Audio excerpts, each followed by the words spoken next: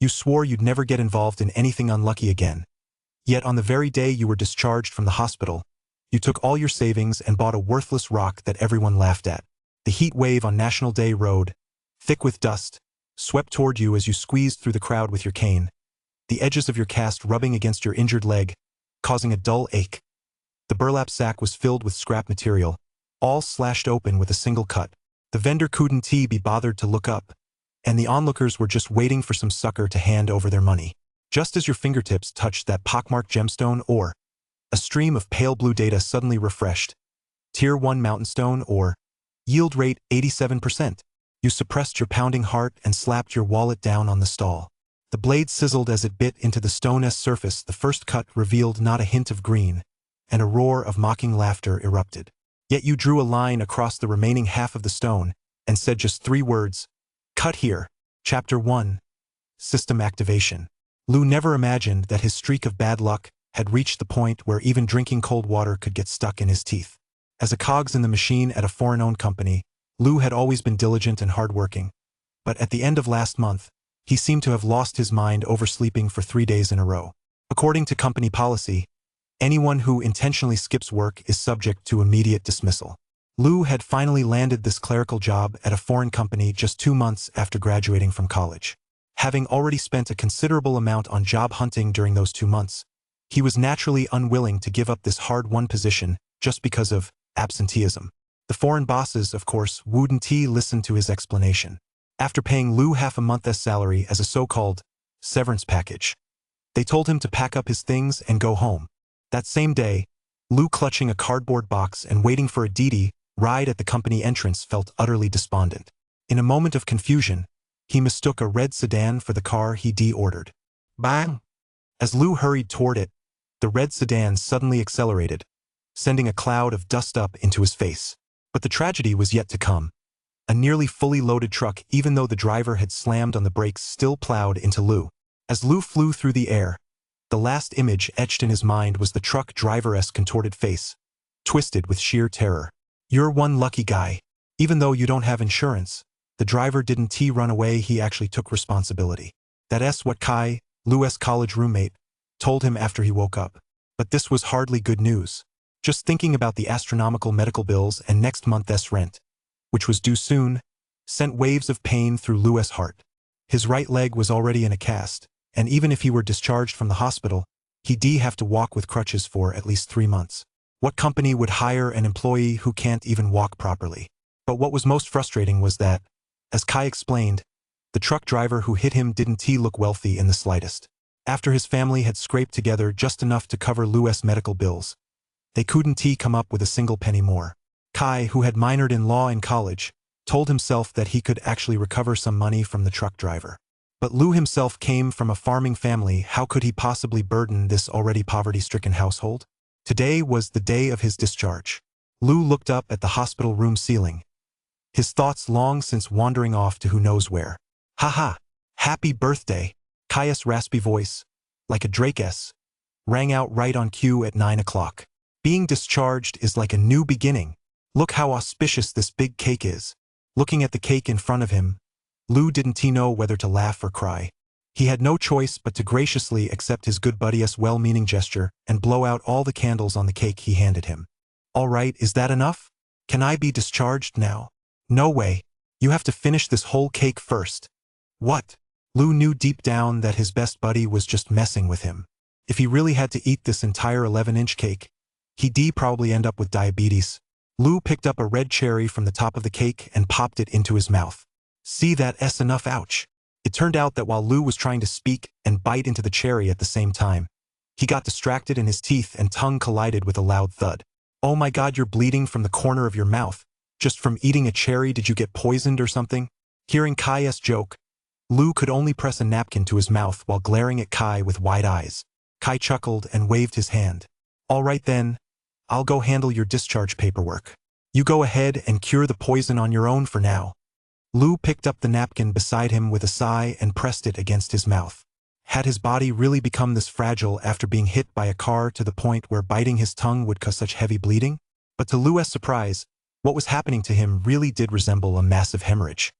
His bitten tongue was like a broken faucet, and the bright red blood soaked through 7 or 8 napkins. This is a bit over the top. Does that mean I have to stay in the hospital for observation? Damn it, could this be some kind of aftereffect from the car accident? As Louis' mind raced with wild thoughts, a sudden wave of dizziness washed over him, and a synthesized electronic beeping sound rang out in his head. Ding! Treasure hunt system activated. Ding! Bloodbound registration in progress. Ding! Verifying Master's identity. Current treasure points, 0. What is this?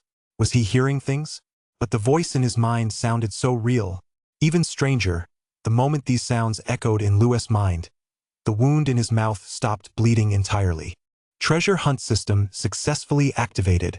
Please proceed with the first round of treasure hunting as soon as possible.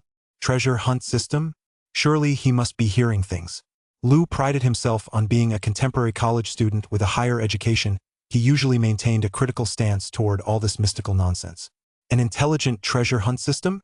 If such systems, the kind that only exist in novels, were real, wouldn't they be churning out billionaires on an assembly line? If such a system really existed, Louis' first move would be to find out where the dog-head gold was hidden. Then, all he'd have to do is swing a pickaxe every day, and he'd be set for life. Just imagining that kind of life, no more dealing with a stingy landlord or a high and mighty Japanese boss, sent a wave of exhilaration through Louis' heart. By then, he'd buy both the landlord's rundown house and the Japanese guy's company, bulldoze them to the ground, and build a basketball court in their place. Wouldn't that be a blast? Chapter 2, National Day Road Stone Hunting Part 1. Just as Louis' imagination was running wild, the synthetic electronic voice that had just fallen silent rang out in his mind once more. Ding! This treasure hunt system can only help the owner identify the nature of treasures and estimate their value. It cannot locate the exact whereabouts of the treasures. Holy crap! It can read my mind. Ding! This treasure hunt system can read the Master's thoughts related to treasure hunting at any time. Related to treasure hunting? Thank goodness it doesn't read everything in my mind. Otherwise, that would be terrifying. But next, a massive flood of information suddenly poured into Louis' mind. The first thing he took in was a long list of treasure names, along with descriptions of how to acquire them through auctions, antique markets, and the like. Lou, despite his throbbing headache, glanced at it for a moment and realized this was essentially a treasure hunting guide. My God, is this really the treasure hunt system? Or is it just the treasure hunt system? Just then, Kai arrived at Louis' hospital room with the completed discharge paperwork. Seeing the blood-stained, crumpled paper on the bed, that heartless bastard started spouting nonsense again, things like, "You jerked off until you bled," and "Your period sure came fast," and so on. Lou had no choice but to cut him off and ask him to help pack up his things for discharge. It was Sunday, and surprisingly, Kai's telecommunications company hadn't made them work overtime, which was why he had time to accompany him home.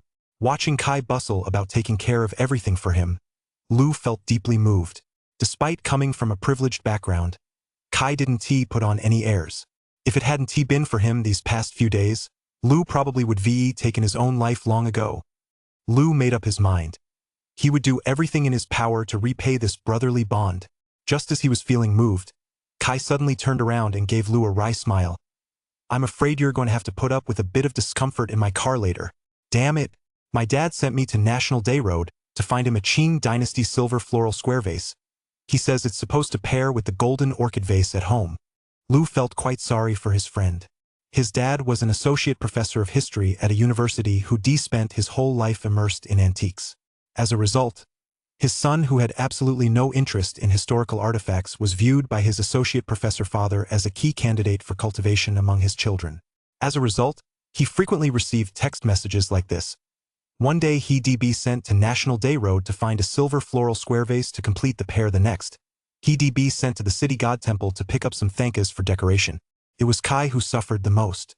If he failed to complete his father's assignments or brought home the wrong items, he was sure to face a tirade of abuse. Yet, when forced to learn on his own, he could only manage to become a half-baked expert. So now, as Lou sits in Kai's little Buick when he could have been comfortably heading home to relax, he is stuck accompanying Kai to National Day Road to kill time looking for a silver floral square vase. This whole antique hunting business really shouldn't. Oh right, isn't this about hunting for antiques? Then wouldn't that damn treasure hunt system come in handy? Who knows, it might even help Kai snag a skyscraper.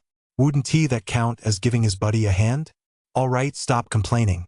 It's still early, let us hurry over to National Day Road and check it out, don't worry. I'll stick with you. But with your, Kai glanced at Louis' right leg and said hesitantly, why don't I take a detour and drop you off at home? If we end up running late, the worst that'll happen is I'll get an earful. No need. It's just to find a bottle, right? Lou easily persuaded Kai, who, knowing the way like the back of his hand, parked the car in the National Day Road parking lot, then helped Lou walk step by step into National Day Road. In Crane City, National Day Road is known as an antique street. Conveniently located near the City Cultural and Museum Park, it attracted a large number of antique enthusiasts shortly after it was built a few years ago. Among them were well-capitalized shop owners who had leased entire storefronts, as well as small-scale antique dealers who simply laid out a few pieces of cardboard or burlap sacks. Designed as a pedestrian street from the start, National Day Road had become one of the places where these two groups coexisted harmoniously, fostering a thriving antique trade. The average driver, upon encountering National Day Road, would rather take a 2-kilometer detour than drive through it. The reason is simple. The antique trade here often draws crowds of onlookers. If you drive in, it'll take at least half an hour to get out of this street, which is no more than 2,000 or 3,000 meters long. But the more crowded a place is, the more likely it is that a treasure will turn up. Sure enough, after walking just a few dozen steps, the sharp-eyed Kai spotted a stall surrounded by a crowd, so he took Lou by the arm and headed over. Once they de-squeezed through the layers upon layers of people, Kai took just one look, shook his head in disappointment, and started to pull Lou away. Lou asked, puzzled, damn it, why do you drag me through all that crowd? To warm up on a sweltering day. That's not what I meant. Kai stopped and pointed angrily at the items displayed on a burlap sack in the center of the area. Lou looked closely and saw stones scattered haphazardly on the pale yellow burlap sack. The stones varied in size, but they all shared one common feature. Each one had a notch, some deep, some shallow, carved into it. Could this be gemstone gamble? Kai frowned and muttered, there's no way the silver floral square vase I'm looking for is in here. Let us go. Ding. Reminder to the master. This is a second-rate gemstone gamble on a city-level antique street. All gemstone or here has already been cut once. Hidden find probability, 32%. Further interaction required. A 32% chance of a hidden find? That means 1 in 3 tries? Louis' heart suddenly raced. He grabbed Kai's hand and said, don't rush. I want to see what kind of hidden finds might appear from these single-cut gemstone ores. Perhaps it was the technical terms Lou used that startled Kai, or perhaps Kai thought Lou was just joking. In any case, the two of them stood at the front of the crowd. What Lou didn't know was that sometimes, when you casually toss a pebble into the river of life, it can create a huge splash. Chapter 3. The sun rises in the west. I'm telling you, Joe, your tricks are getting more and more deceptive. You're even pulling out stuff like this. Looking at the few stones in the burlap sack, some impatient members of the crowd had already stepped forward. Upon seeing this burly man as solid as a wall, the stall owner's previously bored expression clearly changed.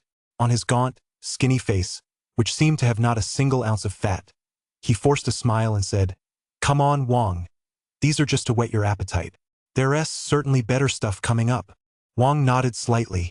As a regular on National Day Road, he certainly wasn't there to cause trouble. His earlier remark had been nothing more than a casual joke. But even these few stones on display sparked a stir among the crowd, and some casual shoppers who lacked the funds but were hoping for a hidden find had already started reaching out to feel them. Taking advantage of this lull, Lou quickly skimmed through the section on the gemstone gamble, in the materials the treasure hunt system had initially provided him. Kai shrugged and whispered to Lou, finished reading? Let us go, we still need to find. Hold on. Lou raised his hand and said, let me give it a try. Ding. Treasure hunt system activating. Appraisal. Required master must physically touch the item. Physical contact? Does that just mean reaching out and touching it? Without a second thought, Lou stepped out of the crowd and placed his hand on a stone. Ding. Physical contact insufficient. Tier 3 reverse stone ore. Yield rate 15%. Tier 3 reverse stone ore. Yield rate 21%. Lou touched 7 or 8 stones. All of them were those cut up Tier 3 reverse stone or with such low yield rates that he didn't dare take any of them. Until he reached the very last stone, a gemstone or the size of a wash basin, covered in scattered chisel marks that made it look like a pockmarked face. Tier 1 mountain stone or yield rate 87%. Is this the power of the treasure hunt system? To actually find a stone with an 87% yield rate among this pile of second-hand goods. Wang, standing nearby with his hands on his hips, rubbed his chin and smacked his lips. Hey Zhou, look, there are two kids over there who've gone through all your second-hand goods. Looks like they might scored a bargain. Lu acted as if he hadn't heard Wang's teasing. Pointing at the Tier 1 mountain stone, he asked, how much is this stone? Kai glanced at Lu, looking somewhat surprised. The stall owner, wearing a thick gold chain, reflexively blurted out, I'll give you a break 2005. Kai was startled and quickly warned him, Lu! Wang snorted derisively, folding his arms across his chest. The sun must be setting in the west, even two little chicks are playing with stones now? Lu lowered his voice. What's wrong with little chicks? You. Wang, please don't get angry. These two young guys might just be joking around. The man with the big gold chain seemed used to this kind of scene. He took a step forward, ignoring his own business, and thrust himself between Lu and Wang. Smiling, he said to Wang, if you think this stone's no good, then it's probably no good. Back when you, Wang, used to go to Myanmar to play with stones, these two kids were still in their mother's arms, suckling.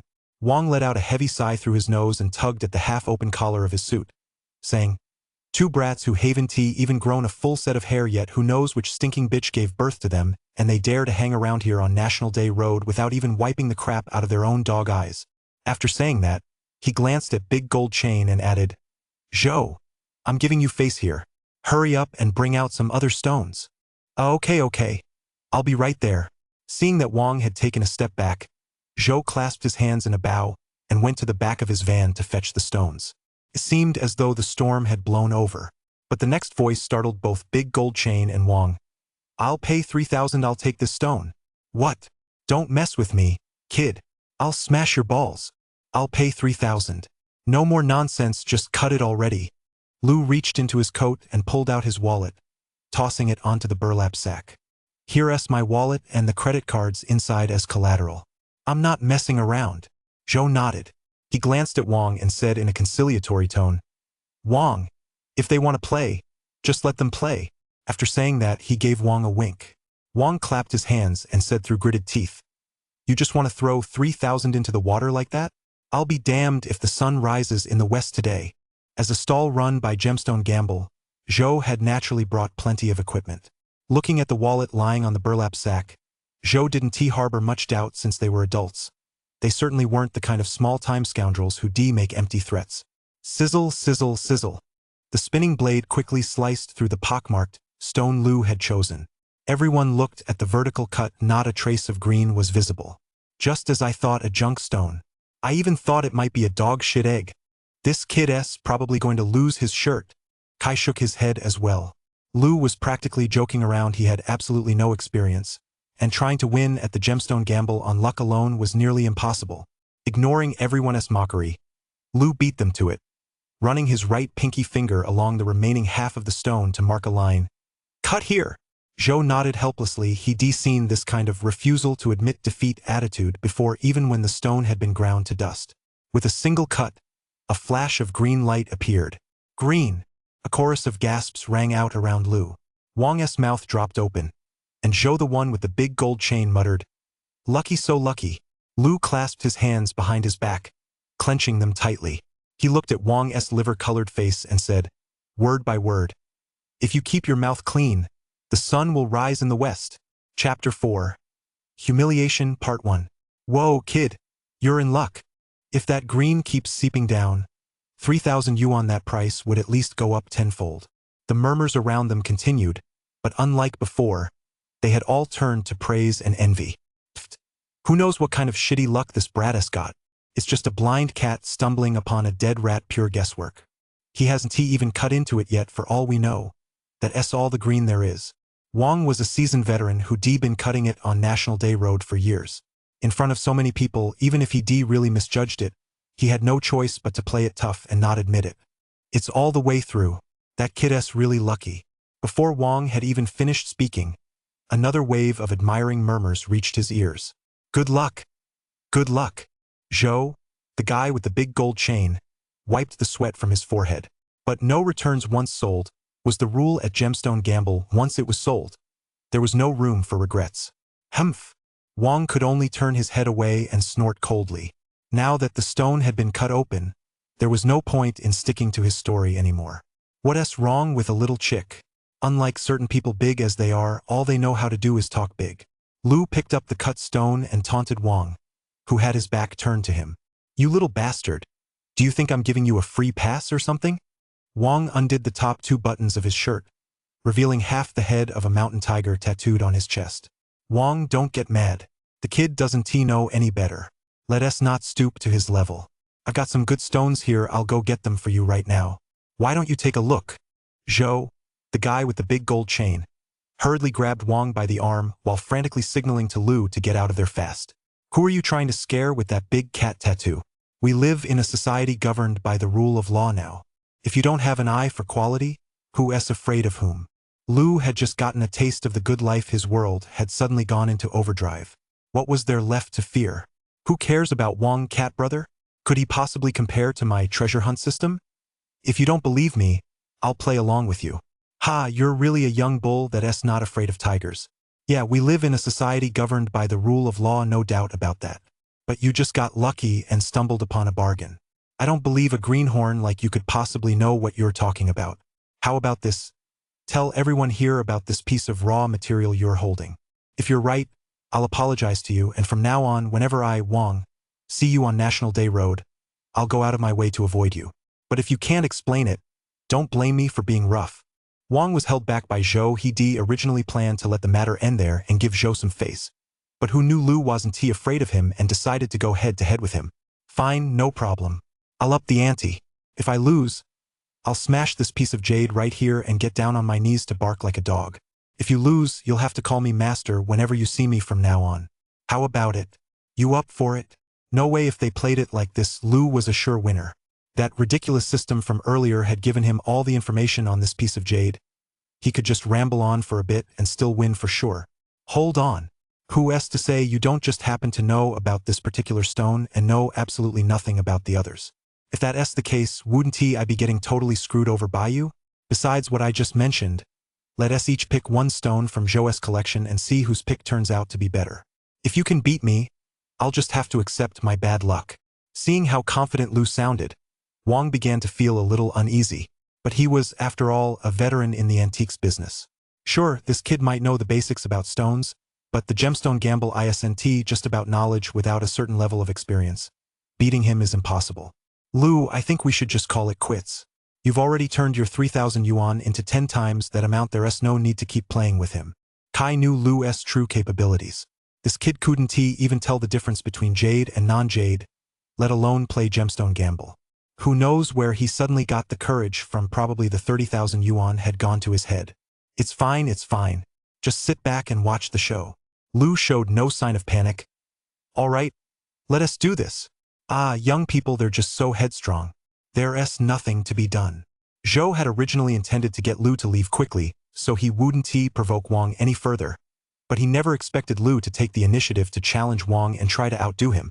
First of all, take this piece of gemstone, or it's been left here to be sold as scrap. Although this stone looks unremarkable, it's genuine Tier 1 mountain stone Oregon. It's brownish yellow, and in sunlight you can faintly see a subtle translucency. You all didn't notice it simply because you were misled by the majority of impurities and failed to see the pure green hidden beneath them. The reason this faint glow went unnoticed is due to the variety of this jade, the oily green variety. It has a pale color and poor reflectivity. If I hadn't seen so many stones, I wouldn't have dared to make such a definitive judgment. Lu shared the knowledge he just acquired, though in truth, he had no idea what oily green actually meant. Lu, when did you learn all this stuff? Kai asked as if he were meeting him for the first time. Just a hobby, just a hobby. I'm just a low-key guy, unlike certain people who get a cat tattooed on their chest and call themselves Wang. Lu continued to tease Wang about his tattoo, and waves of laughter rippled through the crowd. What's so funny? What's there to laugh at? Wang shoved Zhou, who was holding him back, and bellowed at the crowd of onlookers. Originally, everyone gathered here had come for hidden find, but with Lu putting on such a show, everyone was happy to watch the spectacle. Enough talk. Go haul all your rocks out here. Today, I'm going to show him what it means to know his place. All right, Wang. Hold on a sec, I'll go get them right away. Forget that, kid. You come over here. Just go pick out the stones from the car. Let us go. Wang walked over, grabbed Lu by the collar and said to him, watch your tone. My brother's leg is injured, are you blind? Kai hurried over to support Lu. It's fine. Come on. Help me over there. But Lu waved his hand at Kai. Humph. I'll settle the score with you two later. Ding. Treasure hunt system activated. Generating analysis. As soon as Lu placed his hand on the stone, the familiar electronic voice rang in his head. A smile tugged at the corner of Lu's mouth, and his heart instantly settled. Tier 1 Waterstone or yield rate 63%. Tier 1 Mountain Stone or yield rate 65%. Clearly, the stones in the truck were top-notch, unlike the scraps others had left behind earlier. Wang watched as Lu felt around here and there, picking them out as if he were selecting fruit, and couldn't he help but laugh out loud. You better be ready for me to kick your ass, you clueless kid. Acting all high and mighty, Wang snapped at Lu, who was intently feeling the stones nearby. Chapter 5. Humiliation, Part 2. That method of picking stones is truly unheard of and unseen. You're quite the character, kid. Even Zhou, the guy with the big gold chain, couldn't he resist teasing him. That's not picking stones. You fucking idiot, it's clearly groping tits. Wang shouted to the crowd, immediately causing a stir. Don't go crying and calling me grandpa later. I'll pick however I want. Is it getting in the way of your family business or something? With the help of the treasure hunt system, Lu went head-to-head with Wang. Fine, do whatever you want. Wang pulled out a magnifying glass and his little flashlight. He certainly didn't mess around. After all, Wang was a seasoned veteran who'd been in the gemstone gamble business for a long time. Now that he got started, he handled the task with ease and familiarity, weighing each stone in his hand. Just wait till you're on your knees barking like a dog. Holy shit, what the hell? I'll show you what it means to act all high and mighty. Just wait and see how this ends for you. Lu, keeping a low profile, was quietly feeling the stones, saying nothing, just waiting for Wang to reap what he'd sown. What's the matter, you little shit? Admit defeat now and I'll let it slide. Just get down on your knees and bark like a dog, and we'll call it even. Okay, Wang said, looking at Lu, who had suddenly stopped and was standing frozen in place. What's up, Lu? What's going on with you? Kai asked hurriedly. And nothing, I'm fine, Lu said, feigning nervousness. Go ahead, feel around. I'm dying to see what you can actually find. Wang, sensing Lu's unease, immediately pressed his advantage and taunted him. Pfft, big cat, don't get so cocky. You grab a couple of random things and think you're some kind of expert. You really think highly of yourself. I could beat you even if I just picked something at random. Lu couldn't stand Wang's smug attitude he'd put on this act, so he was going to see it through to the end, even if he had to grovel. Fine, fine, fine. Pick whatever you want. Let us not talk about all this nonsense. We'll see who's really got the skills in a minute. With that, Wang went back to selecting stones. Zhou, this piece of raw jade is pretty good. Name your price, Wang said to Zhou after finishing his selection. Wang, you really have a keen eye. Under the light, this stone looks translucent, with a greenish tint to the blue. It's definitely high-quality jade. 120,000. You're an expert, so I won't rip you off on the price, Zhou said. Come on, give me a break. We know each other well enough. 80,000 yuan if you're okay with that. Cut it open. If not, forget it, Wang said loudly to Zhou. All right, all right. When Wang says so, how could I refuse? 80,000 it is, Zhou said with a smile. Don't act like you've lost a few pounds, kid. Either way, you're making a profit, Wang said, patting Zhou on the shoulder. Hey kid, are you done feeling them yet? Which ones are hard and which are soft? Which are square and which are round? Ha ha ha! The onlookers around them burst into laughter. The way Lu was picking them out showed he was a complete amateur. What's the rush? What's the rush? I'm not even in a hurry. Why are you getting so worked up on my behalf? Lu replied. No, kid, you've already felt every single stone here. Are you seriously going to go through them all again? Even if these are just rocks, if you keep feeling them, I'll charge you for it, believe it or not. Okay, just give me a minute. I'll be done in a second. Lu had no choice but to say. Effed. Wang turned away in disgust. I don't know where these two clueless idiots came from. They're such morons. Although the system had already determined the yield rates for some of the stones, with so many in a single truckload, There was no way Lu could remember them all. Now, he really had no choice but to take a gamble, relying on nothing but sheer luck. Looks like I'll have to keep a low profile from now on and leave some wiggle room in what I do just in case we cross paths again. I really screwed up today. I totally had it coming, Lu thought to himself. Lu felt around here and there, stalling for time just like before, while silently pleading in his mind, System, hurry up and pick one. Please let me find a good stone. It's almost dark. I've got to get back for dinner. I don't have time to waste on this. If you really can't pick one out, just get down on your knees, kowtow, and admit you were wrong, and I'll let this slide, Wang said to Lu. Ding. Otan ya de ore. Yield rate, 100%. Just as Lu's hands were getting sore from all the feeling, he finally found a large stone. All right, I've made my choice. Let us compete who is afraid of whom, Lu said. The onlookers had already lost interest, assuming Lu lacked the skill to distinguish the quality of these gemstone ores and was merely stalling for time. Now that Lu had finally made his selection, they were eager to see if the stone chosen through his bizarre method was actually any good. Good, you've got guts, haha. Wang burst out laughing as he looked at the stone Lu was clutching in his arms. Is that so funny? Lu asked. Young man, you don't know the story. That stone's been sitting in the cart for ages. Zhou dug it up from some outhouse last time. He even claimed it contained Hotan jade. A few experts came by to take a look, but they all just shook their heads and walked away. An elderly man kindly pointed out, What? Dug out of an outhouse? The system sure knows how to pick. It's got some serious taste. Ha ha ha. Even Zhou couldn't help but laugh. Young man, 10,000 yuan, who knows, maybe there really is Hotan jade inside this stone. You'd be making a killing, Zhou said to Lu. Fine, I'll take it. Go ahead and cut it open, Lu said, having reached the point where he might as well throw caution to the wind and let things take their course. Hold on, cut mine first. Let these two little brats learn their place. Let them see what real stone picking is all about. All right, Wang picked this stone first, so it's only fair to cut it first, Zhou said before turning on the machine. Buzz.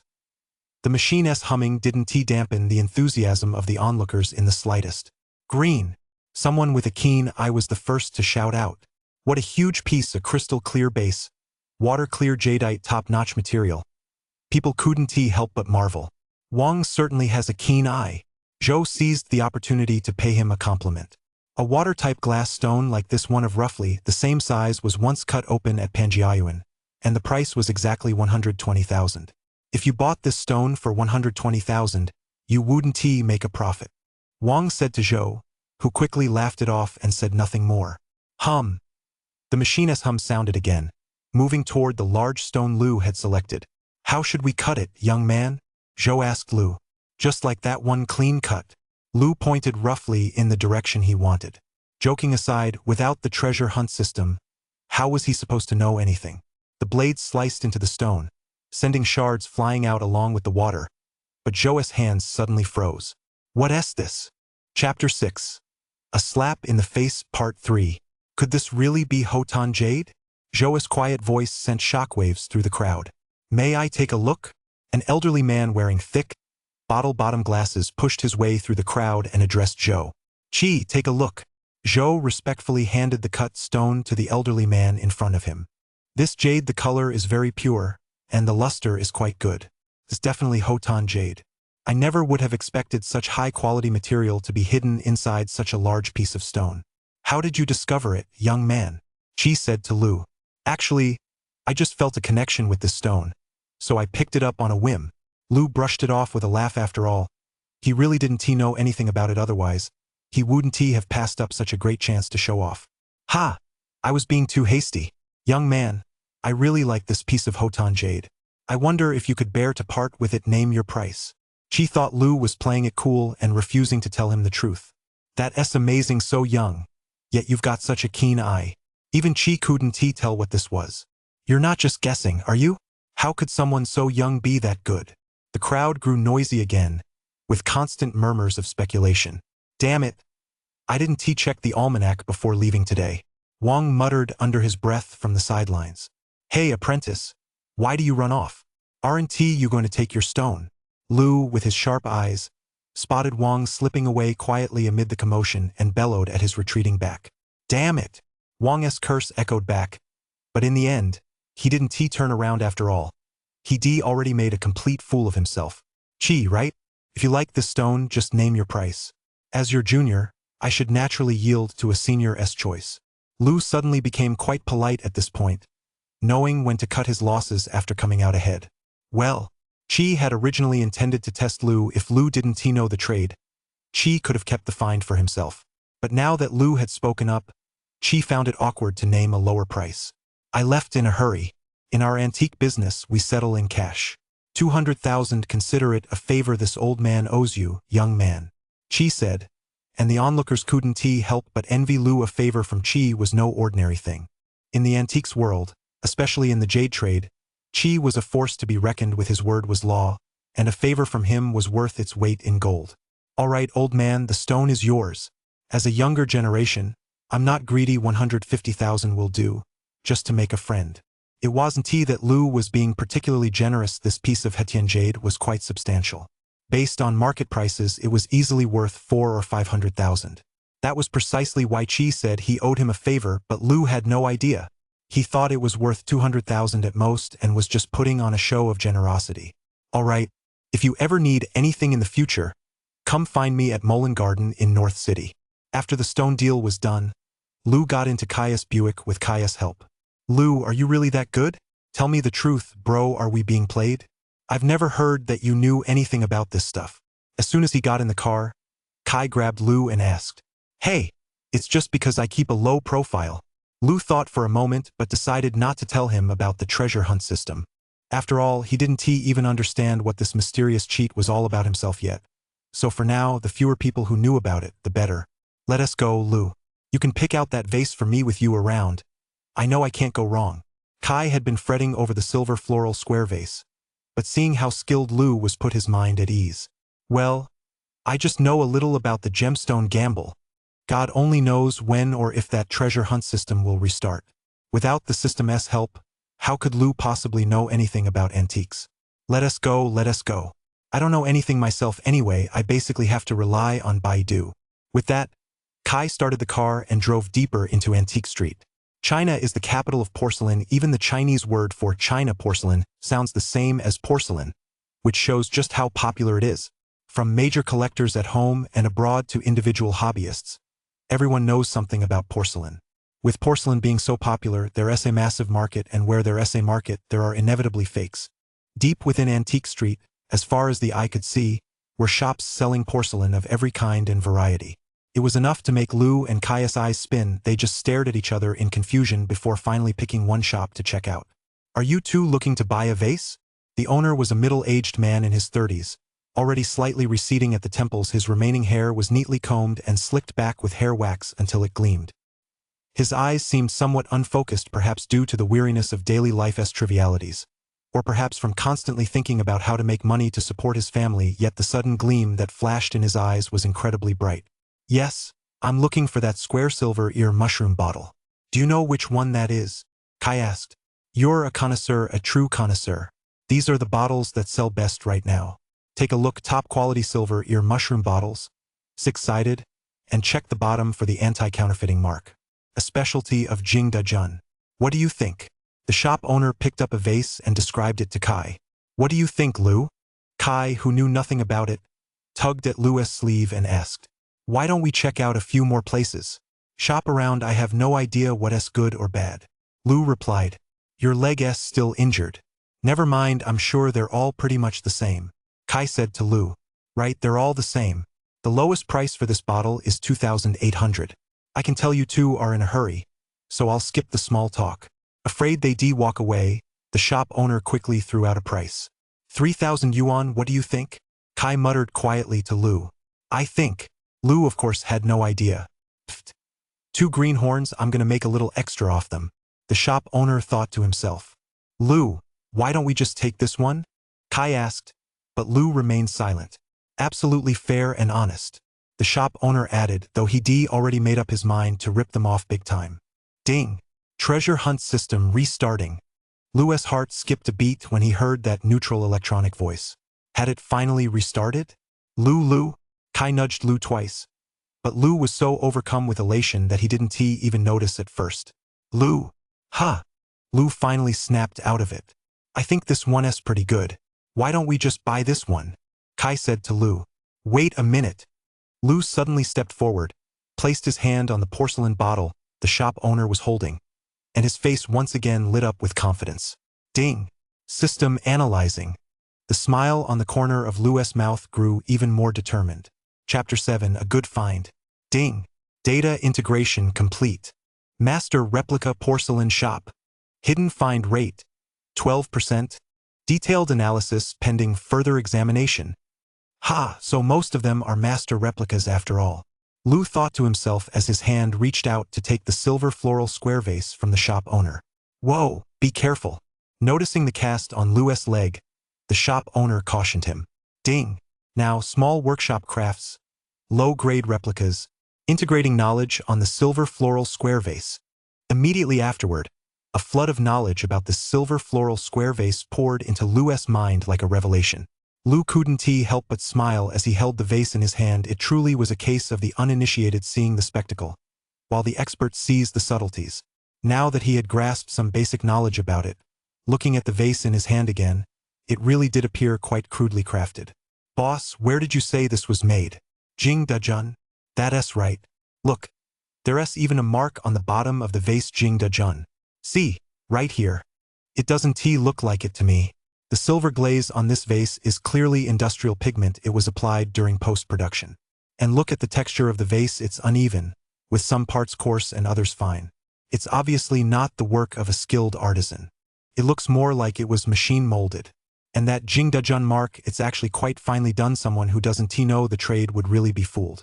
But the way the glaze is applied at the bottom is clearly different from the technique used for that mark.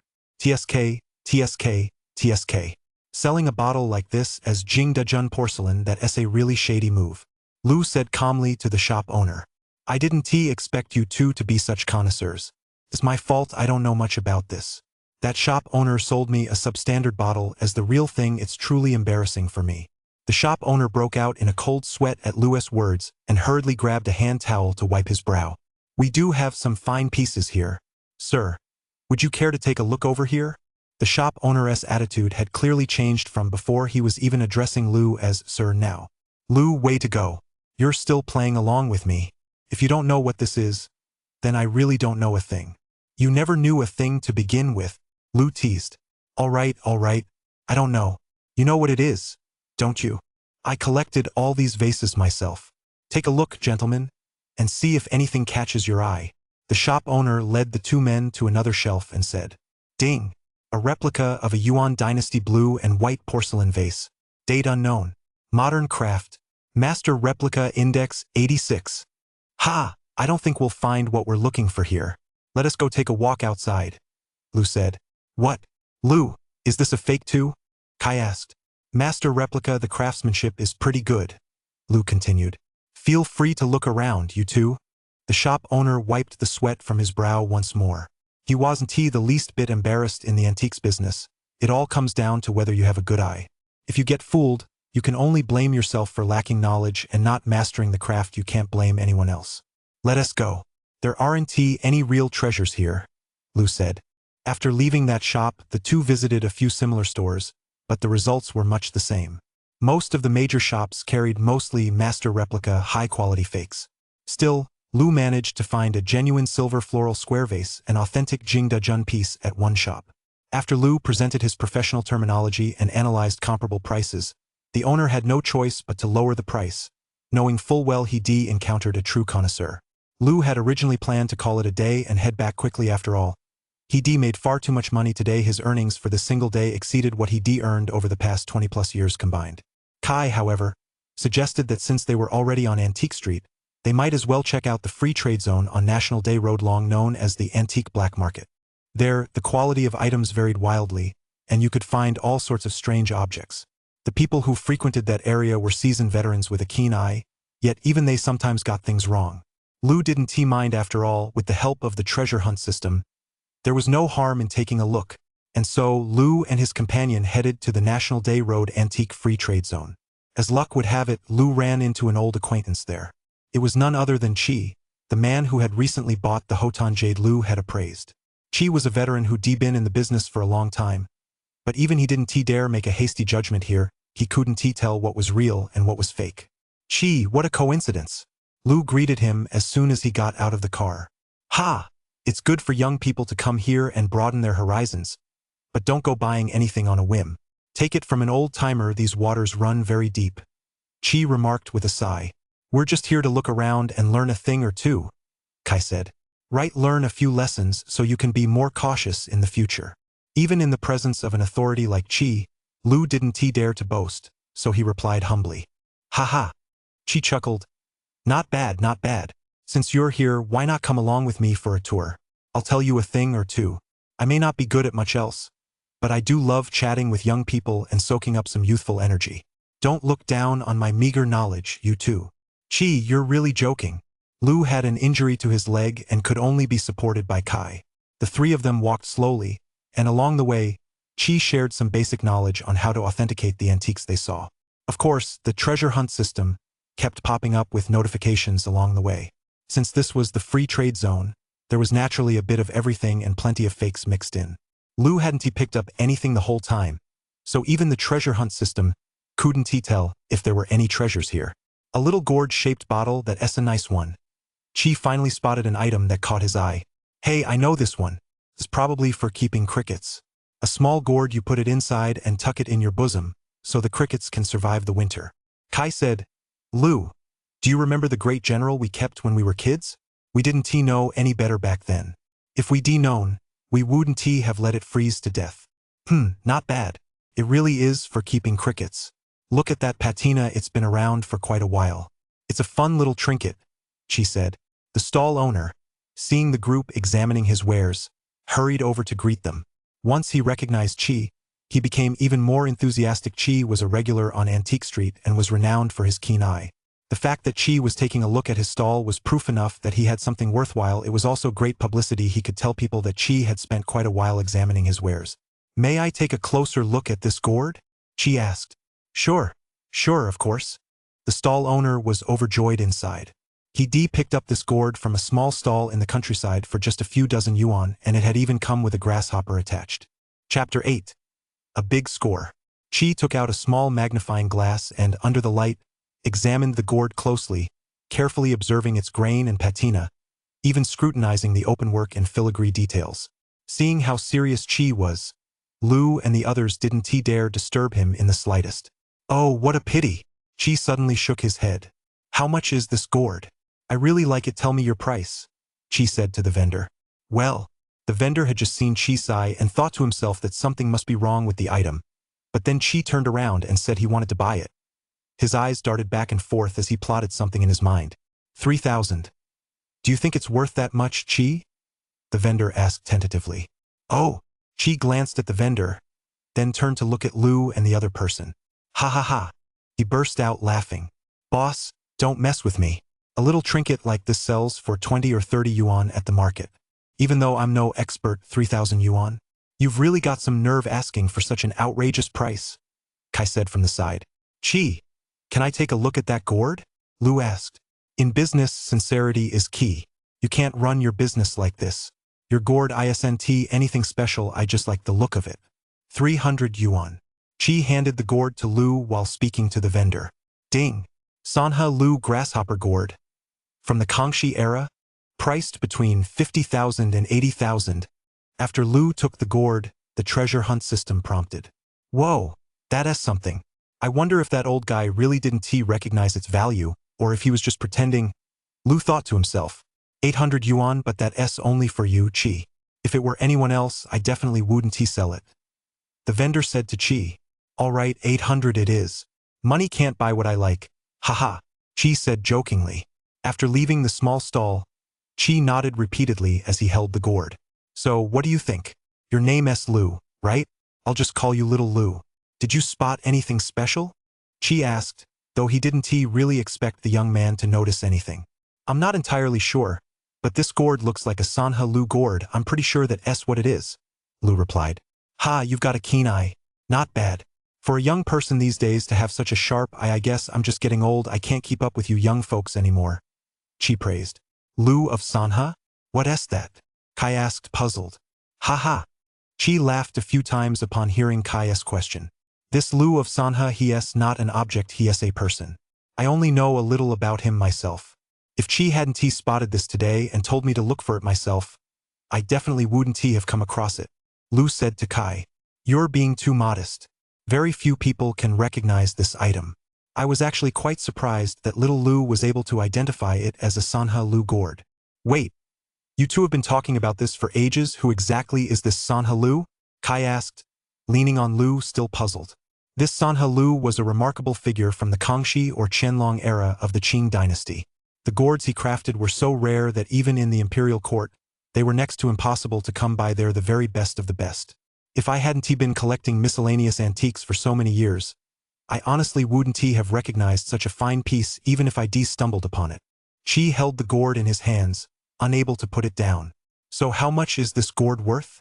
Chi, you've really hit the jackpot here, Kai continued. Haha. Chi really does have a unique, you spotted right away that this was a gem.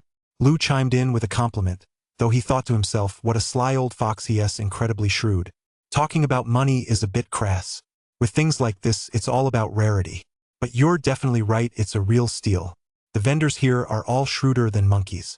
If I told them this was a gourd from the Lu family of Sanha, they wouldn't have settled for 3,000. I'm afraid they have dared to ask for 300,000. The group strolled around chatting and laughing for a while. Then Kai helped Lu to his feet, and they returned to the car to drive Lu home. Lu, just how much is that gourd actually worth? Boss Chi looked pretty happy. He must have made a killing, Kai asked on the way back. It's worth about 50,000 or 60,000. That much? Kai found it hard to believe. Just those few pieces of junk you bought this afternoon, each one's value has skyrocketed dozens of times over. If you've got that kind of you should told me sooner. Why bother looking for jobs anymore? From now on, I'm sticking with you, buddy. If we spend every day hunting for bargains at the antique market, we're gonna strike it rich. Alright, if you say so, let us do it. Once my leg heals up, the two of us are going to go all out. As Lu spoke, he felt full of enthusiasm. With this treasure hunt system, his life now equipped with this cheat code was about to take off. Lu lived alone in a rented apartment. Ever since he'd been injured, the place had been empty for quite some time. After Kai helped him inside, he saw that the room was an absolute mess. Lu, seriously, with a talent like yours, why are you living in a place that looks like a pigsty? Just rest up at home. Once your leg heals, we'll head to the antique market and really make our mark, Kai said as he helped Lu tidy up. Lu, are you back? Kai called out loudly in the room, and his voice drew the attention of Lu's next-door neighbor, a young, single woman named Li Hui. Rumor had it that her husband was a big-time businessman, but shortly after they got married, he went on a business trip and never came back. She couldn't get in touch with him no matter what she tried, and even the police couldn't find him. She was a pitiful woman. Li Hui was draped in a light, semi-sheer nightgown that fully accentuated her perfect figure. The neckline was cut very low, yet as soon as she walked in, she showed no hesitation and confidently joined Kai in helping Lu tidy up the room. Wow! Look at how messy your place is. Let me clean it up.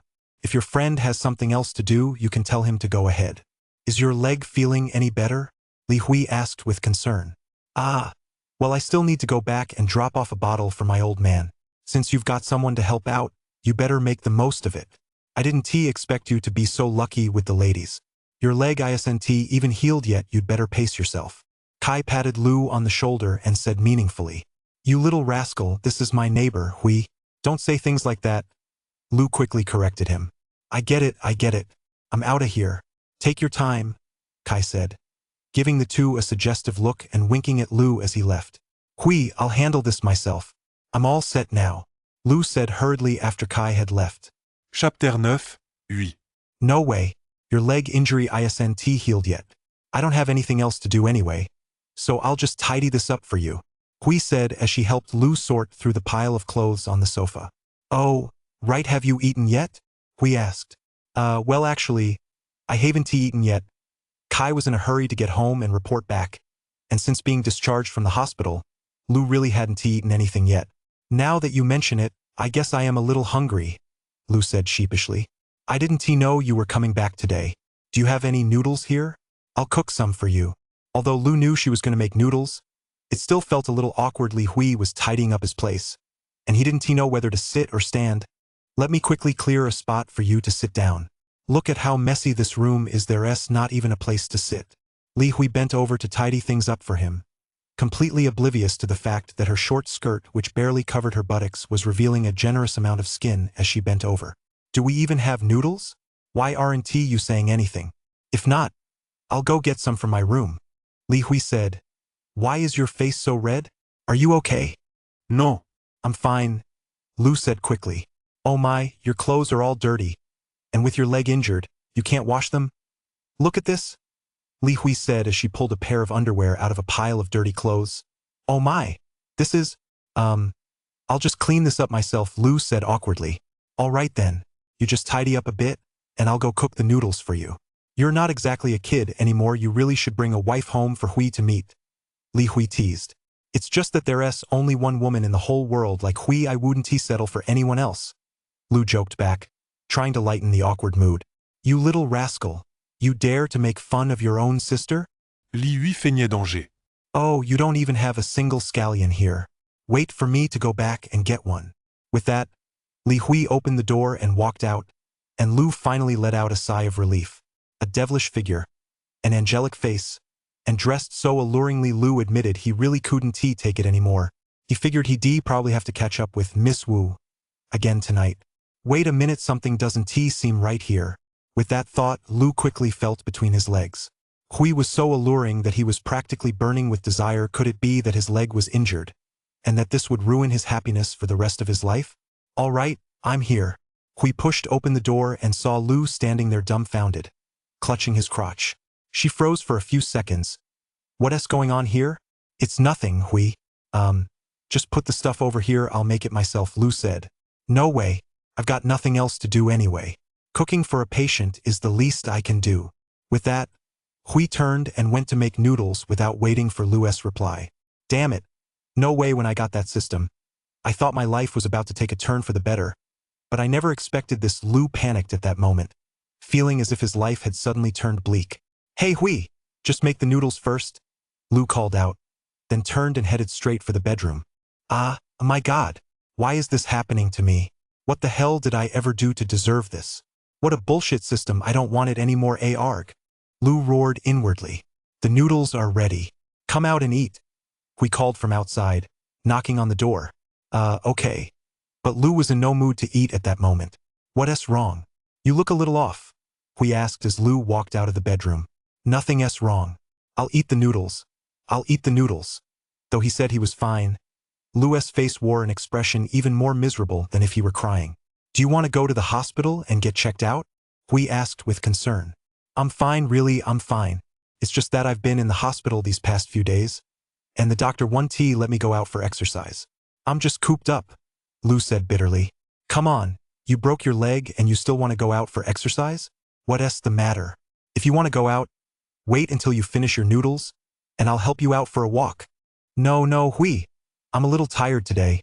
I'll just go to sleep after I finish my noodles. Lu was still thinking about the rest of his life and naturally wasn't in the mood for a walk. All right, whatever you say. I'll head out then. As soon as we walked out the door, Lu immediately put down his chopsticks and rushed back to the bedroom. It's over. It's really over, Lu muttered to himself. Ding. System notification. This system can treat erectile dysfunction. What? Lu shouted in his head, but the system never responded again. What kind of crappy system is this? Not user-friendly at all. Lu grumbled to himself. Hey, give me a hint already. Can it be fixed or not? Lu was starting to lose it, frantically running his fingers through his hair. If it were irreversible, he'd really be out of luck. Ding. System notification. The system can help the user find medicinal herbs for treatment. Why the hell didn't you say so sooner? But at least it's okay, I can still recover. Only then did Lu let out a long sigh of relief. Now that he was reassured, Lu ate a bowl of noodles and was just about to lie down on the bed for a good night's sleep when his phone rang. How is it going, Lu? I just called to tell you to take care of yourself. That bottle you picked was great, it's the first time I haven't gotten yelled at. Kai's voice came through the phone. Damn it. I told you she's my neighbor, Lu said. So what if she's your neighbor? Look at that figure, she's super hot. And she's so nice to you. Stop hiding it, tell me. Is she your girlfriend? Kai asked. Give it a rest. Come over tomorrow and help me sell that piece of jade. Once I've rested for a while, we'll head to Gemstone Gamble. Lu suddenly said to Kai. Why the rush? Did you get a taste of the good life and can't resist the temptation? Kai asked. No, I need some cash to move somewhere else. Come on. This place is great and you've got a hot neighbor to keep you company. Get lost, get lost, get lost. I'm not gonna waste my breath on you. Go wash up and get some sleep. Come over tomorrow and sell that jade for me. After hanging up, Lu lay down on his bed and fell asleep. He reflected on what a thrilling day it had been, one that had completely changed the course of his life. With this game-changing system, Lu's life was destined to be anything but ordinary. Chapter 10, System Issues. Early in the morning, Kai showed up at Lu's doorstep, shouting for Lu to get up and head to Gemstone Gamble. He'd been dying for a chance like this to strike it rich. What's all the yelling about? Can't a guy get some sleep? Yawning, Lu stepped out of his room. His leg was actually fine now, though still a bit stiff. Kai, however, eagerly stepped forward to support Lu's arm, trying to pull him toward the car. What's the rush? I haven't even brushed my teeth or had breakfast yet. Besides, if you go this early, the Gemstone Gamble stalls won't even be set up yet. Lu said, yawning. Bro Chong, stop dawdling, let us get going. If we're late, the good stuff might already be snapped up. We should head out early. Come on, breakfast's on me. The early bird catches the worm, right? Give it a rest. It's the early worm that gets eaten by the bird. You're being so eager, spit it out. What's your game? Lu knew Kai's temperament all too well. This guy was definitely not the hardworking type. Showing up this early meant he must have something up his sleeve. Oh man, you really know me. It's not like I got up early on my own. My dad practically dragged me out of bed. Last night when I called you about going to the antique street, my dad insisted I find a couple of small miscellaneous trinkets for him. He also told me that the vendors sell things on the spot, so I have to get there early, Kai said with a hint of exasperation. Oh, I see. So that's why, Lu said to Kai. Kai had taken care of him when he was injured, so he was more than happy to return the favor. Let us go, then. Just give me a minute to change, and we'll grab some breakfast. At the old fried dough stick shop on National Day Road, after downing a bowl of steaming hot rice porridge and munching on 2 freshly fried dough sticks, the two set off for the antique market. Ding! Herbal market ahead. Herbs that aid physical recovery. The treasure hunt system suddenly prompted. My goodness, is this too good to be true? Lu thought to himself, but since it was good for physical recovery, he naturally had to go take a look. Various rare Chinese herbs harvested from Mount Changbai. Take a look, everyone. The vendor had just set up his stall and was introducing his herbs. Lu, you know about traditional Chinese medicine? Kai asked in surprise. I know a little, haha, just a little, Lu replied. Ding, 1 500-year-old ginseng root herb rarity. Grade C. The treasure hunt system prompted as Lu's hand brushed against one of the herbs. Not bad, it even includes a rarity rating. This system is truly out of this world. But it seems there's a daily usage limit, so I'd better take it easy, Lu thought to himself. After selecting 5 or 6 types of herbs, Lu had the vendor pack them up and headed to the National Day Road Antique Market with Kai. Lu, you can't just take herbs haphazardly, Kai warned. Haha, I know. I only bought a few common ones to keep myself healthy. Nothing will go wrong. Don't worry. Unlike a farmer's market, even seasoned collectors with a keen eye for antiques would arrive early to stake out the morning market, fearing their treasures might be snapped up by others. As a result, the antiques morning market was always the busiest. It had become a tradition. Of course, Lu and Kai were unaware of this. Are these people all out of their minds? Kai grumbled. It turned out that as soon as their car reached the National Day Road intersection, the crowded throng forced them to get out and walk. It had only been a little over half an hour since they left home, and it was still around 5 or 6 in the morning. The sheer intensity of the scene was truly astonishing. Looks like coming early was the right call. If we come later, we'd probably just be picking through what others left behind. After Lu finished speaking, he and Kai got out of the car and started walking toward National Day Road. Lu's leg had healed considerably even without Kai's support. He had no major trouble walking. I wonder what the daily usage limit for this damn system actually is? No sooner had the thought crossed Lu's mind than that familiar electronic voice rang out. This system's daily usage limit is 1 hour of continuous operation while active. Exceeding this limit will force the system to draw on your body's latent potential. 1 hour of continuous operation. So does that mean I can use it indefinitely as long as it's not continuous? In non-continuous use mode, the maximum number of uses is 23. The treasure hunt system reminded him again. 23 times? But I've already used up about 10 of those just picking out those herbs. Remaining uses for today, 12. Damn it, if I'd known, I wouldn't have bought so many herbs just now. But seriously, do herbs count as treasures? This system classifies all items with a rarity of F grade or higher as treasures. Lu was speechless. Lu, what are you doing? Just standing there like a statue, have you lost your mind? Kai had to nudge Lu several times before snapping him out of his daze. Haha, I didn't get enough sleep, so I'm a little out of it, Lu said with a laugh. The night's too short, I know. Kai gave Lu a knowing look, acting like they were both in on the joke. I can't be bothered to explain it to you, Lu shrugged helplessly. Let us go help your dad find some of those miscellaneous trinkets first. You know he likes that stuff, right? Lu had his reasons for asking Kai this. Aside from the fact that his treasure hunt system only had 12 uses left for the day, he had no idea which of the random items on display at the antique market to choose. Whatever. Wine cups, signet rings, or whatever, anything's fine, Kai replied. All right, then let us just find him a signet ring. Ding, miscellaneous antique stall 100 meters ahead, source. Recycled hidden find rate, 37%. Hey, I didn't tell you to beep. Does this automatic alert count toward my usage limit? Lu knew the system could read his every thought regarding treasure hunting. The system's automatic recognition doesn't count toward your appraisal usage limit. Phew, that's a relief. Otherwise, I wouldn't be able to use it more than a few times a day. A 37% hidden find rate isn't too bad. Lu thought to himself.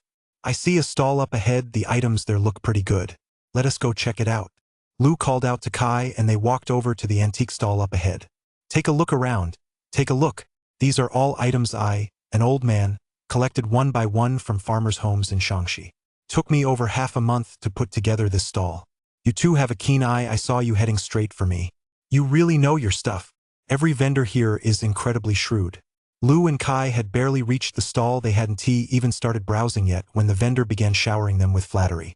And young people these days just can't resist that sort of thing. Chapter 11. The Awesome System. Cut the nonsense. We're here to look at finger rings. Do you have any good ones? Bring them over so we can take a look. Kai was impatient and spoke up right away. Finger rings? Sure, I've got some. With that, the vendor took out 2 or 3 finger rings from a box behind him. Ding! Searching for knowledge on antique jade artifacts. Immediately, a flood of information about jade artifacts surged into Lu's mind. The sheer volume of knowledge made his head spin for a moment. But fortunately, he only needed a general overview. Do you want to use the appraisal function now? No. After all, the number of uses was limited, and Lu wanted to take a look on his own first. Sir, what is the story behind this finger ring? Lu asked. Young man, you really know your stuff. The finger ring you're holding is no ordinary piece. I acquired it from a family in Xi'an whose ancestors served as officials. This ring is likely connected to the imperial court. Just look at the patina on it. It's clear the owner cherished it deeply during his lifetime. There's a small inscription inside the ring, though the exact content is no longer legible. However, given the craftsmanship of that era, the ability to engrave a seal inside a finger ring suggests it was likely produced by the imperial workshop. The ring is generally well preserved. The slight crack actually serves to highlight its age. After all, isn't the weight and significance accumulated over time what matters most to us antique collectors. Right from the start, the stall owner had been talking up the finger ring to the skies, yet offered little useful information. Just tell me, what do you estimate the approximate age of this ring to be? Lu didn't want to waste time on small talk and asked directly. In my personal opinion, this ring dates from the late Ming to the early Qing dynasty. Its owner was either extremely wealthy or of high nobility, perhaps a high-ranking imperial official or a prominent merchant, the vendor said with a smile. So, how much are you asking for this ring? Kai was intrigued by the vendor's words. If he could really take home a jade ring of such excellent quality, one from the Ming dynasty, no less his old man would surely be delighted. 6, the vendor said, gesturing with his hands. What do you think, Lu? Is that a fair price? Kai asked. Whether it's fair or not, you've got to look at the item first, Lu said with a smile to Kai. Look at the inscription inside this ring. It doesn't look like it's been worn down by a finger until it's illegible. To me, it looks more like it was polished out with a machine, deliberately to mislead people. And then there's this crack. Don't you think this kind of crack lacks any sense of age?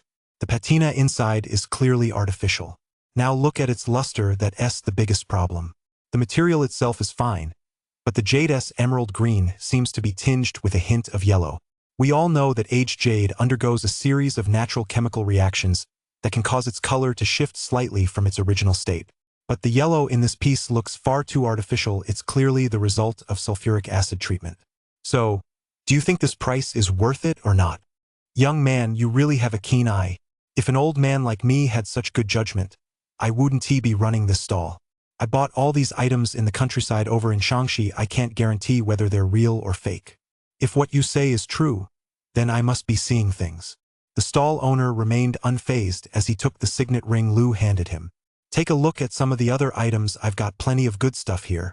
The stall owner put the ring back in the box and immediately said to the two of them. In truth, Lu had only spoken based on his intuition and the fleeting knowledge he gained about the ring just a moment ago.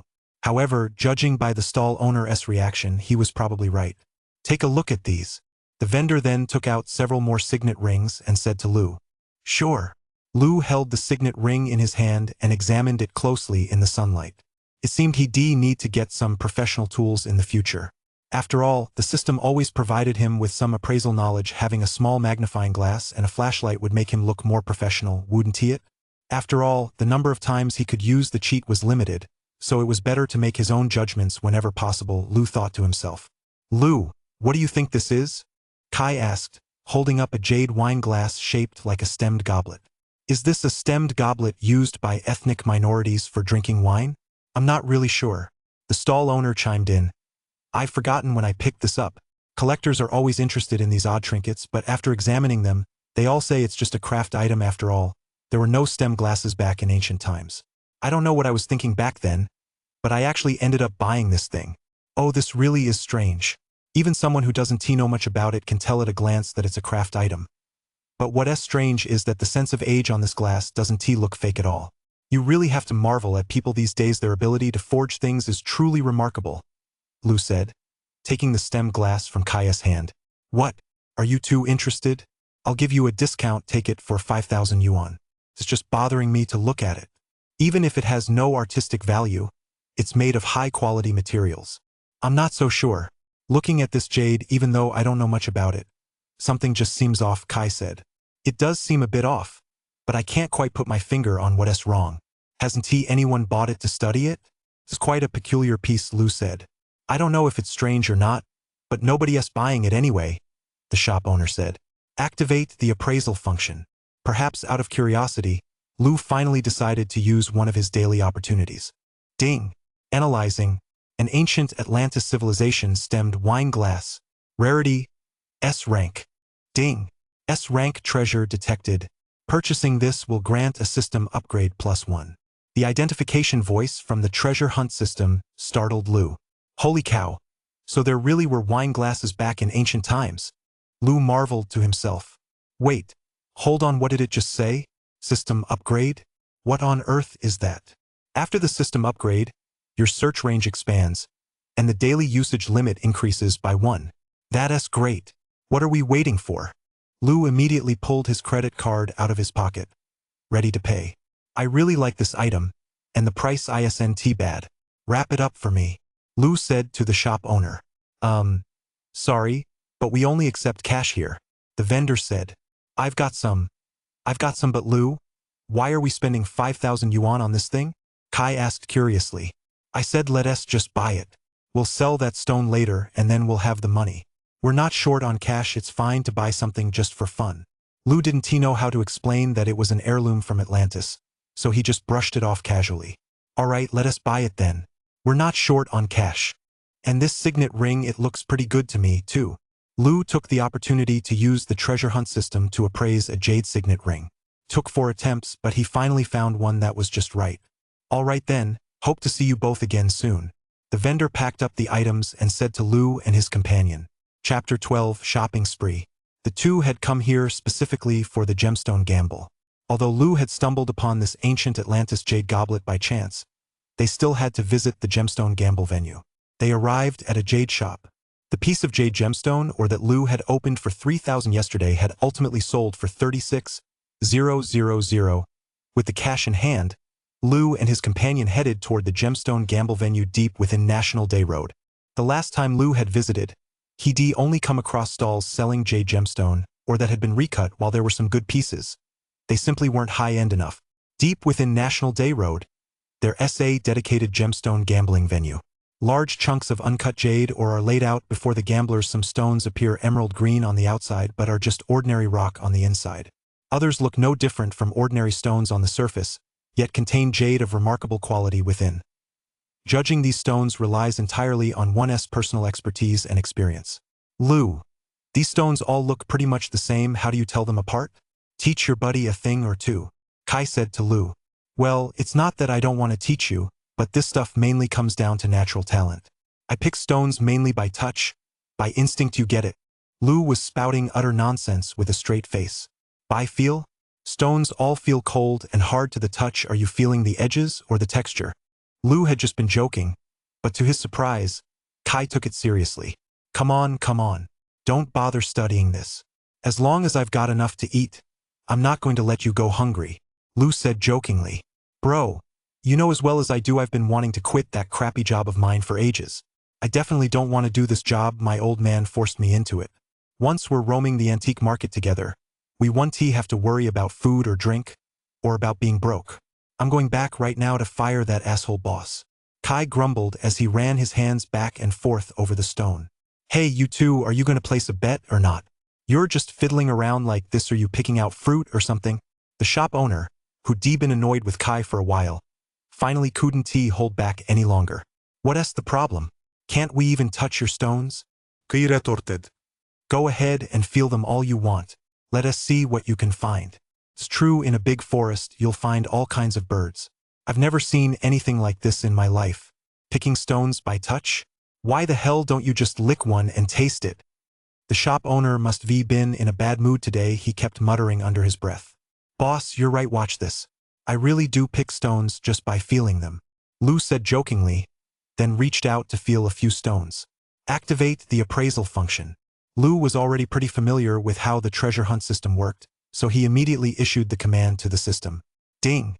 Appraisal system starting up. Level 3 gemstone ore. Yield rate 12%. Hearing the probability announced by the electronic voice, Lu glanced at the shop owner. That yield rate was really damn low. Ding! Level 2 waterstone ore. Yield rate 24%. Damn! For such a huge gemstone gamble venue. The drop rate SNT, even as high as Joe's street stall. So, kid, did you find anything? The shop owner's voice betrayed a hint of displeasure. Boss, why are you being so annoying? You're running a business, can't I even feel these stones? Kai couldn't help but speak up when he saw the owner's sarcastic attitude. Hey, it's a long story. A customer with a keen eye just came in and took 50 of my stones.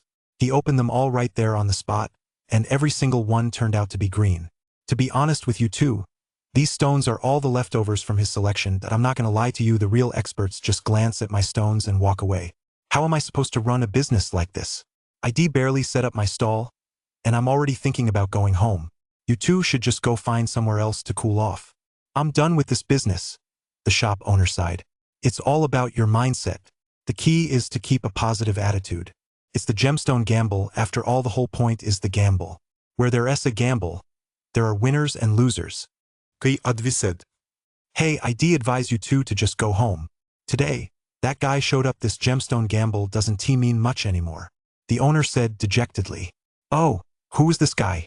Is he that powerful? Kai asked. It's Third Master Wang. As soon as Third Master Wang shows up at the gemstone gamble venue, he's guaranteed to snap up all the good stones that day.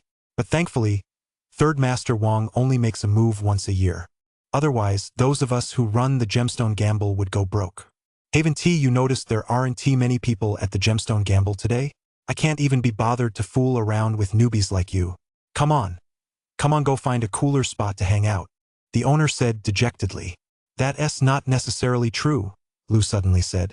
Just as the owner was complaining, Lu thought to himself, Since the gemstone gamble venue has already been swept clean today, I might as well just browse around here. This is my last chance, and finally, I found a stone with a high yield rate. Ding!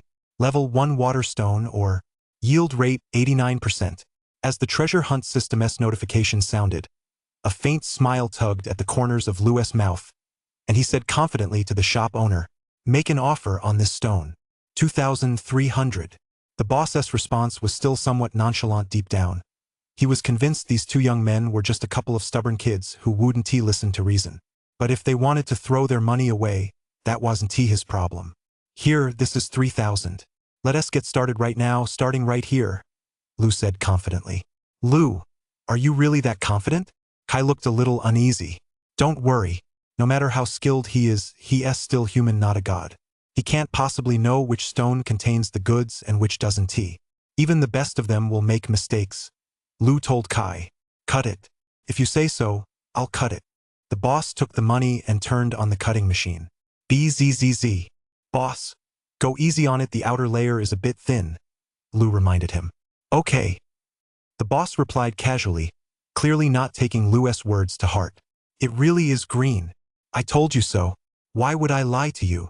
Lou mimicked the boss's nonchalant manner and said indifferently. That's amazing, Kai shouted. Lou, you're defying the heavens. I told you so. No one can pick out every single gem in a stone, Lou said with a smile. Help us pack up the stones. We'll walk around a bit more and take a look at some others. This time, when Lou spoke like that, the boss didn't dare to mock him anymore. My fault. I never expected today's young people to be so talented. I'd better go back and read more books, study harder. The shop owner shook his head to himself. Picking up the stones, the two left the gemstone gamble venue. Lou, of course, wasn't going to stick around any longer. He knew the value of quitting while he was ahead. Chapter 13. The Penetrating Eye. On the way back, Lou casually sold the stone he'd won at the gamble, adding another 50,000 silver dollars to his pocket. With the money in hand, the two headed straight to a restaurant, naturally feeling quite pleased with themselves. Lou, it's still early. Are you sure we don't want to go have some more fun? Kai seemed to feel it wasn't quite enough and was thinking of heading back to the antique market for some more treasure hunting. With Lou a master with an eagle eye by his side, their success rate was practically 100%. That's enough for now. You can't be too greedy, otherwise you'll end up going too far, Lou said to Kai while munching on the lamb ribs in his hand. It's not even noon yet. Why are we in such a rush to go back? Let us check out those jade and miscellaneous goods shops again. Sure, let us take another look. I've made up my mind. As soon as you get back, quit your job and join me in the antique world. Together, we'll take the place by storm. Are you serious? Don't go quitting your job, bro. If we can't make it in the antiques business, my dad's gonna yell my head off. Kai shouted. No way. Just look at how I've been doing these past couple of days. Tell me, am I spot on and steady? Lou had downed a few shots of baijiu and was spouting off big talk too. All right then, I'll quit that job as soon as I get back. That asshole boss, nothing but trouble day in and day out. Just wait, he acts like he has such a big shot. I'm not putting up with him anymore.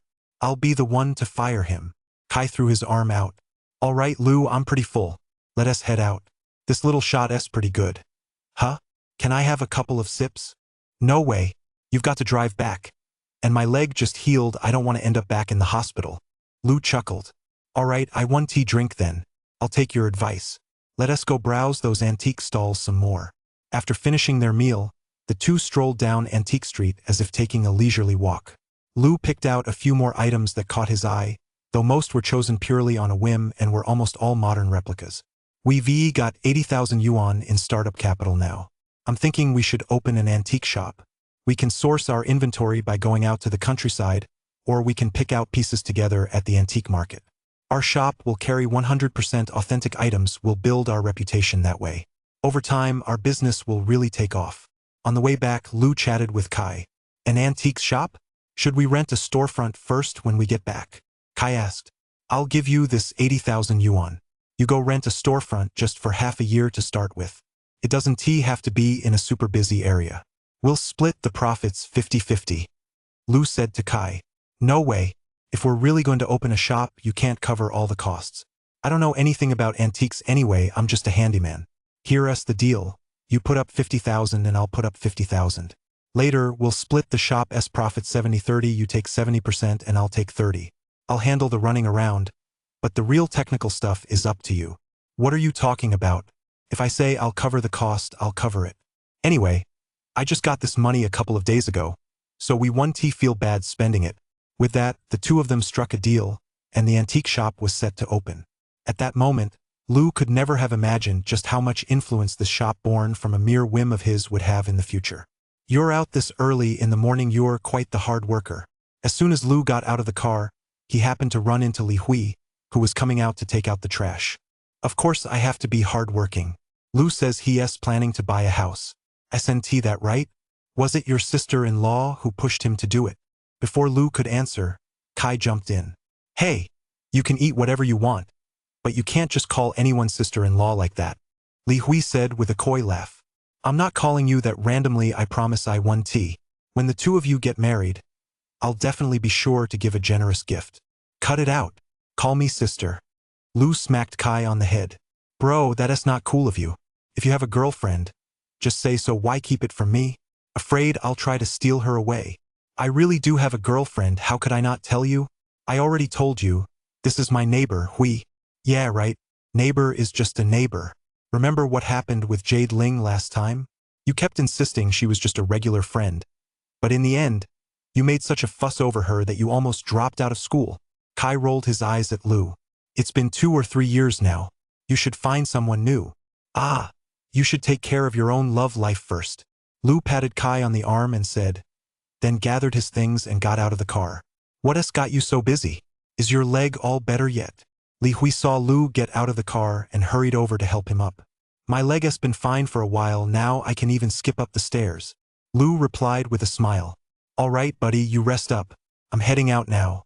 Give me a call anytime if you need anything. Kai gave a quick update. Seeing that Lou was being looked after, he felt reassured. Lou, you've never mentioned this Jade Ling to me before. Tell me all about it.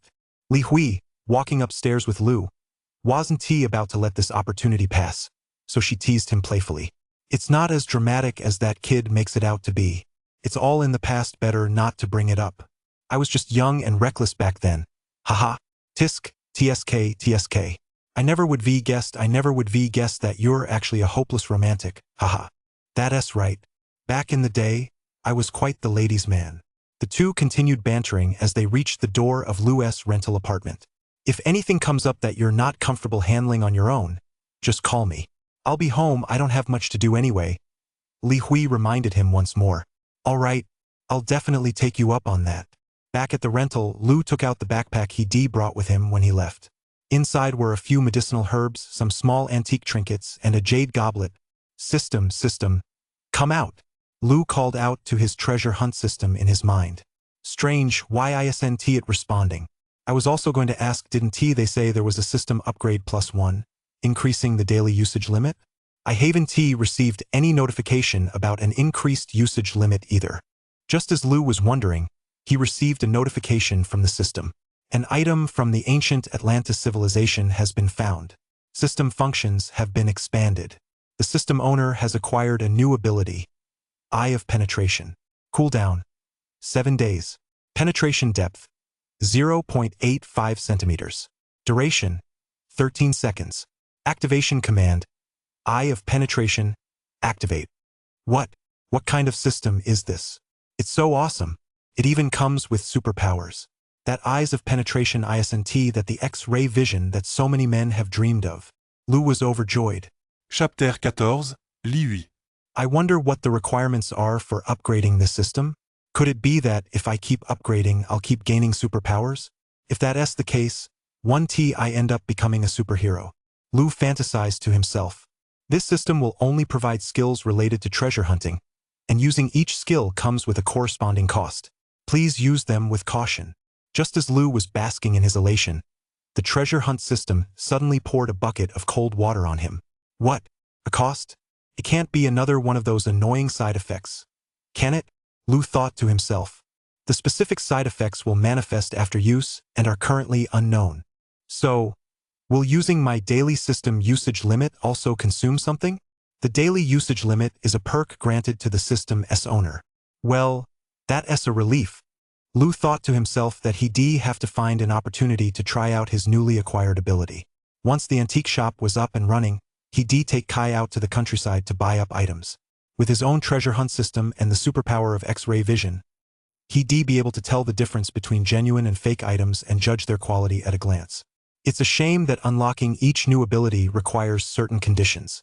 I suppose I'll need to obtain treasures of a certain rarity to level up the system and gain the corresponding abilities. That's basically how it works. Lu had a rough idea of how the system worked. This goblet is quite interesting. Could it be that the ancient Atlantis civilization really once reached the level of our current civilization? That's a terrifying thought. What exactly caused its disappearance? A disaster? Destruction? Could there really be aliens? Lu didn't care whether gods existed or not, but ever since acquiring this treasure hunt system, his skepticism about this world had deepened. Where exactly did this system come from? Why had it chosen him? These were mysteries in his heart, yet he had no way of finding answers. In any case, he turned misfortune into fortune. Since these convoluted matters were both mind-boggling and inexplicable, why bother obsessing over finding answers? Ever since acquiring the treasure hunt system, Lu had often browsed the internet for information on antique buying and appraisal. Just as he was thinking about purchasing some books on antique appraisal online to display in his own antique shop, which would help build his credibility. The boss is calling. Lu's quirky ringtone went off. The caller was none other than Kai. Lu, I spotted a shop for rent on the outskirts of Beijing. The rent for half a year is about 20,000 yuan. Since it's located right by the roadside and has convenient access to downtown Beijing, the price is a bit higher than other shops. I figure that in the future, most of our clients will be antique collectors from Beijing, so I think this shop is a good fit. Kai may seem a bit carefree on the surface, but deep down he's actually a very meticulous person. All right, just go ahead and secure it when you find something suitable. I trust you, I know you'll handle it well, Lu said to the person on the other end of the line.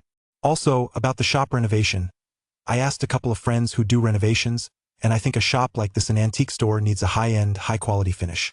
So our 80,000 yuan won't be enough. I think if we're going to open this shop, we need to do it right. So I'm thinking I'll chip in another 80,000 yuan.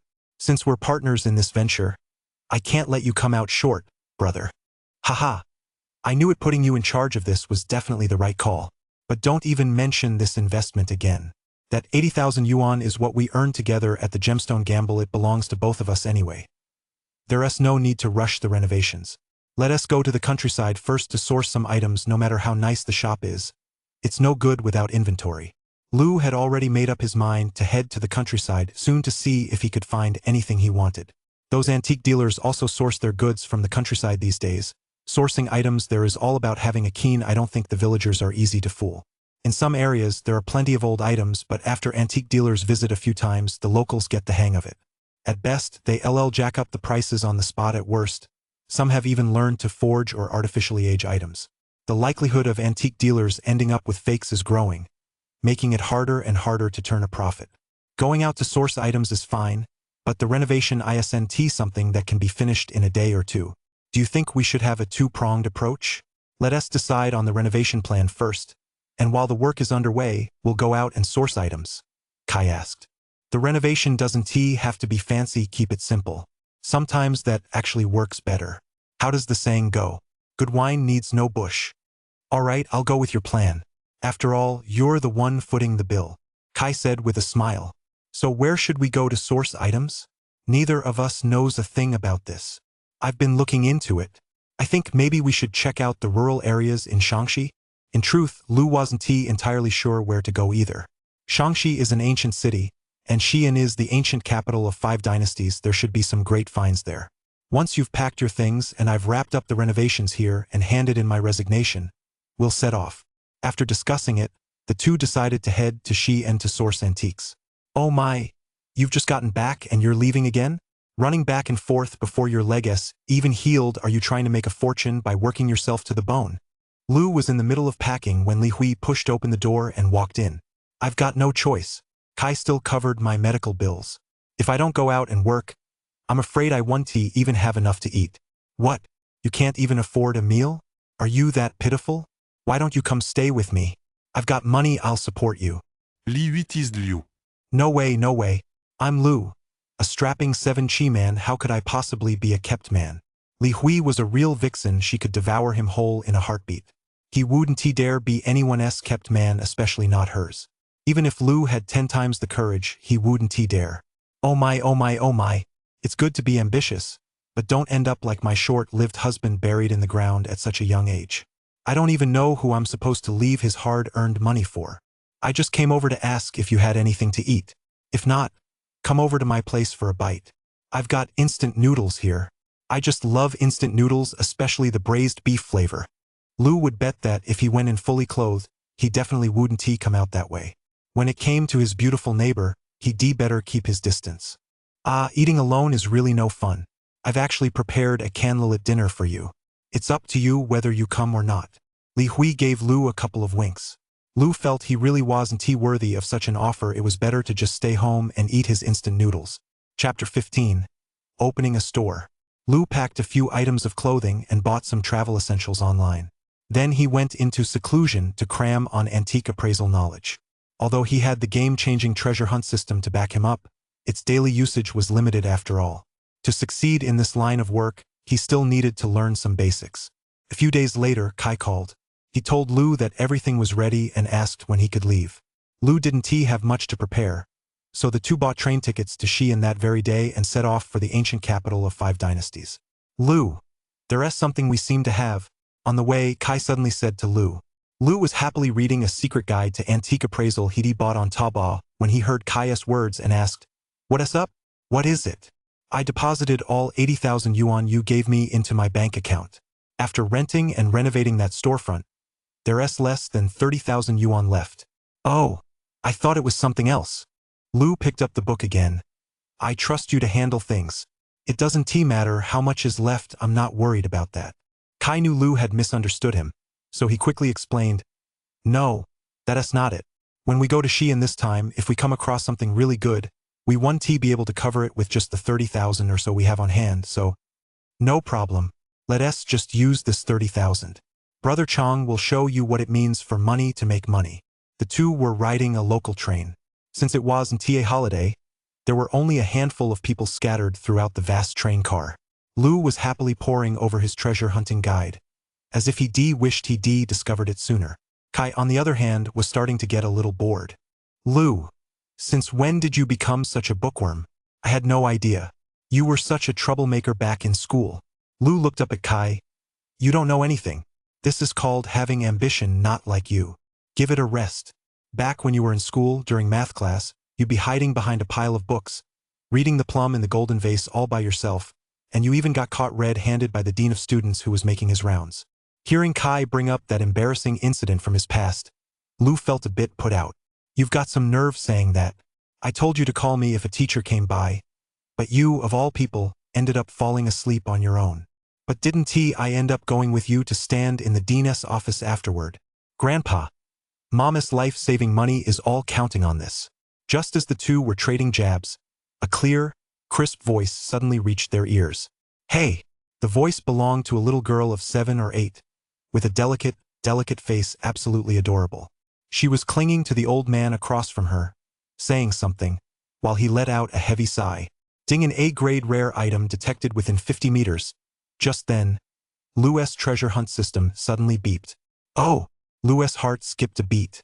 Grade A rare items were few and far between. He never expected to come across one on a train. And the owner of that item was likely the grandfather and granddaughter sitting not far from them. "Kai, do you see those two?"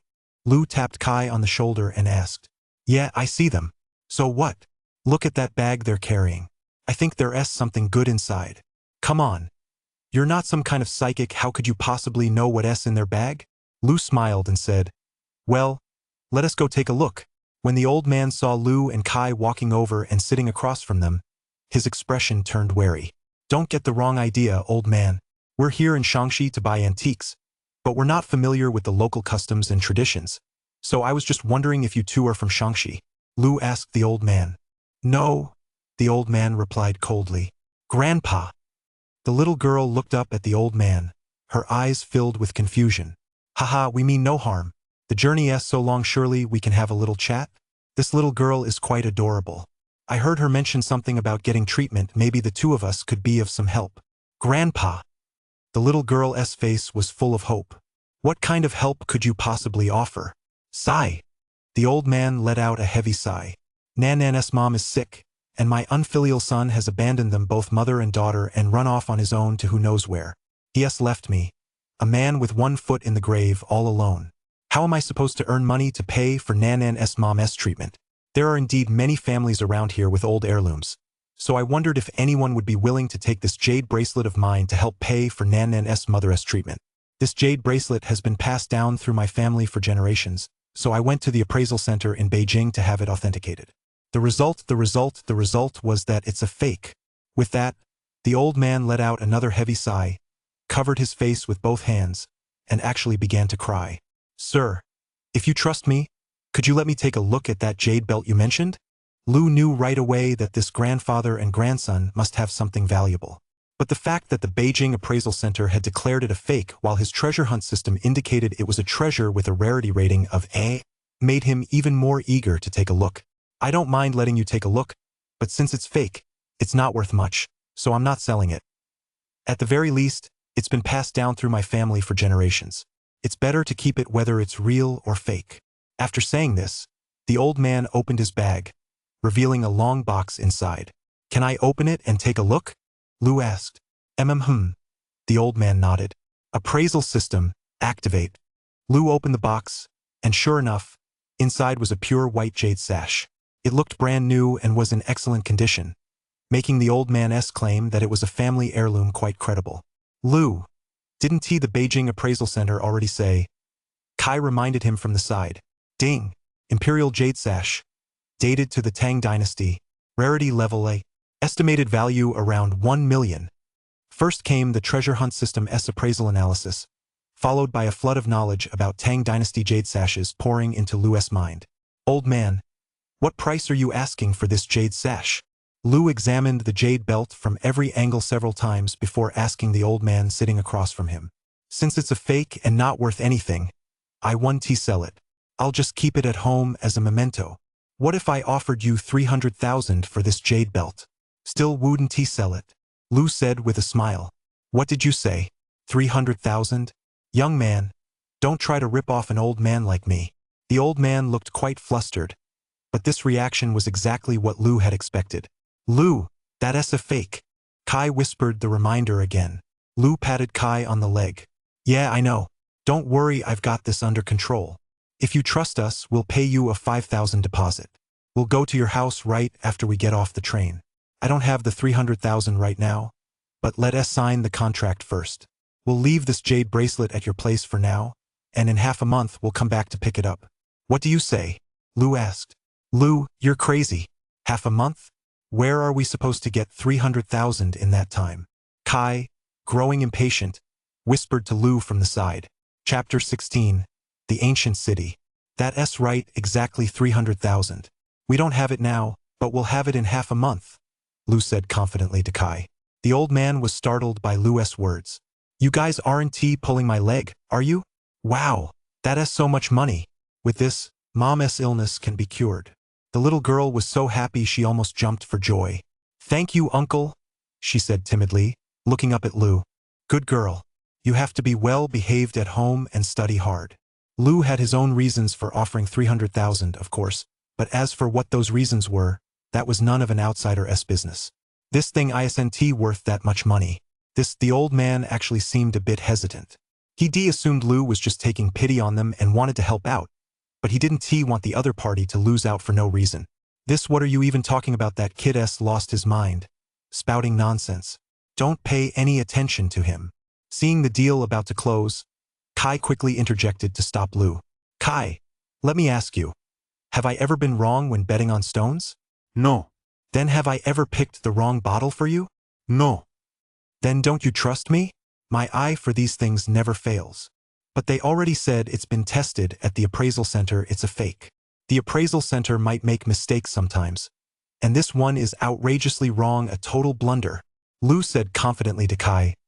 Old man, are you going to sell it or not? I've offered this price. If I lose money on it, it's my own loss. Grandpa. The little girl tugged at her grandfather's shirt. All right, I'll sell it. In any case, if you're really willing to buy this jade bracelet for 300,000, I'd be truly grateful. I really don't know how to repay you. I told you we're here to buy antiques. Could you tell us about the antique dealers around here, as well as the local customs and traditions? We do have some heirlooms that have been passed down through the generations, but just a few years ago, people started coming here one after another to buy these old items. The villagers aren't fools, everyone knows these things are valuable, and no one wants to sell them cheaply to those antique dealers. Over the years, train travel has become more convenient, and people have become more educated. Everyone takes their items to Beijing for authentication, so even if a family has a truly valuable piece, they already have proper certification. Everyone knows the going rates, so coming out here to buy antiques these days hardly offers much profit. The old man was a native of Xa and knew the local customs and traditions inside and out. What Lu hadn't expected was that the old man had clearly done his homework on the antique buying business beforehand after all. He had items of his own to sell which made things much easier for them and saved a lot of trouble. Lu and Kai learned a lot more about local matters from the old man on the train. After getting off the train, just as Lu had said, the two of them first went to the old man's home. Kai went to print out the contract, and then they paid a 5,000 yuan deposit before leaving the old man's house to collect that non-existent 300,000 yuan.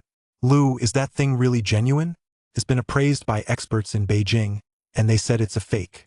300,000 isnt a small sum, we might not even make that much profit after a few years of hustling. Kai was still deeply skeptical. If I told you that just this one jade bracelet alone would net us 500,000 to 600,000, would you believe me or not? Compared to those experts and professors, Lu now trusted his treasure hunt system even more. After all, this system was a miraculous existence capable of bestowing even superpowers. Fine, if you say it's real, then I guess it is. Kai was clearly still a bit unsure. But there's no way we can come up with 300,000. No problem. Trust me, money makes money. Lu patted Kai on the shoulder and strode forward confidently. In truth, he'd already made up his mind. They still had over 20,000 to work with. Lu planned to first check out the local gemstone gambling den and the antique market to see if he could snag a bargain. After all, wasn't he that how he'd made his first fortune? It might be difficult for others, but Lu was a system user. His hidden find success rate was practically 100%. What was there to fear? Lu and Kai found a roadside inn where they planned to stay for a while, using it as their base of operations. The location was good, though it was in the countryside. It wasn't too far from the city. Most importantly, Lu had his eye on the area because there was an antique street nearby, the perfect place for him to show off his skills. Hurry up and eat. Once we're done, let us go check out the antique street over there. Lu urged Kai at a noodle shop. So you already had this in mind, you little rascal. I knew it, Kai said as he swallowed a mouthful of noodles and stood up. This antique street was very different from the one on National Day Road. In Beijing, National Day Road was mostly made up of scattered vendors in individual shops. But when Lu arrived at this antique market, his first impression was simply huge. Rather than an antiques mall, Lu thought it resembled a farmer's market in layout. Under the steel-framed canopy were rows of individual stalls, and at the entrance stood two spacious trading halls. It all seemed rather strange to him. Lu, why does this feel less like a place selling antiques and more like a vegetable market? Kai shared the same feeling and asked in confusion. I don't know either. May I ask what you two are looking for? Just as Lu and Kai were puzzling over this, a sales associate approached them and asked, Lu, how come there are even sales associates here? This is so upscale. Hello, sir. Is this your first time at the Xa Antique Market? We're actually called Suzaku Road Antique Street, and we're different from antique markets elsewhere. Compared to antique markets elsewhere, ours is relatively concentrated. For every shop here, any items you select can be purchased through the trading hall. We guarantee the quality of the transactions, and even if you don't know much about antiques, we have a dedicated appraisal center, so you can buy items here with confidence. The sales associate patiently explained to Lu and his companion. That's great, that's great. Lu looked around the trading market. To his surprise, this trading model aligned perfectly with his own vision, the kind of atmosphere he'd hoped to create for the antique shop he planned to open. He couldn't help but wonder what kind of person the owner of this antique trading market might be. Chapter 17. Rare Books. We're just browsing. Kai, noticing Lu staring off into space, said to the sales associate, then tugged on Lu's arm and led him forward. After passing through two trading halls, the layout behind the antique market began to resemble that of National Day Road. Antique stalls were, of course, a staple here at the entrance to the antique street. They were still packed tightly together, displaying a jumble of trinkets in vast clusters, a sight so dazzling it was hard to take it all in at once. Whoa, Lou! Look at that thing, I recognize it. No sooner had they stepped through the gate of this antique market than Kai was startled by what he saw. You recognize it? What is it? Lou knew full well that his buddy was completely clueless when it came to history and antiques. Looking at the item Kai was pointing at, Lou asked with a smile. This thing is called a gold-threaded jade robe. It's in my textbook, I actually recognize it. If my dad saw this, he'd probably grab a magnifying glass and stare at it for ages. I bet if Professor Zhao saw this, he wouldn't even give it a second glance. Kai asked, puzzled. Why? Isn't this thing pretty valuable? Lou smiled with a hint of resignation. If this were really a golden thread jade robe, would it be on display here for sale so openly? All underground burial artifacts belong to the state, especially something this big. Anyone with half a brain can tell it's a fake. Kai thought carefully about Lou's words and nodded thoughtfully. Didn't they say everything bought here is guaranteed? That pretty girl was talking it up so much, could it all just be a scam? I used to think the owner of this antique market was quite the character, managing to bring so many vendors together and even setting up a dedicated appraisal center and trading hall. But now it seems like they're just a bunch of people teaming up to make a quick buck. Lou felt a bit disappointed, but then again, it's the same everywhere in the antique world. It's all about finding bargains and pulling off a scam. It tests the discernment of both sellers and buyers. Ding! Used book stall. Hidden find rate. 1%. Oh! The sudden notification from the treasure hunt system made Lou pause. A 1% chance wasn't high, but at least it wasn't zero. The books here look good. Before them was a small stall selling worn-out books, run by a scruffy-looking old man. The old man saw the two of them standing in front of his stall but said nothing. Sir, can I take a look at these books? Lou asked the old man. The old man looked somewhat impatient. Sure, but if you damage them, you'll have to pay for them. 50 per book, no haggling. Lou, why are you even looking at this stuff? They're just old books with no real value, and this old man is charging such a high price. Kai said. Ding. One ancient manuscript. For specific value, please activate the appraisal function. Just as Lou picked up an old, yellowed book heavily eaten by bookworms and began flipping through it, the treasure hunt system issued a notification. This good? I just happened to flip through it and found an ancient manuscript. Lou was a bit speechless inside. Activate the appraisal function. Ding. One ancient manuscript by Chao Shuichin. Value unknown. Rarity. Grade A. What? Cao Suekin. When that name popped into Lou's mind, he even briefly began to doubt the system's credibility. While some people might not know about other historical figures, Chao Shuichin is virtually a household name in China. Dream of the Red Chamber, one of the 4 great classical novels, is a classic among classics. Today, scholars have even established the Readology Research Society dedicated to studying this single work. As for the value of a Chao Shuichin manuscript, it's truly priceless simply because it's so incredibly rare. The handwriting on this manuscript is already difficult to decipher, but I'm sure that if it fell into the hands of experts and scholars, it would certainly cause quite a stir. At that moment, Lou's mind was in turmoil, but on the surface, he still appeared quite calm. He said matter-of-factly to the shop owner, Could you give me a discount on this book? I really like it. 50. If you take 5 copies, I'll make it 200. Lou feigned hesitation. 5 copies, I can't read that many. Take it or leave it, the old man snapped. Sir, in business, how can you just say take it or leave it? Kai chimed in from the side, hoping to lighten the mood. I'm willing to pay it, what's it to you? The old man's retort left Kai speechless, unable to get a word in edgewise. All right, I'll take 5, Lou said, as if making the decision were a great burden, and handed the old man 200 yuan. In addition to the Chao Shuichin manuscript he was holding, he casually picked out 4 more books and had them wrapped up together. Lou, why are you buying this stuff? Kai asked again as they turned to leave. You just don't get it. It's a real find, a total steal. This is an ancient manuscript. If we sold it, it'd cause a huge stir. It's worth a fortune. Lou didn't mention Chao Shuichin's famous name, which stunned Kai. Really? Lou hadn't even looked at it closely, yet he could tell it was an ancient manuscript? Kai still harbored a few doubts. Trust Brother Xinxiang, and you'll live forever, Lou said smugly. No way? Is this even legit? I didn't see you look at it much. You're not just pulling my leg, are you? Isn't there an appraisal center up ahead? Let us go check it out, Lu suggested. Although he trusted his system 100%, since there was an appraisal center right there, it made sense to get it verified. Besides, he was short on cash right now, and turning this into some cold hard cash was the most practical move.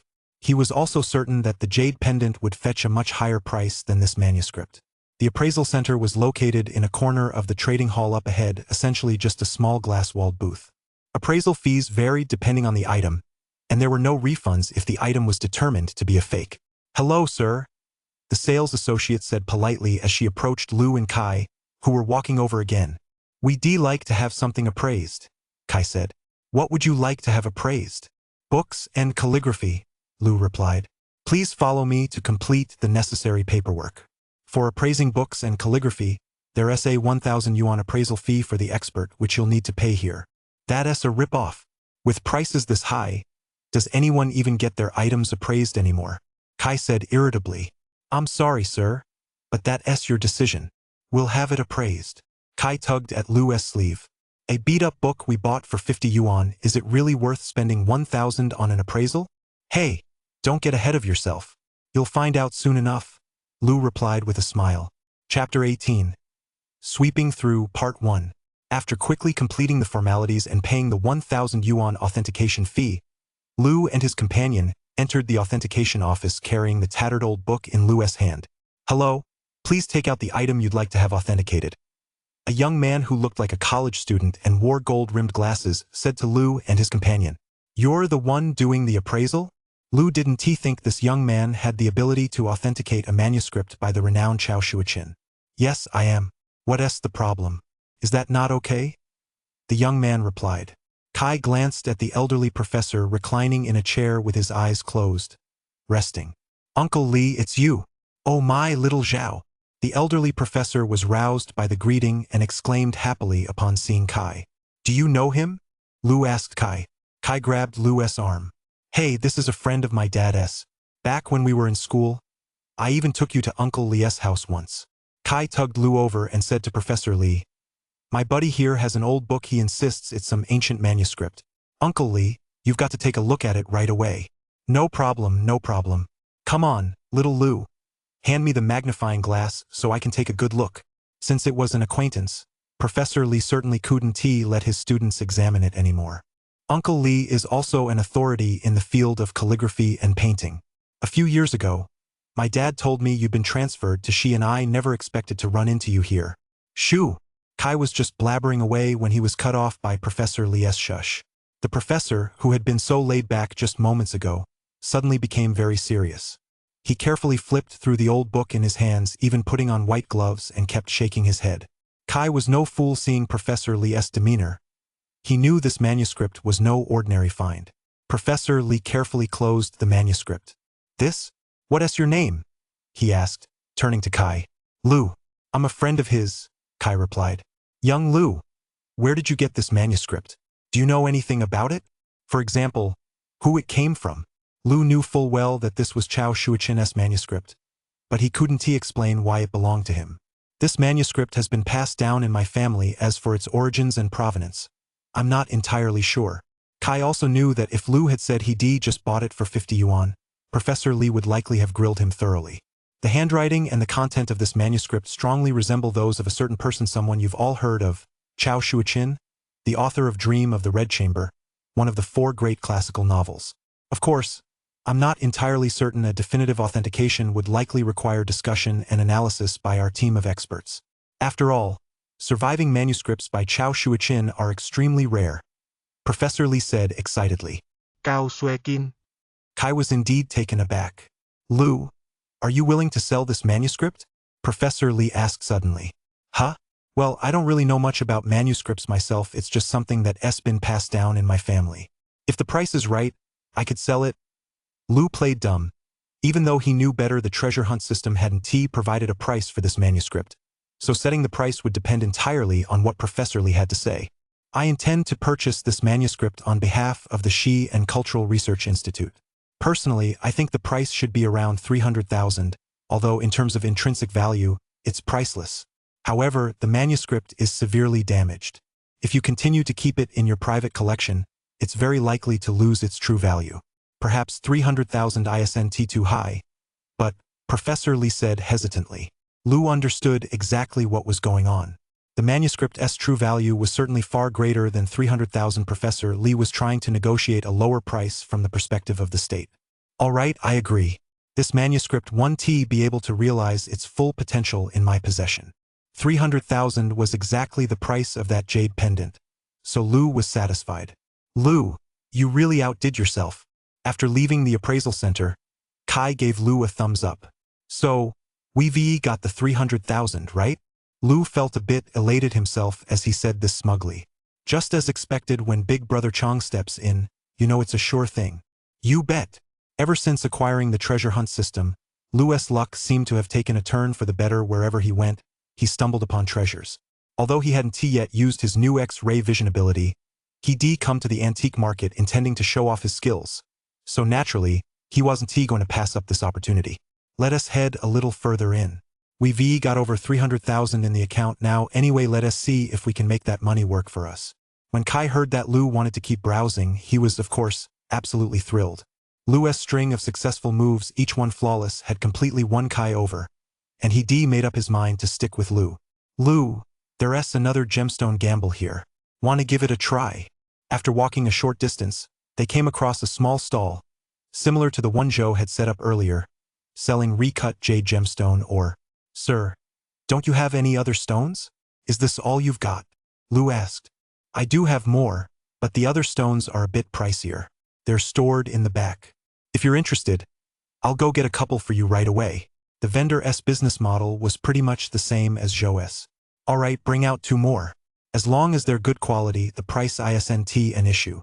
Last time at Joe's place, Lu had practically rubbed his hands raw. But this time was different. With his X-ray vision, a quick glance was all it took.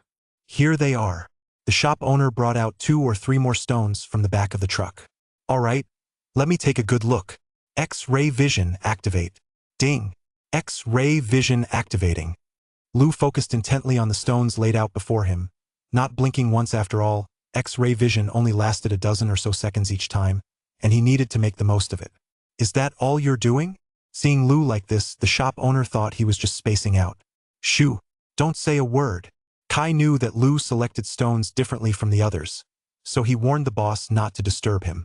Hey, don't pretend to know what you don't, said another person selecting stones nearby in a sarcastic tone. Kai glared fiercely at the man. All right, Lu said quietly. He activated his eye of penetration, and had already given the stones a rough once-over. All that remained was to turn on the appraisal function and feel them carefully. Then Lu began selecting stones just like he would select fruit. You really have seen it all after living this long. Ha! Someone else sneered. Just like last time, Lu's bizarre method of picking stones by feeling them around was met with the inevitable mockery. All right, just these few. I'll take them, Lu said. Chapter 19. Sweeping through, Part 2. All right, that'll be 8,000 in total. The shop owner showed quite a bit of professionalism. At least he didn't laugh. Let us open them right here. Here, I'll show you how. With that, Lu drew a few lines on the stones. This guy, does he really think he has X-ray vision, that he can see where the good stuff is, and is even drawing lines? Lu's showboating once again drew unanimous mockery from the onlookers. Go ahead and cut it. This time, Lu didn't bother arguing with them. After all, his method of picking stones was indeed a bit outlandish. Once the results were in, they'd naturally believe him. The sound of the cutting machine slicing through the stone rang out, yet, even amid the noise, it filled everyone with anticipation. Whoa! The boss's movements slowed. It's green. It's green. What? That's possible? He's got some luck. Much like last time, murmurs of disbelief filled the air. Keep cutting. Facing the surrounding chatter, Lu didn't even bat an eye. Another one. The second stone was cut open, and its emerald green color was almost blinding to the onlookers. Come on. Don't rush, let us move on to the third one, Lu said confidently. This young man is truly amazing. I'm impressed, I have to admit it. Once all 3 local stones were cut open, revealing top-quality jade, everyone was forced to concede. Lu, how did you do that? It's simply incredible. Kai stood nearby, speechless with astonishment. Keep a low profile, you've got to stay humble. Lu put away the 3 cut stones and said to the shop owner, "Is there a reliable shop around here that buys jade gemstone, or I plan to sell it right here on the spot?" Before Lu could even finish speaking, the area erupted into chaos, with people scrambling to buy the jade gemstone or from Lu's hands. "Young man, I'm the owner of a shop on this very street called Chui Jade Pavilion that buys jade gemstone, or so rather than putting you through the trouble, why not just sell it to me? I'll definitely give you a fair price. Besides, seeing how skilled you are, you must know your stuff. Let us just do the deal right here, it'll be much more convenient." "Hey, old song, that's not fair.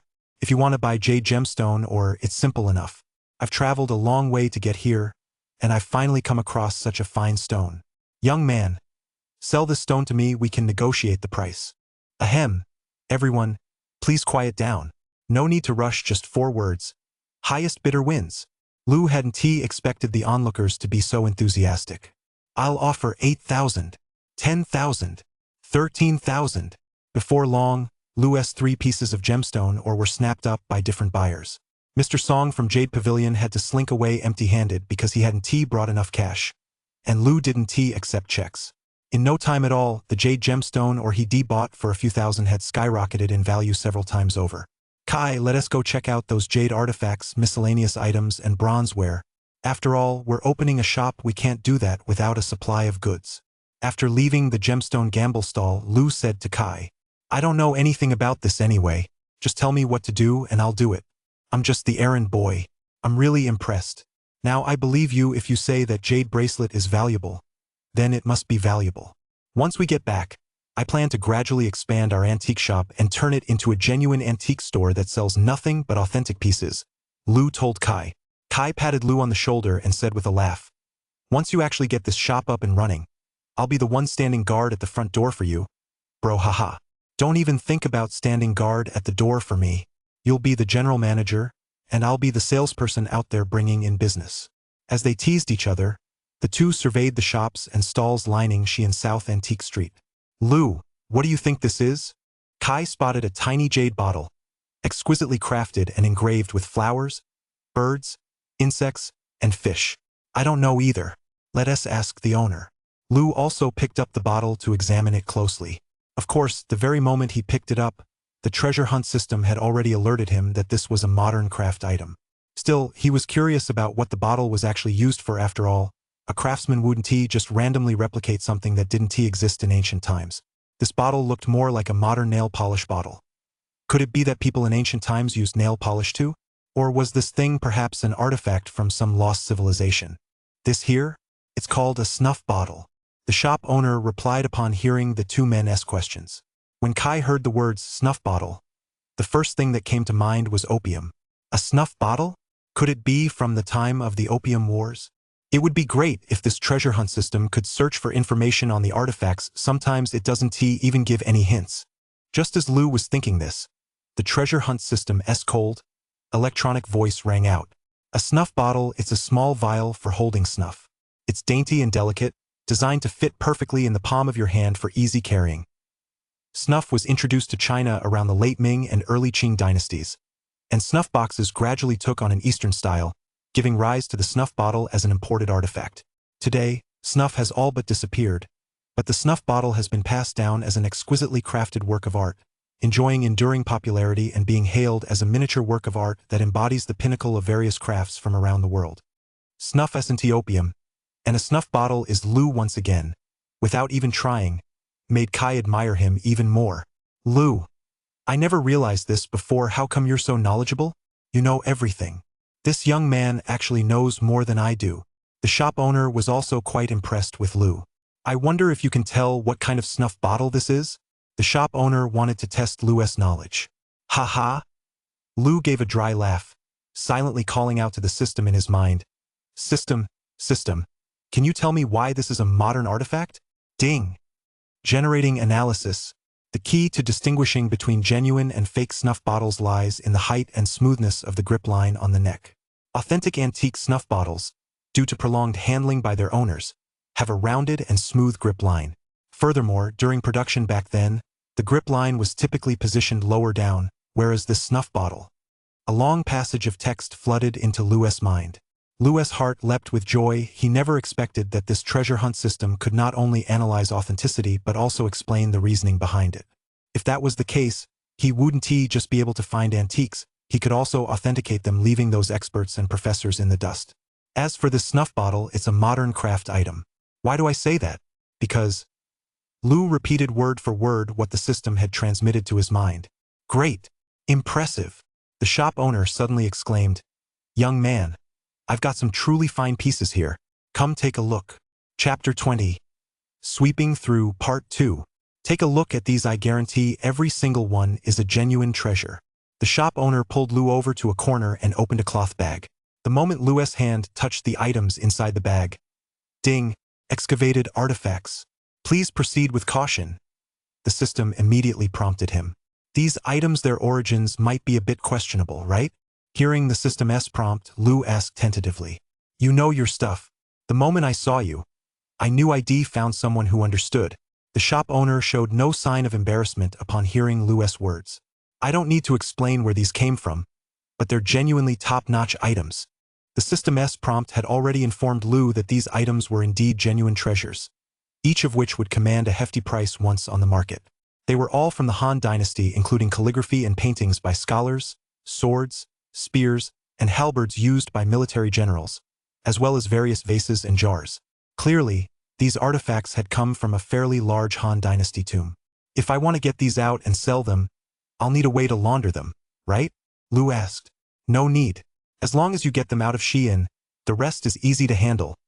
The shop owner continued, seeming quite eager for Lu to buy the items. Then how do you know I'm not from Xi'an? Well, I just feel there's some kind of connection between you and these items, the shop owner said mysteriously.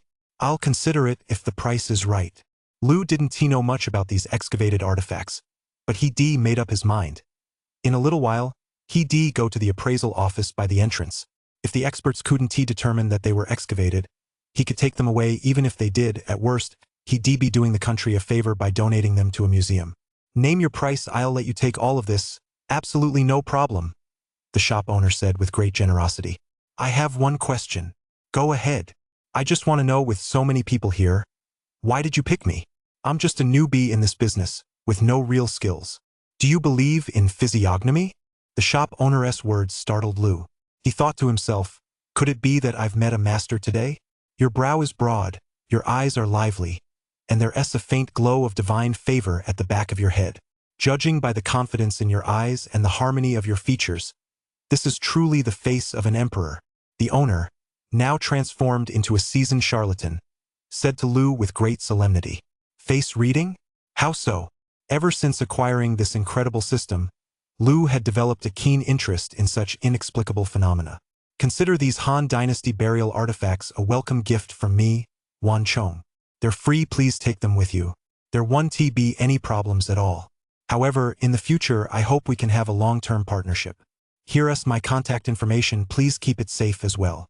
With that, the shop owner handed the cloth bundle to Lu and, without waiting for a response, turned and walked away. Let us go, Kai. We'll keep wandering around. Since the shop owner had put it that way, Lu didn't hesitate to accept. As for a long-term partnership, Lu was confident he wouldn't come out on the losing end. This shop owner clearly knew his stuff, and with the system's assistance, which felt like a divine blessing, it would be hard not to strike it rich. This was just a side note in their treasure hunt along Xi'an's Antique Street. After that, Lu and Kai browsed many more shops and stalls. Finally, Lu couldn't resist the urge and went to the gemstone gamble arena for a couple of rounds, naturally causing another round of gasps.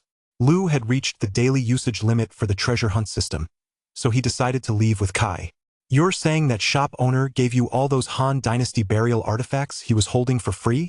Hearing Lu's words, Kai was a bit baffled. What's his motive, then? I'm not sure either, but as long as the items he gave me are legitimate, that's all that matters. We just need to go to the appraisal center at the entrance. If they determine these are excavated artifacts, we'll hand them over to the government. If not, we can take them home with confidence. There's nothing to be afraid of. Lu and his companion took the artifacts the strange shop owner had given him to the appraisal office.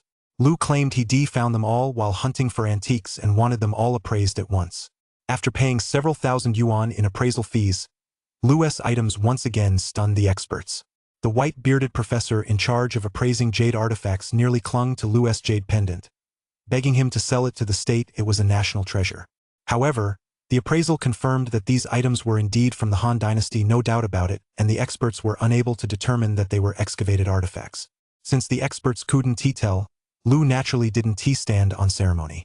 He decided to take the items back, thinking that his antique shop would now have a few high-quality pieces worthy of display. When they first entered the antique market, Lou and his companion had less than 20,000 yuan between them. In just a few hours, Lou's bank account had already swelled to over 800,000 yuan. Kai had been stunned into numbness by this point. No matter how much more of a stir Lou caused, he could only accept it. With the money in hand, Lou's first thought was to get his hands on that jade bracelet as soon as possible, just to be on the safe side. He now trusted his system 100%, but why would the expert's appraisal be wrong? Lou was also eager to take the jade bracelet the old man was holding back to his shop to get to the bottom of it. Lou and his companion strode out of the Shi and Antiques market with great swagger. Lou had no idea that his sweeping operation on Antique Street had already drawn the attention of others. Follow him and find out exactly who he is. If he doesn't have any backing, bring him to me. In the darkness, hundreds of men in suits, each holding a black axe, stood in neat formation. The leader addressed several of his subordinates. "Yes, sir," the men replied in a loud, unified chorus. Lou and his companion were completely unaware that several people had been tailing them for days. After acquiring the jade bracelet, Lou's tattered travel bag was already filled with 8 or 9 antiques, each of which, if taken to the outside world, would undoubtedly spark a frenzy of bidding. "I've decided we'll head back to Beijing tomorrow afternoon. With so many treasures on us, I'm afraid I'll trip and drop one, and then I'd be on the hook for a fortune in damages." Lou and his companion were no longer the same as when they first arrived in Xi'an. Now they had over 800,000 in their bank accounts and were carrying antiques worth millions in their bags. "All right, I'll book our flights for tomorrow afternoon right now," Kai said. Just as the two were discussing their return trip, one of the men tailing them from a short distance away was on the phone. We've checked his background. He's just an ordinary guy. And since they're supposed to leave tomorrow afternoon, should we make our move? Okay. Yes, I understand. At that moment, the two were completely unaware of the impending danger or the life-changing turning point that was about to unfold in Lou's life, though. Of course, that is a story for later. Chapter 21. The Escape. That evening, Lou and his companion rested as usual at the hotel they were renting. The September weather had grown slightly cool, and the pure white moonlight illuminated the night as if it were day. Every time Lou used the treasure hunt system, he felt a bit drained, probably because each use consumed a certain amount of mental energy. Back at the hotel, Lou lay down on the bed and fell into a deep sleep. Meanwhile, Kai stood by the window, gazing at the view outside. The hotel was located on the outskirts of town, where the city met the countryside. As night fell, the faint chirping of insects drifted into his ears. There was no loud, jarring music, nor the shouts of street vendors hawking their wares. Kai found this silence oppressive, so much so that it made him feel as if he couldn't catch his breath. Hurry up, we can't let that kid get away. That kid's got stuff worth millions on him. Be careful later, don't damage it." The voices weren't loud, but against the silence of the night, Kai could hear every word clearly.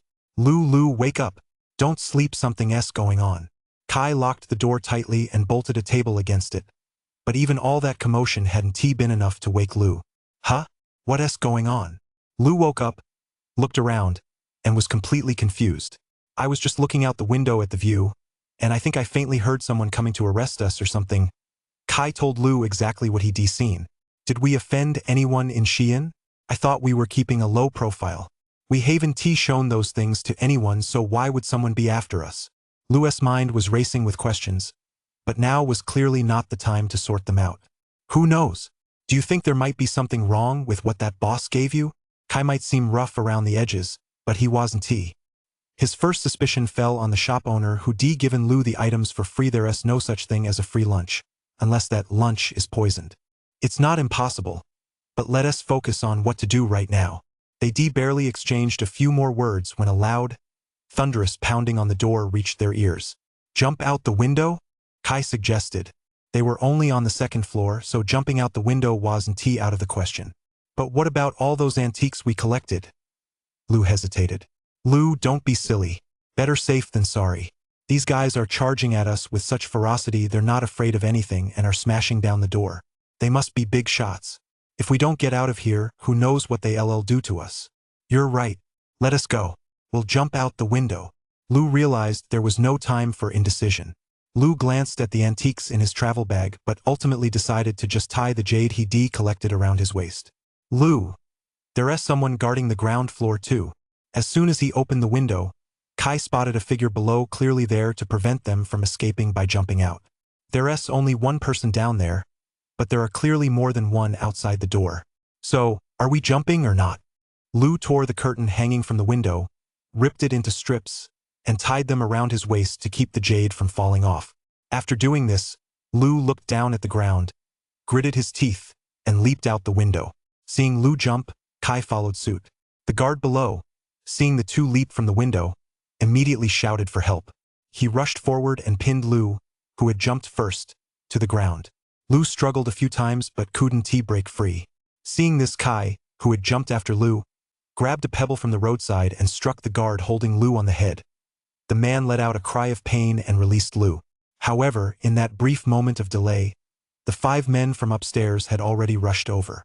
Lou, run! Kai shouted, pulling Lou, who was still lying on the ground, to his feet. The two hurried off. I can't, Kai. My leg isn't healed yet, I might slow you down. You go ahead. They hadn't run far when Lou felt another sharp pain in his calf. He pulled his wallet out of his pocket and handed it to Kai. It contained the card with 800,000 yuan on it. Run. Don't worry about me. Otherwise, neither of us will make it. They're not gonna kill me just for capturing me. Once you're safe, go call the police. If they catch both of us, it'll just give them more leverage. No, if we're leaving together. Kai also stopped, bent down, and tried to hoist Lou onto his back. Are you a fucking idiot? I thought this kind of brain-dead plot only happened in TV shows. Don't be so damn stupid, I told you to run. So just run. If you don't run, how the hell am I supposed to save myself? Lou yelled. Well, I can't do that.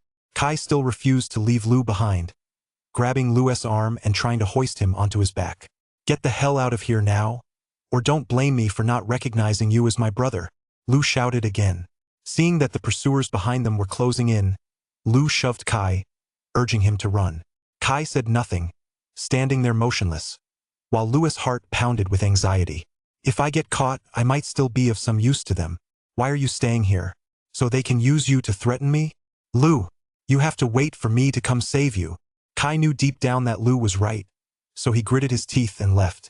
All right, Lou replied, standing up and watching Kai walk away. Strangely, his mind grew calm. Stop chasing me. Damn it, I'm staying right here and not running. Lou shouted at the men behind him. A total of 6 men surrounded Lou. One of them, with blood still trickling down his forehead, immediately raised his fist to strike Lou in retaliation. Xiao Hei, stop! The man who appeared to be the leader of the group immediately grabbed Xiao Hei's arm and shouted at him. Mr. Lou, we mean no harm. We'd appreciate it if you'd come with us for a bit. Come on, I can't walk anymore. Go get a car to pick me up.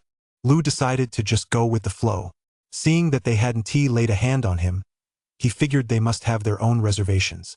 After all, he was already in a dangerous situation. It couldn't get much worse. Fine, wait a minute. Lou had only meant to rile them up, but to his surprise, the leader told him to wait a moment. He then took out his cell phone and made a call. Before long, a black stretch Lincoln pulled up. Who are you guys? Why are you arresting me? Lou asked once he was seated in the car. Who we are isn't important. All you need to know, Mr. Lou, is that we mean you no harm, said the leader, whom they called Brother Lin, to Lou. Blondie, go to that hotel and pick up Mr. Lou's things. Take this money to the hotel owner. We smashed their door. Seeing Lin Gu's demeanor and the stretch Lincoln that had been summoned so quickly with a single phone call, Lou realized these people were definitely no ordinary folk. Mr. Lou, there's no need to ask questions. We won't answer them anyway. Once we arrive, you'll find out everything on your own, Lin Gu said, as if reading Lou's mind. Chapter 22, Borrowing Eyes. All right.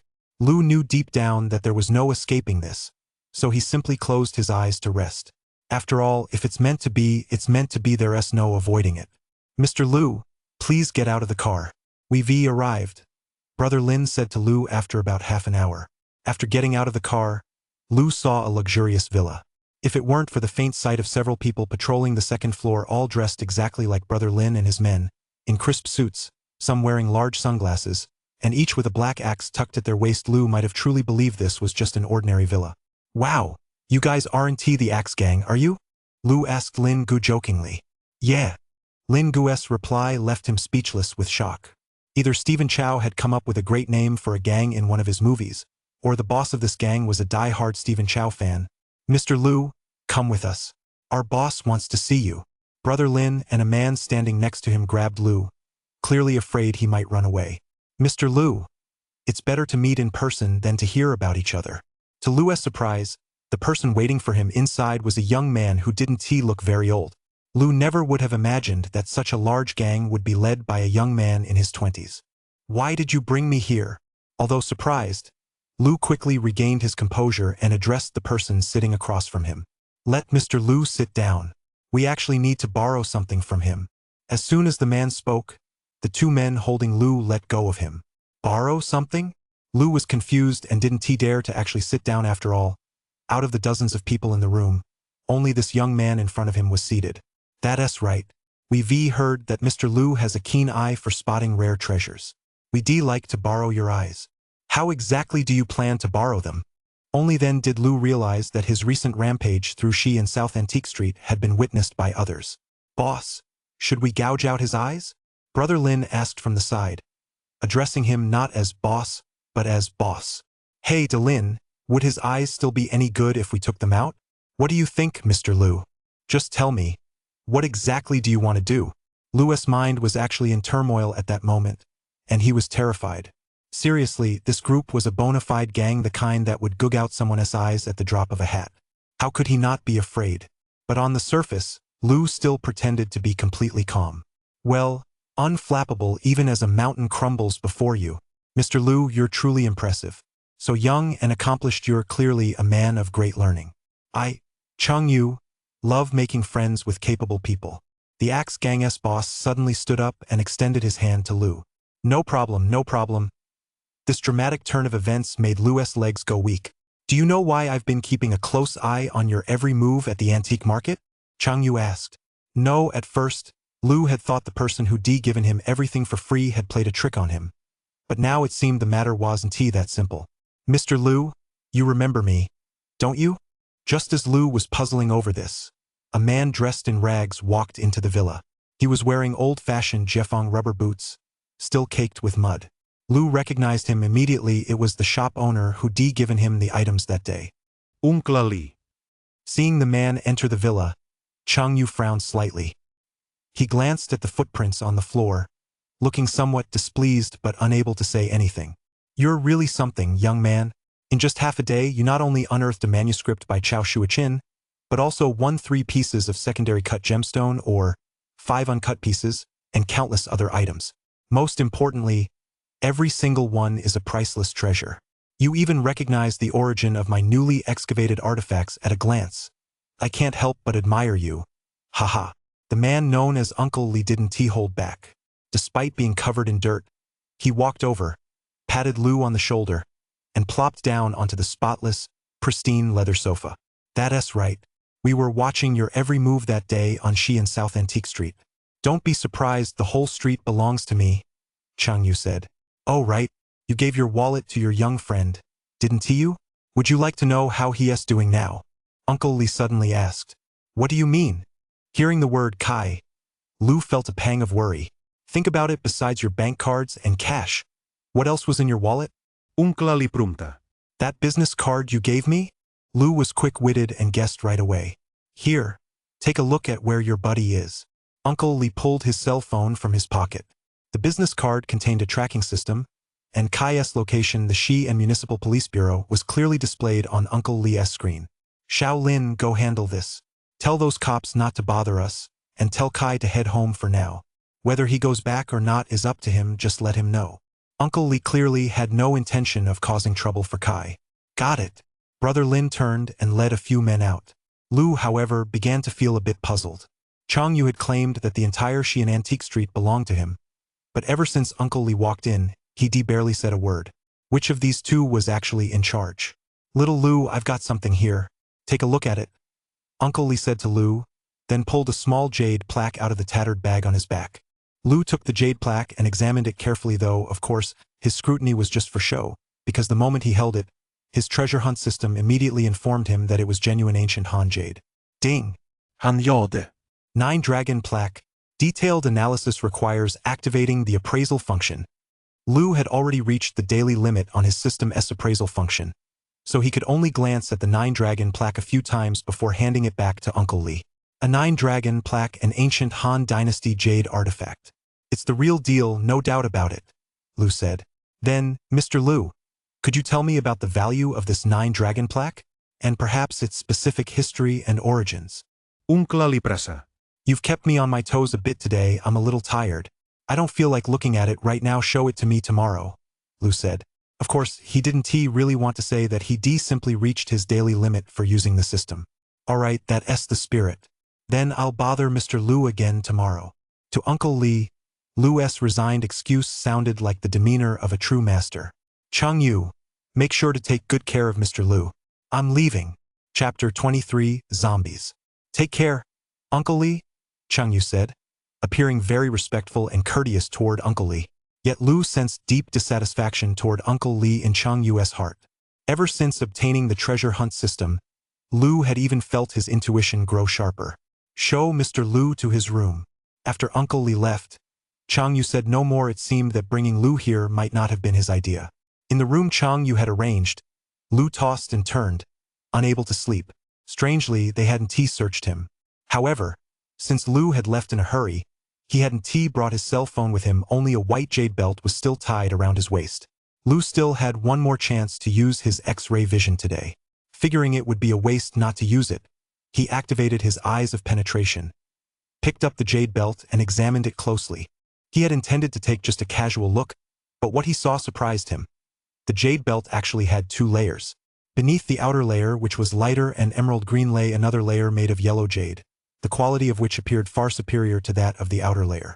I suppose that's why those experts determined it was a fake, Lu realized. Since today's system appraisal was cancelled, he set the jade bracelet aside and went back to sleep. It wasn't until a little past 10 o'clock the next morning that someone knocked on the door to invite Lu to breakfast. It must be said that although Lu had been brought here against his will, the other party was very sincere and didn't make things difficult for him in the slightest. Good morning, Mr. Lu. Chang Yu gave Lu a very strange impression despite clearly being a high-ranking figure, the leader of a massive criminal organization. He didn't have a trace of arrogance about him, which was highly unusual. Good morning, Lu replied. Mr. Lu, just treat this place like your own home. There is no need to be formal. After you've stayed here for a few days, we have something we'd like you to take a look at. Once you've seen it, we'll definitely send you back. We absolutely guarantee you'll be safe and sound. Please forgive our rashness this time, but once the matter is settled, we'll pay you a commission. All right. When you're under someone's roof, you have to bow to their will. Now that Lu was under their control, he had no choice but to go along with whatever they said. That same afternoon, Uncle Li found Lu again and asked him to examine this 9-dragon jade plaque. In ancient times, the number 9 symbolized greatness. The fact that 9 dragons were included in a burial suggests this plaque originated from at least a royal-level tomb. Since such large 9-dragon jade plaques from the Han Dynasty are rare, Uncle Li need only handle it frequently. Before long, the jade's translucency will surely become apparent. Lu shared the treasure hunt system S appraisal with Uncle Li. I've had some experts examine this piece, but the jade has a reddish tint. Many experts can't explain this type of patina. Can you explain it, Mr. Lu? Lu knew full well that this old fox likely already knew the answer. He was probably testing him on purpose to see if he was qualified to examine the item Chang Yu had mentioned. Why is that? Lu asked the treasure hunt system in his mind. It has to do with the burial customs of that era. When this jade plaque was buried as a funerary offering, its surface was coated with a mixture of glutinous rice paste and cinnabar, resulting in the current reddish-brown color and cinnabar patina. As the glutinous rice paste carbonized, the resulting organic carbon deposits solidified on the surface, accompanied by the loss of calcium from the jade itself. This is what created this patina. The System S analysis was highly professional. Lu struggled a bit to relay this explanation to Uncle Li. And why did he say struggled? Because it was simply too difficult to memorize. Impressive. Impressive. Uncle Li suddenly clapped his hands. I've asked many experts, and even they found it hard to explain this type of patina. It wasn't until they examined the surface of this jade plaque under a microscope that they reached this conclusion. I never expected, Mr. Liu, that you could analyze it so thoroughly without any tools. That's truly remarkable. Mr. Liu, do you know why glutinous rice mixed with cinnabar was applied to the burial objects? Uncle Li asked again. I'm not sure about that. Since this wasn't within the scope of the treasure hunt system's analysis, Liu could only admit he didn't know. To prevent a zombie resurrection, Chang Yu said. Uncle Li nodded. This back and forth between the two left Liu even more baffled. What was the point of this? I unearthed a fairly large burial chamber, it's just that Uncle Li fell into deep thought. What do you mean unearthed? You're clearly just a tomb raider. Liu sneered inwardly. Back then, Uncle Li and my father entered that ancient tomb, only to encounter the legendary zombie. My father died because of it, and we lost many people as a result. But we also saw the value in this zombie. We used every means at our disposal to lock it in a large iron cage. If we could figure out the principle behind it, we might even be able to bring the dead back to life, Chang Yu said in a low voice. What the hell? A zombie? My system can appraise treasures, but it can't catch ghosts. If these two weren't joking, then this could get really out of hand. That's right. A zombie, it really exists, Uncle Li said in a somewhat despondent tone. Even if there is a zombie, how can I help? Liu asked. He really didn't want to deal with zombies. One wrong move and he could lose his life. That zombie had an ancient jade pendant around its neck, this very 9-dragon plaque. It was precisely because I got my hands on the 9-dragon plaque that day that I was able to escape. Or rather, if I hadn't touched that 9-dragon plaque, maybe nothing would have happened to them. Uncle Li's voice sounded increasingly desolate, filled with regret. I can recognize this 9-dragon plaque, but I don't know how to deal with that zombie. For something like that, shouldn't we go find a Maoshan Taoist priest? That's right. We did look for one, but they're all dead now. Chang Yu's casual words reached Liu's ears, yet they struck him like a bolt from the blue. My life has just started to take off. Am I really going to have to meet the king of hell like this? Liu thought to himself. We've sacrificed far too much for this zombie. We can't give up. We have to try no matter what. We'll do our best to keep you safe, Uncle Li said, patting Liu on the shoulder. Can I not go? You can, but you won't make it past this gate. Uncle Li's voice sounded chillingly menacing. Then I guess I'll go, Liu said softly. At the end of every month, his power weakens, but it returns to its peak during the full moon. So we're waiting. We'll go at the end of the month, Chang Yu explained. All right then.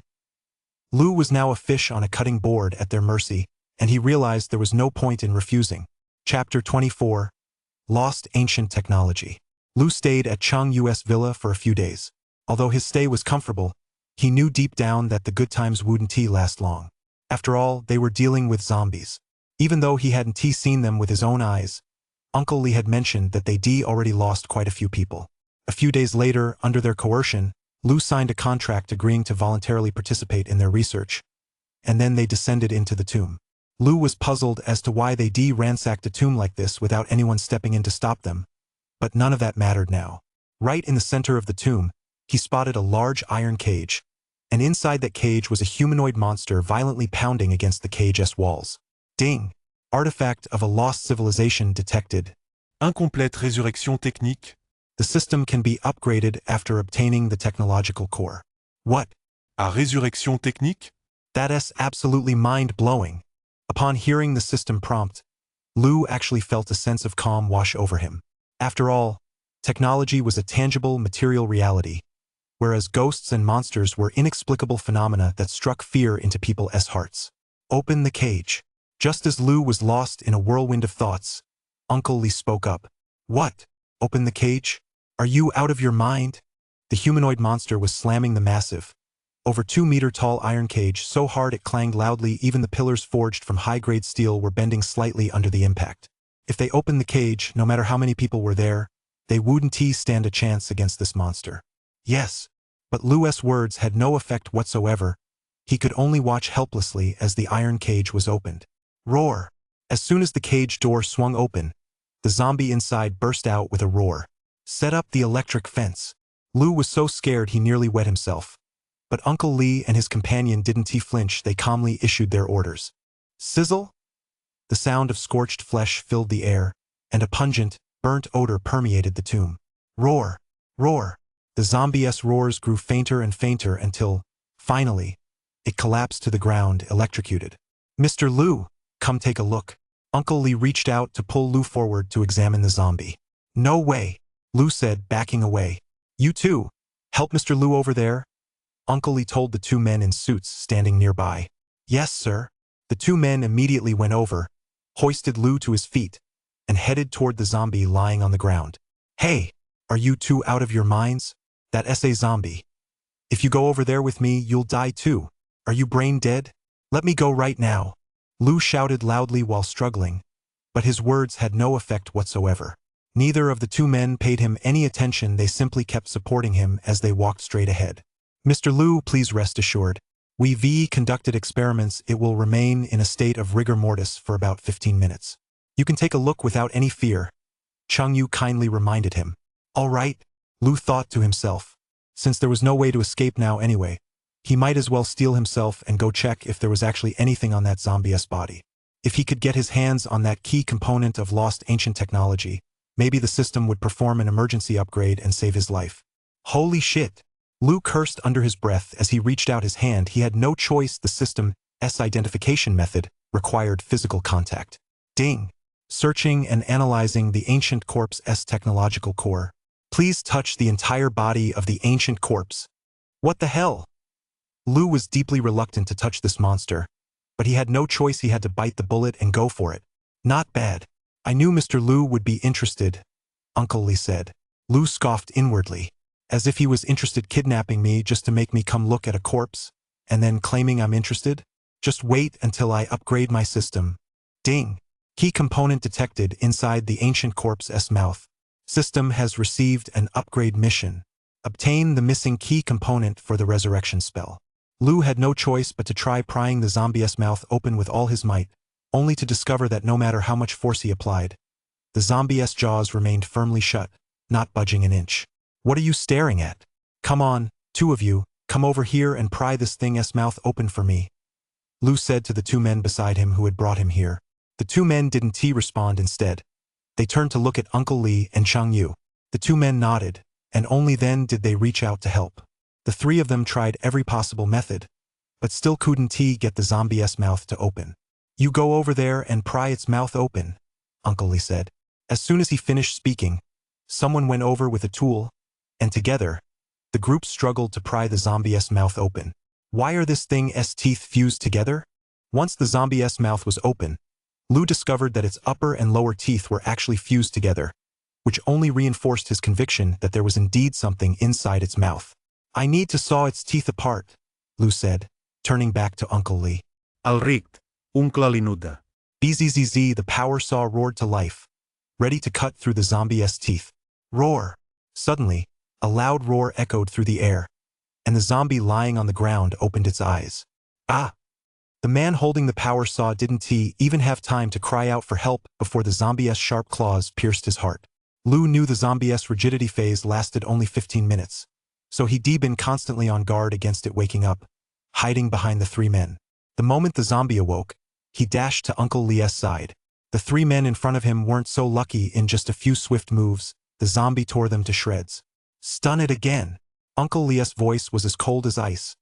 Devoid of any emotion, he didn't even blink as his three men were torn to pieces by the zombie. After stunning the zombie this time, Uncle Li stepped forward himself and snapped at Liu. If you cut open its teeth and there is nothing in its mouth, I'll make you join them in death. Liu was certain there was something in the zombie's mouth. He trusted the system. The only question was, even if they got their hands on it, would they really let him off the hook? Liu made up his mind. He had to get his hands on whatever was in the zombie's mouth as soon as possible. First, to level up the system quickly and give himself a glimmer of hope. Second, to use it as leverage against Uncle Li and his men. Bzzzzzzzzzt. The sound of the cutter slicing through the teeth was enough to give anyone a headache. It's open. The moment Liu saw the zombie's teeth being cut open, he rushed over. Oh, there really is something in there. What is this? Inside the zombie's mouth was a jade ball, but by the time Liu reached it, Uncle Li had already grabbed it. Liu immediately said to him, "Let me take a look. Maybe I can figure out what this is." Oh! Uncle Li hesitated for just a moment, but eventually handed the jade ball to Lu. Arrest him! Just as Lu had taken the jade ball, Uncle Li suddenly ordered his men. Chapter 25. The system upgrades again. Wait a minute. What's going on?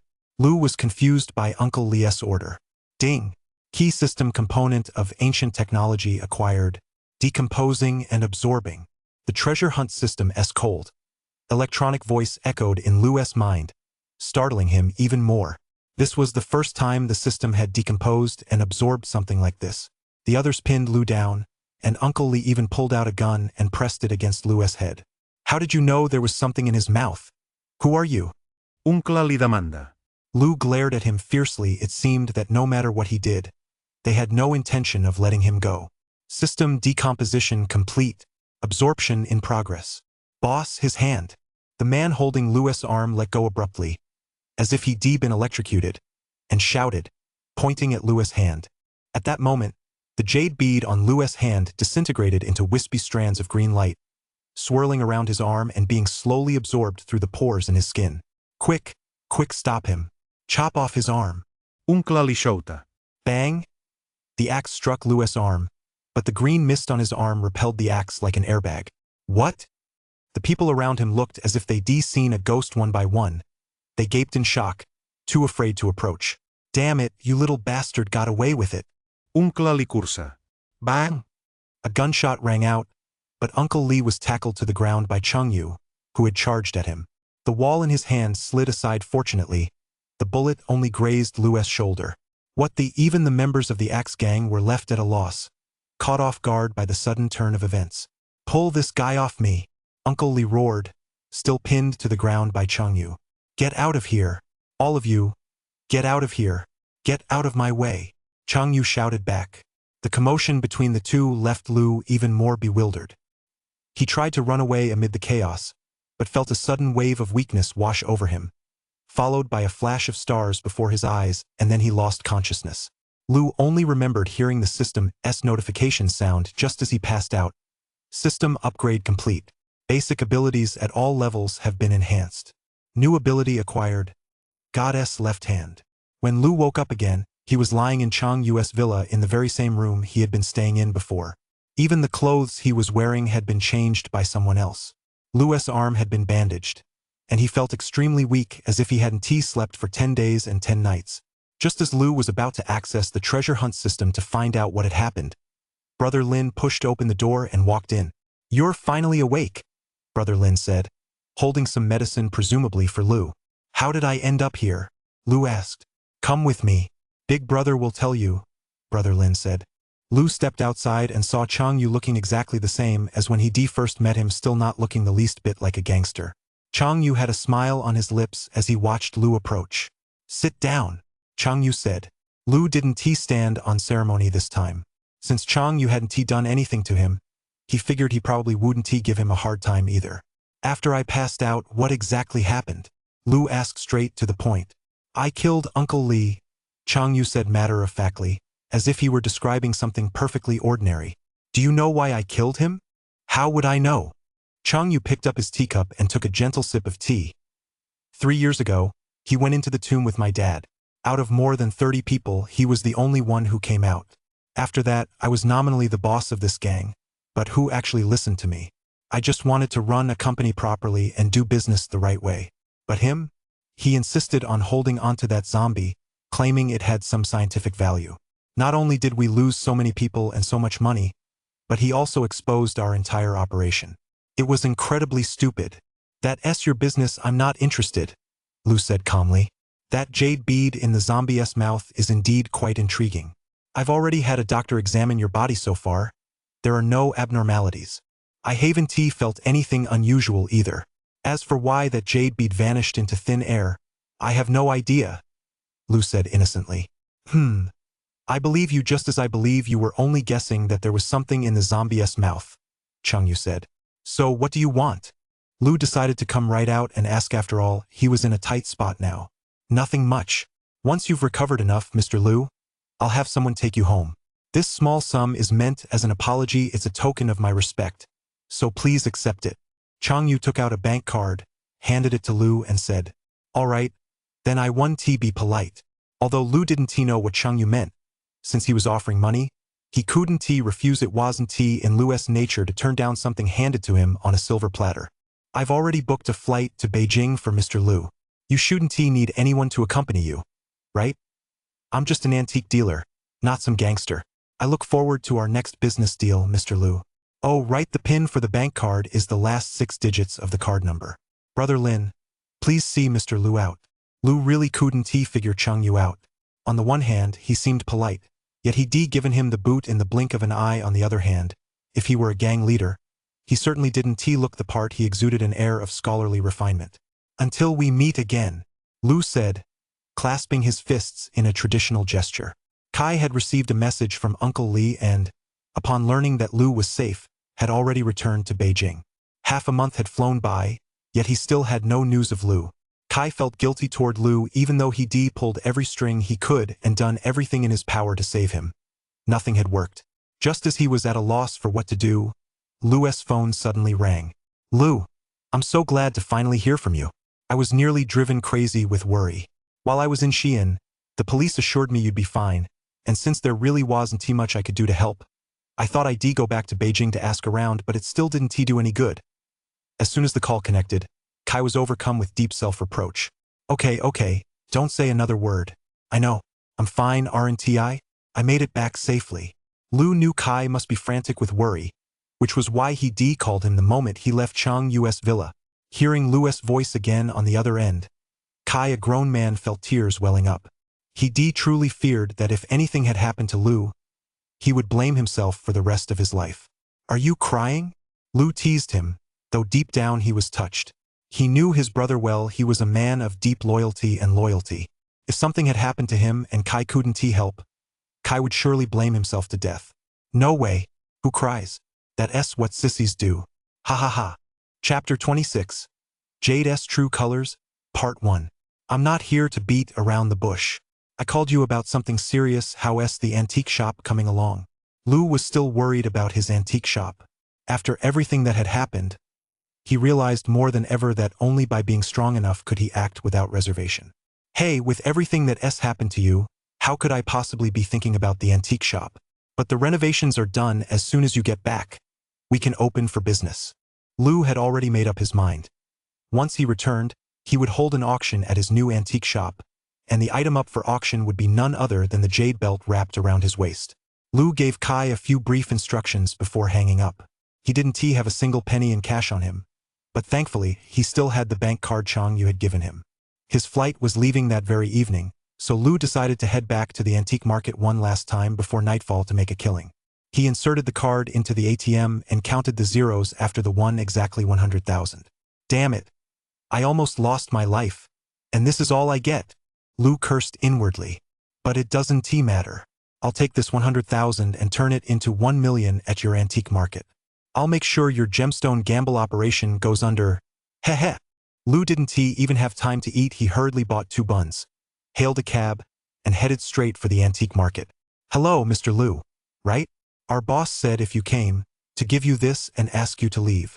As soon as he arrived at the antique market, Lu was stopped by a stunning woman standing 1.75 meters tall. She looked as if she'd been waiting specifically for him.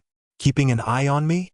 Lu smiled, took the envelope the woman handed him, and walked away with a sigh. Opening the envelope, he found yet another bank card inside. Lu was instantly at a loss for words again. What was this supposed to be? Compensation? Lu grabbed a quick bite at a restaurant, then took a taxi to the airport. Thinking about returning to Beijing immediately, Lu was filled with anticipation for what was about to happen. Once at the airport, Lu sat in a seat with his eyes closed, resting and calmly waiting for the boarding announcement, while simultaneously pulling up the treasure hunt system to check out his newly acquired ability. He vaguely remembered hearing the name of the new ability, Goddess Left Hand, as he was passing out, but he had no idea what this Goddess Left Hand ability actually entailed. Activate Goddess Left Hand. Lu commanded the treasure hunt system in his mind. Ding! Goddess Left Hand activated. Each use consumes 3 mental energy per minute. When the consumption reaches 100, the user will be forced into a sleep state. Wow, that's intense. Each use is limited to just 30 minutes at most. So its function must be really powerful, right? Lu wondered to herself. God's left hand can be used to analyze the materials, composition, manufacturing techniques, and production methods of any item. The system's response filled Lu with delight. It covered every single item. If that were the case, then given sufficient resources, he could independently master any technology, meaning he could create absolutely anything. Let us try this. Lu placed his hand on a bank card, wanting to see if God's left hand could analyze the manufacturing process used for it. Bank card, made of plastic, copper, and a small amount of gold powder. The manufacturing process consists of 2 steps: card production and card encoding. Specific steps. In an instant, a flood of information poured into Lu's mind. Wow! Lu Xiang was so astonished he couldn't close his mouth. Many of these manufacturing processes involved state secrets, yet he analyzed them with such ease. If he could access the bank card registration system, he could even become a top-tier hacker and freely alter his own bank balance. This ability is truly incredible, but the usage restrictions are too severe. It forces a sleep mode after 30 minutes of continuous use. Lu thought to himself. Seated on the plane, Lu was fiddling with the jade bracelet in his hand. This very bracelet was a crucial step in getting his antique shop off the ground. Young man, may I take a look at that jade bracelet of yours? As luck would have it, just as Lu was fiddling with the jade bracelet, an elderly man sitting across from him happened to notice it. Sure. Lu handed him the jade bracelet. Even experts in Beijing hadn't been able to authenticate it, so he didn't think just anyone could tell if it was real or fake. The old man pulled a pair of gold-rimmed glasses from his coat pocket, examined the jade bracelet from every angle several times, and finally sighed and shook his head. Do you see a problem with it? Lu asked with a smile. The old man glanced at Lu and said, I happen to be an expert in cultural relics appraisal. I'm not an expert in this particular field, but I do have some understanding of it. Would you like to hear my thoughts? Lu nodded. Go ahead. All the jade pieces strung on this jade belt don't look very old, and the materials aren't particularly high quality. However, the jade clasp on this belt seems somewhat different. As for exactly which era this jade belt belongs to, I can't analyze that off the top of my head. But I can say with certainty that this jade belt looks like a modern craft piece cobbled together, the old man said bluntly. Ha ha ha, old sir, you only know part of the story. Everyone notices what's on the surface, but no one pays attention to what's underneath.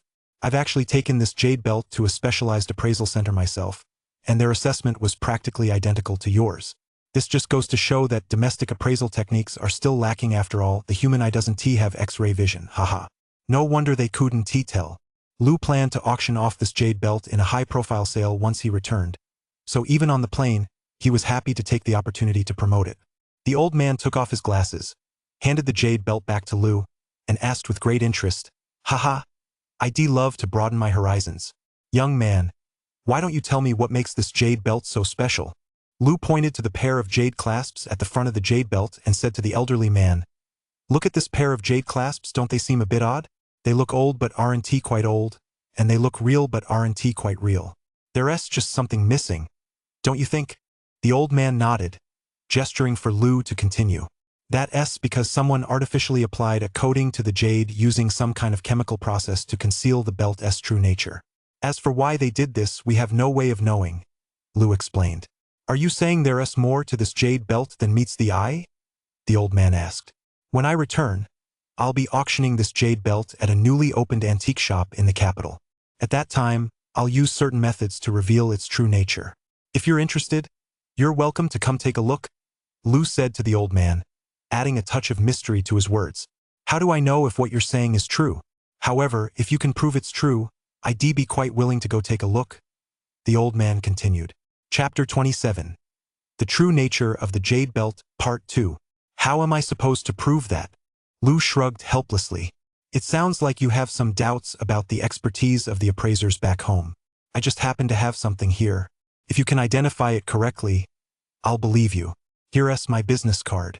If what you're saying is true, I'll definitely come check out your auction. The old man pulled a business card from his bag and handed it to Lu. Long appraisal expert at the XX Museum in Beijing.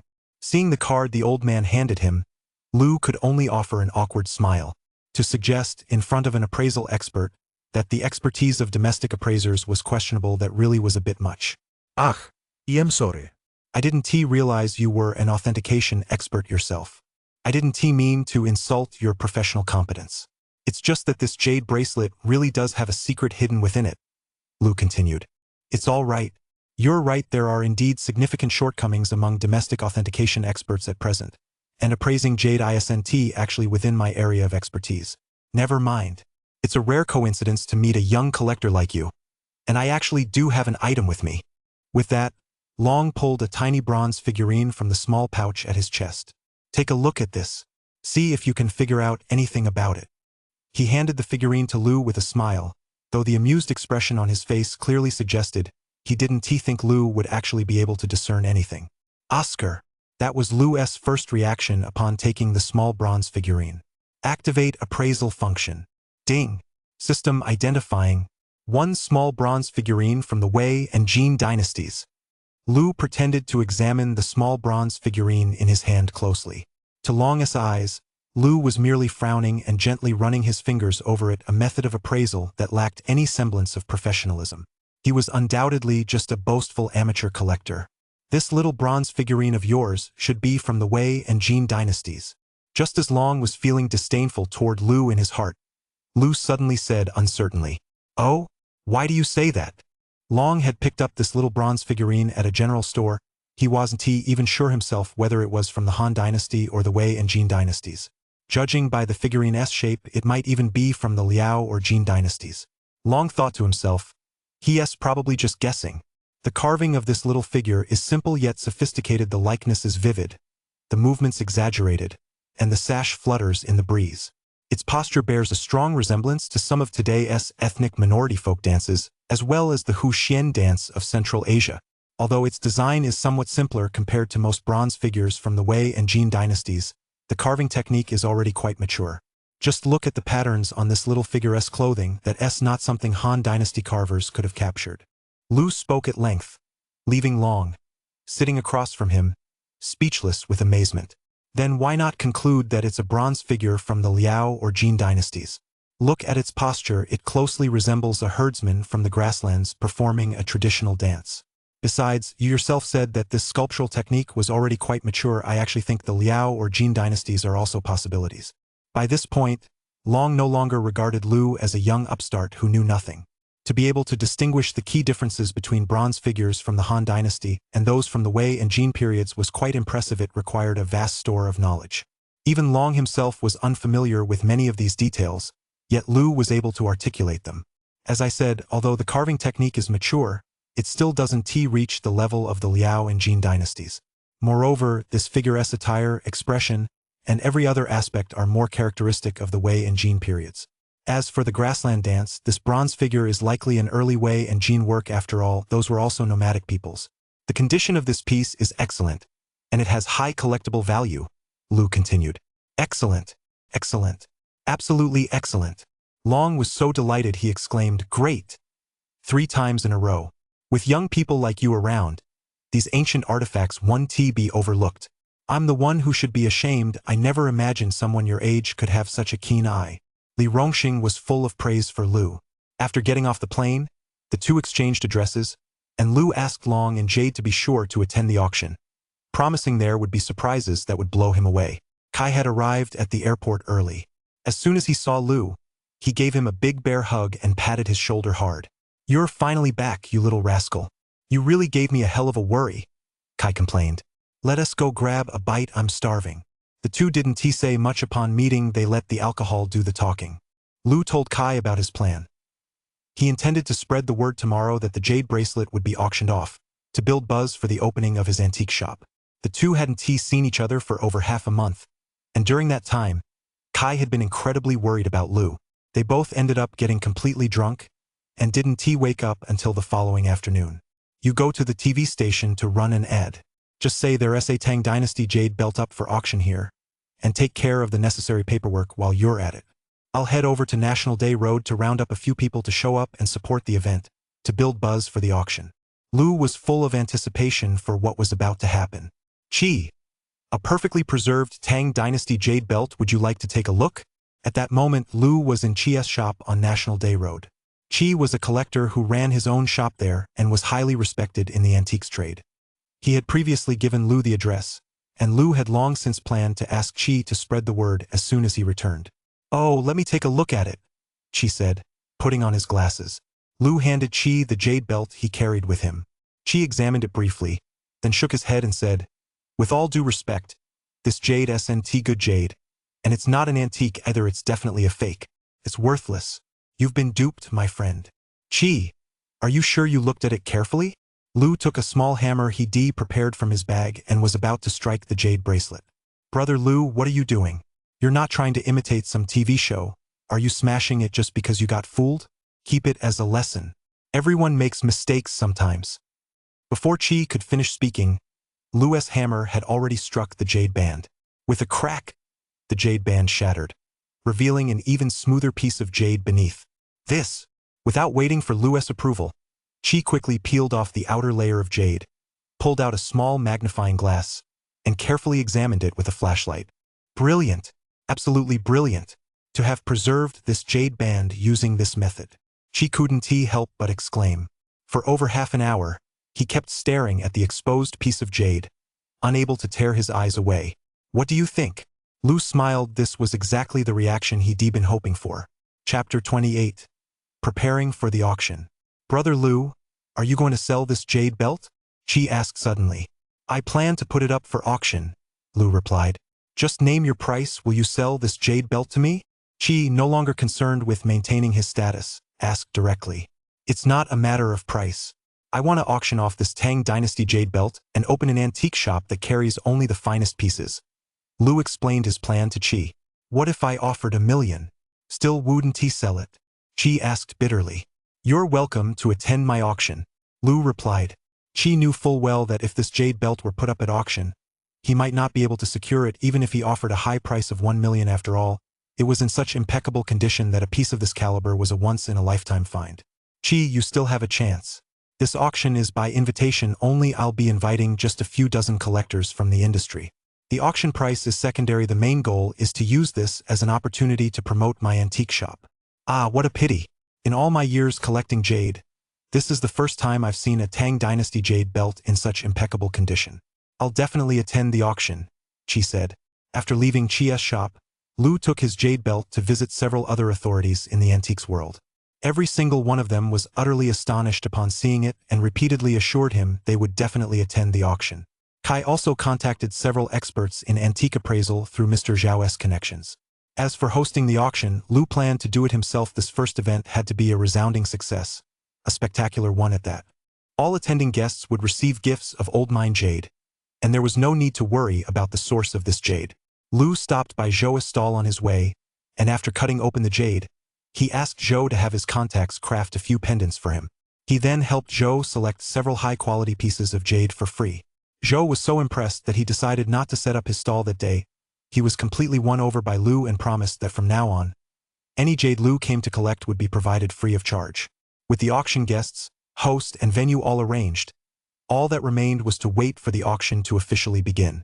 Lu planned to set the date for 1 week later. Any delay could lead to unforeseen complications. With everything prepared, Lu visited his antique shop for the first time.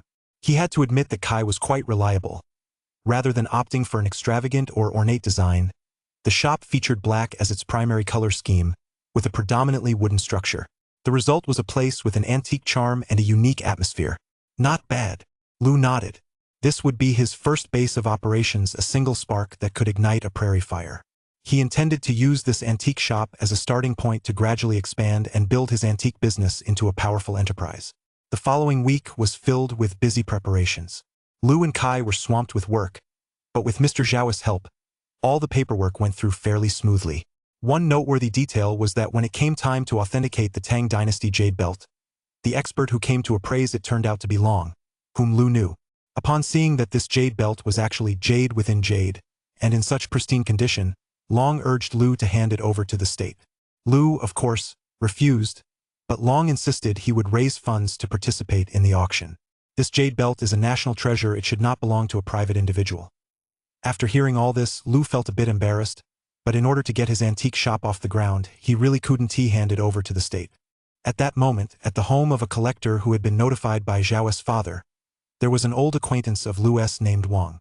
When the collector received the invitation, Wang happened to be visiting his home. Upon seeing the photo of the jade belt, Wang also insisted on going to the auction to take a look.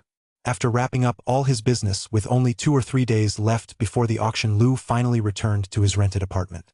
After all, he'd been so busy the past few days that he'd had to sleep either at the shop or at Kaya's place. Having been away for half a month, Lu opened the door and was met by a musty smell. After staying in a villa for half a month, returning to his tiny apartment made him feel like it was time for a change of scenery. "Hey, so you finally decided to come back?" As soon as Lu opened the door, Li Hui heard him. Dressed in a light nightgown, she sashayed over. "Hui, I came back to tell you that I've opened a new antique shop, so I don't plan on living here anymore," Lu said. Li Hui had just come in and was helping Lu tidy up the clothes scattered haphazardly on the sofa when she heard his words and paused in surprise. "Then where are you going to live from now on?" Lu had saved up a modest amount by now, and even if he didn't have enough money, it wouldn't be a problem. That jade bracelet would surely fetch a hefty sum at auction, and he also had the treasure hunt system to fall back on. "I plan to find a place of my own." To be honest, the thought of never seeing this stunning young woman again did make Lu feel a bit reluctant. "What about your antique shop? Do you need any help? It's newly opened, you must be short-staffed," Li Hui asked, turning to him. "We are short-staffed, but Hui, you're not short on money. Why would you?" Lu hadn't even finished his sentence before Li Hui cut him off. "Sure, if you're short-staffed, that's fine. I'm just sitting around at home with nothing to do anyway, so I'll go help you out." "I don't think that's a good idea." Lu knew Li Hui owned 4 or 5 properties. It was obvious she was just looking for an excuse to come over to his place, and he couldn't handle that. "What's not good about it? Are you saying I'm not good enough?" "Well, all right then." Lu could only agree reluctantly. So the next day, when he went to the store, Li Hui drove him there herself and announced that she was officially starting work. And so, this antique shop called Treasure Vault now had 3 people on staff. The unreliable owner Lu, the sales manager Kai, who knew nothing about antiques, and Li Hui, the receptionist who wasn't there to do a proper job. Just looking at this lineup, even Lu himself began to doubt whether the shop could ever grow and thrive. You could say it was only because he was on a roll, otherwise it would been game over. Upon seeing Li Hui, Kai blurted out sis-in-law without a second thought. No matter how many times Lu tried to explain, Kai was convinced Lu was lying after all. The guy had a history of keeping things under wraps. For the last 2 days of the wait, Lu took Kai around, hoping to snag some bargains on National Day Road. But it had to be said that the odds of finding a hidden gem at the antique stalls were even worse than at Gemstone Gamble. By the end of the day, the two had only managed to scavenge a few shards of Yuan Dynasty blue and white porcelain, the sort of thing that could only be displayed as decorations, with little real value. The final days passed quickly, and as Lu waited, the auction was set to take place the very next day. Chapter 29. The auction begins. The auction arrived as scheduled. The invited collectors, unable to contain their excitement, arrived early at the auction venue Lu's Treasure Vault. "Brother Lu, what's the starting bid for that jade bracelet?" "I need to see if I've brought enough money," Chi asked, grabbing Lu's arm. "What do you think this jade bracelet will fetch, Chi?" Lu asked in return.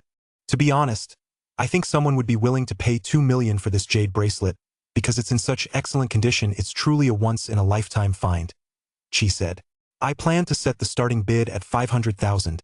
With increments of no less than 10,000, Lu said. "Ah, I'm just here to see the spectacle.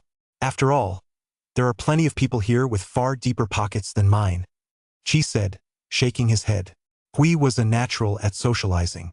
Every attendee at the auction was a renowned appraiser or major collector, yet Hui managed to take care of everyone perfectly. Kai, on the other hand, was far less adept. He was currently standing off to the side, getting scolded by his father. "Thank you all for giving me, Lu, the honor of your presence. Since everyone is here, let us begin the auction for this jade bracelet right now," Lu announced once everyone had arrived. How could it be him? Wang, who had just rushed over after receiving a tip from his collector friend, asked. "Brother Wang, is that kid standing up there the auctioneer for this event?" Wang asked as he sat down next to his collector friend. "I don't know, but I guess so. Damn it, that kid made me look like a fool last time. Brother Wang, you've got to outbid him into the ground," Wang said fiercely. "All right, you'll be the one to bid in a moment." Wang Xuelin was a renowned local collector with deep pockets, having been invited to this auction. He was determined to secure that jade belt at all costs. "I shared photos of this jade belt with everyone when the invitations were sent out," However, at that time, I had only cracked open one layer of jade. Today, right here in front of everyone, I'm going to smash open the entire outer layer of jade, Lu said, reaching for his hammer to begin. Wait, wait, Long suddenly shouted from the audience. Old Master Li, what's the matter? Li Hui asked politely. Don't break it open, let me handle it. This jade belt is in a state of preservation that's truly one of a kind. If you were to smash it to pieces with a single blow, it would be a tremendous loss to the nation. No matter who wins the bid for this jade belt today, I'm sure no one wants that to happen. Of course, I still hope everyone will be considerate enough to let an old man like me have it. Let this jade belt belong to the XX Museum, belong to the nation. The nation will certainly preserve it properly. It will be a treasure for the people. Professor Li stepped forward and took the opportunity to lecture the bidder on the principle of putting the nation first. Ha. Hearing Long say this, Lu could only offer an awkward smile. Top. The small hammer landed gently on the jade belt. Long, wearing his gold-rimmed glasses, remained utterly focused as each light tap caused the outer layer of the jade belt to peel away. How marvelous a treasure passed down through the ages! Professor Li couldn't help but marvel. All right, this jade belt is now fully on display before everyone. Since Professor Li has joined us, why don't we let him evaluate it? Seeing how captivated Professor Li was, Lu decided to take the initiative. Professional lighting and projection equipment clearly projected the jade belt onto the screen, allowing everyone to see every detail. The jade belt was so well preserved it was hard to believe. This jade belt is composed of 18 jade pieces, 9 on the left and 9 on the right. 9 is the highest number. The 9 pieces on the left are carved with dragons, a motif reserved exclusively for the emperor. The 9 pieces on the right are carved with phoenixes, symbolizing the phoenix coming to pay homage and auspiciousness brought by the dragon and phoenix. Each piece of jade features double-sided openwork carving. Each jade block features openwork carvings of dragons and phoenixes. The dragons are slender with 3 claws, flat dotted eyes, slightly parted mouths, and thick upper lips. The phoenixes have rounded, slender bodies, narrow eyes, and heads held slightly aloft. The carving craftsmanship is truly exquisite. As for the condition of this jade belt, as I'm sure you've all seen, there isn't a single flaw. For it to have been preserved from the Tang dynasty to the present day in such a state is nothing short of a miracle. Professor Li just couldn't stop talking even after finishing his introduction. He still held onto the jade belt, refusing to let go. Professor Li has covered most of it. I acquired this jade belt in Xi'an. You're probably thinking that, with a genuine piece hidden among fakes, I must have struck gold. But that's not the case. I, Lu, have always conducted business with honesty and integrity. My brother Kai can vouch for that. I acquired this jade belt for 500,000, so today we'll set the starting bid at 500,000, with increments of no less than 10,000. Let the auction begin. Lu's words were half true, half false. His purpose in holding this auction was to pave the way for his antique shop and emphasize his business principles. The auction begins. You may now place your bids. Professor Li, aren't you going to bid? Lu asked, noticing that Professor Li was still holding the jade bracelet. All right. Professor Li snapped out of his daze, called out to the crowd that the jade belt belonged to the state, and hurried down to join the bidding. 580,000. She was the first to call out. 600,000. Someone immediately raised the bid. 620,000. Bids started pouring in instantly. Hurry up and bid. Wang Shuolin instructed Wang to bid, but Wang froze in shock. Is this jade belt his? Wang asked in surprise. Who cares whose it is? Wang Shuolin said. With that, he snatched the bidding paddle and shouted, 800,000. 880,000. Mr. Wang, please don't try to outbid our museum, Long said. Technically, Long's behavior violated auction rules, but since this was Lu's private auction, and Lu was a senior expert and scholar, they had no choice but to let him have his way. Still, Lu knew full well that these collectors wouldn't simply hand over the jade pendant to him just because of some talk about putting the nation first. 900,000. I'll take good care of it on behalf of the nation, Qi shouted before Wang Shuolin could even speak. You! Long's mustache twitched with anger as he glared at Qi without saying a word. Old Li, please don't get angry. Li Hui hurried over with a cup of tea and said to Long. 1 million. Someone continued to bid. 1.5 million. Everyone, do me a favor. Wang Shuolin raised the bid by 500,000 outright. Everyone was well aware of his financial clout. Most of those present couldn't match him. If he truly wanted it, continuing the bidding wouldn't make much sense. No more bids? Then 1.5 million once, Lu said, seeing that no one else was bidding. How could there be no more bids? Brother Lu, you're holding an auction, why didn't you let me know? Just as everyone thought the jade bracelet was destined to go to Wang Shuolin, a voice suddenly rang out from the doorway. Chapter 30 Treasure Vault. I'll bid 1.6 million. Everyone turned to look behind them. The man found a seat, sat down calmly, and raised his hand to speak. Chang Yu. Someone who recognized him called out his name. Had he not been named, many might not have known who he was. But the moment Chang Yu was spoken, everyone knew Chang Yu of Xi'an, the man behind the Xi'an antiques market. His wealth was simply unimaginable. Since Brother Chang wants it, I won't stand in your way, Wang Shuolin said with a smile, showing a sense of self-awareness. Seeing Chang Yu's bid, he knew he couldn't outbid him. 1,600,000. Going once. 1,600,000. Going twice. 1,600,000. Going 3 times. Sold. Congratulations, this jade bracelet now belongs to Mr. Chung. Once you've paid, Mr. Chung, you may come and claim it. As soon as Lu finished speaking, Kai walked over to Chung Yu with a smile, though one wonders if he'd still be so friendly if he knew this was the very man who held Lu hostage for half a month. Can I take a few photos of this jade bracelet and examine it a bit more here? As soon as the auction ended, Long rushed over and grabbed Lu's arm. I'm afraid not. This jade bracelet now belongs to Mr. Chung, Lu said. Long glanced back at Chung Yu, but just as Brother Lin came over to wrap up the jade bracelet, Chung Yu had already written a check to Kai so Kai could simply take it. The auction is over. From now on, every month, my auction house, Wanbage, will feature fine items up for auction. As for their quality, you'll all see for yourselves when you come to take a look. I only offer authentic and exquisite pieces. In a month, invitations will be delivered to your doors, Lu told the crowd. He had also spotted Wang in the audience but ignored him completely, not bothering to humiliate him. I've said it before, we'll be working together in the future. Chang Yu walked up to Lu and said, Then I must thank Mr. Chang for his patronage, Lu replied, clasping his hands in a traditional bow. Xi'an is full of ancient tombs, I've got plenty of fine pieces there. Wouldn't you like to take a look, Mr. Lu? Chang Yu said with a smile. Who was it last time? They wouldn't even let me through the gates of Xi'an South Antique Street. Ha ha ha. Well, perhaps we'll have the chance to collaborate again someday. Chang Yu gave an awkward laugh and motioned for Brother Lin to leave. I'm really looking forward to next month's auction, Wang Shuolin said, walking over to pat Lu on the shoulder. Lu had originally planned to host a lunch and present a piece of jade as a gift, but since each of these men was a prominent figure, none of them would actually accept his jade. As for lunch, they were all too busy to stay. Not bad. Keep up the good work. Mr. Zhao walked over to speak to Lu, but before he could finish, Long rushed over, grabbed Mr. Zhao's hand, and began tearfully lamenting what a huge loss this was to the nation and so on.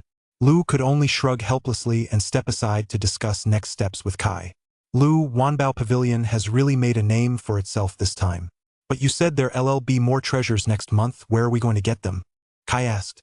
Don't worry. We won't have to go looking for next month's treasure, it'll come right to our doorstep, Lu said mysteriously. Kai asked, somewhat puzzled. Who's going to bring it? The secrets of heaven must not be revealed. Lu gave a mysterious smile and walked out alone, leaving Kai behind, still puzzled. Wait, sis-in-law, who exactly are you saying will bring the treasures? Kai turned to Li Hui and asked. You really are thick as a log. Now that the Wanbao Pavilion has made a name for itself, releasing one masterpiece every month, all the big collectors will be coming. So, do you think anyone might come to our auction house? Li Hui tapped Kai's head with a finger as she spoke. That does make sense. Kai nodded. Sure enough, as soon as the auction ended, not long after Lu had walked out, someone followed him. The man was a collector who had attended Kai's auction. His name was Li Lianhai. To have attended this auction, he naturally possessed both the clout and the reputation, though his financial resources weren't quite as substantial as Wang Shuolin's. Mr. Li, I recognize you. Is there something you need? Seeing someone approach to greet him, Lu knew a business opportunity had presented itself. So he quickly stepped forward, shook Li Lianhai's hand, and said, Little Lu, were you satisfied with the auction? At first, Li Lianhai maintained his composure, chatting with Lu about all sorts of topics. It's not really about success or failure. As you know, my main goal with this auction was to promote Treasure Vault. I've already had the auction floor recorded, and once it's edited into a promotional video, I plan to establish Treasure Vault as Beijing's premier boutique auction house holding auctions once a month. Everything offered by Treasure Vault will be top quality. By then, more and more collectors will come here, and I'll make sure everyone's visit is well worth their while. Lu didn't miss the opportunity to promote Treasure Vault. If you have great items to offer every time, that's naturally no problem. It's just that Li Lianhai began to explain the reason he sought out Lu. Mr. Li, please rest assured. We'll certainly be able to find genuine treasures to present for everyone's appreciation. If you're interested, I actually have a few pieces in my collection that I'd like to sell. Would it be convenient for you to come by and take a look? Li Lianhai finally got straight to the point. We aren't exactly short on items right now, Mr. Li. As you know, we at Treasure Vault have our own rules. If you truly wish to enter your collection into the auction, please bring it over. I'm no expert, but I'll take a look to see if it qualifies as a premium lot for our auction. With the help of the treasure hunt system, money to Lu was nothing more than a number that accumulated over time. What he needed now was clout, so he wouldn't go around to every collector's home to appraise their items like a merchant would. There was simply no need for that. Humph, ungrateful. Young people these days really have no sense of humility at all. Li Lianhai stormed off in a huff. While he couldn't stand Lu's attitude, there were certainly others who could. Lu wasn't worried about a lack of clients even if no one came knocking with treasures. He could seek them out himself. It wasn't all that difficult. It was just that he had bigger goals. Now that his life had taken a turn for the better, he couldn't just coast along like he used to. The top priority is still to get my health back on track. Lu suddenly remembered he still had an underlying health issue. The system had provided some medicinal herbs last time, but he hadn't fully recovered after taking them. This time, he planned to use his free time to find some more herbs and get his health back on track first. Lu took out his phone and called Li Hui, instructing her not to rush into accepting anyone who wanted to offer treasures. She should just take down their contact information and wait until he returned. The reason he didn't call Kai was that Kai was swamped with work wrapping up the auction and producing the promotional video, among other tasks were all waiting for him to handle. Chapter 31. Century-old wild ginseng. Just as the street where antiques are sold is called Antique Street, the street where medicinal herbs are sold is naturally called Medicinal Herb Street. The Lin and Road Medicinal Herb Market is renowned nationwide, but buying medicinal herbs is quite different from buying antiques. If antiques are characterized by having a price but no market, then high-quality medicinal herbs are characterized by having a market but no price.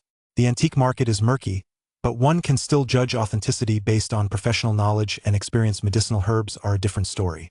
Even experts are likely to end up buying counterfeit herbs.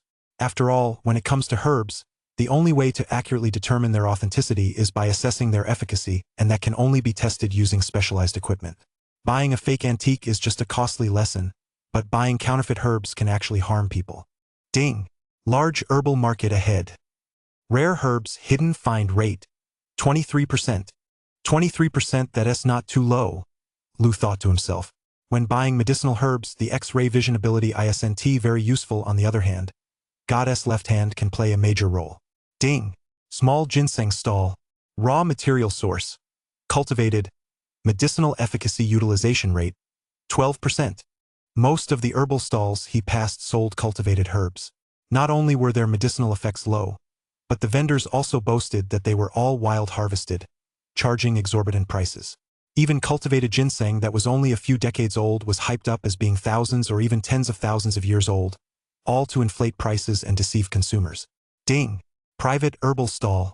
Source of herbs. Wild harvested. Efficacy utilization rate. 58%. Just as Lu approached the stall run by a young man who looked somewhat scruffy, wearing a pair of Jiefeng rubber shoes and sporting messy hair, the system suddenly issued a notification. The young man seemed disinterested in running his stall. He tossed a ragged piece of cloth on the ground, was lazily sprawled on it, a blade of wild grass clenched between his teeth, and was gazing boredly at the sky. "Hey, buddy, your herbs look pretty good," Lu said, stepping forward to strike up a conversation. The young man seemed reluctant to respond to Lu at first. He sat up, cracked his neck, and rolled his shoulders to loosen up his muscles before finally turning to look at Lu. "What's up? Looking to buy some herbs?" the young man asked Lu. Yeah. Lu thought to himself. How can this shopkeeper be so uninterested? Why else would I be here if not to buy herbs? What kind of herbs? What ailment are you treating? The young man asked next. I'm just browsing, might buy a little something. Lu thought to himself, puzzled. These days, do you really have to tell the seller what ailment you're treating just to buy herbs? He certainly wasn't going to tell him what was wrong with him. Fine then, buy whatever you want. But go browse somewhere else, don't hang around here. I don't just sell to anyone. The young stall owner said bluntly. Aren't you supposed to be selling herbs here? Lu asked, a bit puzzled. I do sell herbs, but I don't just sell them to anyone. I have 3 principles when it comes to selling herbs. First, I don't sell to big pharmaceutical companies. Second, I don't sell to middlemen. And third, I don't sell to people who just buy them to take them haphazardly. The young man said, looking at Lu. Haha, he has got character. Lu thought to himself. It was truly a rare sight to come across such an eccentric character. So, how much of your herbs have you sold? The young man shot Lu a disdainful glance, lay back down on the ground, waved his hand dismissively, and said, That's none of your business. System scan and identification function activated. Lu brought up the treasure hunt system. The more he used it, the more adept he became. Ding! A total of 9 herbs with a rarity rating of F or higher, 3 200-year-old wild ginseng roots, 1 100-year-old polygonatum, 3 cat's claw herbs, and 2 wild gastrodia tubers, all around 80 years old. Young man, I can't help but wonder, where did you gather all these medicinal herbs? Lu asked. The young vendor, however, merely rolled over on the ground, turning his back on Lu, clearly unwilling to engage with him and effectively telling him to go away. Oh my! What a shame about these old mountain ginsengs that are several hundred years old. The 100-year-old paratus, and the 100-year-old gastrodia, they're all top-notch goods. Lu said this on purpose, hoping to catch the young man's attention. Sure enough, upon hearing this, the young man sat back up, his eyes fixed on Lu as sharply as an eagle hunting its prey. Are you a middleman? No. Do I look like one to you? You certainly don't look like one. Then are you a doctor? The young man asked again. No, I'm just here to buy some herbs, Lu replied. So you know a lot about medicinal herbs? I suppose so. All right then, what do you want? I want the ones I mentioned earlier. Unlike the young man, Lu wasn't the type to pass up anything of value. 2 million non-negotiable. But what the young man said next shocked Lu. What did you say? 2 million? Are you sure? Lu wondered if he misheard. That's right. 2 million. System, analyze and evaluate. Lu simply couldn't accept paying 2 million for just a few herbs. Ding! Herbal price analysis. These herbs are priceless on the market. At a collector-grade ginseng auction in another world, a single 325-year-old wild ginseng root once fetched a record-breaking 10 million.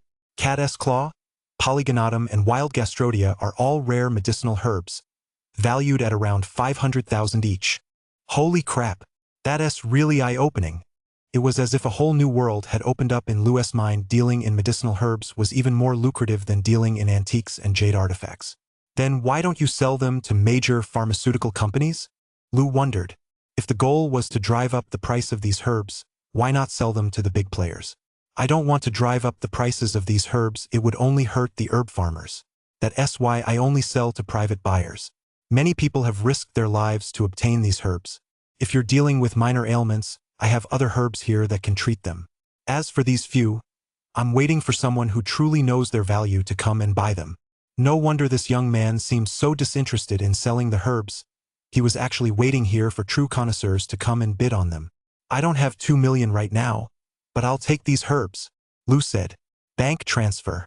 I can deliver them right to your door. Hearing that his deal was sealed, the young man perked up instantly and sat up quickly.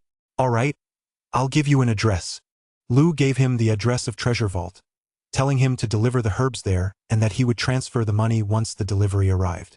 Lu suppressed the shock he felt inside and went on to select a variety of common Chinese herbal medicines at the market, most of which would aid in his physical recovery. However, aside from the herbs that young man had offered, Lu never encountered such exceptionally rare herbs again. Ah, it's truly true that rarity makes something valuable, Lu mused. Chapter 32, Memories. By the time he returned to Treasure Vault, it was nearly dark, and Lu came back carrying several bundles of herbs. As soon as he walked in, Li Hui grabbed him by the arm. This is just great. The two of us have been swamped with work, and you, the boss, went off to enjoy some leisure time. Li Hui complained. That's right, Lu. That's not very loyal of you. It's bad enough that you left me behind, but you left my wife here too. Kai had just finished his work after a full day of non-stop activity. Both Kai and Li Hui looked quite haggard. I told you, Hui is my neighbor, don't call her that. I was just out solving our biggest problem. Didn't you say there were no treasures to bid on? I went out to find some, Lu said with a smile. So where's the treasure? Is this it? Li Hui asked, holding up Lu's herbs. Not exactly these, but it's close enough, someone's bringing it right to our doorstep tomorrow. Kai, get a card loaded with 2 million ready, we'll transfer the money to them at the bank tomorrow.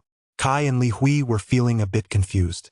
Although Jade had just won an auction, the total available assets of the treasure tower amounted to only about 2 million. Neither of them understood what Lu was up to. Don't worry, it's a sure thing. Lu smiled mysteriously. He had actually been planning to buy a house recently, but it looked like he'd have to settle for living in the store again for now. Kai thought to himself that since Lu had acquired all this anyway, even though he didn't understand what Lu was talking about, he chose to trust him and turned the car around to head to the bank. Li Hui insisted on driving Lu back to his apartment, saying it wasn't suitable to stay at the shop. Lu couldn't persuade her otherwise, so he had no choice but to go along with her and return home. Back at the apartment, Lu took out the various herbs he bought and was just about to pull up the treasure hunt system to look up how to use them. Ding! System notification. You can use the Goddess left hand feature to analyze specific medicinal effects. The system will provide the optimal combination. The treasure hunt system suddenly prompted. Goddess left hand? Well, let us give it a try. Goddess left hand, activate. Although Lu had never understood why the system had given this feature such a cheesy name, he had to admit that the feature was absolutely mind-blowing. Schisandra. The primary active ingredient is lignans, particularly Schisandrin B. The usable components of this herb are, the optimal combination is, Goddess left hand analyzed the herbs at lightning speed. Before long, it had finished analyzing all the herbs Lu was holding and provided a reasonable formula, along with instructions for use and dosage. This is so powerful. Looks like I can open a pharmacy in the future to heal the sick and save lives. I just wonder if this treasure hunt system might turn out to be a quack. Lu smiled as he simmered the herbs according to the system's instructions. Let me try taking medicine haphazardly. Haha. The next day, Lu was woken up by his phone ringing. He rubbed his eyes. It was Li Hui calling. Hey, Hui, what's up? Lu asked. Hui's voice sounded a bit annoyed. I've called you over 10 times. Can't you see what time it is? Huh. Lu glanced at the clock. It was already past 11 a.m. You completely forgot about your appointment. Someone came to deliver something to you today, but you were fast asleep and wouldn't wake up. Yeah, I don't know why either. I slept so soundly, Lu said. Kai called me a little after 10 and told me the delivery person had already arrived. I knocked on your door, but you wouldn't wake up. Lu felt a bit embarrassed. He'd really been out like a light this time. Okay, I'll be right out. With that, Lu sat up, feeling refreshed and alert. Ha ha ha. Looks like this system isn't just a quack after all. Lu chuckled, quickly getting dressed to open the door for Li Hui. What were you doing last night? It's already this late, and you're still. As soon as Li Hui walked in, she pointed at Lu and started scolding him. But before she could finish her sentence, her gaze fell on a certain part of Lu's body and she immediately turned away. Your zipper down, Li Hui pointed out. Huh. Lu quickly zipped up his pants. I have no idea what's going on in your head. Li Hui turned back around and gave Lu a suggestive smile. Hui, we'd better get going. It's not good to keep the client waiting at the door. Lu hurriedly changed the subject. Yeah, let us go. Li Hui wasn't one to lose sight of what was important, so she went straight to the car. What were you thinking about last night? You're so fired up. As soon as Lu got in the car, he realized he'd practically walked into a trap. I heard from Kai that you used to have a girlfriend who was the school beauty queen, and you had a wild, passionate youth, didn't you? Li Hui teased Lu as she drove. Hui, don't listen to that kid Kai, he's full of hot air. I'll give him a piece of my mind later. You're so fired up, bottling it up isn't good for your health. How about, as Li Hui spoke, her hands began to wander. The hand that had been gripping the gearshift soon slid up to Lu's thigh. Hui, don't joke around with me. Lu quickly pushed Li Hui's hand away. He really couldn't handle it. Haha, are you shy? It's a good thing for a young guy to have so much energy. Alright, I won't tease you anymore, Li Hui said. By the way, you said that person is delivering a treasure right to our doorstep today. I wonder what it could be. Li Hui asked as she pulled a bag of snacks from the back seat and tossed it to Lu. You'll find out when we get there. I can't really explain it to you here. Lu was genuinely hungry. He tore open a few snack packets and shoveled them into his mouth. Slow down. It's just one missed meal. I senti it? You're a young man, is it really that bad? Look how hungry you are, it's not like anyone else going to steal them from you. Li Hui said with a laugh as she watched Lu's eating habits. A man's body is like iron, and food is like steel. Skip one meal and you'll be starving, Lu called out, chewing on his snacks. Ah! Li Hui chuckled, and Lu noticed a hint of bitterness in her smile. Hui, aren't you planning to find someone else? Lu asked. Find someone? Why would I? What good are men anyway? I'm doing just fine on my own. Why would I go through all that trouble just to find another one? I think I've heard them say that your older brother never came back after he left, and there's been no word from him. Did something really happen to him? Lu had never asked Li Hui about this before, but seeing her seem a bit sad today, he couldn't help but ask. He is dead, Li Hui replied. What did your older brother do? How come he never came back after he left? That scoundrel. Officially, he was in the herbal medicine business, but really he was just a poacher and herbal digger, Li Hui said. Chapter 33, Li Hui's husband. In the herbal medicine business? Such is life, it's no coincidence that Lu had recently been planning to get into the herbal medicine business himself. A few of them went deep into the mountains and old forests to find herbs. It was a life or death situation. At first, he didn't tell me, but later one of his brothers let it slip. He was so selfish. Why didn't he tell me? Are his brothers more important than me? Tears began to glisten at the corners of Li Hui's eyes. I am sorry, oui. I shouldn't have asked, Lu said sheepishly. It's okay. I've long since let it go. It's all in the past. The atmosphere in the car grew awkward. All the way to Treasure Vault, Lu didn't ask any more questions, and Li Hui didn't say a word either. Wow, you're finally here. Everyone's been waiting impatiently, Kai said as he ran over the moment they got out of the car. Wait, what's wrong with you? We clearly agreed on 10 a.m., and it's almost noon now. You! The young man running the herbal medicine stall also came out and called out to Lu. Just as Lu was smiling and about to apologize, the young man seemed to freeze, staring straight at the space behind Lu. Hey, what are you spacing out for? Lu waved his hand in front of the young man's face to snap him out of it. Sis-in-law! The young man suddenly shouted. Lu was taken aback by this sudden exclamation of sis-in-law. When he turned around, he saw Li Hui standing there in a daze, her face streaked with tears. Lu, what's going on here?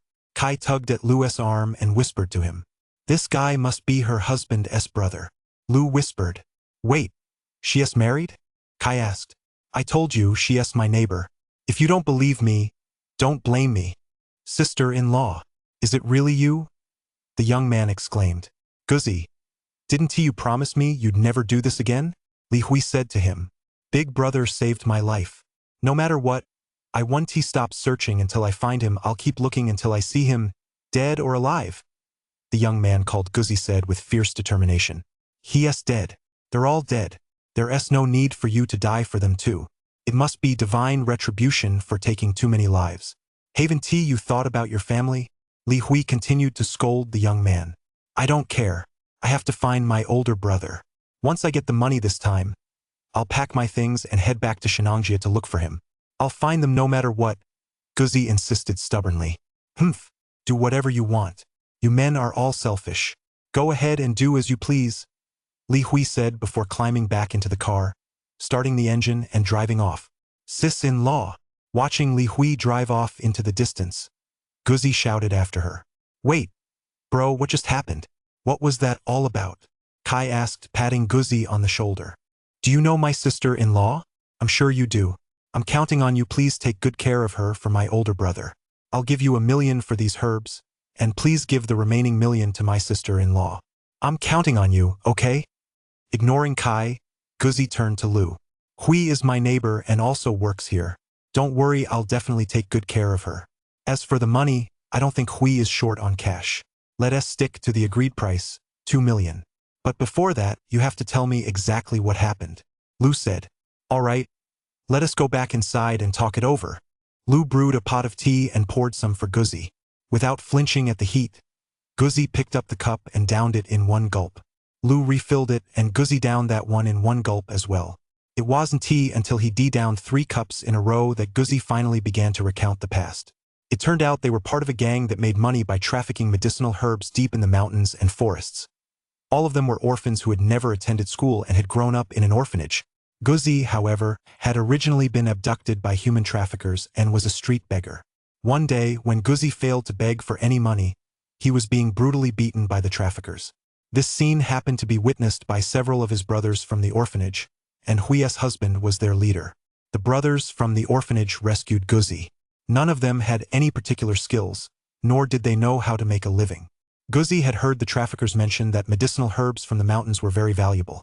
So the group decided to go into the mountains to gather them for sale. After all, there are no mountains in Beijing. They stowed away on a train and headed deep into the Taihang Mountains. Along the way, when they were hungry, they go to restaurants to eat other people's leftovers. When they were thirsty, they drink water from toilet pipes. They wouldn't let Guzi beg from others. The eldest brother insisted they had to rely on themselves and live with dignity. Once they reached the mountains, they realized it wasn't as simple as they imagined. There was no food, no water, only steep mountain trails, and all sorts of wolves, jackals, tigers, leopards, venomous snakes, and other wild beasts. They supported each other along the way, but none of them knew anything about medicinal herbs. They only managed to gather a few Ganoderma mushrooms from the sheer cliffs, and by the time they started their return journey, they were all on the verge of collapse. But fortune always smiles upon those who persevere. They were fortunate enough to be encountered by an old man who had gone up the mountain to gather herbs. He gave them some food and water, and they finally began to recover. The old man was a herbalist from the village below who made his living gathering herbs. He had no children. He told the brothers that deep within the mountains, there were indeed many rare and valuable Chinese medicinal herbs, but the most precious ones were always found in the most dangerous places he, being so old, could no longer reach. The old man taught them a great deal, and in return they took care of him in his old age and saw him through to the end. Afterward, they became herbalists who made their living this way. Having all grown up enduring hardships, each of them was in excellent physical condition, and they worked together with remarkable synergy, always managing to turn danger into safety and obtain the finest herbs. Later, because they would often kill dangerous beasts that threatened them while gathering herbs on the mountain, they also sold animal pelts and the like. 3 years ago, Guzi and Big Brother got married at the same time. By then, they both had a small nest egg saved up except for old Five, who had racked up massive gambling debts. We were all people living on the edge, and each of us had our own vices. Even when the rest of us pooled our money, it wasn't enough to cover his debts. We had no choice but to discuss heading back into the mountains once more to search for medicinal herbs. Our destination was Shenangjia, a place we visited before. We remembered a spot there with several exceptionally old ginseng roots. Those very roots were the ones they mailed back to me about a year ago. That was the last time I heard from them. Since both my older brother and I had just gotten married at the time, we all agreed that I should stay behind to take care of both households. But exactly 1 year ago, my older brother and I completely lost contact with them. Guzi was originally going to go to Shenangjia to look for them, but his wife was pregnant and the baby hadn't been born yet. Li Hui also urged Guzi not to go, so he put it off for a year. Chapter 34. The Journey, Part 1. Guzi had originally planned to go to Shenangjia to look for them, but his wife was pregnant and the baby hadn't been born yet. Li Hui also advised him not to go, so he put it off for a year. Now that Guzi's child had been born, he intended to let Li Hui know, but she had moved. He reasoned that since Big Brother and the others had mailed those ginseng roots back, they must have been in the city at the time, not deep in Shenangjia. As for why they lost contact afterward, he didn't know, but as long as there was even a sliver of hope, he was determined to make the trip. What a man of honor! After listening to Guzi's story, Kai couldn't help but clap his hands and exclaim, I'd like to go check out Shenangjia too. Can you take me with you when you go? Lu said after pondering for a moment. What? Lu, you're not like them. They're professionally trained. If you go, you're asking for trouble. Kai hurried to warn him. Don't worry. I'm not going to get myself killed. I'll just treat it like a vacation. It'll be nice to go and take a look from the sidelines. Lu told Kai. In truth, Lu had already made up his mind. He was going deep into Shenangjia. As for the reason, he wasn't entirely sure himself, he just felt he had to go. There was something there that was very important to him. This feeling was incredibly strong, yet indescribable and inexplicable. All right then, I'll go with you, Kai said, patting his chest. That won't work. The treasure vault just opened, and someone has to stay behind to run the shop. I'll ask Chi and Professor Long to come over and help with the appraisals, and your father can help you too. As for the source of the treasures, I'm sure people will be lining up to bring them in. I'll just head out for a bit to see if there's anything good over there and bring some back, Lu said. Originally, Lu had planned to auction off those 3 wild ginseng roots, but out of consideration for Hui's feelings, he ultimately decided to deliver them personally. Lu sent one of the wild ginseng roots and some gastrodia to Wang Shualin. Those 2 items alone fetched 2 million, and Wang Shualin was very grateful to Lu, promising to look out for the treasure vault's business in the future. Lu divided the remaining wild ginseng into 3 portions, sending one to Qi and asking him to help Kai appraise treasures while Lu was away. Upon seeing the wild ginseng, Qi immediately agreed. Such wild treasures are gifts of nature, and their numbers in the world are limited. Especially for someone of his advanced age, it was something many people could only dream of to obtain such a treasure capable of prolonging life. As for Professor Long, Lu told him that he could take photographs of and study any treasures brought to Treasure Vault for appraisal in advance. Upon hearing this, Professor Li expressed his willingness to assist at Treasure Vault. There was also a piece of wild ginseng. Lu used a recipe provided by the system to prepare a medicinal dish, which he gave to Li Hui. After all, it had been dug up by Li Hui's husband and his companions, and Li Hui had taken care of Lu all these years. Since Lu was leaving and didn't know when he would return, he gave her the medicinal dish to help keep her healthy. The last portion, of course, went to Kai. Kai would surely give it to his father after all. Kai was as strong as an ox and had no need for such things himself. With the remaining old mountain ginseng, Lu used the formula provided by the system to make medicinal pills. The system had stated that these pills could save lives in critical moments, so Lu planned to use them as emergency medicine for his trip to Shenangjia. An entire root of old mountain ginseng yielded just 2 pills. Lu got in touch with Guzi and told him he truly wanted to go to Shenangjia with him. Guzi agreed. After all, 2 people were certainly better than 1. After setting a time, Lu spent the remaining days wandering around the antique market, adding 2 or 3 more antiques to his treasure vault. Autumn had arrived. The red leaves at Fragrant Hill danced in the breeze, as if a shower of red fireworks were falling from the sky, blooming in splendor and fading away in splendor. Sitting with Hui under a long pavilion on Fragrant Hill, Lu suddenly felt a pang of homesickness. It had been a very, very long time since he called home. He hadn't returned home since starting college. To be precise, he didn't have a home. There was another reason he wanted to visit Shenangjia after hearing Guzi's story. He, too, was an orphan.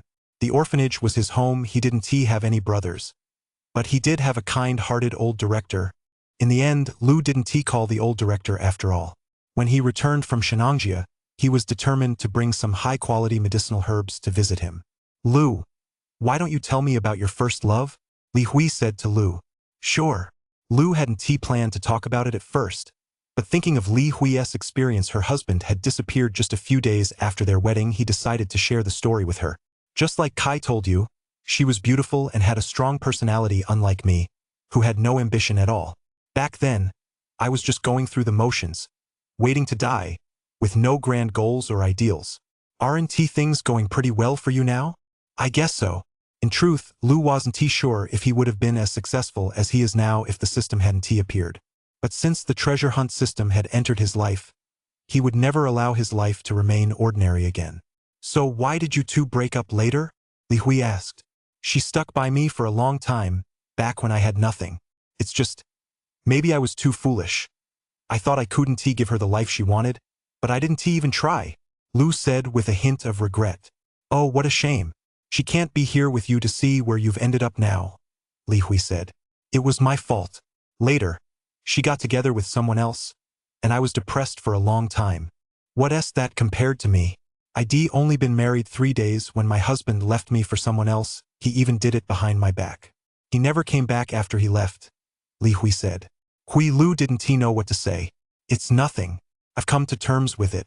I'll never be with another man for the rest of my life. What's so bad about being on my own? Li Hui said to herself. Maybe he's not dead after all? Lu said. So what?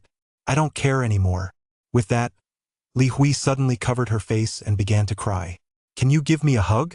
Lu hesitated for a moment, but then reached out his arms and pulled Li Hui into a hug. They stayed like that, saying nothing until a long time later. When Li Hui fell asleep, Lu held her without moving. She had always been so strong. But now she was simply too exhausted. You're a great person, so much better than him. Always remember, no one ever lives just for themselves. Li Hui woke up, lifted her head, and said to Lu. Chapter 35. The Journey, Part 2. It's getting late. Let us head back. Li Hui said as she stood up and turned to Lu. A red leaf fluttered down onto Lu's head. He glanced at the afterglow on the horizon, unsure what would happen to him on this trip to Shenangjia. Even with the System's help, would he face the same dangers as Li Hui's husband and his companions? The Lu of the past would certainly never have taken such a risk. But now, he no longer wanted to be a good-for-nothing just drifting through life. Heaven had given him this system and with it, a chance to start over. How could he not cherish it? Let us go, Lu said. In fact, today was his last day in Beijing.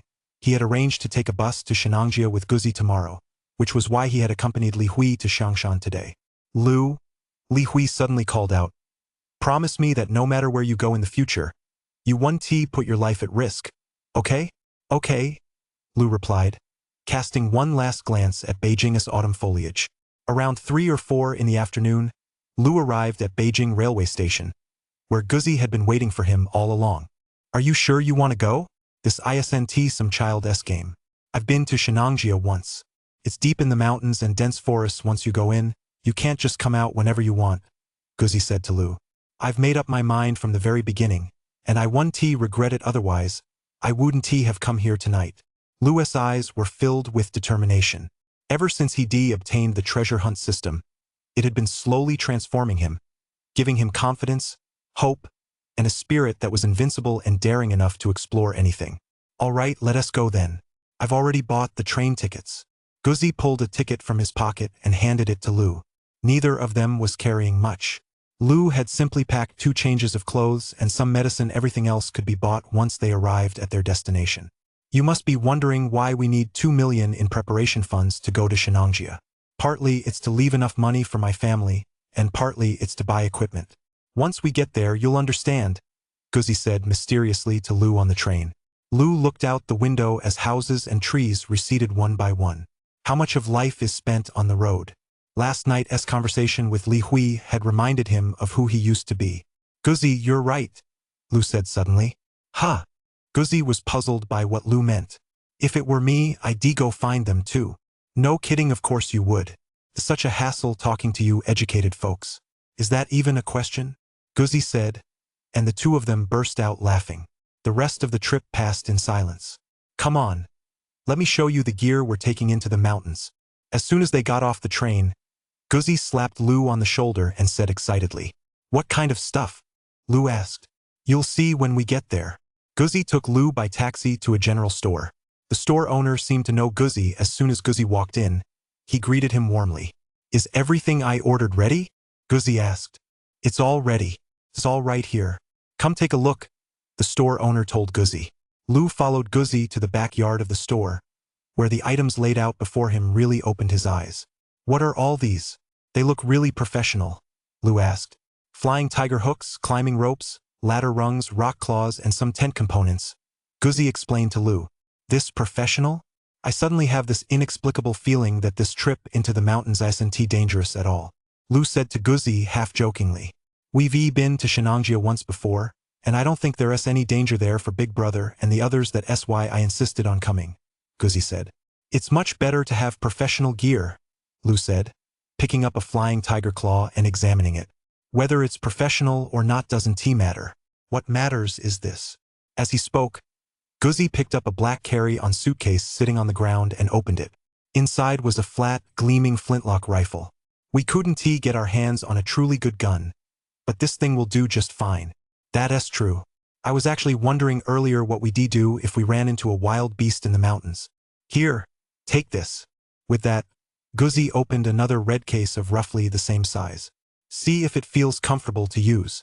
Inside the case was a handheld crossbow, compact and lightweight, perfect for someone like Lu who'd never been into the mountains before. Baldy, my older brother last came here a year ago, right? Guzzi asked. Ever since he came by last time, I haven't been able to reach him by phone, the general store owner told Guzzi. Okay. Get me 2 more big wolfhounds. They're all ready, but with just the 2 of you, I sent that a bit too few people. It's enough. No problem. Guzzi patted the grocery store owner on the shoulder and said to him. It turned out that for the past 2 years, Guzzi's older brother Li Hui's husband had been using this place as his base of operations. No wonder Guzzi was able to find this spot. All right, I'll handle the rest myself. I've been here once before, so I know the way. We'll stay here tonight and head into Shenangjia tomorrow. Think it over carefully. If you change your mind, this is your last chance. Guzzi said to Lu. Don't worry. Since I'm here, I'm mentally prepared. Lu wasn't the type of spoiled rich kid. He was an orphan too. Although he hadn't roamed the streets like Guzzi and his crew, he certainly wasn't someone who couldn't handle a little wind and rain. Back in the room the bald grocery store owner had arranged for him, Lu took out his phone to recharge it and look up some information about Shenangjia. By the time he arrived there tomorrow, he figured his phone would likely lose signal. I wonder if my treasure hunt system will still have a signal, Lu suddenly thought to himself. He wondered exactly how his treasure hunt system transmitted information to him. Lu had 2 main objectives for this trip to Shenangjia. One was to see if he could help Hui find her husband's body, and the other was to locate some ancient Chinese herbs. These could be purified through his system's goddess left hand. To achieve astonishingly potent medicinal effects, he was simply hampered by a lack of raw materials. A major reason for venturing into the Shenangjia Mountains this time was to find medicinal herbs similar to the wild ginseng Guzzi had given him. To others, such herbs might be nothing more than health supplements, but in his hands, they could truly be transformed into miraculous elixirs. Shenangjia, here I come, Lu murmured to himself. Chapter 36. Entering the Mountains. After a good night's sleep, they woke up the next day well-fed and well-rested. Once all preparations were nearly complete, Guzzi told Lu it was time to set out. Although it was already late autumn, the midday sun was still scorching.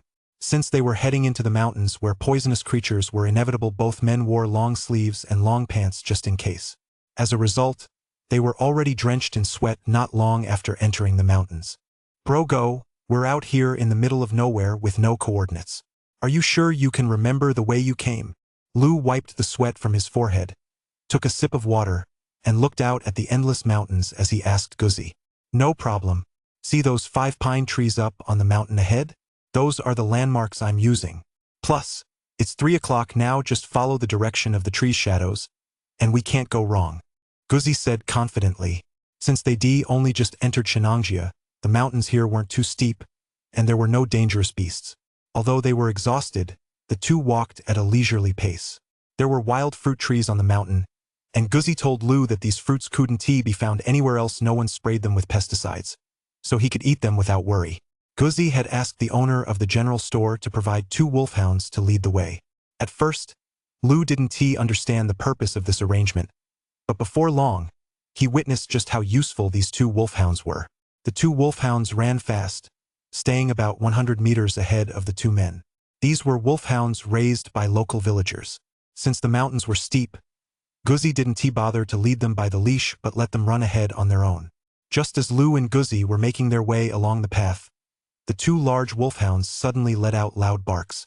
The 2 hurried over to investigate and found a large, red and white patterned python lying in the grass. If it hadn't been for the dog's discovery, the 2 of them might well have been attacked by the python. Guzzi had extensive experience venturing into the mountains, which proved crucial. If Lu had come here alone, he would likely have lost his bearings long ago and had no idea which way to go. When traveling through deep, dense forests like this, a sense of direction is paramount. When they first entered the mountains, the terrain was relatively open. Even if Lu couldn't pinpoint the exact direction, he could at least see the sun and tell north from south, east from west.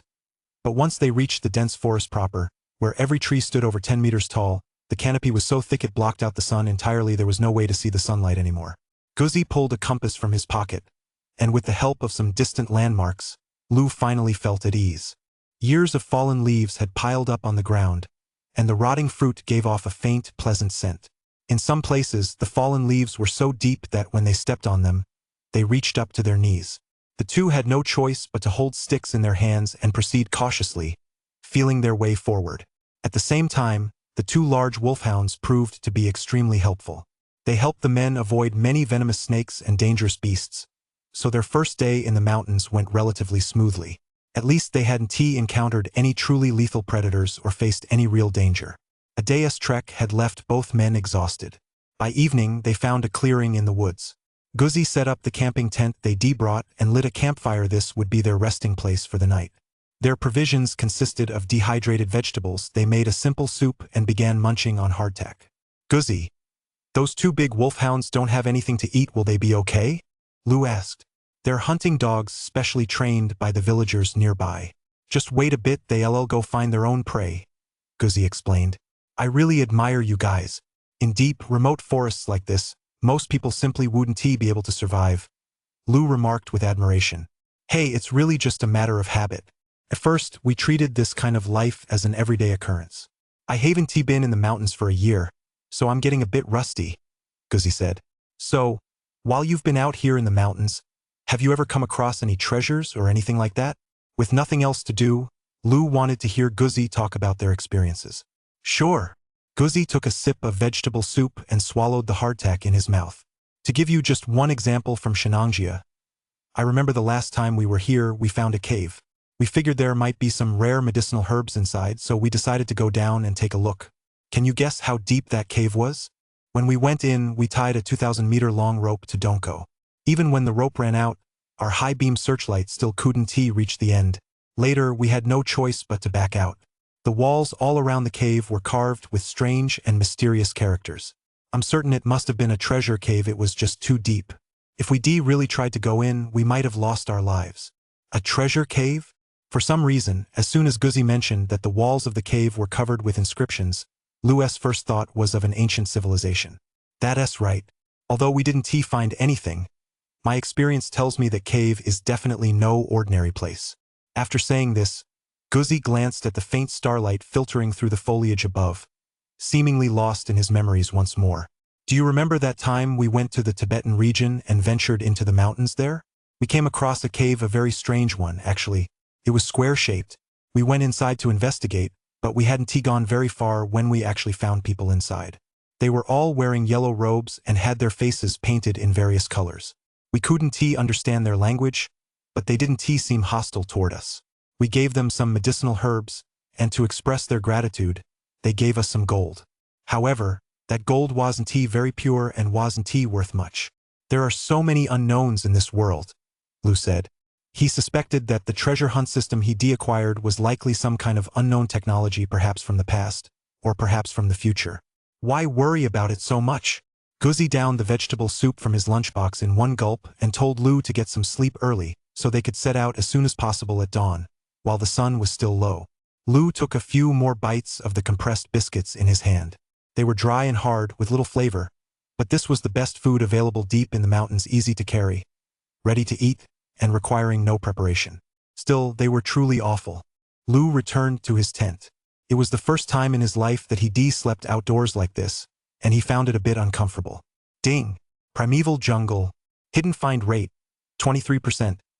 Just as Lu was about to lie down to sleep, the system suddenly prompted him. There is a rare medicinal herb within 20 meters. The specific variety requires further identification. Oh! Lu felt a twinge of curiosity. 20 meters was about the size of the clearing where they were camping, so it wouldn't hurt to take a look. Lu stepped out of the tent with his flashlight and began searching the area. Chapter 37. King 1's Pen. Ding! A rare medicinal herb within 10 meters. Oh, so it can be used this way. Lu suddenly realized that although the system couldn't pinpoint the exact location of treasures, it would always provide a prompt once he got close to one. By narrowing down the search area bit by bit like this, it was practically the same as having a GPS system. Lu continued searching with his flashlight. The range indicated by the system grew smaller and smaller until finally, he zeroed in on a plant right in front of him, one that looked quite peculiar. It resembled a small mushroom sprouting from the moon, yet it had a long, slender stem. Lu had never seen anything like it before. Is this it? It looks like a poisonous mushroom, not exactly a rare Chinese herbal medicine, Lu thought to himself, but since he found it, he naturally had to appraise it. Activate the appraisal function. Ding! Appraisal system activated. Analyzing. Rare Chinese herbal medicine. King Wen S brush. Extensive growth area. Estimated value. Approximately 20,000 renminbi. The System S prompt echoed in Lu's mind. Just these little mushrooms? They're worth 20,000 renminbi? Looks like the herbal medicine business is really lucrative, even more profitable than dealing in antiques. Lu thought to himself as he browsed the information the system provided about this herb. King Wen S brush, that's quite a strange name.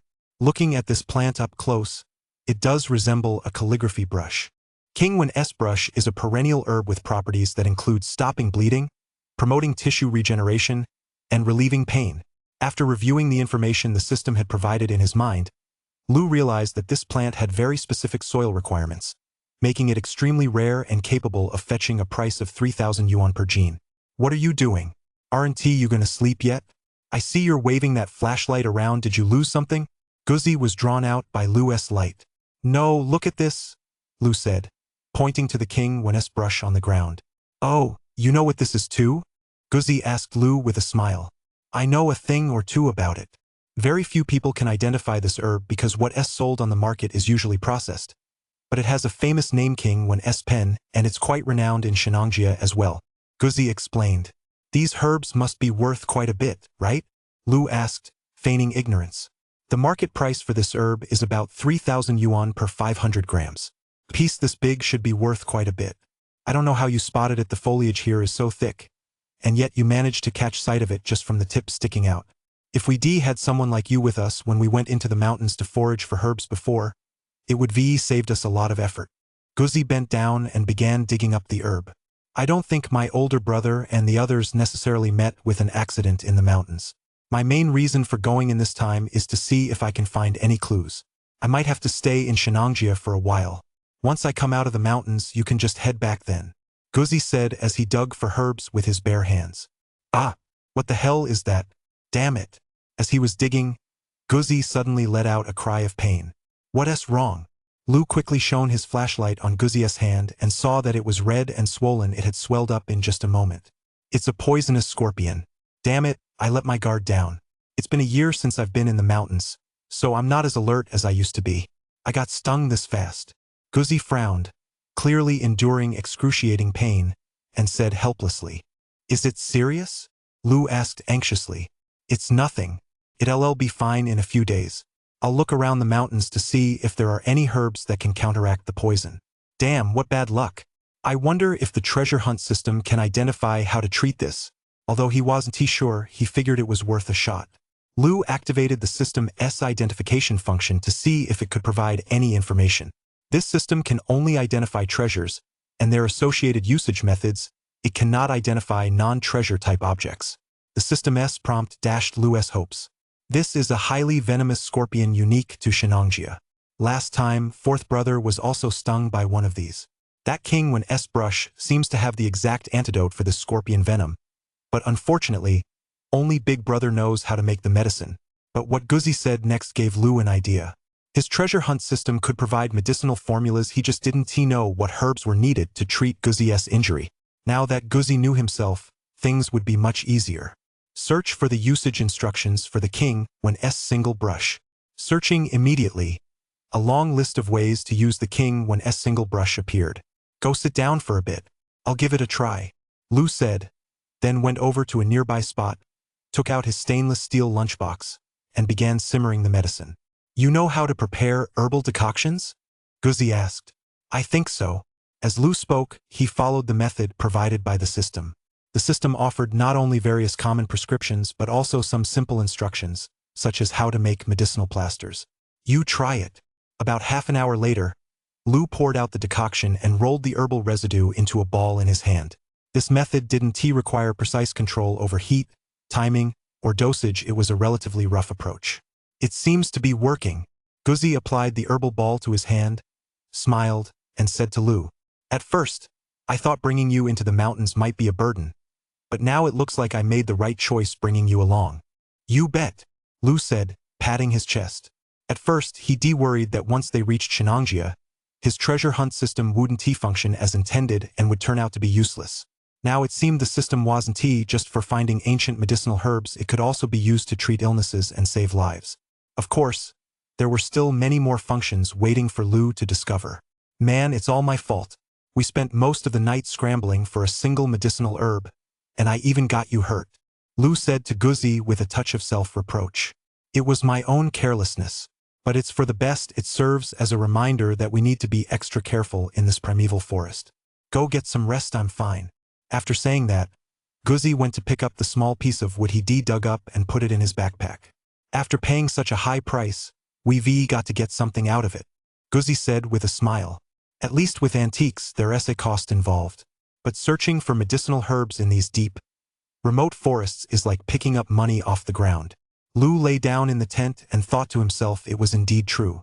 In a primeval forest like this, there was no shortage of all kinds of rare medicinal herbs. It was just that those searching for them couldn't locate where they were. Lu's treasure hunt system, however, was like a pair of divine eyes, able to truly shine here. Chapter 38, Peril. The boundless primeval forest was shrouded in such profound silence at night that one could hear the rustling of the grass.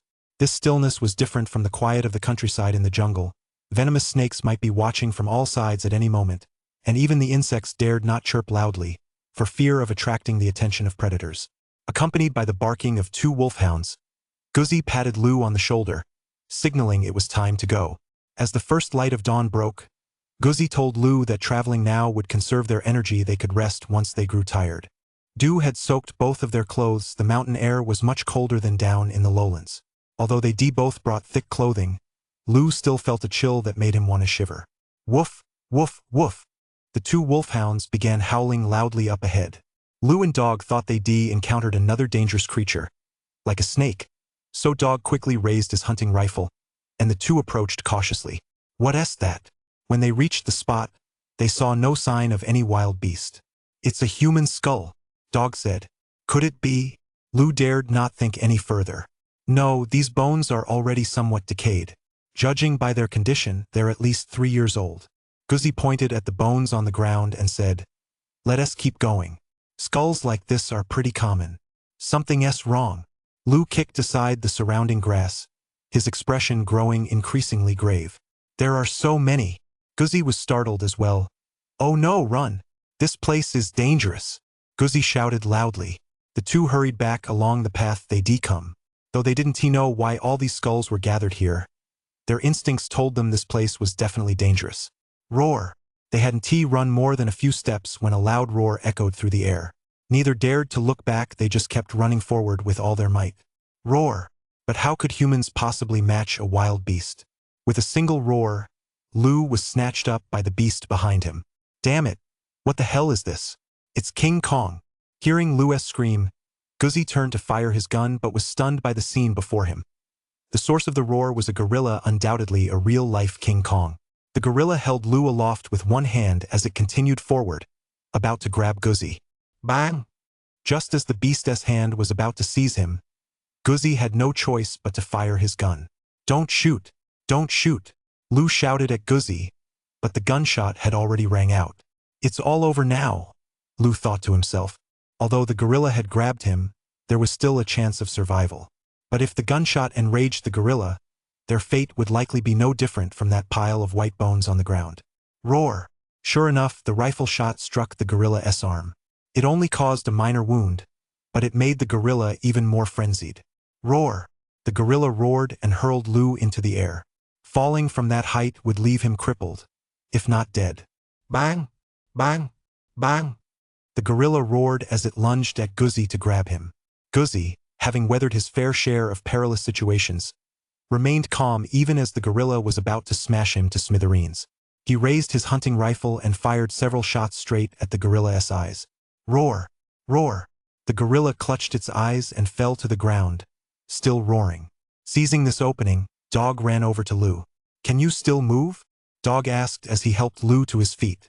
Cough, cough, cough. No, I can't move right now. You run first, I'll catch up right away. If they hesitated any longer in this situation, neither of them would make it out alive. Okay, wait here. I'll run a bit farther away and fire a few shots to lure that beast away, Dog said. Okay.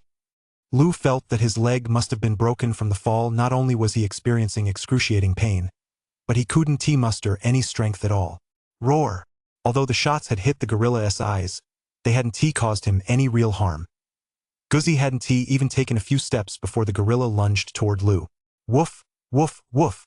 At the critical moment, the two large wolfhounds charged forward and sank their teeth into the gorilla's leg. Roar! The gorilla went berserk, swinging its leg to fling the two wolfhounds aside.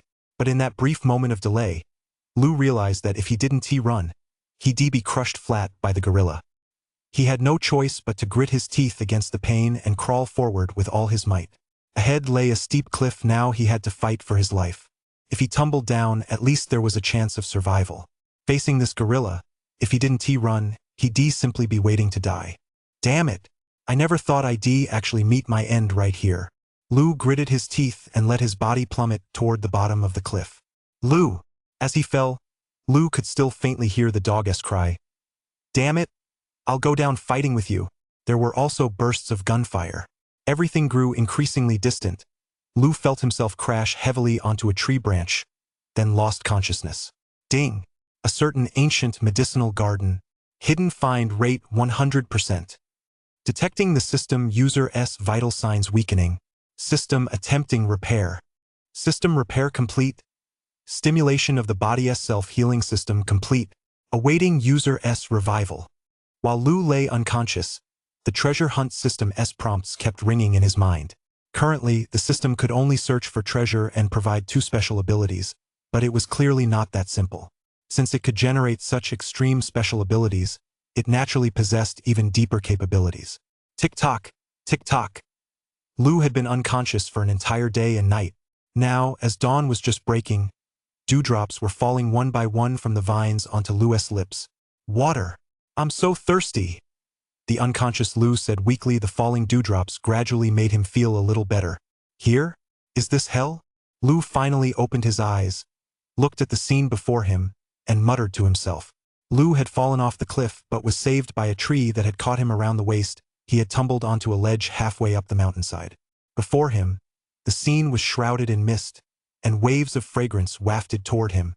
Is hell this beautiful? Or have I gone to heaven? Come to think of it, I've lived for over 20 years without doing too many bad things. I must have made it to heaven.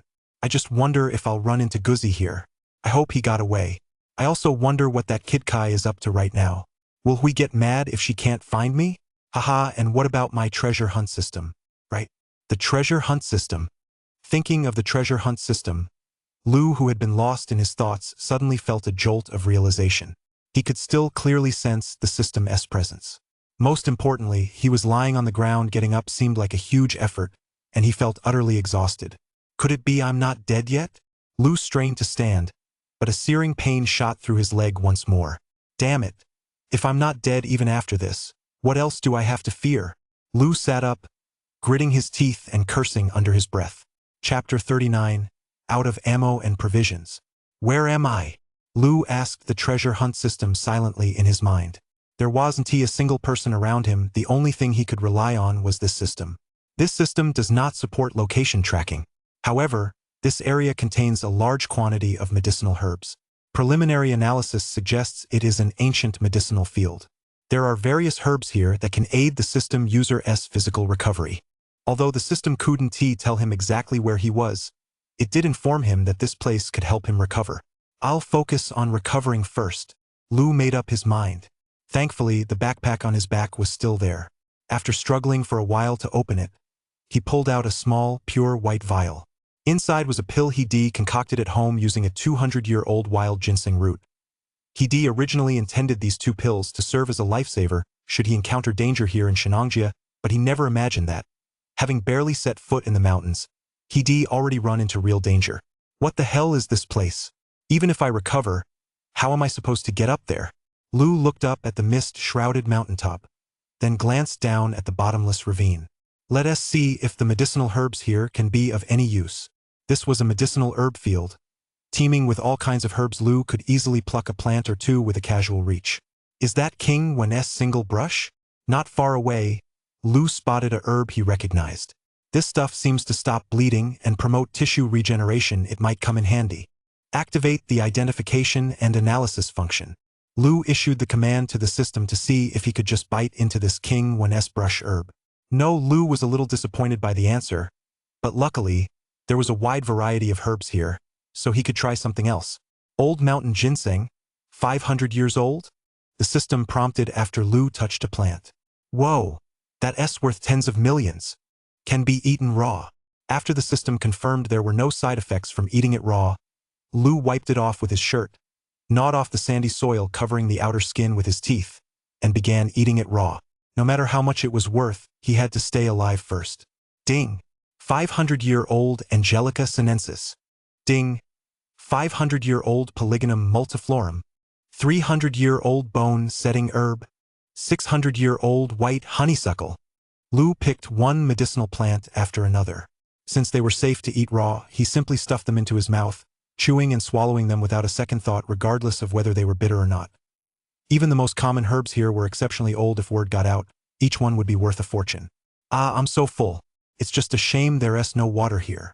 Lu had stuffed himself with herbs until he was stuffed to the brim. With no water to drink, his only option was to collect the early morning dew from the mountains, which was a major problem. Never mind. I'll just lie down for now. There's nothing I can do anyway. With both legs injured, Lu couldn't stand up and had no choice but to lie there and wait to recover. After lying there for another full day, Lu finally felt a little more energetic, but his stomach ached terribly. With both legs broken, even going to the bathroom was a problem. Urinating was still manageable, but this... Damn it! Ah! Lu gritted his teeth, enduring the excruciating pain as he struggled to stand up. He heard a crisp crack of bone, and just barely managed to get to his feet. Where is it? As soon as he stood up, Lu noticed what looked like a cave faintly visible behind this medicinal herb field. He hadn't been able to spot it before because he'd been lying on the ground the whole time. Ah, I guess even the best things shouldn't be overindulged in. After taking care of his business, Lu found a stick to use as a cane and headed toward the cave ahead. There was no light inside the cave, but luckily, Lu had a powerful flashlight in his backpack. Just inside the cave were several stone benches and a stone table. Though roughly crafted, it was obvious at a glance that they had weathered the test of time. Ding! Pre-civilization era stone table. 5,300 years old. Exact value unknown. Lu was stunned. This was truly a relic of an ancient civilization. There was no telling how deep the cave was even when Lu shone his powerful flashlight into the darkness. He couldn't see the end. What kind of place is this? Lu had trouble walking, so he had no intention of venturing into the cave just yet. He simply wandered around the entrance. Strange symbols were carved all around the cave walls, which Lu naturally couldn't decipher. After looking around, he found nothing else besides a few stone benches. It's good to have a cave, at least it offers shelter from the wind and rain. Right now, water and firewood are major problems. I do have a small amount of water and solid fuel in my pack, but that's probably only enough to last a day, Lu thought to himself. He was currently halfway up the mountain with nothing to rely on. Even if he had countless precious medicinal herbs, what good would they do? Wouldn't he still be sitting on a treasure trove with no way to use it? He could collect water from dew in the mornings here, dew formed on the sap of vines and medicinal plants. With this in mind, Lu went out to check beneath the vines growing on the rock walls to see if he could find any water. Sure enough, there were small amounts of water beneath them.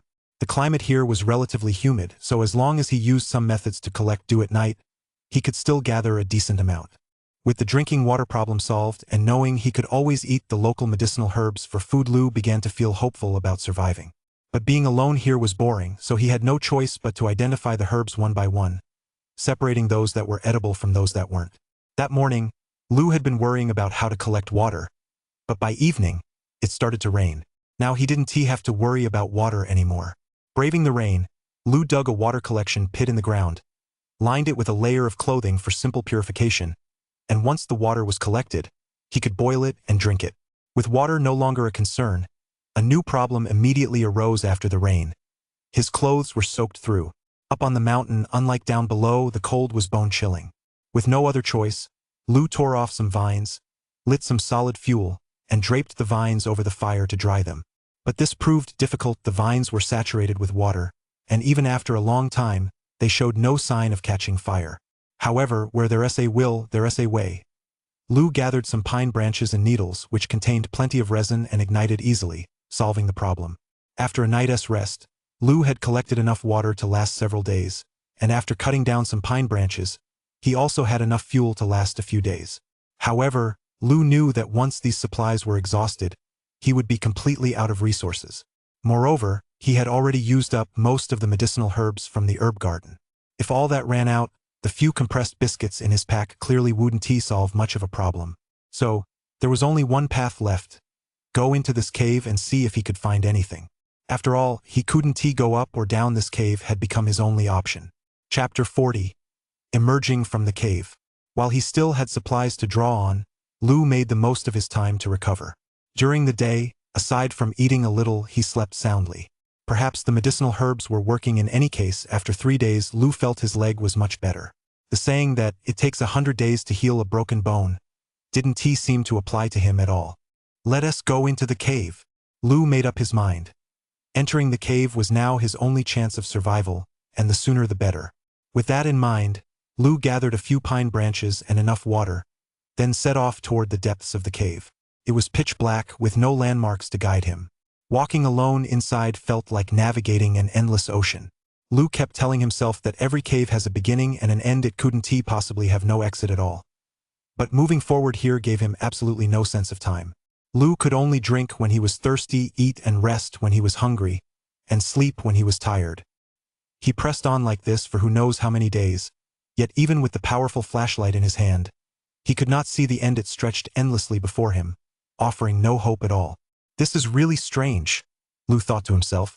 I don't know exactly how long I've been walking, but my feet are covered in blisters. I must have covered at least 10 kilometers by now. Even if I've walked straight through an entire mountain, as long as it isn't horizontal, I should be close to the end by now, right? Oh well, I'll just have to keep going. There's no other choice. Even though Lu felt a bit discouraged, he had no choice but to keep walking. After all, if he stayed here waiting, it would be a dead end. With the treasure hunt system by his side, his future was bright. He had no intention of dying here. Ding! Rare metal element detected. Further identification required. The system prompted at that moment. But Lu was in no mood to hunt for treasure right now. All he could think about was getting out as quickly as possible. Glancing at the 2 or 3 compressed biscuits left in his bag and the dwindling water supply, panic began to set in. Could it be that this cave really had no end? Lu had no choice but to keep his head down and press forward. He hadn't gone far before the system's alert sounded again. Ding! Rare metal element detected. Further identification required. Lu assumed there might be rare metals in many parts of the cave, so he didn't pay it much mind and kept walking forward. After a while, the same alert sounded again. Could it be that I've been walking back and forth the whole time? Going back and forth, only to end up right back where I started. The system's repeated alerts made Lu suspicious. If that were the case, he'd truly never reach the end, but why did it always seem like he was moving farther away? There was absolutely no sense of direction here. If he were going in circles, that would mean he was walking a curved path, but the cave appeared to lead straight ahead. Lu made a hole in the cave wall, stuck a pine branch into it, tore off a large piece of his clothing, and wrapped it around the branch. He lit the branch on fire, then continued walking forward. If he could see the light soon, it would prove he had been going in circles. As it turned out, his hunch was correct. After walking for a while, he saw the light, but it was no longer a single point. It was a vast expanse of light. As he drew closer, however, he realized it was still just that one torch. There was no vast expanse of light at all. What's going on here? Lu began to wonder. If he'd been going in circles the whole time, why hadn't he noticed? Wait a minute, the glow. The patch of light, what about the light from my flashlight? Lu suddenly thought. Lu walked over to the torch and examined its light closely. Up close, it looked exactly the same as the patch of light he'd seen earlier. What's going on? Why is this happening? This defies all scientific principles. Lu muttered as he crouched down on the ground, trying to figure out why this was happening. Was the light beginning to diverge? Up close, it had become a single point of light. This was indeed baffling. If that were the case, then he'd been walking with his flashlight the whole time, and the path he'd taken was illuminated by its beam. But if the light wasn't traveling in a straight line, was the path beneath his feet still straight?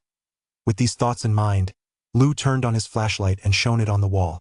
The snow-white light hit the uneven, pitch-black cave wall without careful observation. It was hard to notice any change. But upon closer inspection, the light had indeed grown weaker and more diffuse. Lu repeatedly shone the bright flashlight beam onto the ground and then onto the wall, constantly comparing the two. This wall absorbs the light, or rather scatters it and reflects the beam. It causes the light, which was originally a straight line, to become curved. I just don't know what this wall is made of. It can not only diffuse the light but also absorb it. That's kind of interesting. Once Lou had confirmed his theory in his mind, he came up with a plan. Since the walls would mislead him, he wouldn't shine the light on them or look ahead, he'd simply rely on his feet to move forward. The cave was quite flat, so even without light, there was no danger. After all, he couldn't find the exit anyway. Although he wasn't sure if this was the right approach, he had no choice but to give it a try. Lou put away his flashlight and began walking forward in the darkness, guided solely by his senses. The cave was pitch black, he had absolutely no idea what lay ahead. He used a pine branch to feel his way, inching forward bit by bit like a blind man. What's that? After walking for an unknown distance, a bright light appeared ahead. Having been in the dark for so long, Lou instinctively shielded his eyes with both hands. The moment he saw it, the light was blinding. The source of the light was, of course, the cave's entrance. Although he didn't know the cave's layout, it had led him in circles. It was true that seeing wasn't always believing. Seeing that the cave entrance was not far off, Lou quickly gathered his strength and pressed forward. He had no idea how long he'd been walking, but he knew his water was nearly gone and he'd eaten all his compressed biscuits. If he didn't find the exit soon, he feared he would meet his end right there. Fortunately, however, there's always a way out even in the most desperate of situations. There remains a glimmer of hope. He owed this realization to his system, which had alerted him to the presence of rare metal elements. The repeated warnings had made him suspect he was going in circles, and that's what led to his subsequent discovery. I wonder how Guzzi is doing? If the other side of the cave is like the entrance, also halfway up the mountainside, then I'm probably truly in a desperate situation. Lou thought to himself. But he truly had no other choice. He couldn't climb the mountain's sheer cliffs, nor descend the steep ridge. This cave was his only option to venture into and take a chance. Finally, I'm out. Lou rubbed his eyes vigorously. They were stinging and watering from the sudden exposure to sunlight, and surveyed his surroundings. Chapter 41. Encountering the Vajra again. This was definitely not halfway up the mountain. Although thick fog swirled before his eyes, when Lou closed his eyes and took a deep breath, he could even smell the fresh scent of fruit trees in the air, which made his stomach growl after days of subsisting on hardtack. This proved that fruit trees could be found here, which meant there would be no shortage of food. As for water, the moment he stepped out of the cave entrance, Lou felt a wave of moisture wash over him, and the sound of rushing water reached his ears. Although he couldn't see it, he was certain the water source was nearby. It must have been around morning. The fog was so thick that he could barely make out anything less than a meter in front of him. Lou had no choice but to walk forward, guided by the sound of the flowing water. If he could find the water source first, he should be able to find food as well. The early morning mist and dew in the mountains had soaked Lou's clothes. He had already set fire to his thick outer garments, and now he was shivering even more from the cold. Fortunately, the sun was gradually beginning to dispel the mist, and as the mist slowly cleared, the view before him cleared up, and he could clearly see the rushing water not far ahead, a mountain spring cascading down the slope and pooling into a small pond. Huh? What's this? Lou kicked something box-shaped at his feet, and there was a clang. Lou bent down and examined the box he kicked closely. Wiping away the moss that had grown all over the box, Lou smiled as he looked at this so-called box in his hands. A tin can. So this must be the cave Guzzi mentioned back then. I never expected it to actually be an ancient ruin. Guzzi and the others were right after all. It's just a shame they didn't manage to find the vast medicinal herb field on the other side of the cave. Otherwise, they'd have struck it rich. It's also a good thing they tied ropes around their waists. Otherwise, venturing deep into this cave, they might have ended up just like him, unable to find their way out. Lou had already ravaged that medicinal field clean. He still had a few half-chewed roots and stems in his backpack. If people on the outside found out that Lou was eating these rare medicinal herbs as food, they'd surely cry out that he was squandering nature's bounty. Mist rose in wisps from the pool before him. Lou reached out to test the water. To his surprise, this pool was actually a large hot spring. A hot spring was just what he needed to drive away the chill. Lou stripped off his clothes and jumped into the pool. An instant wave of relief washed over his entire body. Nothing felt better than soaking in a hot spring when he was exhausted and cold, though if there was one thing that could top it, it would be a little more food. SSSS, just as Lou was closing his eyes to rest and enjoying the most peaceful moment he had since entering the mountains, a strange sound reached his ears. After days of trekking through the mountains, Lou had become infinitely more vigilant than before, so he opened his eyes immediately. Hiss, hiss! A large gray-brown snake was lifting its head to look at Lu. Its bulging belly clearly showed it had just eaten. It was staring at Lu. Likely because, in all its years of life, it had never seen a creature that looked like him. A feast is in store. Under normal circumstances, Lu might have been so frightened by this snake over a meter long that he would have run away immediately. But for him, ravenous as he was, this was nothing short of a godsend. Lu reached for a rock beside him and slowly crept toward the snake that was staring at him. Hiss, hiss! Seeing Lu approach, the large snake arched its body and flicked its tongue at him menacingly.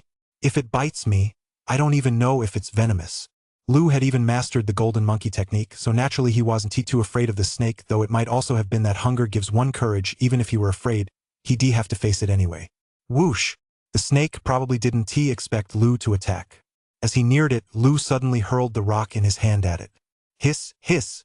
Taken by surprise, the giant snake immediately tried to flee into the water. Don't even think about getting away if you run. What am I supposed to eat? Taking advantage of the moment the stone struck the snake's body, Lu ran to the shore, picked up the pine branch he'd been using to feel his way, and swung it at the snake's head. Hiss! Lu swung wildly. The snake, which had been swallowing its prey and was already somewhat hampered in its movements, paid the price for its curiosity. Tisk, tsk, tsk. Curiosity killed the cat, or in this case, the snake. You had nothing better to do than stare around. Now you're dead. Lu immediately gathered some dry wood from the surroundings, lit a fire, used his knife to peel off the snake's skin, gave it a quick clean, and then strung it over the flames to start grilling his snake meat. Under these circumstances, he didn't give a second thought to whether snake meat was edible as long as it filled his stomach. He wouldn't pass up anything, not even a snake or a rat. Roar! Just as Lu was happily munching on his grilled snake meat, a beastly roar suddenly rang out. Holy shit! It won't leave me alone. Lu recognized the sound all too well. It was exactly the same as the gorilla's earlier roar. There was no mistaking it. We can't stay here much longer. Lu made up his mind and quickly put out the fire on the ground. It was probably the fire he'd started that had caught the gorilla's attention. Roar! Just as Lu was thinking about running away, he turned his head and saw the gorilla not far behind him. There were faint traces of blood around the gorilla's eyes. Lu guessed it must have been injured by the dog. Damn it! Lu cursed under his breath, then grabbed his backpack and jumped into the pond, swimming away toward the distance. Roar! The gorilla, however, seemed unable to swim, or perhaps it was afraid of the water and actually took a detour to chase after Lu. Hey, big guy, why are you chasing me? I'm not even tasty, Lu shouted loudly as he swam for his life. What's this? The big guy's lair. Although the pond was deep, it wasn't very long. He soon reached the far end, where he saw a nest-like structure made of many branches. Inside the nest lay 2 baby gorillas. Roar! Although the gorilla had taken a detour, it arrived at its nest almost at the same time.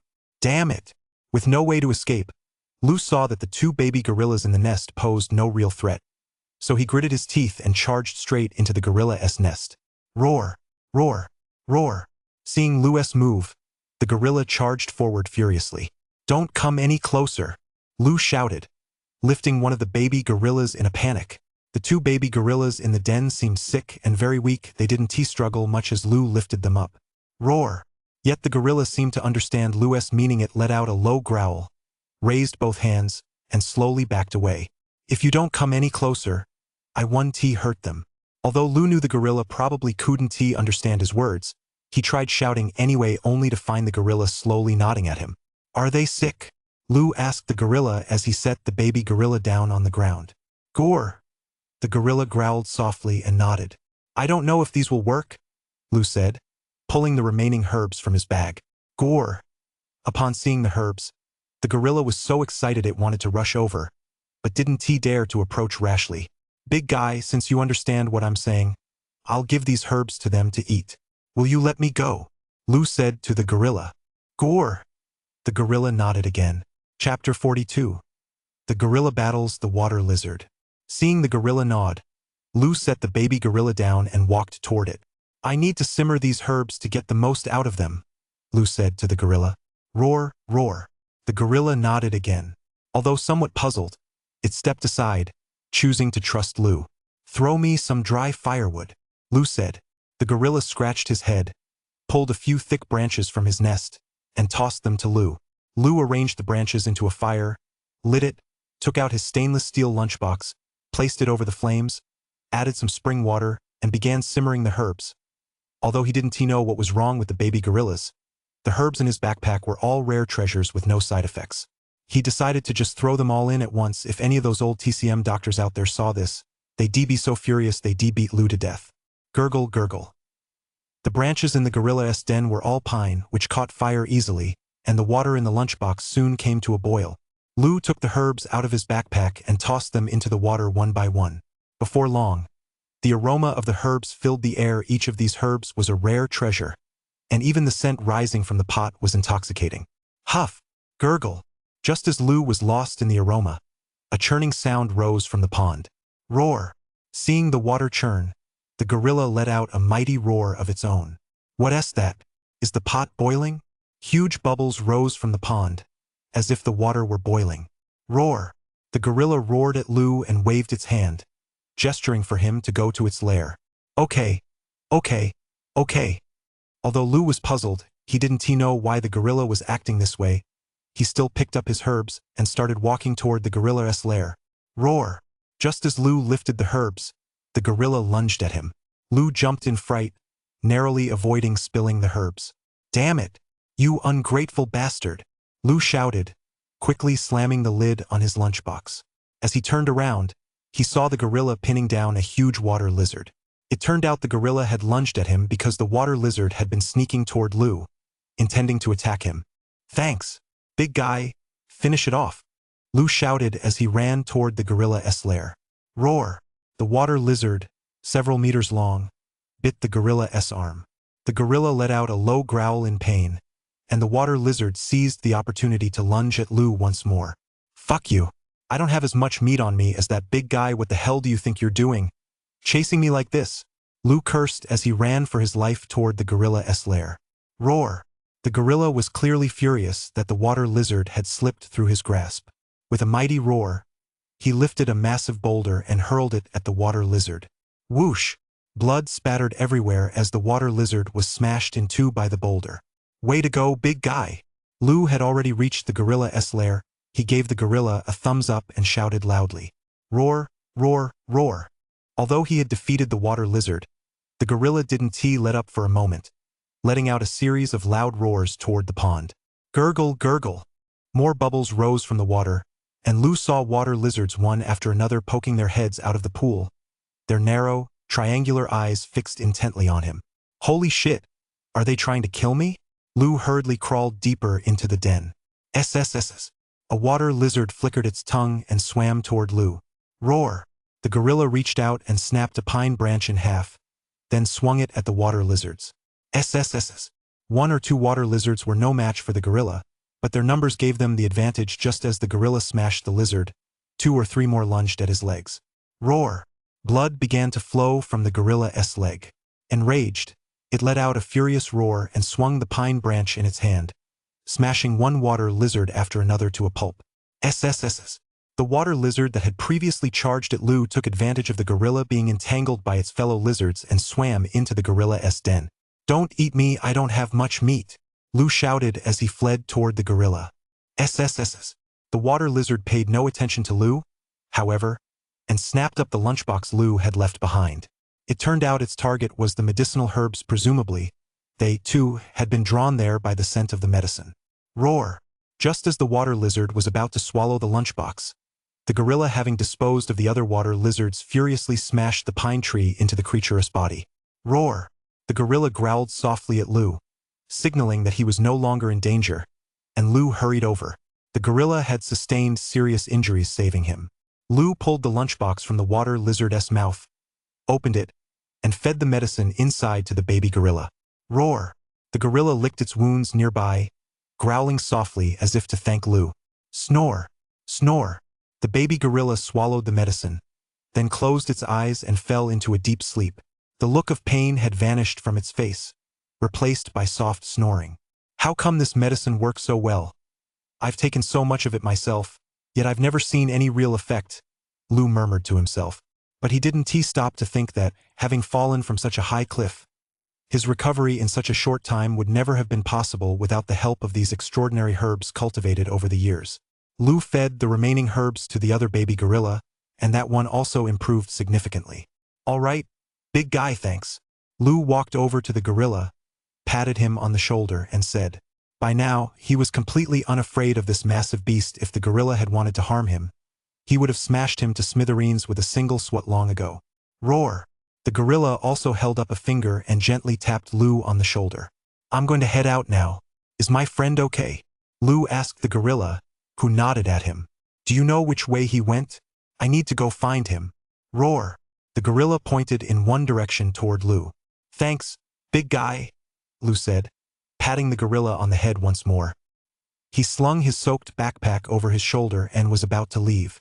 Roar! But the gorilla reached out and gently grabbed Lu, leading him deeper into his lair. What's this about? Lu asked, puzzled. Roar! The gorilla pounded on the wall of its den, producing a thudding sound. Is it empty? Lu asked, confused. Roar! The gorilla nodded at Lu. Chapter 43, Impenetrable Walls. Is there something behind this? Lu asked. The gorilla nodded in affirmation once more. It had built its nest here, so it was likely connected to this place. Okay, I get it, but I don't have any tools to open it, Lu said. Even though he knew there might be some ancient ruins behind the wall ahead which could potentially help him upgrade his treasure hunt system again, he was helpless because he couldn't break through it. Can't you open it? Lu asked the gorilla. Roar! The gorilla shook its head, then picked up a pine log from the ground and slammed it hard against the wall. The wall echoed with a thudding sound, but showed no sign of cracking. Is it that sturdy? Isn't there another entrance? Lu wondered to himself. Thanks for telling me, big guy. I'll go find my friends and we'll try to break through here. I'm heading out for now, but I'll be back. Lu patted the gorilla on the arm and said to it. The gorilla nodded in understanding. Although Lu had said he was going to look for Guzzi, the direction the gorilla had pointed out was very vague. He could only wander aimlessly, hoping to stumble upon any traces Guzzi might have left behind. To be honest, this trip to Shenangjia has amounted to nothing. I went through a life and death ordeal for nothing. I used up all the medicinal herbs I found, and I still haven't found a single clue about Li Hui's husband. Lu thought to himself as he wandered around. Roar! A tigress roar echoed through the air, instantly snapping Lu out of his thoughts. It seemed he barely left the gorilla's lair only to find himself in tiger territory. A massive, striped tiger stood on a nearby hilltop, roaring loudly at something. Bang! Faintly, Lu also heard the sound of a gunshot. It can't be Guzzi, Lu thought to himself. Without a second thought for the danger, he ran toward the nearby hilltop. Woo! The tiger, furious, lunged at Guzzi.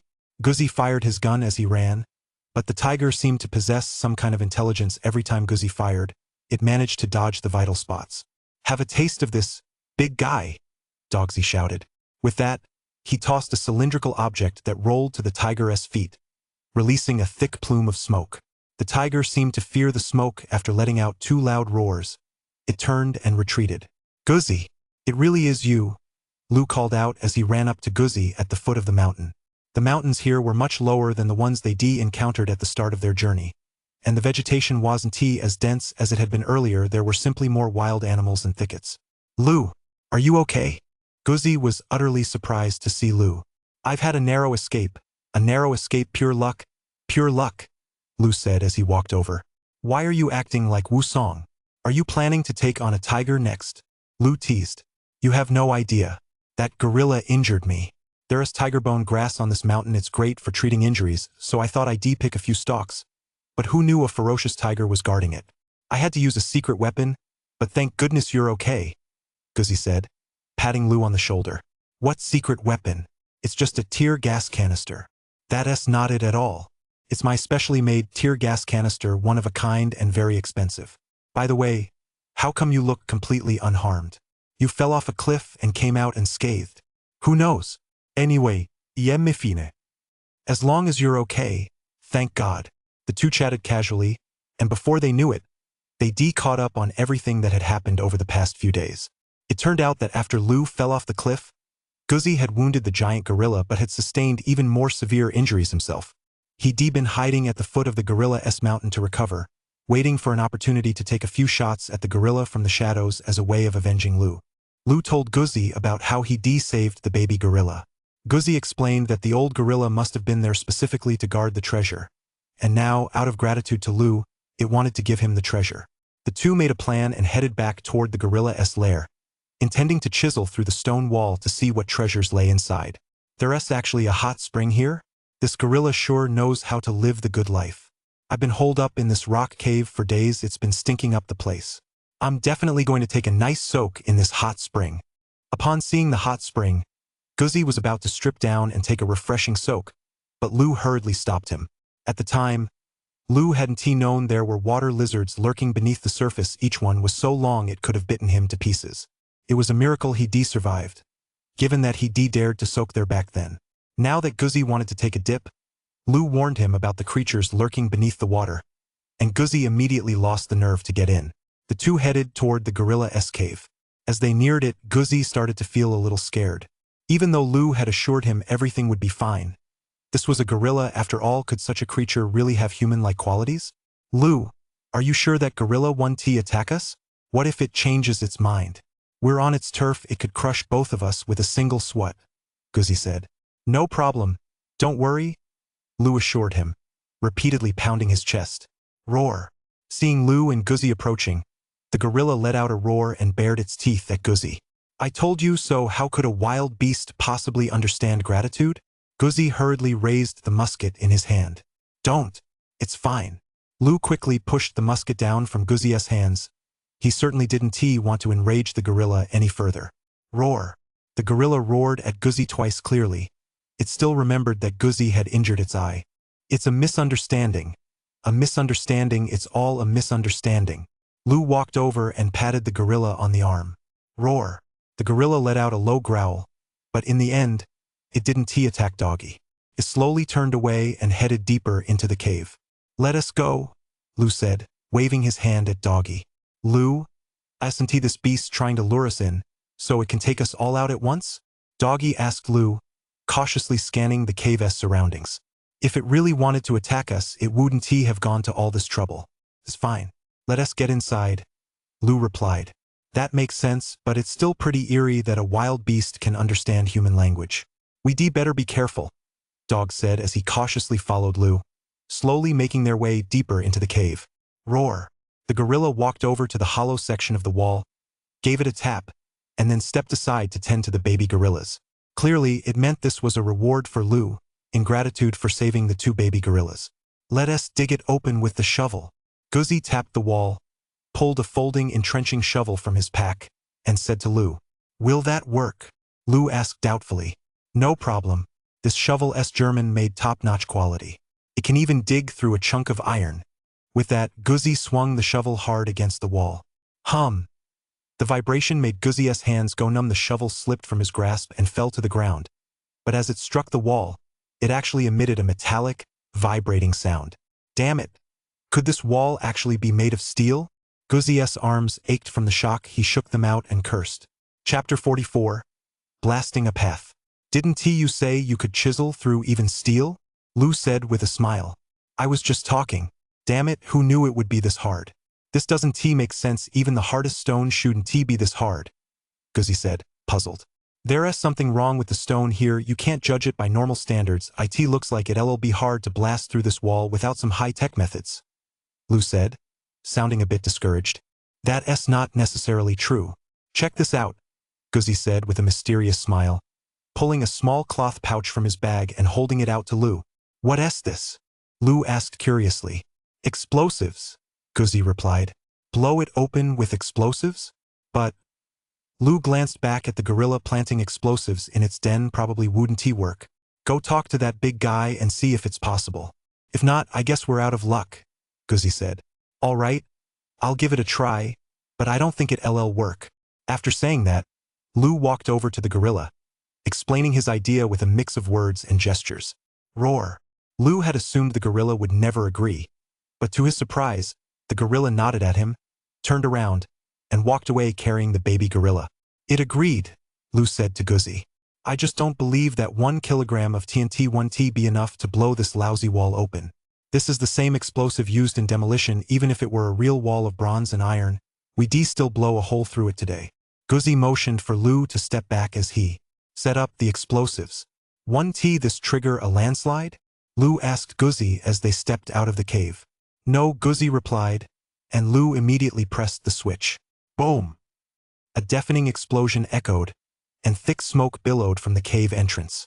If this doesn't work, then there really is no other way, Guzzi said to Lu. The two walked into the cave. The explosion had left the gorilla's lair in complete disarray. Once the smoke cleared, they approached the wall where the explosives had been attached. The wall was blackened by the blast, and the air was thick with the smell of explosives. Eager to see the results, they picked up a log and slammed it against the wall. Boom! An echo reverberated through the cave, but the wall remained completely undamaged. Not even a kilogram of TNT could scratch it. Looks like this treasure isn't meant for us, Guzzi said. If we can't break through this wall, what good are even the finest treasures? Lu scrutinized the wall before him, lost in thought and silent. A wall this hard to say it was naturally formed seemed a bit far-fetched, and it certainly couldn't be a product of modern technology. Behind this wall, there was surely something he needed, an ancient technological artifact that could help upgrade his treasure hunt system. The very thing he was searching for was right in front of him. Giving up now was simply out of the question. Activate God's left hand. Lu activated the second skill he obtained through the treasure hunt system upgrade. This skill's power was nothing short of extraordinary, though its resource consumption was quite high. Ding!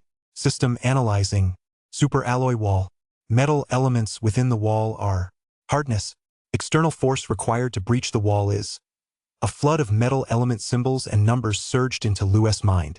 Lu shook his head in resignation. It seemed opening this wall was undoubtedly impossible. Knowing the treasure was right before his eyes, yet unable to get through the entrance. Ah, let us go, Lu sighed, saying to Doggy. Doggy patted Lu on the shoulder and said, Let us go. It was all for nothing. Lu and Guzzi walked toward the cave's exit. Guzzi, afraid the gorilla might get angry, kept his distance after all. He had not only injured it but had also blown its cave to smithereens not long ago. Something's wrong. How could this be? Lu, who was walking ahead, suddenly stopped and muttered to himself. What's wrong? Guzzi found Lu's behavior very strange and couldn't help but ask. Let me think. Lu didn't answer Guzzi's question, but stared blankly at the pond not far from the gorilla's lair, frowning as he pondered something. I've got it. Follow me, Lu said, tugging on Guzzi's arm. What's going on? Guzzi was a bit confused but had no choice but to let Lu lead him to the edge of the pond. The entrance is right in this pond, Lu said suddenly. The cave is situated much higher than this pond, so even if the entrance is at the bottom, the standing water won't flood the cave. That must be it. As long as we dive to the bottom, we'll be able to find the cave's entrance. Guzzi looked questioningly at the pond not far away and said to Lu, How do you know the entrance is at the bottom? You're not just guessing, are you? This isn't some water curtain cave. When I came out just now, I saw the water in this pond surging upward, and since there were no other external forces at play, it must be because we just blew up the wall with explosives. Although the force wasn't enough to destroy the wall, it was transmitted through it. Under normal circumstances, the water here would have just rippled, not surged out like this. There's only one possible explanation for this. The force of the explosion was transmitted from the bottom of the pond. That's why I'm certain we'll find the entrance at the bottom, Lu explained to Guzzi. Oh well, even if there really is an opening at the bottom of the pond, leaving aside whether we can dive down there, even if we did manage to dive down and enter the opening without oxygen, wouldn't we be courting death? Besides, didn't you say there are giant lizards down there? And who knows what other dangers might be lurking? In response to Lu's explanation, Guzzi nodded, seeming to half understand, then raised doubts about Lu's theory. If the water level were very high, tapping on these walls wouldn't produce such a muffled echo. Besides, we didn't hear any water sounds coming from the walls either.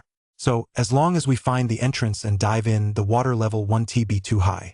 There's bound to be oxygen inside the cave, and as long as we're careful, we won't run into any water lizards. Lu insisted on going down to take a look. Victory was within reach, and he wasn't willing to give up just like that. All right, just like when I went into the mountains to dig for medicinal herbs before I'll go down. Here is a steel cable. If the rope reaches the bottom or something goes wrong, I'll pull on it, and you'll haul me back up. Guzzi took off his backpack, tied the rope around his waist, and said. Lu offered to go down himself, but Guzzi firmly insisted that he had more experience and should be the one to go. Lu had no choice but to obey and wait at the top for news. The steel cable was about 10 meters long, which was appropriate for the depth of the water. After all, even a professionally trained person couldn't stay underwater for too long without specialized equipment, nor could they truly dive to a depth of over 10 meters. Chapter 45, The Underground Cave. The steel cable was about 10 or so meters long, which actually matched the depth of the water. After all, even a professionally trained person couldn't stay underwater for too long without specialized equipment, nor could they truly dive to a depth of 10 or so meters. That was fast. Not long after Guzzi went underwater, Lu felt him tugging on the rope. Lu hurriedly pulled the rope outward with all his might. Guzzi had descended to a depth of a little over 2 meters and was quickly pulled back up by Lu. Phew! Guzzi exhaled deeply. Lu, you really were right. There's a hole at the bottom. It's not too deep, right beneath this gorilla cave. It's just that there's hardly any light down there, so we can't be sure what's inside. Are we really going to go down? After all this effort, we're just a hair's breadth away. Of course we're going in, Lu said. Guzzi wasn't the type to overthink things either. Now that he'd made up his mind, he was ready to dive underwater right then and there to find out. We should tie a rope to the shore first. I think there's a small waterfall leading underground right below that opening, but we can't predict what the terrain will be like beyond that, Lu told Guzzi. The two took stock of their belongings. They left the items they couldn't take underwater in Gorilla Cave and, carrying only a few simple tools, prepared to enter the water. When the gorilla saw Lu entering the water, it waved its arm, trying to stop him. Lu patted the gorilla to reassure it that there was no danger, and only then did the gorilla let go of Lu's hand. The underwater entrance wasn't particularly deep. It was less than 2 meters below the gorilla cave.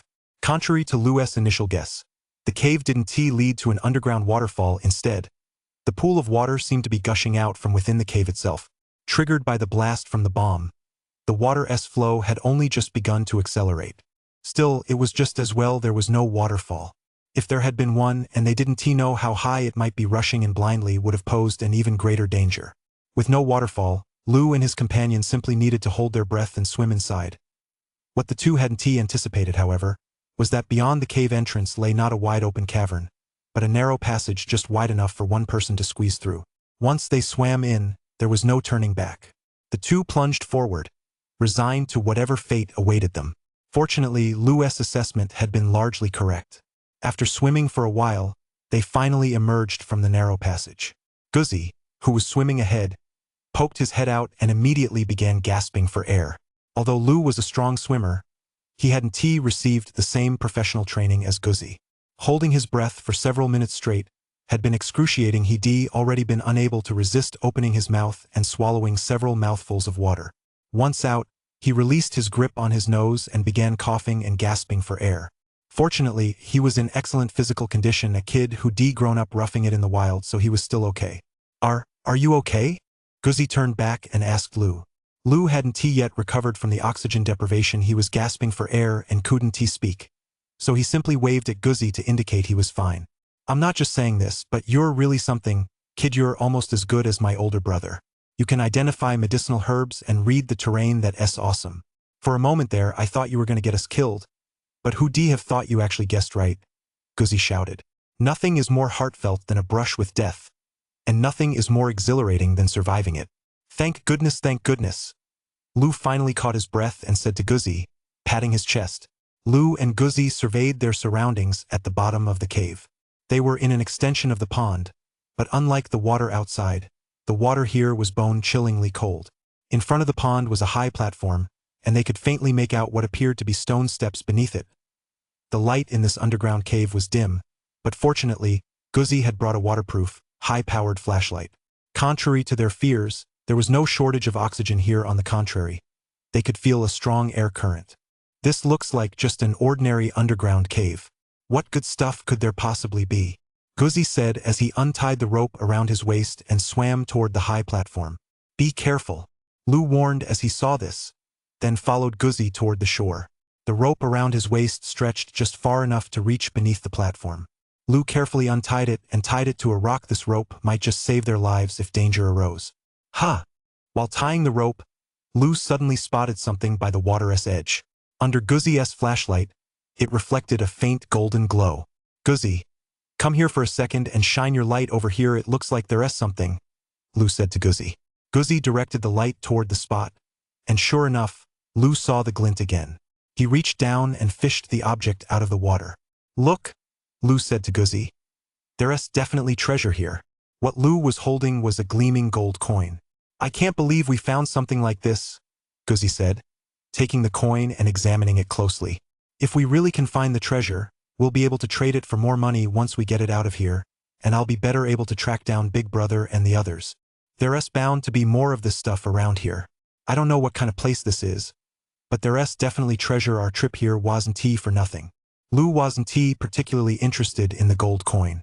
The moment he picked it up, the treasure hunt system had already alerted him that this coin belonged to a lost ancient civilization, much like ancient Atlantis one that didn't exist in historical records. The gold itself didn't matter much. Lou was more concerned with whether there was anything that could level up his system again. It seemed the requirements for upgrading the system were becoming increasingly stringent. The first upgrade had come simply from obtaining an extremely rare artifact from an ancient civilization, while the next had required a key component, a jade bead from the incomplete version of the Han Dynasty's resurrection technique.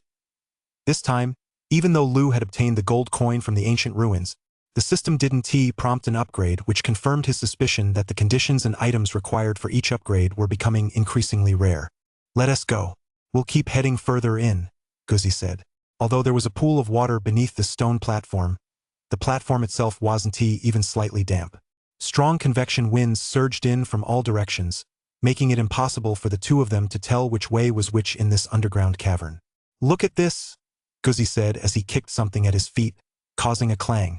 He shone his flashlight on the ground, picked up the object, and asked, "Is that a water jug?" Lou asked, sounding a bit uncertain. Chapter 46. The Blood Pigeon. It sure looks like a water bottle, Guzzi said, puzzled. Finding a water bottle in a place like this was indeed baffling. Could it be that someone has been here before? Lou speculated.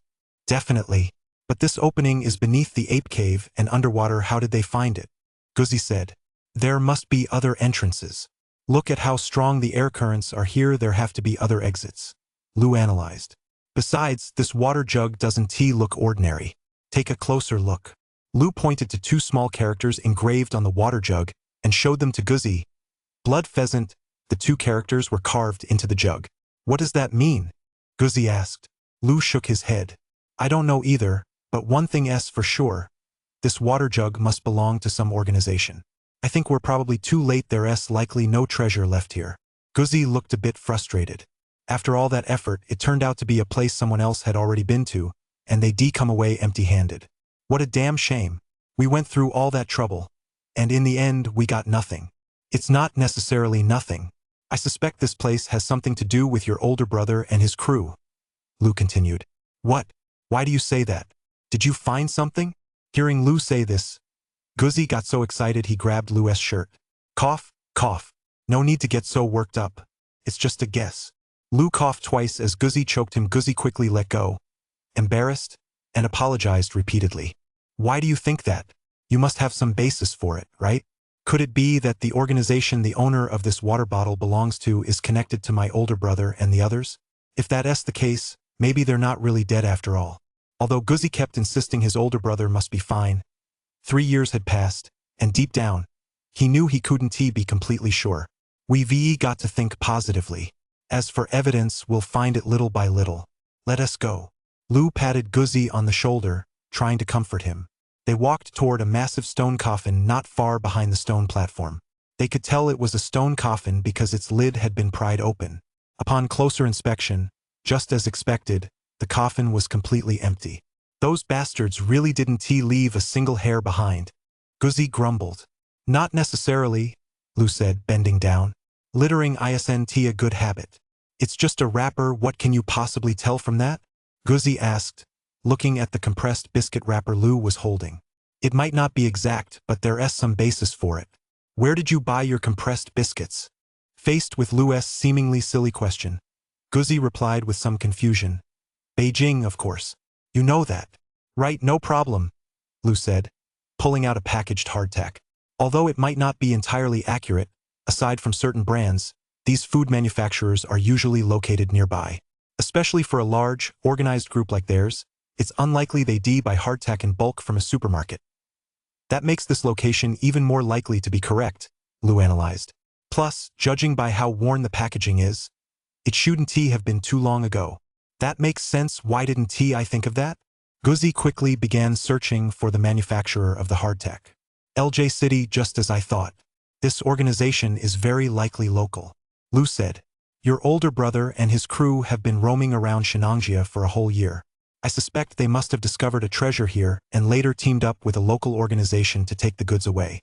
The reason they didn't take it themselves is probably because their resources were limited, yet they weren't willing to give it up. Of course, these are just speculations. Guzzi was so stunned by Lou's speculation that he couldn't close his mouth. Bro, why didn't I think of that? It makes perfect sense. First of all, we've actually been to this area before, and this place is usually deserted. Exactly. Now we just need to find more evidence to back up my theory. With that, Lou took the flashlight from Guzzi's hand and shone it into the central stone coffin. A complete skeleton lay quietly inside. Look how intact this skeleton is. Could it be that they didn't touch it? Otherwise, it wouldn't be in such perfect condition, Guzzi said. Lou was puzzled as well. If they hadn't opened the stone coffin, that would make sense. But since it had been opened, how could they possibly not have gone inside to take a look? Lou was always cautious. He carefully shone the flashlight over every inch of the interior, searching for any trace left behind by this blood pheasant. What's the point of looking? If you ask me, just go inside and take a look. It's that simple, Guzzi said. He never believed in ghosts or spirits, and since there was something fishy about this stone coffin, the solution was obvious. Just go inside and check it out. With that, Guzzi was about to step inside. Wait! Lou suddenly shouted. What's wrong? Is there a problem? Guzzi asked. Look here, Lou said, shining the flashlight into a corner of the stone coffin. Under the beam of light, a red, flesh-like mass glowed with a faint, wavering light. I think this is probably why they didn't touch anything inside this stone coffin. What the hell is that? Guzzi was also startled by the fleshy orb inside the stone coffin. Activate the identification function. Lou had no idea what this thing was, but luckily he had an all-knowing, all-powerful system. This system could identify anything with a rarity rating of F or higher in the system's view. Anything rare was considered a treasure. Ding! System analyzing. Blood ant nest. Rarity. Grade B. Danger level S. Let us get out of here fast. This thing is dangerous. We have to leave immediately, Lou said as he hurriedly pulled Guzzi to his feet. What on earth is this thing? Guzzi asked as they ran. I don't know either, but it's definitely dangerous. This underground cavern, or more accurately, a tomb, actually contained a creature with an A-level danger rating. There were surely other dangers lurking here as well. Though they say fortune favors the bold, Lou wasn't about to take on something like this without even a shred of certainty. It's just a meatball. I don't see what's so dangerous about it, Guzzi said. Trust me, this place is dangerous. We have to get out of here right away, Lou told Guzzi with absolute certainty. Chapter 47, Tales of the Ancient Tomb. No way. I finally found a lead on my older brother. I'm not leaving. Besides, what danger could there be? It's just a tiny meatball. I think you're just scaring yourself, Guzzi said. It doesn't matter whether you believe me or not. We have to be fully prepared before we can continue searching. Let us get out of here first. We need more tools. Lou tried to persuade him. It was only natural that Guzzi, unaware of the dangers here, didn't want to leave. Unless we actually run into danger. I'm not leaving, Guzzi said firmly. If you want to go, go ahead. I won't stop you. Fine, but promise me that if we run into danger, you'll leave immediately, Lou said. He certainly couldn't leave him behind alone, so he had no choice but to say this. Humph, Guzzi snorted without speaking, which counted as tacit agreement with Lou's proposal. The blood ants hadn't been disturbed yet. As long as they didn't provoke them, there shouldn't be too much of a problem. Still, Lou's intuition told him this place posed a tremendous danger. Don't go near the stone coffin. Let us go around it, Lou said. Bypassing the stone coffin led to a narrow passageway, less than 2 meters wide. To be on the safe side, Lou grabbed Guzzi and picked up a rock to toss into the passage, checking for any traps or mechanisms. As the rock rolled down, a muffled echo reverberated through the silent passage. I think you're just being overly nervous. There's no trap in there. You've definitely watched too many tomb raiding movies, Guzzi teased Lou. I hope it's just me being on edge, Lu said, then followed Guzzi, who had already started walking ahead. Look around here, it looks like there are some characters, Guzzi said, shining his flashlight around and addressing Lu. They're murals, Lu said. The story seems to be about a queen. She was breathtakingly beautiful, captivating everyone. The emperor became so obsessed with her that he neglected his duties, and gradually the country was struck by famine, leaving the people struggling to survive. Yet the emperor continued to pursue only his own pleasures, indifferent to the people's plight. Eventually, a rebellion broke out and overthrew the emperor's rule. But when the rebel forces reached the palace and were about to deal with the queen, they couldn't bring themselves to do it. You know this story? What happens next? What does it say after that? The mural ends right there. Based on its content, the person buried in this tomb should be a queen. Also, I don't think the place we came down from was the tomb's entrance. It was a tunnel dug by tomb raiders. This deep pool was likely formed because of that tunnel. So we're actually moving in the opposite direction inside this tomb from the inner chamber toward the entrance. Lu said. Was that tunnel dug by that organization called Blood Pheasant? Guzzi asked. They might have followed in someone else's footsteps. Judging by how this pool formed, that tunnel was dug at least several hundred years ago. It doesn't matter if there are any treasures or not.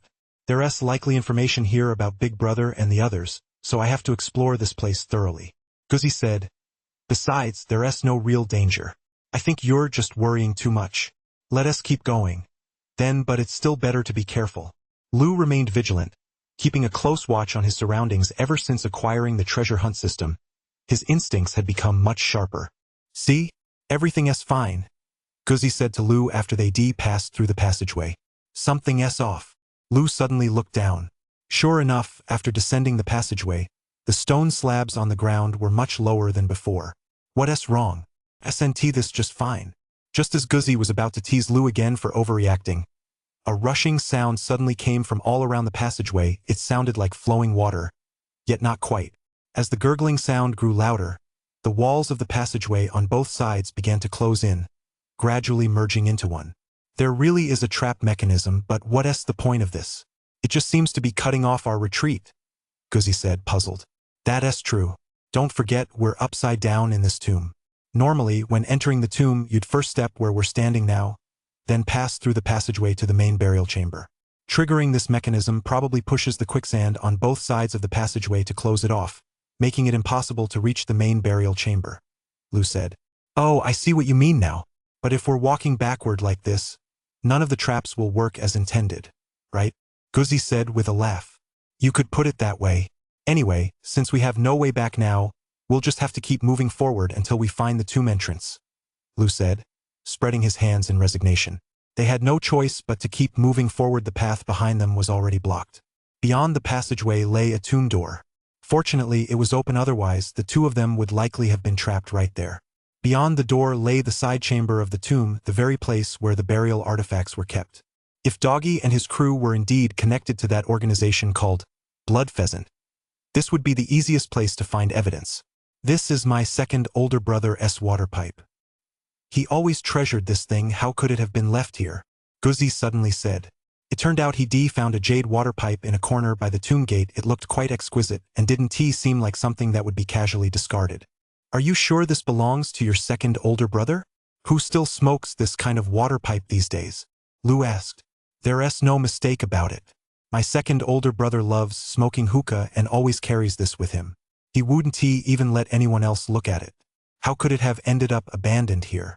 I'm certain that group called Blood Pheasant must be connected to the disappearance of my older brother and the others, Guzzi said with a long sigh, turning to Lu. Don't worry just yet. Maybe it was just left here in a hurry, Lu reassured him. He didn't voice his own suspicion. Working with an organization like this was tantamount to courting danger. Lu suspected that Guzzi's older brother and the others had most likely met with misfortune. There's absolutely no mistake about it. My second older brother had these words engraved on this hookah by a craftsman, Guzzi said as he carefully placed the hookah in his bag and began searching the area thoroughly for any other clues. Look here, Lu said. The two of them had only brought a single waterproof flashlight, so Lu had to find an oil lamp in the side chamber of the tomb. He lit it and examined the area by its light. There's blood here and it's still red. If it had been here long enough, it would have turned black, So this blood must be less than 2 years old. Lu told Guzzi. Guzzi furrowed his brow deeply. He didn't want to think the worst, but the bloodstain clearly meant someone had been injured, and given the large area covered by the blood, if it was indeed an injury, it was most likely fatal. Chapter 48. Peril at every turn. If something really happened to my older brother and the others, I'll make them pay with their blood. I won't rest until they're dead. Guzzi clenched his fists and said to Lu. That's just assuming the worst. Even if they're injured, it doesn't necessarily mean they got into a fight. It could be from something else. If something had happened to all of them, there would definitely be more than one bloodstain, Lu said, patting Guzzi on the shoulder. After hearing this, Guzzi quickly shone his flashlight around. The remote tomb wasn't very large, and he scanned the entire area in no time. Sure enough, he found no other bloodstains. But my second older brother's tobacco pipe, Guzzi was still very worried. I suspect they must have encountered danger here and gone through a life or death escape, Lu continued. How can you conclude they were in danger based on just bloodstains? Guzzi asked. Lu raised the oil lamp in his hand, carefully examining the marks on the wall and the surroundings, and it all became clear to him. Look here, there are dents and scratches on the wall. What do you think caused them? Lu turned to Guzzi and said. Guzzi was anxious and said to Lu, stop beating around the bush. Just tell me, is my older brother okay or not? Look at this, Lu said, bending down to pick something up and holding it out to Guzzi. There was a gunfight here, and judging by the diameter of these shell casings, it must have been a submachine gun or something similar. The enemy definitely wasn't just some run-of-the-mill group. Guzzi took the shell casing Lu handed him and examined it from all angles. So, this means it wasn't just my older brother and his guys who got into a fight with them. Of course not. A few guys wouldn't have warranted them wasting that much firepower, Lu said, crouching down and surveying the shell casings scattered across the ground. What on earth left them in such a sorry state? Guzzi was also puzzled. Logically speaking, with firepower that strong, they could have easily taken down even a gorilla. Judging by the chaotic bullet marks, this battle hadn't been an easy one. It's this. Lu continued to scan the surroundings until he spotted a massive bat inside a stone coffin in a remote part of the tomb. The bat was as big as a round table, lying motionless inside the coffin. Its flesh and blood dried up. It had clearly been dead for quite some time. A bat this big? Guzzi was also startled by the sight. But we haven't seen any other bat carcasses. Could it be that just this one made them waste so many bullets? That doesn't make sense. This bat probably didn't die right then. It must have flown into the stone coffin later. As for the other bats' corpses, that is indeed strange. Could it be that it wasn't the bats after all? Lu also began to wonder. If it was because these giant bats had caused a panic, then where were the bats' corpses? And what about that large pool of blood from earlier? It was clearly a fatal wound, the kind that would have killed instantly. Lu didn't think anyone would have had the presence of mind to carry the bodies away under those circumstances. Could it be that they were? Guzzi hadn't finished speaking when a rustling sound came from inside. Watch out! Lu, standing across from Guzzi, caught sight of a large, colorful python slithering toward him. Holy crap! Guzzi's reaction was quick the moment Lu finished his warning. He spun around, drew the rifle hanging from his waist, and prepared to fire. Stop, Lu said, tugging at Guzzi's sleeve. Something's off about this snake. What's wrong with it? It's such a huge, long snake. There's more than enough for both of us to eat, Guzzi said. Look closely, Lu said to Guzzi, pointing at the snake. The snake seemed completely oblivious to Lu and Guzzi's presence, slithering along leisurely and occasionally flicking its tongue a couple of times, as if it were just strolling around after a hearty meal. Lu motioned for Guzzi to turn off the lamp, then blew out his own oil lamp. The two of them carefully circled around the giant snake and walked off to the side. The snake really didn't seem to notice them at all. It continued slithering in the same direction. When it reached the corner of the wall, where there was a snake hole, it slowly slithered inside. Is it blind? Guzzi whispered after the snake had slithered inside. Probably. Living underground year-round, its eyes have degenerated, which is why it didn't see us. Lu patted his chest, still feeling a lingering sense of fear. A python this big would be more than enough to devour the two of them. Only a bat as big as a dining table could possibly satisfy its appetite. So did they fire their guns at that giant snake back then? Guzzi asked. No. That giant snake doesn't seem very interested in living creatures, especially humans. They must have attracted the giant bats, which led to a gunfight. As for why there aren't any bodies left here, I think this giant python must have taken care of them all. So this place really is dangerous. A bat that big, never mind if it bites you. Even if it just falls on you, you wouldn't stand a chance, Guzzi said. Lou relit the oil lamp in his hand. That means we have to find the exit quickly. It's almost certain now that your older brother and his group had ties to that organization called Blood Pheasant. We've got a target to go after. All right, I'll go with your lead this time. There's nothing left here anyway, it's been raided several times already. Let us find the exit. Just as the two were about to leave, as they passed by the stone coffin, the treasure hunt system suddenly issued an alert. Tomb of a lost civilization, excavation progress, 32%, hidden find rate, 97%. Only 32% excavated? But this place has clearly been completely ransacked. Lou was puzzled, but he still told Guzzi to stop so he could take another look at the stone coffin. There's just a big bat in there, what's there to see? Guzzi said. Let us look around some more. It costs money to go out and find people, and without money, we'd never even be able to get in touch with that Blood Pheasant organization. Since we're already here, we can't pass up this chance, let us take another look. In reality, Lou knew there was definitely more treasure here, but he had no choice but to say that. So, could there be something else hidden under this big bat? Although Guzzi didn't understand why Lou had suddenly become interested in the treasure again, he knew they needed money. If they could find the treasure, he certainly wouldn't want to pass it up. Let us pull this big bat out and take a look. Lou felt in his heart that the treasure must be connected to the stone coffin. He couldn't see any traps or mechanisms elsewhere, so there must be something peculiar about the stone coffin. Okay. As soon as Lou finished speaking, Guzzi was about to reach out to lift the bat out. Don't use your hands, be careful. It might be dangerous, Lou hurriedly warned. Chapter 49. Underground Creatures. What's the danger? Although Guzzi said it was fine, he still pulled his hand back. Just set it on fire and burn it. Lou was actually worried that there might be blood ants or similar creatures beneath the bat. In an underground tomb like this, giant pythons weren't scary, at least they could be shot with guns, but these tiny insects were quite a nuisance. All right. Guzzi had both solid fuel and liquid fuel in his backpack. He poured liquid fuel all over the large bat, lit a piece of solid fuel and tossed it down. Pop, pop. Once the bat's carcass caught fire, it made a sound like tiny insects being burned and bursting. Immediately afterward, the carcass actually began to move, and Lou and Guzzi hurriedly backed away. Sizzle, sizzle. The sounds grew more rapid. Seeing that they were safe, the two crept closer again. The bat had been flipped over, and its other side was now crawling with tiny red ants. Fortunately, the fire was burning fiercely, and the ants were exploding one by one with a crackling sound. Guzzi didn't know how dangerous these little ants were, but Lou knew they were classified as Class A extremely dangerous killer ants. How come there are still so many of these little ants? Guzzi said as he used the shovel to push the huge bat into the stone coffin. It would take quite some time for such a massive creature to burn completely. It looks like there really is something down here, Lou said after pushing the bat aside. He saw a small, Tai Chi-style stone platform buried beneath the bat's carcass, though calling it a Tai Chi symbol was a bit of a stretch.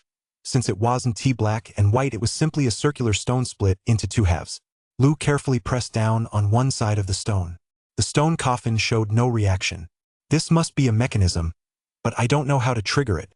Try pressing it down, Guzzi said, reaching out to press down on the other side as well.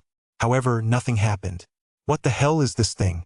Let us try turning it a few times, Guzzi said. It must be a lock, Lou said, examining the sarcophagus. The sarcophagus was subtly divided into left and right sides by this stone, the left side representing the yin, the right the yang. Even the material of the stones on either side was slightly different if you looked closely. If we open this lock, we'll be able to move the sarcophagus. Lou didn't know why he had this hunch ever since he acquired the treasure hunt system. It had been like this. Even without the system's prompts, his instincts were sometimes remarkably accurate.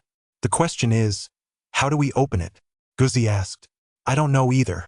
We'll just have to try turning it, Lou said, placing his hand on the stone lock and attempting to turn it back and forth to see if the sarcophagus would react. Why can it only turn half a circle back and forth? Guzzi couldn't help but remark as he watched Lou turn it back and forth. After saying that, he reached out and gave it a few turns himself. Is it because it's been pushed down? Guzzi said as he pulled up the stone blocks on both sides. Now it really can turn a full circle. I've got it, Lu said, inspired by the fact that after the stone lock turned a full circle, it jammed and could no longer be pressed down yet. When pressed down and turned halfway, it could be pulled out. The space created by turning it halfway at the bottom is exactly filled by turning it a full circle at the top. So, turn it halfway at the top, then press it down, then turn it halfway again. That makes a full circle. What s with all this half turns and full turns? Guzzi was getting dizzy from Lu's explanation, so he simply made room for him to give it a try. That's exactly how you turn it. Lu turned the stone lock a full circle according to his plan, and just as he finished, he clearly heard a click, followed by silence. It seems like there was a reaction, but then again, maybe not, Guzzi said. There is a reaction. It's just like a combination lock. You align one number at a time, and when all the numbers are correct, the lock opens. This stone lock works on the same principle. Lu spoke as he turned the stone lock in his hand. Solid is 1, hollow is 2. This is the Gen hexagram in the Bagua. Next comes solid 1, hollow 2. That's the DUI hexagram. You're talking about the 8 trigrams? But what does that have to do with unlocking this stone lock? Lu ignored Guzzi's question and continued to mutter to himself as he worked on the lock. His knowledge of the 8 trigrams was something he picked up on a whim out of boredom, but he never expected it to come in handy today. Click! Finally, with a soft click, the stone coffin began to shake slightly, slowly splitting open on both sides along the line marked by the stone lock. Wow, I really didn't expect you to be this skilled. I'm truly impressed, Guzzi said. Just a stroke of luck, haha, Lu said with a smile. The stone coffin slowly slid apart, revealing a flight of stone steps that led deeper underground. Lu guessed this area must have gone undiscovered, since the system indicated that the exploration rate here was only around 30%. The remainder must be this hidden tomb. If I'm not mistaken, the corpse in the main burial chamber at the end was just a red herring. The real main burial chamber should be down here, Guzzi said, shining his flashlight into the depths of the tomb. Lu looked at the long flight of stone steps and replied to Guzzi. Then what are we waiting for? We're really lucky. Even if someone beat us to it, they somehow failed to discover this stone lock, Guzzi said, preparing to head down. The reason they didn't find it was probably because of those giant bats. They didn't investigate the stone coffin, and the earlier tomb raiders, whoever they were, somehow found the main burial chamber directly, so they never had a chance to explore this area, Lu said. In any case, they were really pretty dumb to believe that place was the real main burial chamber. Just look down here, even these steps alone are paved with white jade, while the one inside is completely second-rate. Guzzi had already begun feeling his way down slowly, so Lu had no choice but to follow him. That fake tomb must have contained some burial artifacts. The only reason we're certain it's a fake now is because it's been completely ransacked. Be careful, no one has ever been here before, and none of the traps have been triggered yet. Be careful, Lu explained to Guzzi as he followed him down the stone steps. Boom! The moment Guzzi's foot touched the ground, a deafening roar echoed through the chamber. When they looked up, the stone coffin above them had already closed shut. There was no way out now. Did we just walk right into a trap and lock ourselves in here? Guzzi said. Chapter 50. A tomb within a tomb. No way. We must have triggered some kind of trap. Let us go inside first and take a look, then come back to find the exit later, Lu said to Guzzi. All right, whatever the trap is, we'll just blow it open with explosives if we have to, Guzzi said as he headed forward. This underground chamber was much larger than the one above ground. The spacious floor was entirely paved with white jade, and the walls were sporadically inlaid with a few night pearls, casting a soft glow throughout the tomb.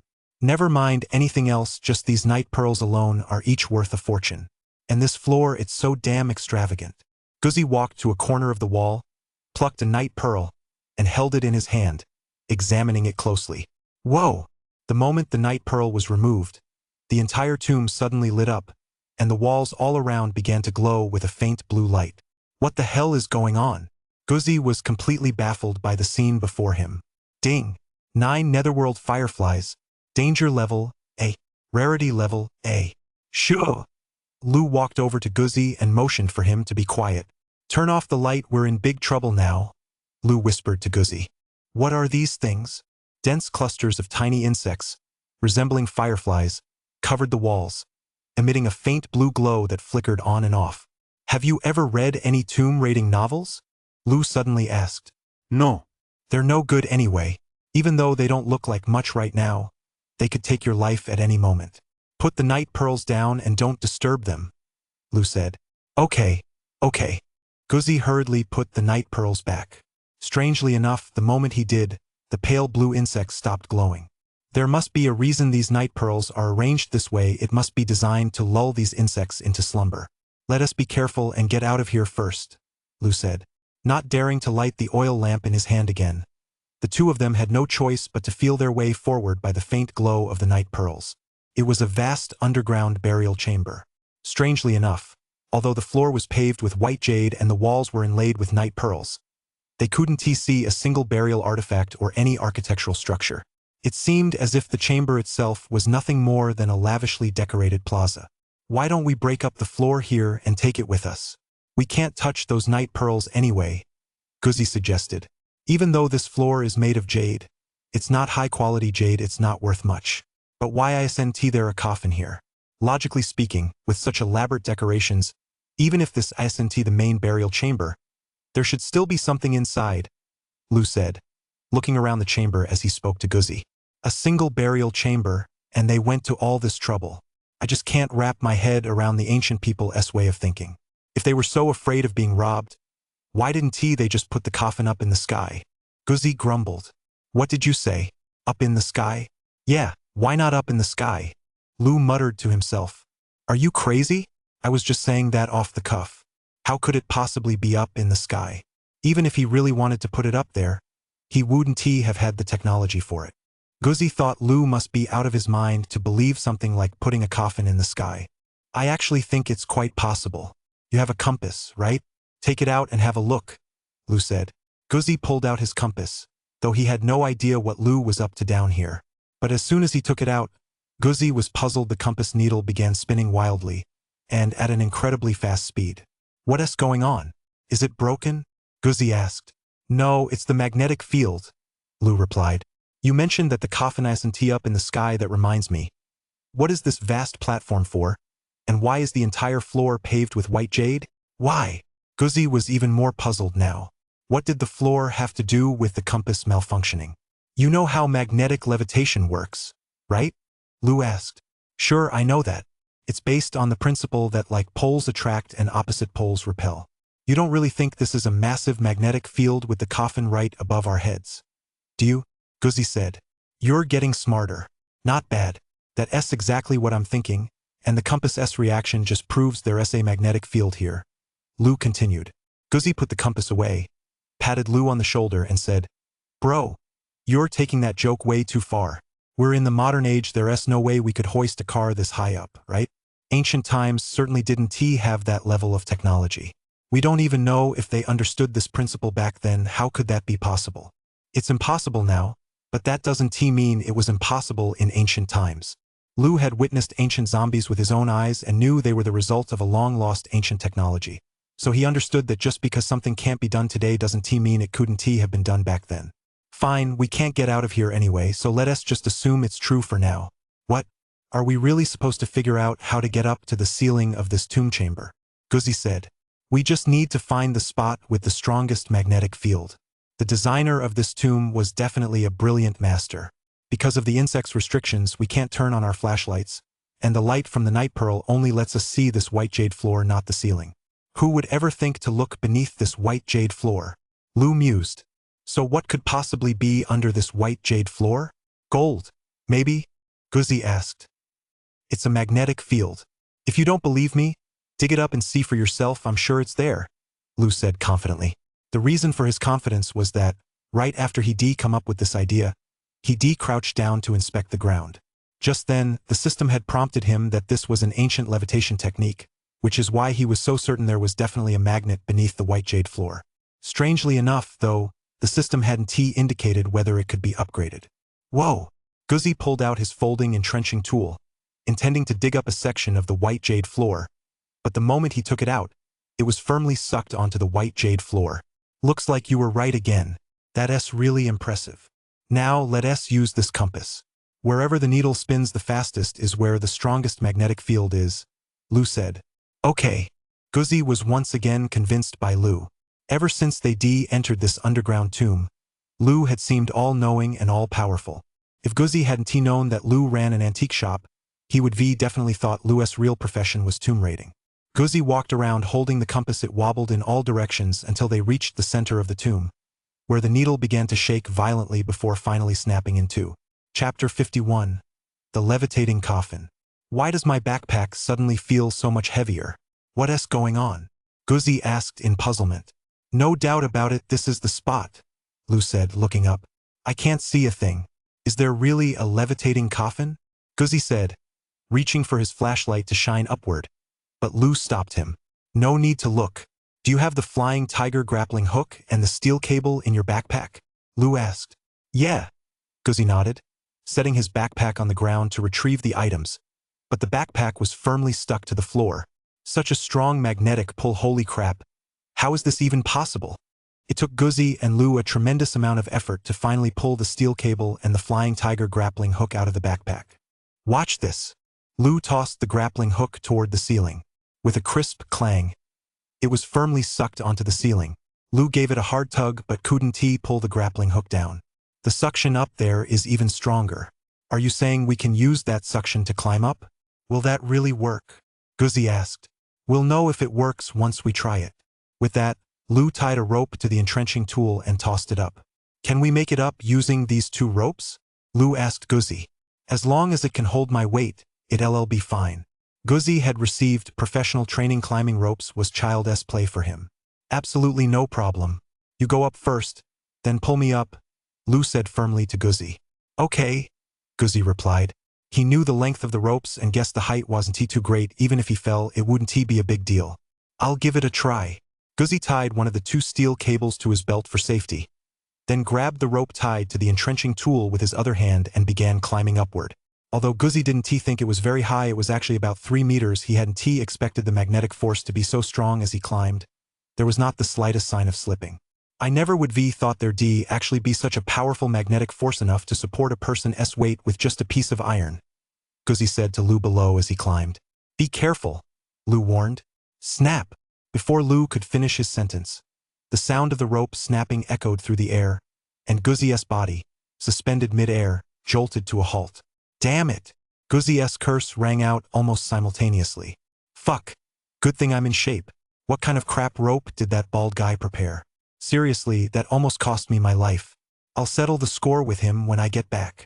Clutching the steel cable, Guzzi continued climbing while cursing under his breath. There really is a huge coffin up here. It's made entirely of magnets. Dog's voice drifted down, and only then did Lou truly let out a sigh of relief. Pull me up first, Lou shouted. At this point, he wasn't worried about waking the 9 Hells Fireflies. Even Dog's loud cursing hadn't managed to rouse them, so they probably weren't interested in noise at all. All right. Guzzi tossed down the steel cable. He had no choice. The hemp rope had already snapped. Lou wrapped the steel cable around his waist and told Guzzi he could start pulling. Whoa, brother Lou, you really need to lose some weight, Guzzi teased. You're the one who needs to lose weight. The rope snapped on you, Lou said as Guzzi pulled him up. That's just because the rope was shoddy, Guzzi replied. Anyway, you really were right. We're both up here safe and sound now. Let us go open the coffin, Lou said, then walked along the length of the large coffin toward one end. Once he reached one end of the coffin, he realized that this so-called magnetic coffin, made of magnets, was nothing more than a casing. Inside the casing rested a vermilion wooden coffin. Even though countless years had passed, the vermilion paint on the coffin remained incredibly vivid. Embedded within the magnetic casing were also many night pearls used for illumination. Under the faint glow of the night pearls, the vermilion coffin exuded an air of mystery. It smells so good. Can you smell it? Guzzi said suddenly. It does seem to smell wonderful, Lou replied, unable to resist taking a couple of deep breaths. Indeed, an intoxicating, delicate fragrance seemed to emanate from the vermilion coffin. It seems to be coming from this coffin. Ding! Top-grade agarwood coffin. Rarity grade. Value cannot be precisely estimated. At a world-class timber auction, a coffin lid made from the same type of wood once sold for 60.36 million yuan. The system's sudden notification followed immediately. My gut tells me this coffin is valuable, but unfortunately, we can't get it out, Guzzi said. Let us go down first and see, Lou said. With a coffin this fine, the burial artifacts inside must be even more rare and precious. Guzzi jumped down first but didn't dare take any further action, waiting for Lou to follow. Lu jumped down shortly after, and his first move was to check if any of the 9 Hells fireflies from outside were still present. It's clear. Turn on the light, Lu said. He risked his life to retrieve a night pearl and, finding no signs of movement, signaled to Guzzi that it was safe to turn on his flashlight. Okay, Guzzi said, turning on the flashlight. How are we going to open the coffin? We don't have any tools. Their bags were lying down below, and the entrenching tool was stuck to the magnetic coffin, making it impossible to retrieve. We've got no choice but to take it slow, Lu said, pulling a small dagger from his pocket, one he picked out of his bag just before coming up. With this thing? Guzzi asked.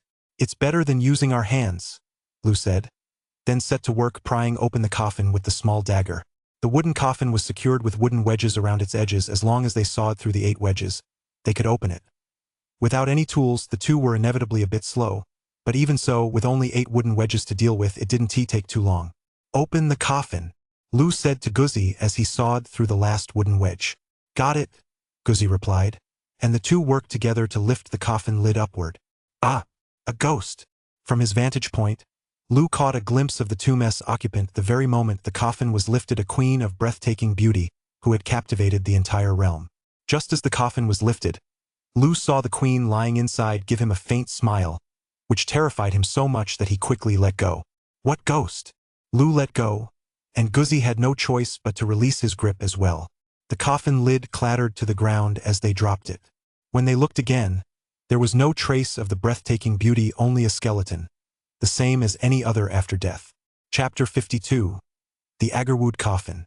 Born as the king's concubine, I dare to ease his worries. Whispering softly on a fragrant pillow, I know nothing of the suffering of the masses. Yet Lu faintly heard a melodious, lilting song drifting through the air. Guzzi, did you hear that? Lu asked. Hear what? There are so many treasures here. We didn't bring any bags. If we drop these, one they shatter? It'd be such a shame if they did. This hairpin, oh my, it's pure gold. Guzzi was pulling a gold hairpin out of the coffin and putting it in his mouth to chew on. He didn't seem to have heard a thing. The king has no loyalty or integrity. Let us not waste our youth. Guzzi, did you really not hear anything? Lu asked again. You're just too nervous. There's no sound at all, Guzzi said. Maybe so. It's best if nothing's wrong. After saying this, Lu crouched down and began examining the burial artifacts in the tomb. The sound must have been audible only to him in any case. As long as there was no danger, that was fine. Ding! Golden phoenix and gilded cloud hairpin. Estimated age: approximately 3,000 years. Value: approximately 2 million. Ding! Jade flower hidden bracelet. Estimated age: approximately 3,000 years. Value: approximately 1.2 million. A flood of prompts surged into Lu's mind. This tomb dated back roughly 3,000 years and likely belonged to an ethnic minority civilization. Since that civilization had vanished, the specific ethnicity could not be determined. But one thing was certain. These burial artifacts were all masterpieces, truly rare finds. This is quite a haul. But once we get out of here, how are we going to sell all this stuff? Guzzi said as he wrapped the items in his clothes. Have you forgotten what I do for a living? Don't worry, every single one of these will fetch at least 1 million at auction. We've really struck it rich this time. Of course, that's assuming we can get them out. That's enough. Taking too much won't help if we can't get it out. We'll just grab a few more night pearls later. Lu said. We'll be able to take them out. What danger is there? We haven't run into any danger so far, Guzzi said with a laugh. Lu, however, didn't share Guzzi's view that things were that simple. Not to mention anything else. The faint singing he could hear in the background kept reminding him that this wasn't a place to linger. If it weren't for the fact that we can't carry it, I'd definitely haul this coffin out too, Guzzi said as he packed up everything they could take. Didn't you say there is a queen of unparalleled beauty lying in this coffin? She really is a skeleton of a beauty. Let us go. Hurry down. While Guzzi was packing up the items from the coffin, Lu gathered a few night pearls nearby. Once he was done, he said to Guzzi. He wanted to get out of there as quickly as possible. The singing here always made him feel uneasy. Since we're already here, why the rush to leave? It'd be nice to stay and keep me company. Just as Lu finished speaking, the singing abruptly stopped, and a melodious female voice drifted softly into his ears. Who's there? What kind of demons and ghosts are these? Lu bit his tongue and shouted. He didn't believe in ghosts or spirits, even zombies were just ancient technology, everything had a rational explanation. The scent in the air grew even stronger, and Lu felt certain there was something wrong with it. Guzzi, we have to get out of here right now. Let us go, Lu shouted. At some point, Guzzi's light had gone out, and Lu had already removed most of the night pearls from the surrounding walls, so the light inside this magnetic coffin dimmed instantly. When he turned around, Guzzi was nowhere to be seen. Lu shouted, but no one answered. Damn it, Lu cursed, pulling a few glow-in-the-dark pearls from his chest and tossing them around, which finally illuminated the magnetic coffin a little. Guzzi, where the hell did you run off to? Get the hell out of there. No. Guzzi's low growl reached Lu's ears. Screw no. I told you to get out of here. Lu began to feel a bit dazed, but then he heard Guzzi's voice coming from inside the coffin. Lu had assumed Guzzi was still searching for burial artifacts. Get out of here. Lu shouted a few more times, but there was still no response. Only then did Lu sense that something was wrong. He shook his slightly dazed head. They must have been cursed the moment they stepped inside this vermilion agarwood coffin was definitely up to no good. Guzzi. Lu covered his nose and walked toward the coffin. By the pale glow of the night pearl in his hand, he saw Guzzi clutching his throat so tightly that he was nearly choking. This is fucking weird. Lu hurriedly tried to pry Guzzi's hands away with all his strength, but Guzzi's physical prowess and stamina far surpassed Lu's. It wasn't going to be that easy to break free. Damn it! Lu felt his head growing even more foggy. If this kept up, neither of them would make it out alive. I'll just have to try this. With that, Lu took the dagger in his hand and stabbed Guzzi in the leg. Ah!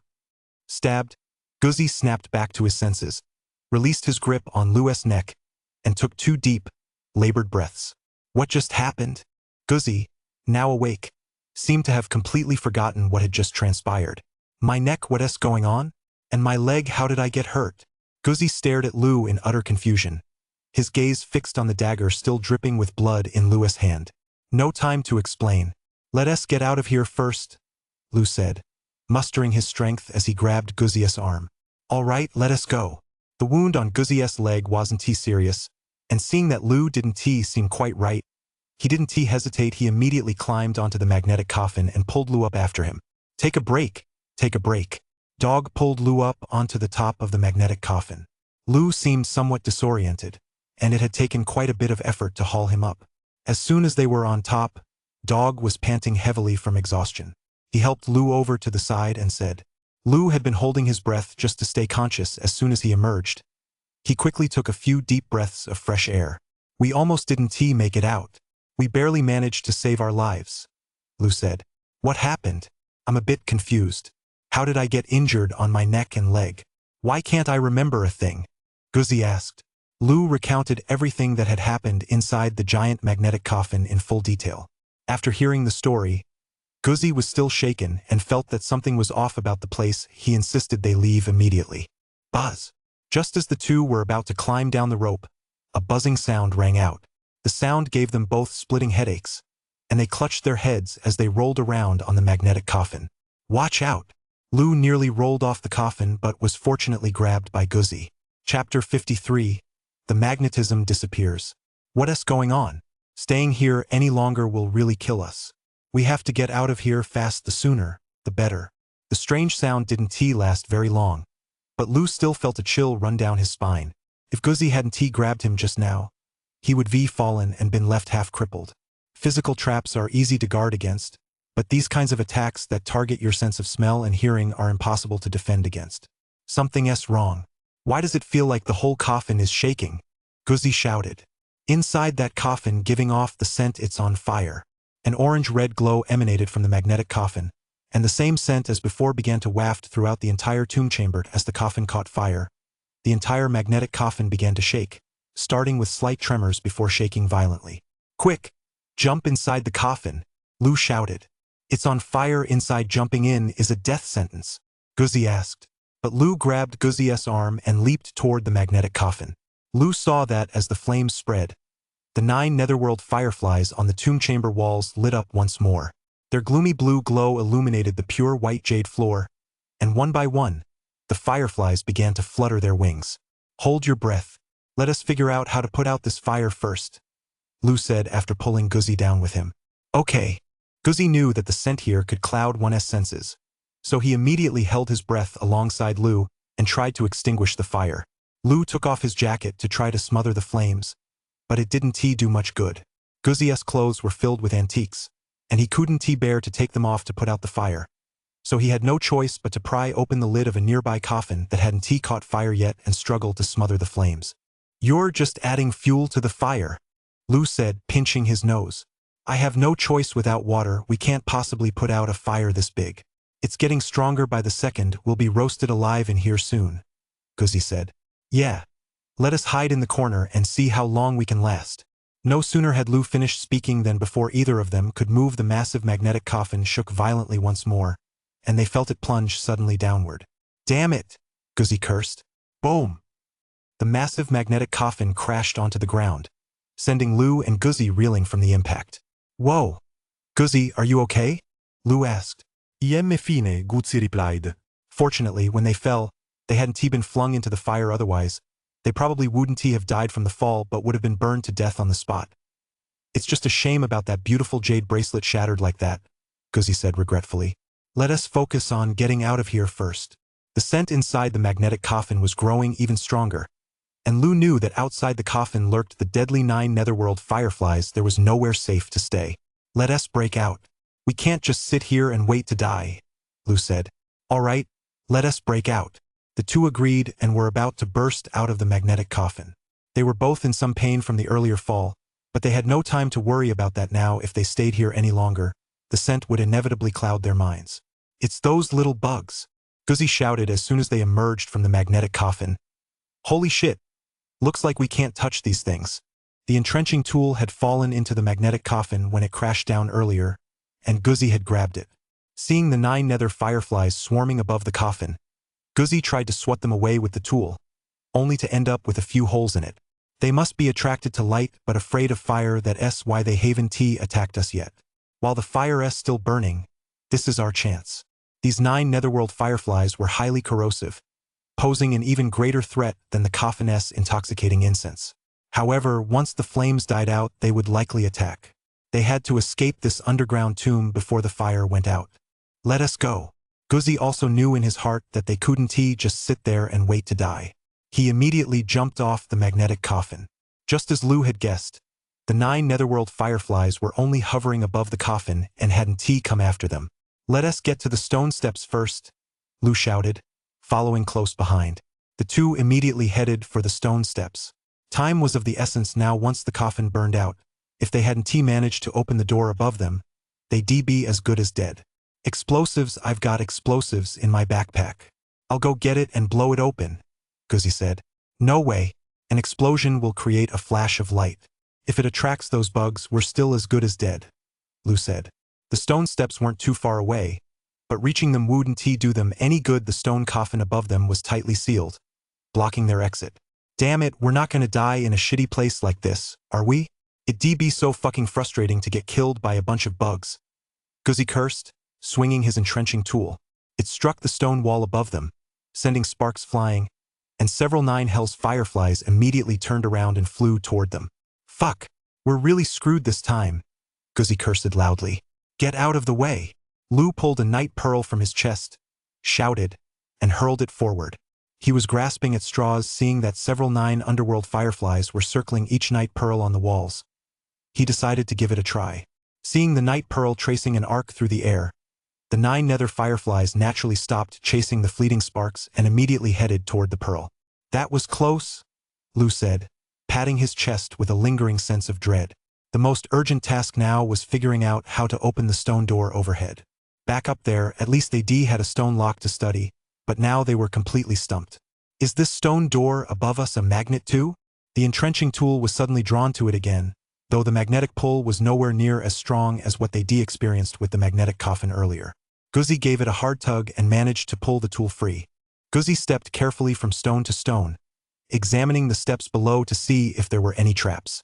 After attracting a 9 netherworld firefly once, he dared not smash anything recklessly. Could this have something to do with magnetism? Lu wondered to himself. Why would the magnetism suddenly disappear? The entire tomb exuded an eerie atmosphere. Even the automatic opening and closing of the tomb door didn't seem like a simple physical mechanism. There wasn't a single button or trigger to be found here, so the only way to open this stone door seemed to be by considering magnetism. Lu rushed down the stone steps, snatched the entrenching tool from Guzi's hands, and tried once more to pry open a white jade floor tile. Sure enough, it wasn't just the magnetic coffin. Even beneath these white jade floor tiles, the magnetism had vanished. What are you doing? You're not trying to dig a hole, are you? It's all rock down here, hard as a rock. If this doesn't work, we'll just have to take the risk of finding some explosives to blow the door open. We can't think about it too much, Guzi said. You go ahead and see if you can find that backpack. I'll figure this out. If it really doesn't work, we'll just have to do that, Lu said, lowering his head in thought. Magnetism, what exactly is the principle behind it? Chapter 54. The pearl opens the door. The ability to transfer magnetism. What kind of power is this? One that lets magnetism transfer between objects. An electromagnet. Lu suddenly thought of this technological achievement from the modern world. Electromagnets seemed capable of converting electrical energy into magnetic energy. But thousands of years ago, how could something like electricity even exist? Even if it did, after being stored for such a long time, it would have been completely depleted by now. We found the backpack. We have to hurry. The light inside the coffin is fading. It's about to go out. Guzi ran over and said to Lu. Lu nodded. If there was no way to open the stone coffin, they'd have no choice but to blow it open with explosives. Give me a little more time. If there's really no other way, we'll just have to try explosives. All right then. Think it over some more. Deep down, Guzi was also skeptical that explosives would be enough to blast through this wall. The test results in the gorilla cave hadn't been very promising. If magnetic force can be transferred between objects, there must be a switch somewhere, right? If that stone lock on the outside is a switch, then what's the switch that makes the magnetic force of this coffin disappear? Lu was thinking to himself when he spotted the night pearl on the wall, and a sudden idea struck him. I've got it! Lu suddenly shouted. What? Did you find the mechanism? Guzi asked. Look here, the magnetic force on this part of the floor has disappeared, while the tomb door above has suddenly become magnetic. Holding his entrenching tool, Lu traced a line on the white jade floor. For the magnetism to shift back and forth like this, there must be a switch. I think the magnetic coffin in this underground chamber was originally placed on the floor. After the outer tomb door was opened, the magnetism generated here pushed the coffin upward, and there must be some kind of mechanism that concentrates the magnetism, creating a powerful magnetic field near the coffin. I believe the switches that make this magnetic force disappear are these night pearls. After I pried them loose, the coffin burst into flames, and afterward, the magnetic force of that large coffin vanished. Lu said. I don't quite understand, but are you saying that if we set these night pearls back in place, it will restore the magnetic force to that coffin? Guzi asked. Yes, that should be it, Lu replied, though he wasn't entirely certain himself. It was just a guess. Even if the large coffin's magnetic field returns, so what? Our top priority right now is to open the tomb door above us, Guzi said, puzzled. The magnetic force here can shift back and forth. If the large coffin's magnetism is restored, it's very likely that the magnetic force on the tomb door above us will disappear. Only after the magnetism disappears will we be able to find the mechanism to open the tomb door. That's probably how it works, Lu said. But I threw one of the night pearls out there. Now we have to go retrieve it or take another one down from the wall. But right now, there are several of those blue flamed bugs clinging to each night pearl. They can even pierce through steel plates. How are we supposed to get rid of them? Guzi asked. We'll just have to give it a try, Lu said, then ran toward the large coffin. Wait here for me. If I haven't come out by the time the flames die down, blow the door open. Okay. Guzi was about to follow him, but Lu stopped him and told him to stay put. These 9 nether fireflies, glowing with a gloomy blue light, were extremely drawn to the flames. The fire inside the magnetic coffin, which contained the vermilion wooden coffin, had died down considerably. So many of the 9 nether fireflies couldn't resist rushing toward the burning embers. The flames quickly engulfed them, and the remaining 9 nether fireflies, unwilling to leave, all gathered above the glow. I'll take my chances. Lu gritted his teeth and began climbing up the magnetic coffin. Ah! Lu let out a scream and leaped back into the magnetic coffin. As the coffin burned, the bones inside had long since turned to ash, and the intense, sweet scent made Lu feel dizzy the moment he stepped inside. Hurry! Hurry! Hurry! Lu bit down hard on the tip of his tongue to stay alert, repeatedly reminding himself in his mind. Stay here with me, young man. A burst of laughter echoed in Lu's mind, and at the same moment, a beautiful woman clad in sheer gauze appeared before his eyes. She draped her arm over Lu's shoulder and led him toward a magnificent palace. Ding! System alert! The system user is facing mortal danger. The system is activating its self-protection function. The sudden system alert snapped Lu back to his senses. In an instant he realized he was walking step by step toward the bonfire. That was close. Lu was drenched in cold sweat. This was the first time the system had alerted him to something unrelated to treasure hunting, but if not for the alert, he would likely have been completely ensnared. Lu hurriedly reinserted the night pearls he'd been holding, but there was one missing. However, Lu had already made up his mind. He used his dagger to pry a burning plank from the flaming coffin, wrapped it in his shirt, and headed toward the exit of the magnetic coffin. Boom! The 9 nether fireflies above the magnetic coffin saw the firelight emanating from the shirt in Lu's hand and instantly swarmed toward him. Now the moment's success or failure hinges on this one move. Lu threw the shirt toward a corner of the room, and naturally, a swarm of 9 netherworld fireflies followed it. The coffin gradually set Lu's shirt ablaze, and the flames grew stronger by the second. Meanwhile, several 9 netherworld fireflies perched on the night pearl in the corner took flight, drawn toward the light. May the heavens protect me! Lu leaped off the magnetic coffin and sprinted toward the corner of the wall at full speed. Who knew how long the fire would last? He had to pluck the night pearl from the corner immediately. His clothes were burning rapidly. Just as Lu reached the wall and was about to grab the night pearl, the flames died out, and at that very moment, Lu became the target of the 9 netherworld fireflies. Just as Lu thought he was truly done for, Guzzi suddenly pulled a block of solid fuel from his bag and threw it in the opposite direction. Way to go! Lu successfully retrieved the night pearl and shouted to Guzzi. He then sprinted toward the magnetic coffin at full speed. If the vermilion coffin inside the magnetic coffin burned completely before he could place the night pearl in his hand onto it, he would still be attacked by those 9 nether fireflies. Gritting his teeth, Lu leaped back into the magnetic coffin and headed for the empty slot for the final night pearl. Boom! Just as Lu set the last night pearl into place, the magnetic coffin began to shake violently once more. Just as I thought, Lu said, rushing out before the coffin could rise. Not bad, you guessed it right again, Guzzi called out to Lu as he jumped down. Let us go, hurry. Lu ran straight up the stone steps 1, 2, 3. Just as Lu stepped onto the final step, the stone door above him finally began to open slowly. Chapter 55. No escape from life or death. Just as Guzzi followed Lu out of the underground tomb, the flames inside the magnetic coffin went out. Countless 9 hell's fireflies, sensing the 2 men's body heat, swarmed toward them frantically.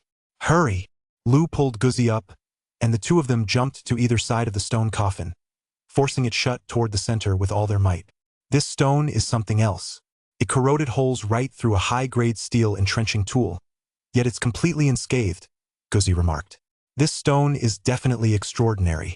It can convert a certain type of energy into magnetic energy, yet it remains unaffected by magnetic energy and doesn't become magnetized itself. Current technology can't even come close to this, Lu said. He'd been working frantically. Not only was he physically exhausted, but he was also mentally dazed. After closing the stone coffin, he lay down beside it, gasping for breath. So, does that mean this grand tomb is a treasure too? Guzzi asked. You could say that. If the outside world found out about this technology, it would definitely cause a sensation, Lu said to Guzzi, closing his eyes to rest. Guzzi lay down beside him as well, though he was in much better shape than Lu. Aside from an injury to his leg, he wasn't nearly as battered as Lu. Once we get back, if we tell the scientific expedition team where this tomb is, wouldn't that count as a contribution to the country? Guzzi said. No way, absolutely not. Until we have enough capability, not only will no one believe you, but even if we really did find this tomb, they'd still arrest you as a tomb raider. You've got a point. From the moment we found this tomb to the time we got in here, I'm truly impressed. You're actually pretty amazing, and you're in great shape too. That sprint just now to grab the night pearl from the magnetic coffin, you ran really fast, Guzzi said to Lu. In truth, Lu himself didn't realize that, without even noticing, his body had already benefited from those medicinal herbs so rare that each one harvested meant one less in the world. Lu had, in fact, completely ravaged an entire field of these precious herbs. If traditional Chinese medicine experts at home and abroad found out, they'd be furious, not to mention that Lu had also used several high-quality, century-old herbs to save the orangutan. Swish, swish, swish. Lu was lying on the ground, savoring the bliss of having survived a close call, when suddenly another series of swishing sounds penetrated the ground and reached his ears. Guzzi, did you hear anything? Lu asked, looking up. He was becoming more and more convinced of his intuition. Nope, what's up? Guzzi replied without even opening his eyes. Get up quickly, we shouldn't stay here much longer. Lu pressed his ear to the ground again. There was no way he could have misheard that sound. What's going on? Are those bugs coming out? Guzzi was roughly dragged to his feet by Lu. I don't know. Let us get out of here fast. This isn't a safe place. We've got the treasure, let us get out of here. With that, Lu led Guzzi forward. Lu didn't see that. After the two of them left, swarms of blood ants began crawling toward the stone coffin. Once inside, the ants easily seeped into the cracks of the coffin, and the stone lid that Lu and Guzzi had closed began to slowly pry open a gap under the pressure of the swarm. Ying! The deep blue 9 nether fireflies collided with the blood ants. Though their flames were capable of corroding even gold and stone, they seemed to have lost their usual potency, leaving the blood ants completely unscathed. The blood ants leaped from the stone coffin onto the 9 nether fireflies one by one. Torn apart by the blood ants, the fireflies fell one after another to the bottom of the tomb. The blood ant army quickly wiped out every last one of the 9 nether fireflies for them. It was a feast. The blood ants that arrived later missed out on the feast, but they caught the scent of blood. A vast horde of blood ants followed closely in the footsteps of Lu and his companion. Passing through the side chamber and down a passageway led them to the front hall of the tomb. The front hall had already been completely ransacked by those who arrived before them. Forget about any traps, not even a single intact brick or stone remained. There was no danger here. However, there was no exit either. It was unclear what the previous visitors' intentions had been. Perhaps they intended to block the exit to the main hall to prevent others from finding their way here. Or maybe they planned to return at a later date to continue exploring. Whatever their motives, it no longer mattered. Go decisively pulled out some TNT, intending to blast a way through. However, after the explosion, the result was much the same as in the gorilla cave. Apart from a few large boulders rolling down from the entrance, there was no noticeable effect. What do we do now? The entrance is blocked, Go said to Lu, angrily pounding on a massive boulder in front of him. We have two options now. One is to dig slowly and clear a path through this entrance. The other is to go back the way we came and return to the gorilla cave above via that underwater passage. Lu said.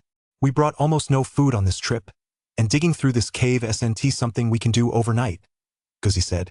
Lu knew full well that the first option was out of the question, but would heading back really be any better?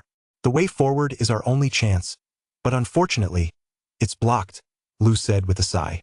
No sooner had he finished speaking than Lu and Guzzi felt a slight tremor in the ground. Immediately afterward, they saw a massive swarm of fiery red blood ants closing in on them. Light it! Lu shouted. Guzzi had already taken action the moment he spotted the swarm of blood ants.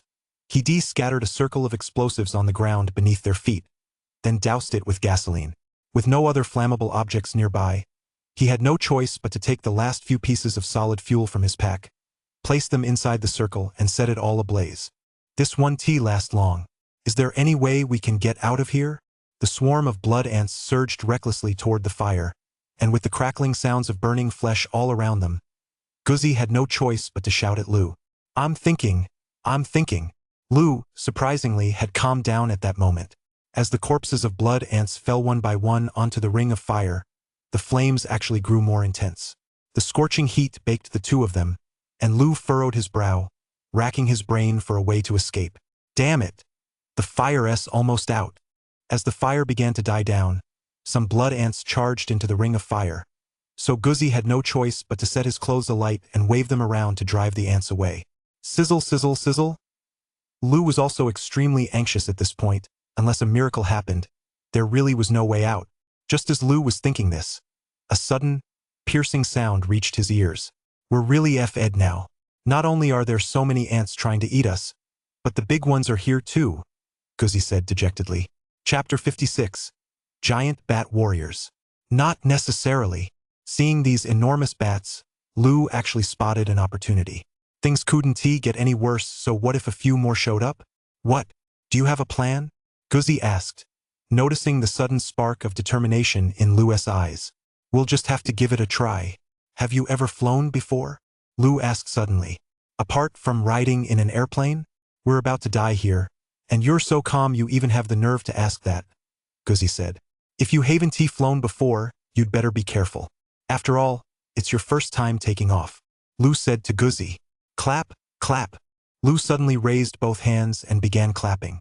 Several large bats that had flown and heard the sound and headed toward the two of them. Throw the rope around its head, Lou suddenly said to Guzzi, who was standing nearby. He knew Guzzi could do it. Got it. Guzzi gritted his teeth. He didn't ask why. After all, this was a matter of life and death, so if Lou told him to throw the noose, he'd do it. Whoosh! The noose landed precisely on one of the large bat's legs. Come on, let us pull it over together, Lou said. Huh?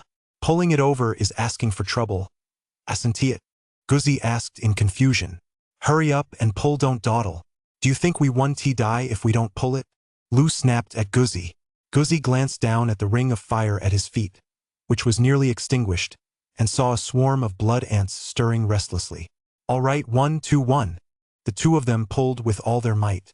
Although the giant bat struggled desperately, they managed to drag it to the ground. The moment the giant bat hit the ground, countless blood ants surged toward it. Squeak, squeak, squeak. The bat let out a strange sound, and the blood ants actually began to panic. The swarm, which had been as orderly as an army, suddenly descended into chaos. How did you know the giant bat could subdue them? Seeing this, Guzzi excitedly patted Lou on the shoulder and shouted to him. I don't know either, it was a lucky break, Lou replied. Guzzi was speechless. Even a blind cat stumbling upon a dead rat couldn't have been this accurate. Come on, let us ride the bat out of here. Lou's next words nearly made Guzzi jump out of his skin. Are you sure? Won't that thing crash us to death? Guzzi asked. Let us go. If we stay on the ground, these ants will gnaw us down to the bone, Lou said, heading toward the giant bat lying on the ground. You're right. We don't have any other choice. Guzzi had no choice but to follow Lou. Whoa! As soon as Lou got close, the giant bat as big as a round table bared its fangs at him and flapped its wings wildly, trying to shoo Lou away. But the bat had a rope tied around its leg, the other end of which Lou and Guzzi had secured to a stone pillar, so it couldn't fly away. Let us go, Lou bellowed, grabbing Guzzi and lunging toward the bat. Oh my God! Guzzi was actually reluctant, but just as he let out a curse, he realized Lou had already cut the rope, and now he found himself perched on the bat's back, soaring through the air. Impressive, Guzzi exclaimed sincerely. Lou's judgment was truly remarkable, seizing victory from peril and escaping death by a hair's breadth. I was taking a gamble too. At first, I didn't know if this giant bat could support the weight of the two of us, but it turns out I really underestimated it. Lou shouted to Guzzi as he clung tightly to the bat's fleshy wings. Although the bat struggled desperately, Lou and Guzzi clung to it with all their might. No matter how it twisted and turned in the air, it couldn't shake them off. Guzzi, can you find a chance to get the steel cable down? After all that thrashing, the bat had finally calmed down considerably, and Lou took the opportunity to say to Guzzi, Here you go. Guzzi clamped his legs tightly around the bat's belly, grabbed its tail with one hand, and while performing a difficult maneuver in midair pulled the steel cable out of his bag and tossed it to Lou. That's the last one. Don't let it fall, Guzzi shouted as a reminder. Don't worry. Lou bent the steel cable and threw it forward. Just then, the bat opened its mouth and caught the cable perfectly in its jaws. Ha! Perfect, mission accomplished, Lou said with a loud laugh. With the bat's mouth secured, Lou could now focus on controlling its direction. Look at that swarm of ants, Guzzi said to Lou, pointing at the surrounding walls. The ants had climbed up onto the bat and were falling one by one from above. Damn it, Lou cursed. I wish I'd brought a gun. I think I still have a small crossbow in my bag, Guzzi said to Lou after hearing his remark. Let us see if we can get it out. Do you see that big bat up ahead? These bats actually feed on ants, and those ants are after us, Lou said. Ah! Guzzi suddenly yelped in pain. Damn it! What kind of ants are these? If we were outside, I'd set them on fire in a heartbeat. Guzzi pinched an ant off his clothes. That bite really fucking hurts. Forget it, there's no time. Use this. Lu pulled a dagger from his pocket and handed it to Guzzi. Can you throw it at that big bat up ahead? I'll give it a shot. Guzzi held the dagger, constantly calculating the angle. Whoosh! The dagger flew from his hand and pierced the bat's wing with pinpoint accuracy. Squeak! Squeak! Squeak! The bat let out 2 pained squeaks, its attention successfully drawn to Lu and Guzzi, and it dove toward the bats they were riding. Oh no! Lu furrowed his brow. Don't make a sound. Bats use echolocation to navigate, so the 2 of them lay flat on the large bat's back, not daring to make a sound, hoping to remain undetected by the massive creature ahead. Squeak! Squeak! Squeak! The large bat circled a few times right in front of Lu and his companion, but ultimately failed to spot their target and flew off into the distance. The giant bat's wing had been pierced by Guzzi, and blood kept dripping from the wound. A swarm of blood ants, drawn to the bat's blood, gave chase. Does this count as a narrow escape? Guzzi asked Lu. At least we didn't get eaten by the ants. Lu let out a sigh of relief. As long as they were still alive, there was hope. Damn it! Where's that big guy flying to? Guzzi noticed the bat was heading in the wrong direction. It didn't look like a path they'd taken before. It must be another side chamber of this tomb. Lu remained quite calm on their way back. They hadn't encountered any large bats, so he already guessed there must be another side chamber in this tomb. Squeak! Squeak! Squeak! Hundreds, even thousands, of bats the size of a round table flew out of the cave, much to the misfortune of the blood ants hot on their heels. Holy shit! We just got out of the tiger's den only to walk straight into the wolf's lair. We're really screwed now, Guzzi said, wiping the cold sweat from his forehead. These bats are just like that snake, they're all blind. Don't be afraid. Lu pulled hard on the bat's beak, trying to make it change direction. Get ready to jump, Lu shouted, realizing the bat was beyond his control and determined to charge straight into the bat colony. If they actually entered the colony, they'd surely be bitten to pieces and torn to shreds by the bats. Jump! Seizing the moment, Lu and his companion leaped toward a pond. Chapter 57. A stroke of luck. How is there a pond here too? Could this pond be connected to the one we came in through earlier? A flood of questions surged through Lu's mind. Ants won't go in the water, and those big bats won't either. We're safe now, right? Guzzi said. Safe for now. You got bitten by an ant just now, are you okay? Lu carefully observed the water around them and realized that this pool was very likely connected to the one they'd come through earlier. They should be able to use it to return to the passage that had brought them here. I'm fine, it just hurts a lot. My leg hurts a little too. We need to get out of here quickly. The wound on my leg seems to be getting infected, Guzzi told Lu. I can faintly feel the current here. If we swim against it, we should reach the exit where we started, Lu speculated. All right, let us swim that way. With that, the 2 began swimming upstream against the current. Gurgle, gurgle. Suddenly, a splash broke the surface of the water. What is that? Quick, run this way. Lu immediately thought of the water lizards. This was exactly what had happened when they first appeared. What is it? Did the pot boil over? Guzzi hadn't seen the water lizards appear back then, so seeing this scene, he had the same thought as Lu. It might be a water lizard, Lu shouted to Guzzi. You mean those things you said could fight a gorilla like King Kong? Upon hearing this, Guzzi hurriedly swam toward Lu. Let us swim over there before they come out, Lu told Guzzi. Okay, Guzzi replied. But Guzzi didn't know that the blood from his leg was spreading through the water, forming little crimson blossoms. And right at the bottom of this pond, a large, colorful python was slowly unfurling its body. Are they really water lizards? Why does it feel like there's no movement anymore? Guzzi asked Lu in confusion. I don't know, Lu replied. The pool had been gurgling for a long time with no sign of further movement, and he too began to wonder if this was the same situation as last time. Anyway, it definitely isn't anything good. We better get as far away as we can. Looking at that pool down there, I don't think there's a water lizard in it, Guzzi said as he swam frantically alongside Lu. Splash! As if to echo Guzzi's words, a massive spray of water erupted, and the 2 clearly saw a huge python beneath the surface slowly raising its head. Holy shit! It really isn't a water lizard. This thing's way more terrifying than a water lizard, Guzzi cursed. Get to shore, Lu shouted decisively. In the water, their speed was limited. The snake would surely catch up to them easily, and by then, neither of them would be enough for the snake to make a meal of. There are those big bats on the shore. We wouldn't be enough for them to eat either, Guzzi said to Lu. glancing at the bats on the shore feasting on ants. We can't think about that now. Let us just get to shore first. If we stay in the water, we'll be meeting the king of hell before long. With that, Lu swam frantically toward the nearest shore. Man, I didn't expect just walking into a random cave to be this dangerous, Guzzy grumbled as he followed Lu toward the shore. The wound on Guzzy's leg had become infected, and the scent of blood it gave off sent the blood ants into a frenzy once more. They surged madly toward Lu and Guzzy. The large bats, still feasting on the ants, were naturally not about to let their delicious meal escape, flapping their enormous wings. They too charged toward the pair. Squeak, squeak, squeak. The shrill screeches of the bats, mixed with the sound of the blood ant army's advance, reached Lu's ears. He closed his eyes tightly, racking his brain for a way to escape. Pursuers ahead. A ferocious tiger behind this is a dead end. Damn it. Guzzy simply opened his backpack and pulled out the hand crossbow, their last remaining weapon. I've got an idea. Blood ants, giant pythons, bats, the food chain. Just as the ants at their feet were about to close in on the two of them, Lu suddenly opened his eyes and shouted loudly.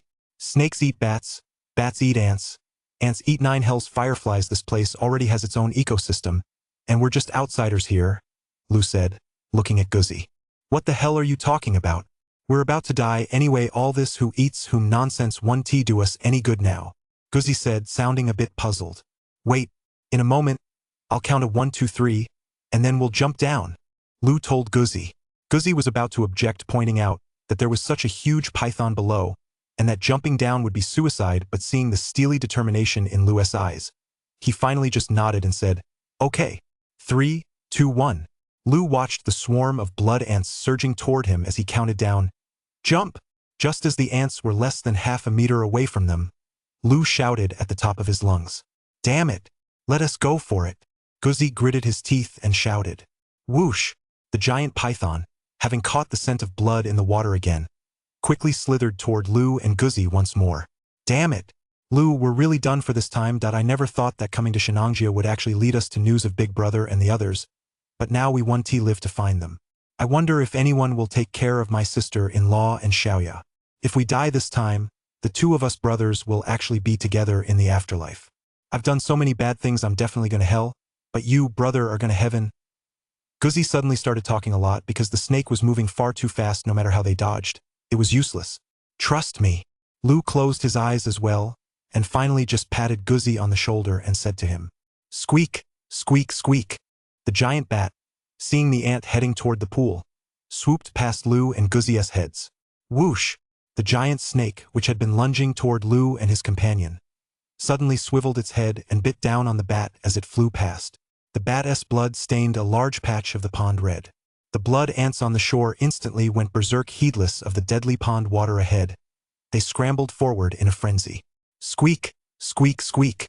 One after another, giant bats flew over to this spot to prey on the ants. Whoosh! Seeing so many bats, the giant snake paid no further attention to Lu and his companion. With a flick of its head, it sent a giant bat crashing to the ground. What's going on? What's happening? The scene before him left Guzzy speechless. The pool had been stained crimson. The screeching of the bats, the splashing of the water, the crackling sound of ants hitting the water, and the hissing of the giant snake as it flickered its tongue all blended into a single cacophony. This place was nothing short of an arena for the primal instincts of living creatures, an arena of mutual predation and slaughter. Fortunately, however, Lu and the other man were left out of the fray. Stop fucking staring at that. If you keep looking, you'll really lose your life. Lu slapped Guzzy on the shoulder, signaling him to run away as fast as he could. Chapter 58. Back into the light. Guzzy quickly snapped out of it and stowed away the crossbow in his hand. To think I actually survived this shit. I've escaped death by a hair. Good things are bound to come my way. Once we get out, I'm sure we'll find Big Brother and the others. Guzzy, who had been in despair just moments ago, suddenly burst out laughing as he slapped Lu on the shoulder. Right, we definitely will. If the greatest disappointment is the certainty of death, then the greatest hope must surely be escaping death at the last moment. Just moments ago, they'd been standing at the gates of hell, convinced they'd be reduced to dust in the next second, becoming food for these ants, with not even their bones left behind. Yet now they were unscathed.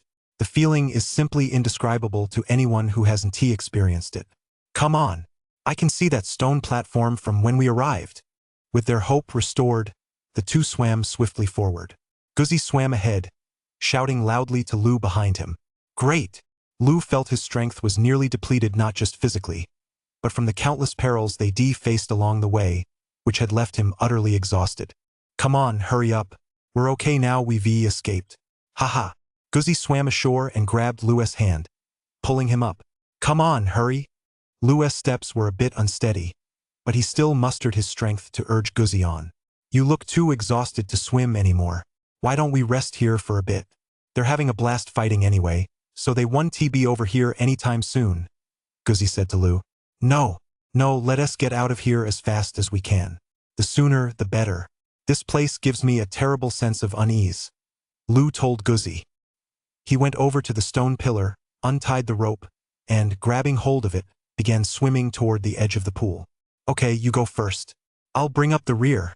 Guzzi, who was in better shape than Lu, glanced around and said to Lu, let us go together. Hurry up, we need to get out of here as fast as we can. Lu was becoming increasingly convinced of his instincts. Ever since acquiring the treasure hunt system, his senses had grown sharper, saving both their lives time and time again in critical situations. Huff, huff. The stone coffin not far away suddenly began to shake, and a series of rattling sounds reached their ears. What the hell is going on now? Seeing this, Guzzi hurriedly pushed Lu into the water and jumped in right behind him. Let us go, Lu, hurry up. You were right again, you little bastard. Who knows what kind of trouble this is going to be? Huff, huff. To their surprise, another army of blood ants emerged from the stone coffin on the nearby stone platform. Damn it. I'm in the water now, come at me if you dare. Guzzi, clutching Lu who was already running out of steam, shouted furiously toward the shore. Squeak, squeak, squeak. With the blood ants' appearance, the bats each as big as a round table naturally picked up on the commotion and quickly began flying over one after another. Gulp. The giant snake that had been happily devouring the bat moments ago didn't want to be left out either and followed close behind. Hurry! Lu gritted his teeth to keep going, clinging desperately to the rope as he swam upward. This F-King thing is actually changing the battlefield. Guzzi cursed. Shoving Lu forward, the narrow passage they come through was just ahead. Squeak, squeak, squeak. A bat screeched past Lu and Guzzi. Whatever had triggered them, this bat's sharp teeth sank into Guzzi's shoulder. Ah, damn it. Guzzi swung his fists frantically, trying to shake the bat off. Damn it. At that critical moment, Lu, without a second thought, activated Goddess' left hand, praying it would save their lives. Ding. Goddess' left hand activated. Ding. Giant stone bat. Dwells in caves that have not seen sunlight for years, feeds on insects, and due to its prolonged lack of sunlight, its vision has deteriorated to the point where it can barely see anything. Damn it. Weakness. Weakness. Weakness. Lu roared inwardly. This flood of information had poured into his mind, but it wasn't doing him the slightest bit of good. Its ears are its weak point, even a light blow can severely injure it. No sooner had the system's prompt reached Lu's mind than he mustered all his strength and landed a heavy punch squarely on the bat's ear, perched on Guzzi's shoulder. Squeak! The bat let out a pitiful screech and quickly fluttered away, stumbling haphazardly like a moth drawn to a flame. Hurry! Are you okay? Lu wrapped his arms around Doggy's waist. The bat's bite moments ago had drained most of Doggy's strength. I'm fine. I just feel a little numb all over, but I can keep going, Guzzi said through gritted teeth. Good. Hang in there a little longer. Come on, we're almost there. Lu, who was already exhausted after forcibly activating Goddess' left hand once, was now utterly drained.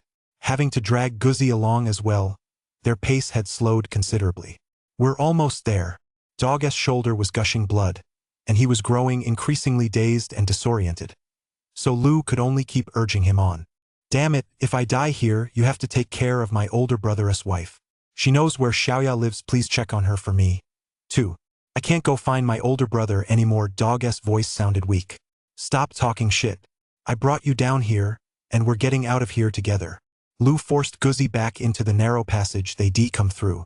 Crawl faster, or we'll both die.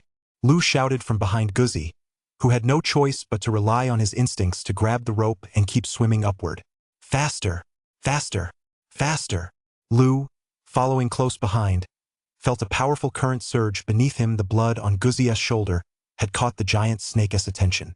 Lu pushed Guzzi upward with all his might, struggling desperately to the surface. After a grueling struggle, Lu finally saw the long-missed sunlight again. "Guzzi, hang in there, we're out." Lu gave Guzzi a nudge and shouted to him. Guzzi had fainted from blood loss, so Lu had no choice but to steel himself once more and drag Guzzi toward the shore. Gurgle, gurgle. The water's surface once again began to bubble like a boiling pot. "Damn it, a water lizard.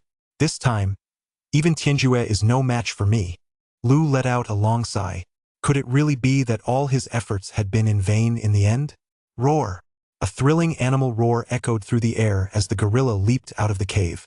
A vine was thrown steadily in front of Lu and Guzzi. Lu tied the vine around Guzzi's waist, took a deep breath, and with a mighty dive, swam desperately toward the shore. "Heaven hasn't abandoned me." The gorilla's strength was beyond human measure. He quickly dragged Guzzi onto the shore. Meanwhile, in the water, a massive snake slowly emerged from the underground tomb, gently lifting its head above the surface. Its eyes, which hadn't seen sunlight for hundreds of years, slowly opened, gazing down at Lu, who was swimming frantically forward, and at the water lizards floating one by one to the surface. Chapter 59, Battle of the Beasts. Roar! The gorilla let out a roar to intimidate the strange creature in the water, while once again hurling the vine in his hand toward Lu. Hiss, hiss! Although the giant snake was massive, its movements were incredibly agile. Flicking its tongue, it swam forward and snatched the vine the gorilla had thrown in a single bite. Roar! The gorilla yanked furiously at the vine in its hand, seemingly furious at the rude provocation from this underground visitor it had never seen before. "Bro, don't waste your energy on it. Hurry up and save me." Lu had already swum to the shore on the verge of collapse. He weakly scrambled upward and shouted at the gorilla. Roar! The gorilla let go of the vine and was about to rush over to rescue Lu. Hiss, hiss! The giant snake wasn't about to give up either. For reasons unknown, just as the gorilla charged forward, it also swam toward Lu. Moving through the water like a bolt of lightning, the snake swept its tail, slamming Lu hard to the side. Roar! The gorilla glanced at Lu, who had been flung aside, and roared furiously at the giant snake in the water. The giant snake seemed uninterested in Lu after flinging him aside. It didn't spare him another glance, but instead flicked its tongue at the gorilla standing before it. Roar! The giant snake was clearly taunting the gorilla, believing itself to be the true ruler of this territory since emerging. It had perceived the gorilla as its greatest threat. The two beasts locked eyes, neither daring to strike first. Hiss! Just because the giant snake wasn't interested in Lu didn't mean the water lizards weren't. Roar! Spotting a water lizard creeping toward Lu, the gorilla spun around and crushed it underfoot. Just as the gorilla turned, the giant snake beneath the water suddenly launched its attack. Stab! The giant snake shot out of the water like an arrow, sinking its fangs into the gorilla's back. The gorilla's back was as hard as stone despite the attack. Hardly any blood flowed. The gorilla turned its head, wrapped both arms tightly around the snake, and began violently shaking it back and forth. Whoosh! The giant snake's tail whipped through the air, snapping tree after tree in its path. The giant snake frantically coiled its body, tightly wrapping itself around the gorilla. Roar! The gorilla let out a cry of agony. The constriction was excruciating, and it couldn't unleash its brute strength. Whoosh! The giant snake thrust its head out from under the gorilla's arm, opened its gaping maw, and lunged to bite the gorilla's head. The gorilla frantically wrenched one arm free from the snake's coils and thrust it against the snake's mouth. Roar! Roar! The gorilla seemed no match for the giant snake. As the snake injected venom into the gorilla's arm, the gorilla gradually began to lose strength and slowly sank to its knees. Lu spat out a mouthful of water and finally came to his senses just then. The first thing he saw upon waking was the fierce battle unfolding not far away. Damn it! Lu scrambled to his feet and ran toward Guzzi. Guzzi's backpack contained a crossbow, and there were also firearms in the gorilla's cave. He hoped they might come in handy. Roar! Roar! Roar! The gorilla, kneeling on the ground, suddenly let out 3 loud roars in quick succession. Roar! To Lu's surprise, a beast's roar from the distance echoed in response. The big guy has backup. Lu's heart leapt with joy as he fished the hand crossbow out of Guzzi's backpack. If I can just help him hold on a little longer until reinforcements arrive, we'll be fine, Lu thought to himself. Come on. I'm right here, bite me. Lu ran in front of the two colossal creatures and shouted at the giant snake. Hiss! The giant snake released the gorilla's shoulder and responded to Lu's provocation. Bite me! Lu raised his crossbow, aiming at the snake's eye, while shouting loudly to distract it. Hiss! The giant snake lashed its tail toward Lu, just as the arrow from Lu's crossbow flew toward its eye. Hiss! To his surprise, green blood began to flow from the snake's eye. It released the gorilla and lunged at Lu. With nowhere to evade, Lu clutched his head with both hands, silently screaming, God! Please help me! Roar! A ferocious beastly roar echoed, and at the same moment, a thick pine branch slammed hard against the giant snake's head. Roar! The gorilla lifted Lu up and gently placed him on its shoulder, wielding the massive pine branch as if it were a stick it handled with ease. SSS. The serpent, which had been so ferocious just moments ago, was struck so hard it couldn't even fight back. The gorilla's blows were precise, landing squarely on the serpent's vital points. Hiss! The giant snake suddenly retreated, arching its back as if to express its submission to the gorilla. Roar! The gorilla began roaring at the snake, as if scolding a subordinate. Lu was completely dumbfounded.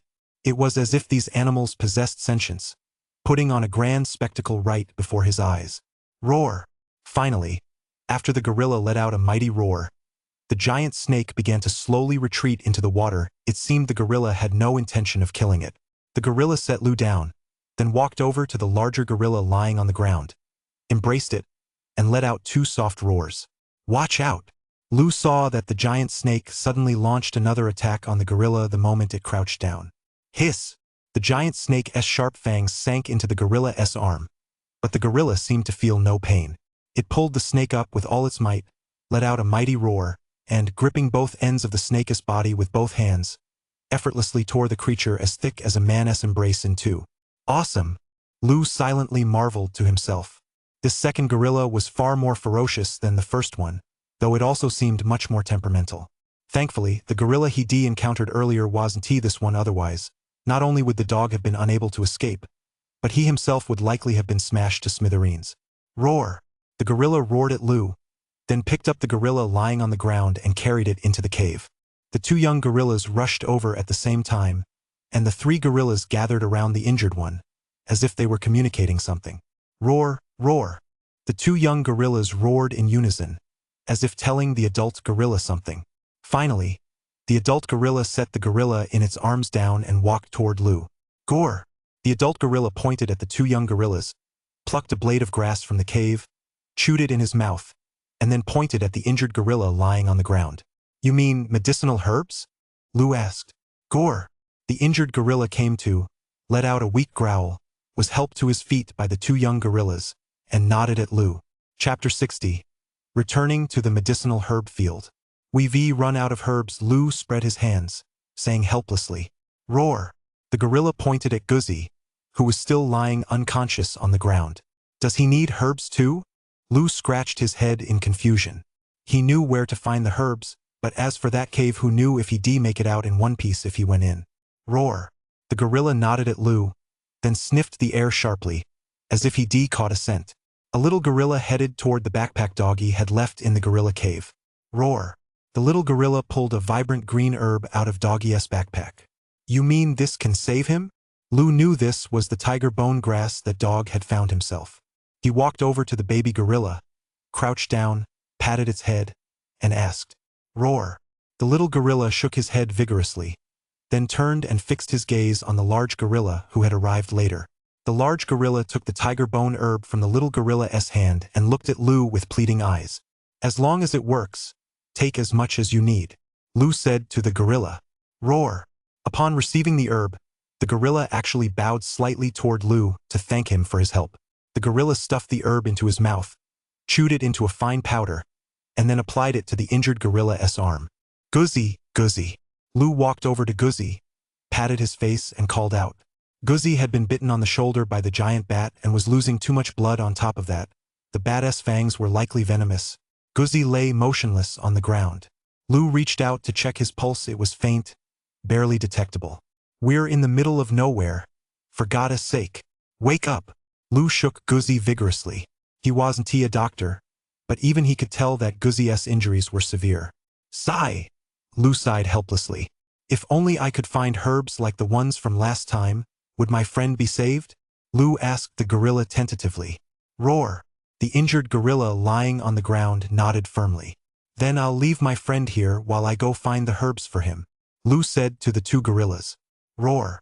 The gorilla that had arrived later, presumably a male and the head of this family of four, heard that Lu was going out to gather herbs and let out a roar, wanting to follow him.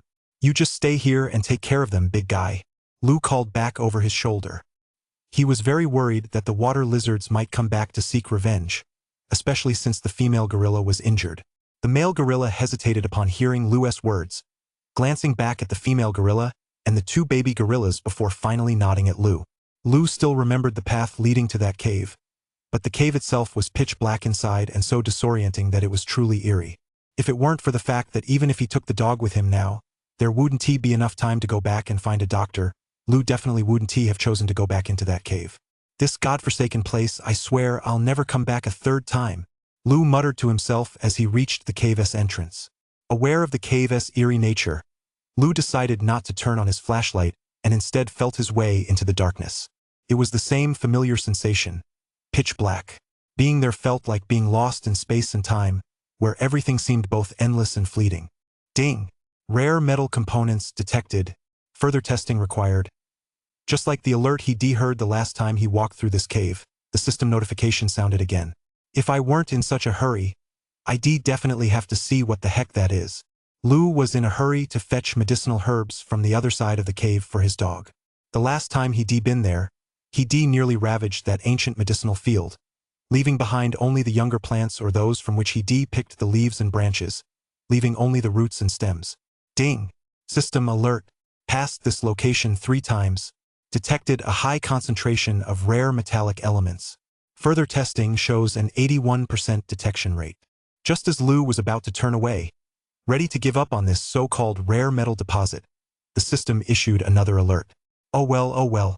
It won't take too much time to check it out anyway, Lu thought to himself. This time, Lu entered the cave fully equipped. Doggy's large backpack contained everything from fuel to shovels and ropes, even some leftover explosives. Boom! Lu turned on his high-intensity flashlight, pulled out his entrenching shovel, and slammed it hard against the wall. With great effort, the shovel chipped off a piece of the black rock. Damn, it's just as hard as the stone in that tomb. Might as well test what this material is first, Lu thought to himself. Activate Goddess left hand. Lu communicated with the system in his mind. Ding! Goddess left hand successfully activated. Pure natural gold gemstone ore detected. Gold purity. 64%.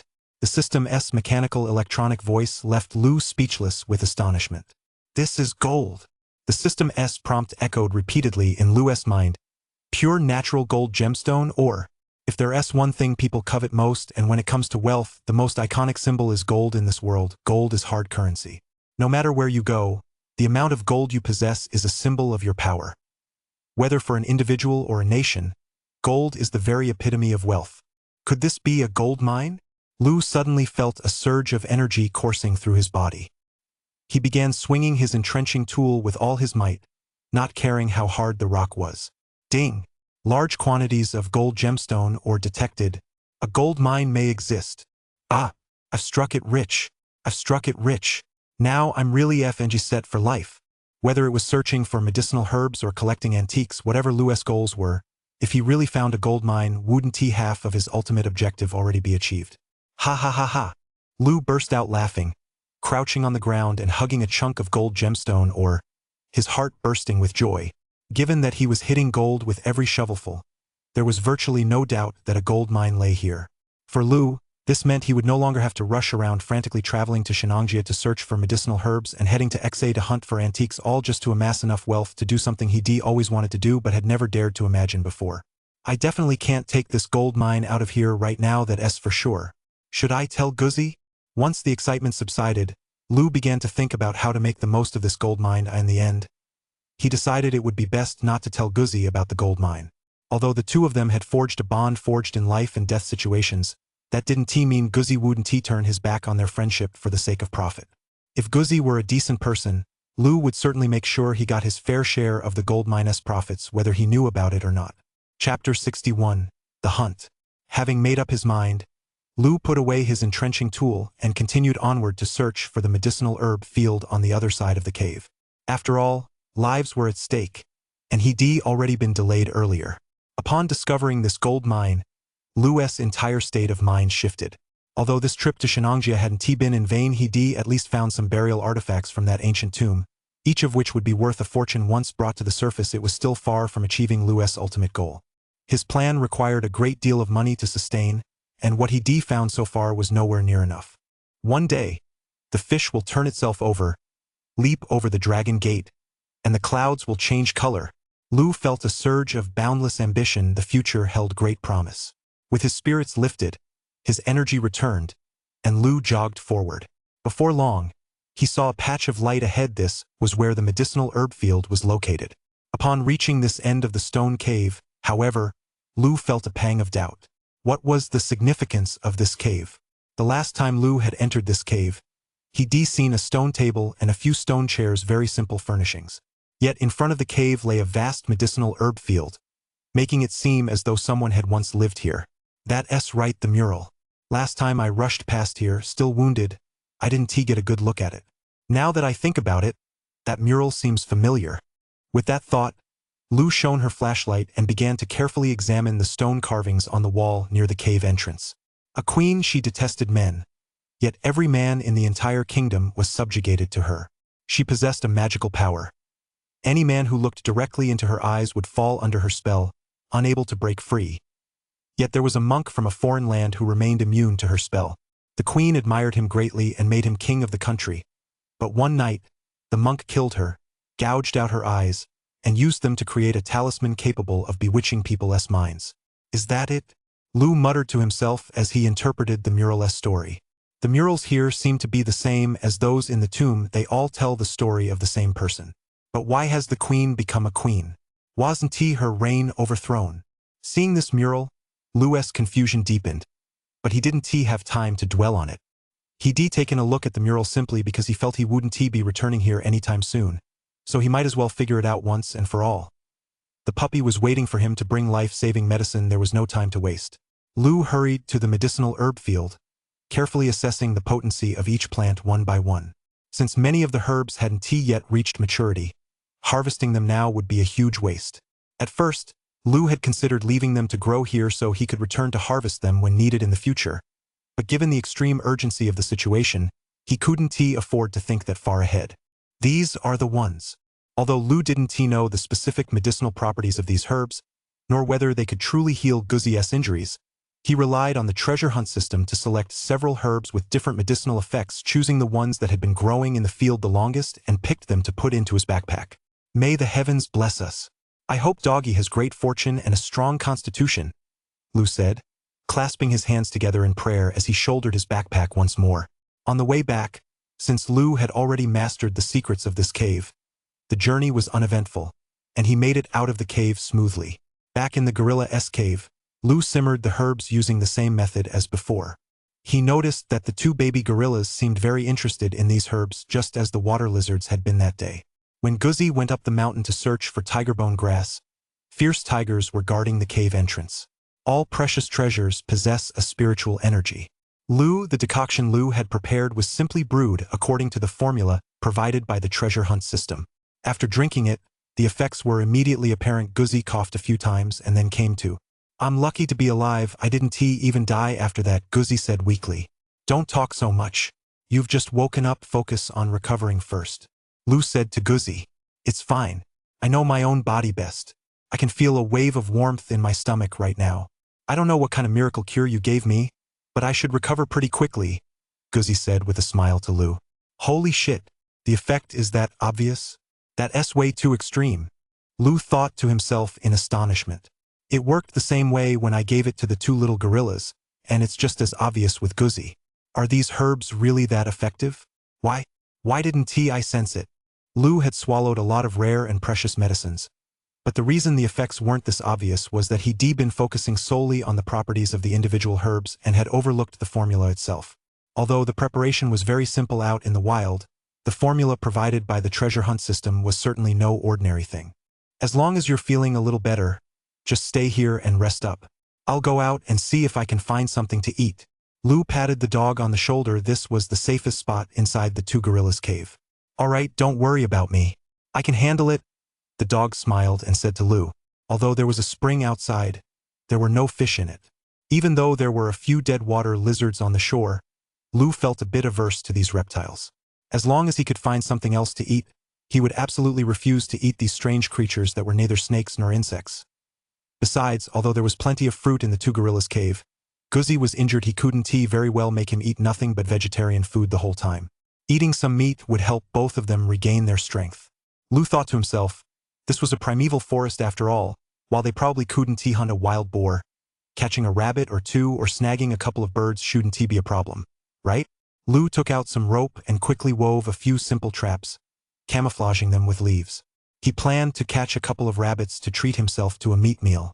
Ever since they entered Shenanjia, their diet had consisted day after day of nothing but compressed biscuits and wild berries from the mountains. I was getting desperate. Lou was even chewing on medicinal herbs. His mouth must have tasted as bland as a bird's nest. Whoosh! Lou was hiding deep in the woods. He knew these animals seemed to have a particular fondness for medicinal herbs, so he placed a small piece of a medicinal herb leaf in front of the trap, hoping something would take the bait. Sure enough, he didn't have to wait long before his trap started moving. That was fast. We'll have meat for dinner tonight. Hearing the sound, Lou hurried toward the spot where he set the trap, already imagining how he roast this rabbit over the fire tonight, golden brown and dripping with fat. This kind of primitive jungle life was actually quite interesting. Chapter 62, Cursed Eye. Squeak, squeak. When he saw what was hanging there, Lou felt a pang of disappointment. It was actually a plump, fat hedgehog. I wondered what it could be. Why does it have to be this thing? Oh well, something to eat is better than nothing, Lou thought to himself. Under normal circumstances, he would have let it go, but for someone who hadn't eaten meat in over half a month, anything with meat on it was worth eating. Squeak, squeak. The hedgehog squealed frantically, emitting a piercing sound that resembled a baby's cry in the dead of night. What are you squawking about? Blame your own greed, Lou said as he lifted the snare. Squeak! The hedgehog suddenly bit Lou, who let out a loud cry of pain. Didn't they say that when hedgehogs are attacked, they curl up into a ball? Could it be that fairy tales are all lies? Damn it! You actually bit me? Lou said, glaring at the little hedgehog. Squeak, squeak, squeak. The little hedgehog also glared at Lou with its two bright red eyes, its shrill, piercing squeaks making Lou's eardrums ache. Why do I feel so sleepy? Lou muttered to himself. This feeling, it's like smelling agarwood in a tomb. In the end, Lou couldn't withstand the dizziness in his head. He collapsed onto the ground with a thud and fell into a deep sleep. Damn it! How long have I been asleep? Where's that hedgehog? How freaky is that? The hedgehog beside him had long since vanished without a trace, but Lou's intuition told him this hedgehog was definitely no ordinary creature. It ran while dragging the rope, so it can't have gotten too far, Lou thought as he looked at the trail the hedgehog had left behind nearby. Lou stood up and shook his slightly dazed head a couple of times. He hadn't fallen victim to anything in the ancient tomb, but he never expected to run into a hedgehog instead. Damn it, little guy. Just you wait, I'm going to catch you for sure. Lou slammed his fist into the ground, saying with some irritation, Little guy, you're still too young. Lou followed the trail left by the hedgehog, moving forward slowly. Where the trail ended, a small burrow appeared before him. This was likely the hedgehog's den. We'll see where you run now. As the saying goes, a cunning rabbit has 3 burrows. These wild animals are all very slippery. Fortunately, Lou had grown up in an orphanage on the outskirts of town and had gone into the mountains with older kids to catch rabbits, so he understood this principle well. Lou laid dry grass at the entrance, set it alight, and then gently covered it with some damp soil. Thick smoke billowed upward. The smoke drifted with the wind into the hedgehog's den, and soon, smoke began to rise from several other spots. These were all the other entrances to the den. Lou sealed them all off one by one. Now I'll just wait for you to walk right into my trap. Lou stood in front of the main entrance, a military shovel in hand. As soon as the hedgehog emerged from the burrow, He would bring the shovel down with a single blow. If it didn't kill it, it would leave it permanently disabled. Squeak, squeak, squeak. The hedgehog, finally unable to bear the choking smoke, burst out of the den. Phew! Lou acted without hesitation, bringing the shovel down with a single blow. The hedgehog was severely injured and curled up into a ball on the ground. Huh, what's this? Lou noticed that the hedgehog was actually clutching a stone in its arms. The stone's surface was crystal clear, and within that clarity, it seemed as though there was a narrow, elongated eye. The hedgehog had been knocked unconscious by Lou, so he easily picked up the stone and examined it closely. Whoosh! Just as Lou held the stone up to the sunlight for a closer look, another wave of intense dizziness washed over him. Lou quickly bit down hard on his tongue just as he had done in the ancient tomb to stay alert. There's something eerie about this stone. Lou sensed immediately that this stone was no ordinary object. But why isn't my treasure hunt system giving me any alerts? This was truly baffling. His treasure hunt system had never failed before. Any treasure was bound to be detected by it. How could it be that this time, upon picking up this jade stone, the system showed no reaction? Activate Goddess Left Hand, Lou commanded in his mind. Ding! Goddess Left Hand is activating. The target's mental energy is too powerful. Analysis will consume a massive amount of mental energy. Do you wish to continue? Ha! Although Lou knew that using Goddess Left Hand consumed mental energy, and at a terrifying rate, each activation usually happened in an instant. This was the first time he'd ever received a prompt like this. Activate, Lou thought to himself. The piece of jade in his hand was clearly no ordinary object. He was eager to find out exactly what it was. System analyzing. Cursed Eye. A cursed artifact of an ancient civilization. A complete ancient curse spell. Potential danger detected to the system user. It is recommended that the system user discard it immediately. A curse? Could such a thing really exist? Lou was a die-hard materialist, especially after 2 tomb expeditions where the zombies had been caused by an incomplete version of an ancient resurrection ritual, and the hanging coffin had been explained by magnetic levitation. He believed that the existence of all matter could be explained by scientific principles, including his own treasure hunt system. However, in the face of one bizarre occurrence after another, Lou's convictions began to waver. Can a curse be lifted? Lou asked himself. Ding! Querying. Please wait. Ding! The system has found. The cursed eye can be lifted. The method is to dispel the cursed person's resentment, or to transfer the cursed eye. The treasure hunt system prompted again. What exactly is the nature of this curse? Lou was extremely interested in this cursed eye, partly because he wanted to figure out whether such idealistic concepts were truly effective, and partly because he felt that this cursed eye was connected to the tomb's owner, the queen. The curse causes hysteria, schizophrenia, and depression, ultimately leading to death. The system prompted again. Surely there must be a way to temporarily suppress it, Lou asked. None at the moment. The system's response left Lou speechless. Does that mean I can't take this stone back with me? Lou shook his head in disappointment. Immediately afterward, a wave of dizziness swept over him, not because of the cursed eye this time, but due to mental energy depletion.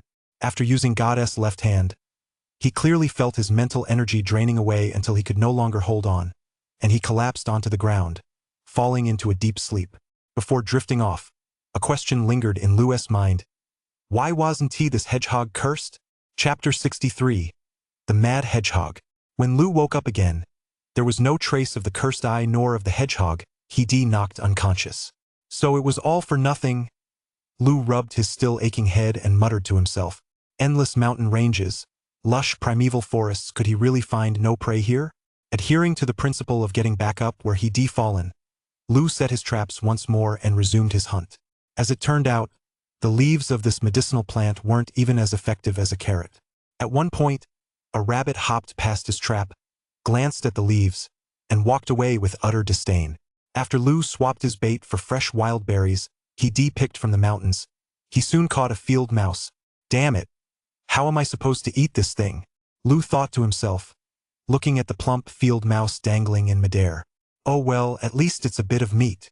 It's all that damn hedgehog's fault. It ruined my whole morning, and all I caught was this thing. Lou felt resentful because of that hedgehog. He fainted twice in half a day and ended up catching nothing but a field mouse. Just as he was about to walk off with the mouse, planning to add it to the dog's stew, when he got back, Lou sensed something lurking nearby, watching him furtively. What is it? Come out here. Trusting his instincts, Lu shouted into the surrounding area. Whoosh! A rustling sound came from the nearby grass, followed by something darting out. What is that? And it's even got a green hat on its head. Lu looked over. An animal he couldn't tell what kind had a large green leaf perched on its head and was sprinting away. Don't run, this is my dinner, and it's come right to me. Lu stuffed the large field mouse into his bag, grabbed his hunting rifle, and set off in pursuit.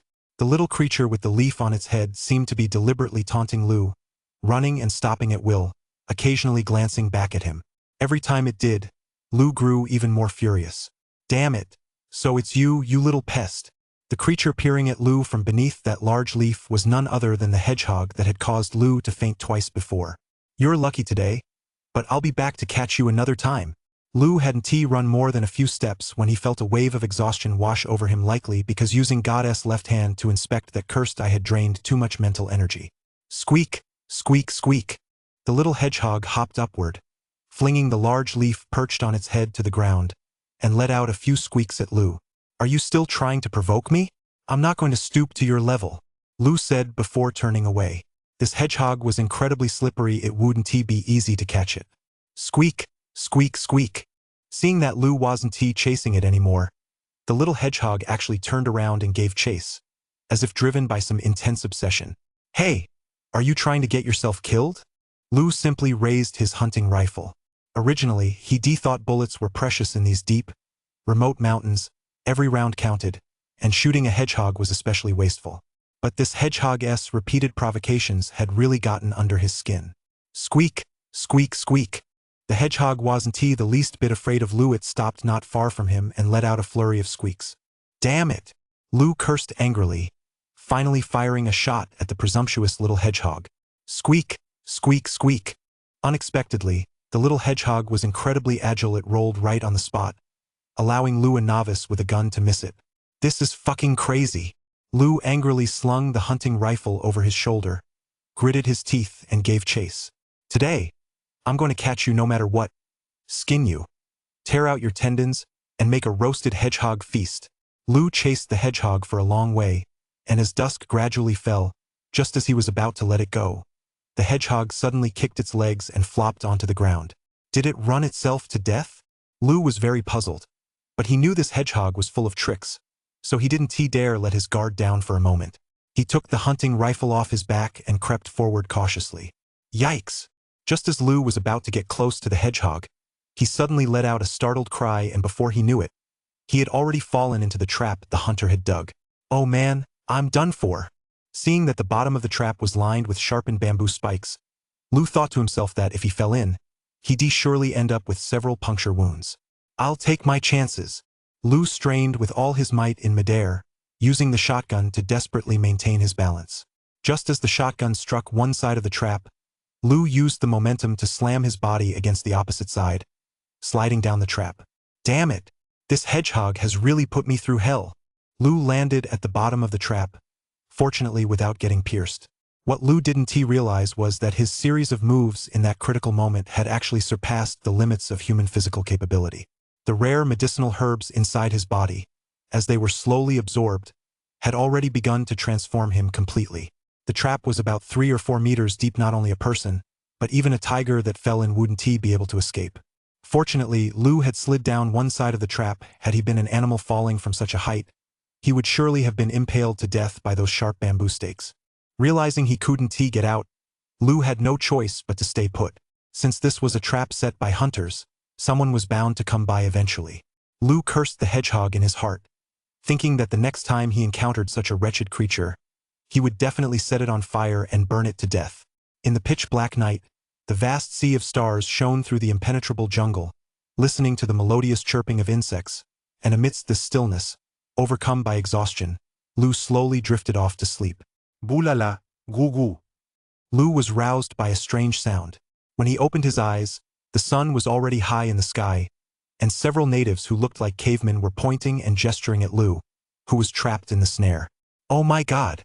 I knew it. How could there possibly be a hunter in a place like this? Seeing these natives, Lu's heart was in turmoil. If he fell into their hands, it might actually be better to just die right then and there. Yuruha Yura, a man who appeared to be the leader of the group, shouted, pointing at Lu. Ula wua. Another native waved his hands frantically, as if trying to explain something to the chief. Ha! In the end, the chief shoved aside the man who had been speaking to him and trying to stop him. Immediately afterward, several natives strapped to ropes were lowered down. The moment they reached the ground, they swung their clubs at Louis' head. Chapter 64. For the tribe. A gentleman settles things with words, not fists. What are you doing? Taking advantage of your numbers to bully the outnumbered? Let me tell you, I'm pretty tough. Although Lou fought back desperately, every one of these natives was incredibly strong. Lou was no match for them and was quickly bound at the hands and feet before being hauled back up. What are you trying to do? Lou shouted. But these natives couldn't understand a word Lou was saying. They simply threw him to the ground and handed the hunting rifle Lou was carrying to the tribal chief. The chief looked at the hunting rifle and suddenly knelt on the ground, followed by a burst of muttering whose meaning was unclear. Who? Who? Who? The group of natives lifted Lou into the air, shouting loudly as they tossed him high into the sky, then marched toward their tribe with fiery expressions. Let me go. Hey! Lou's voice was faint and barely audible amid the vast sea of sound. Of course, even if these natives had heard him, they wouldn't have understood what he meant and likely wouldn't have paid him any attention anyway. Although Lou didn't know what the natives were saying, nor did he understand what the tribal chief was trying to do by gesticulating wildly after receiving the hunting rifle. However, once Lou was brought to the village, he knew deep down that it couldn't be anything good. He was tied to an upright wooden post, and beneath it lay a huge pile of dry firewood and brush. Judging by TV dramas, they were probably about to set the pile on fire and they likely believed Lou was some kind of witch doctor. Hey, guys, give me a chance to explain, Lou said to the men who had tied him up. The natives showed no reaction, continuing their work with stern expressions. Yura, you are you. Lou mimicked their strange cry. However, it had no effect whatsoever. The natives didn't even glance at Lou, remaining completely focused on their tasks. Hey, can't you guys just look at me for a second? This feeling was truly awful. It was as if he were being treated like a ghost, completely ignored. I knew it, there's no way you can't see me. Finally, one of the natives couldn't help but look up at Lou for a moment. Ooh-ha! A slightly older man standing next to that native shouted at him. Wait, what are you guys doing? It'd be such a waste for me to die like this. Lou shouted, but none of the natives around him dared to look up at him. They all kept their heads down, as if even a single glance at Lou would infect them with some disease. Uraka? The tribal chief, holding Lou's hunting rifle aloft, shouted something loudly to the crowd. He is a devil. A sorcerer, he'll bring disaster and disease upon you. We must eliminate him. It was impossible to reason with this group of natives. Just as Lou had lost all hope and was about to give up resisting, suddenly, a familiar language drifted over. Looking down from his vantage point, Lou saw a man draped in a red cloak, with a jade Buddha hanging around his neck, yet holding a Bible in his hand, a man of such a bizarre blend of beliefs addressing the natives. Olahuha. As soon as this charlatan finished speaking, a native nearby began translating his words to the others. It seems that man understands Mandarin, and he is one of the natives too. If I can just communicate with him, this is my only chance to escape, Lou thought to himself. But now that he was tied up here, no matter how loudly he shouted, no one below could hear him. Trying to get the attention of that specific native was indeed an incredibly difficult task. Hey, I'm not the devil. I'm just here to hunt, Lou shouted down at them. Whoop! The crowd below erupted in cheers, shouting as they grabbed torches and set fire to the pile of grass beneath Lou. It's over. It's really over now, Lou thought, filled with panic. Quiet, everyone. I will personally light this sacred fire that represents light and justice. That bizarre charlatan personally raised a torch and leaned over the bonfire where Lou was trapped. When he looked up, Lou saw a smirk playing at the corners of his mouth. Quiet, my ass. What a pig of an opponent my chance has come, Lou thought to himself. I can provide you with food and game. This man is the real devil, he is disguised as a god to deceive you all. Lou shouted loudly at the man, who could understand both Mandarin and the local language. Do you have any proof? Lou had only intended to test the waters, but to his surprise, the man actually spoke up. Ugh, the chief asked the man what Lou had shouted, and he had no choice but to answer truthfully. Lou? The chief suddenly said something to those around him, and immediately afterward, Lou saw the charlatan look extremely nervous. Splash! The natives began using water to extinguish the fire beneath Lu's platform. Good, thank goodness, thank goodness. It seems I was right, their relationship isn't as close as I thought. Lu breathed a sigh of relief. As long as he didn't die right then and there, he was confident he could clear his name of this devil label, provided, of course, that these natives could understand what he was saying. Huh! The native chief walked up to Lu and rattled off a long string of words in a language Lu certainly didn't understand a single word of. Our chief asks you, how will you prove you're not a devil? Can you really share your food and game with us? The interpreter, fluent in both languages, stepped forward naturally to translate for their chief.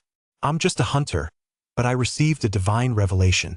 It said you're being deceived, and I was sent to save you. Lu made it up on the spot. He certainly couldn't say he'd come up the mountain to gather medicinal herbs. Then how do you prove that Lin is a demon? Here, slandering someone is punishable by death. The interpreter translated immediately. Honorable chief, you have a red mole on your buttocks. In this moment of crisis, Lu activated the X-ray vision feature of the treasure hunt system. Although the sight was incredibly jarring, Lu managed to endure it. Then do you know where our tribe's missing gold has gone? Although Lu suspected it had something to do with that charlatan down below, he was still hanging there, so it was hard to say whether they'd trust him. Don't worry, I'll help you find your missing gold. Lu was finally untied from the ropes. Panting heavily, he addressed the people below. If you can truly find it, you will earn the eternal respect of our clan, and I will thank you on behalf of all my people, the interpreter said to Lu. Chapter 65. Who is the devil? There is a black mole just below and to the left of your buttocks, Lu suddenly said to the chief. Although these primitive people weren't wearing any clothes, they did have animal skins wrapped around their waists. At this critical moment, Lu activated his X-ray vision, hoping to intimidate the chief of this primitive tribe. Our chief says he'll let you go, but you must compete with him to prove who is the devil and who is the messenger of the gods. The tribe's interpreter relayed Lu's words to the chief, then turned to Lu and said, Good, that's the spirit. We should always act reasonably, Lu replied. As long as he could stay alive for now, he could adapt to the situation later. Urula! The tribal chief waved his hand and shouted loudly to his followers. Immediately, a group of people came over, untied the ropes binding Lu, and set him down. Honored messenger of God, we dare not offend any deity. So the two of you must prove through a contest who is the true messenger of God and who is the devil. The tribe's sole interpreter bowed and addressed the bizarre charlatan. This is a grave insult to the gods. Have you forgotten how your illnesses were cured? The charlatan shouted. Now Lu finally understood. It was all thanks to this man that he'd been bound without due process by these natives and hoisted onto the pillar of fire. Your end has come, devil, Lu shouted, raising his fist to strike the charlatan. See that? Yes, the devil. Only a devil would resort to violence to solve problems. The charlatan shouted to the natives as he dodged the blow. Unfortunately, the sole interpreter refused to translate his words for the natives. Damn it! You're setting me up, aren't you? Lu's physical condition was now a far cry from what it used to be, but he mustered all his strength and landed a punch squarely on the charlatan's head, sending him flying. Stop fighting! You must settle this through a contest of supernatural powers to determine who the true devil is, the interpreter said at that moment. Lu had a nagging feeling that something was off about this interpreter, but he couldn't quite put his finger on it. That's not what we agreed on. The charlatan stood up, wiped the blood running down his nose, and shouted at the interpreter. You la, the interpreter simply said something to their chief in a strange language, completely ignoring the charlatan's loud shouts. What's wrong with you? Have you forgotten our agreement? The charlatan still refused to give up, shouting at the interpreter.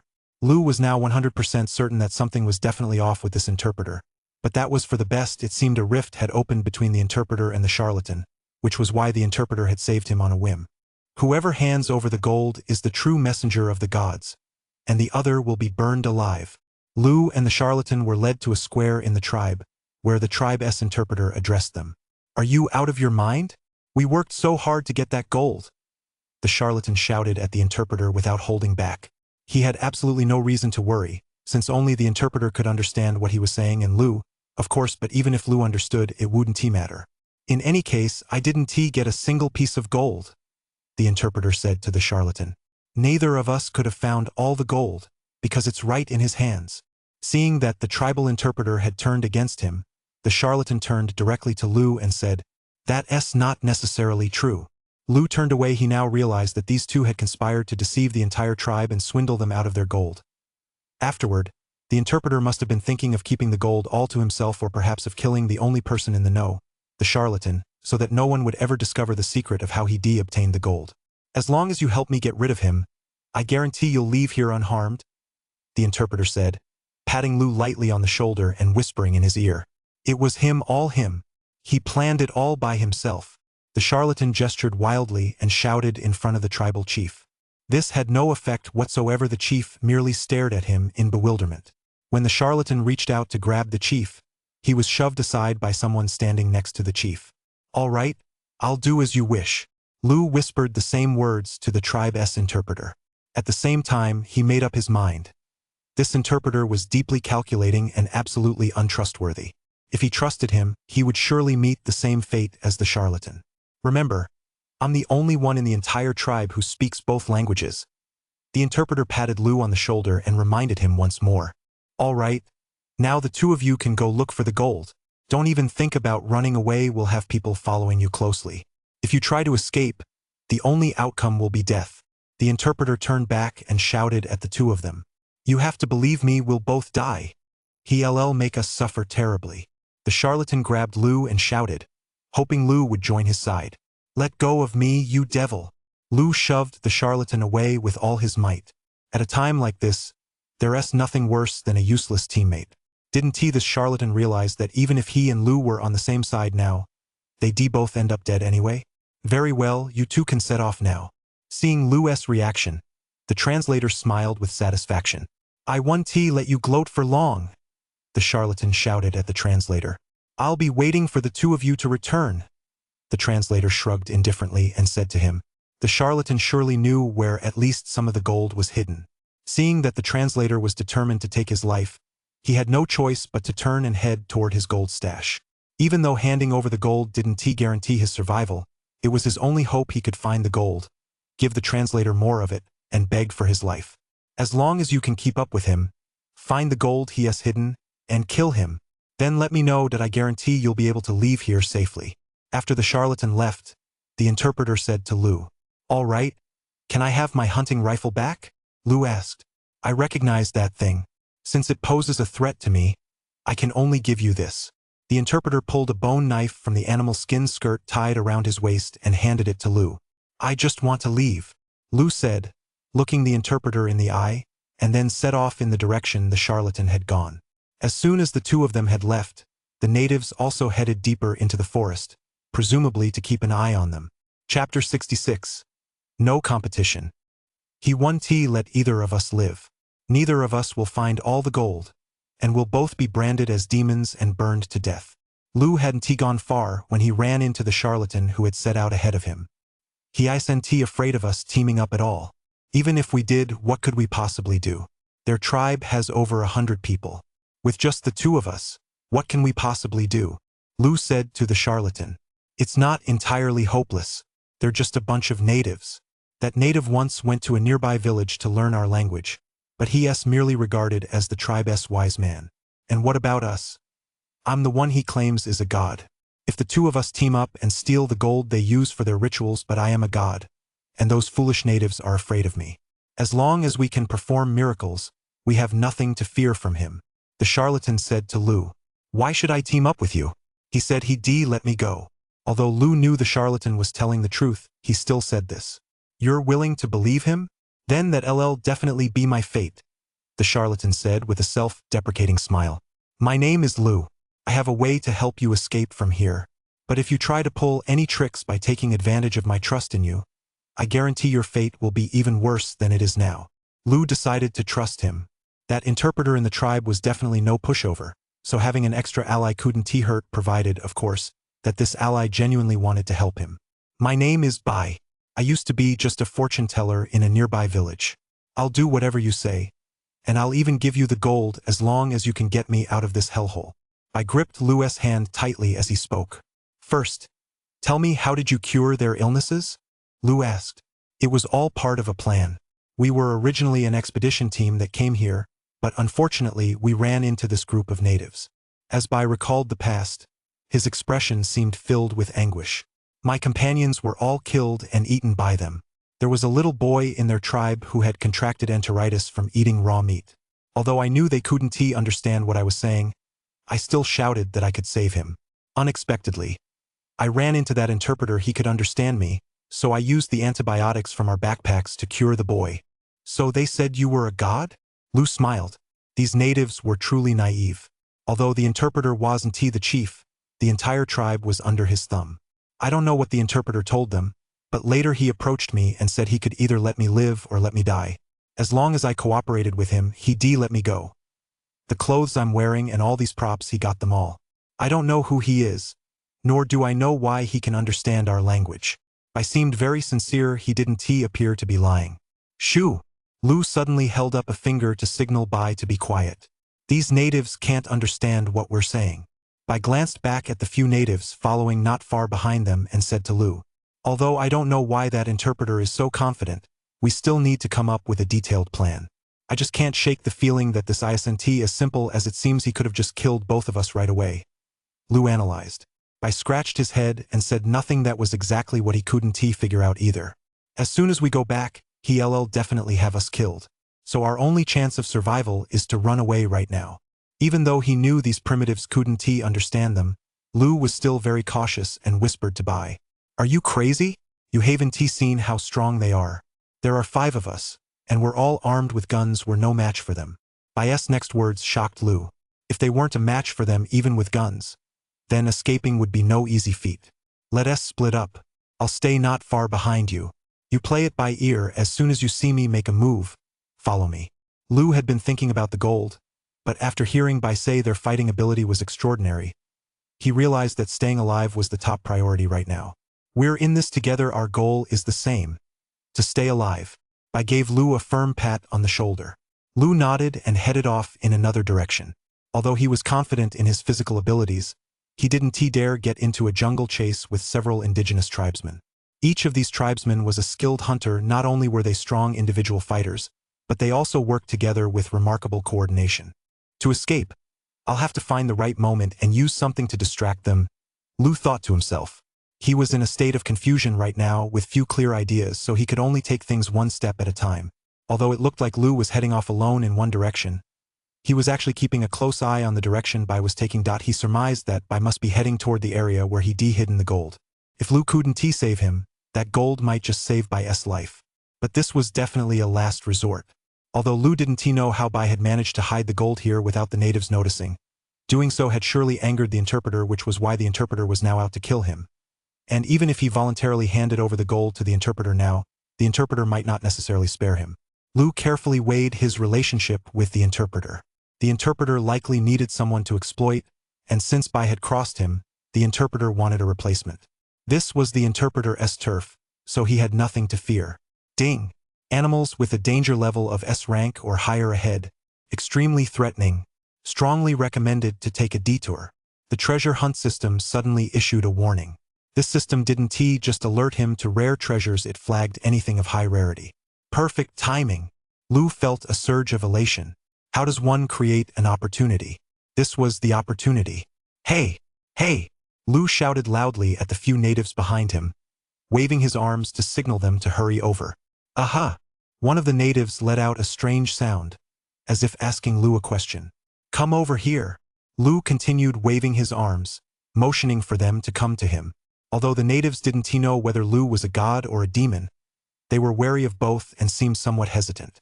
However, being a primitive tribe, they recalled that they had once captured these divine messengers before, so they weren't all that frightened. A few of them plucked up their courage and stepped forward, wanting to see what Lu had discovered. Chapter 67. Nothing but exploitation. Hearing Lu's shout, Bai, who was not far ahead, also stopped in his tracks, waiting to see what Lu would do next. "Your gold is right here," Lu said to the few natives who had rushed over. The natives exchanged glances, clearly puzzled as to what Lu meant. Lu had no choice but to point ahead, hoping they would understand what he was trying to convey. "Hulula." The natives began to converse among themselves, uttering a string of words whose meaning was unclear. However, it seemed they were arguing about something. Hula! One of the natives walked up to Lu, patted his chest, pointed ahead and said something to Lu. Then he turned back and gestured to the others. They nodded and headed back the way they came. Follow me, your gold is right here, Lu said, pointing to the spot indicated by the system prompt. It was unclear whether the native had truly understood Lu's meaning, but he simply motioned to two of his companions, raised his sharp, long spear, and slowly moved forward. What are you planning to do? I turned around and quickly moved closer to Lu, asking in a low voice. You'll find out in a moment, Lu said mysteriously. Ah! As if to echo Lu's words, a piercing roar rang out from nearby clearly. The natives who had gone in earlier had been attacked by a ferocious beast. Is there something up ahead? Should we run now? I asked. There's no escaping it. Look around, Lu whispered to Bai. Bai turned to look around in every direction. 3 or 4 natives were staring at them. Hearing the cries of the others, some had likely gone back to report to their chief. We're no match for them, are we? Lu asked. Bai's expression grew grave as he nodded at Lu.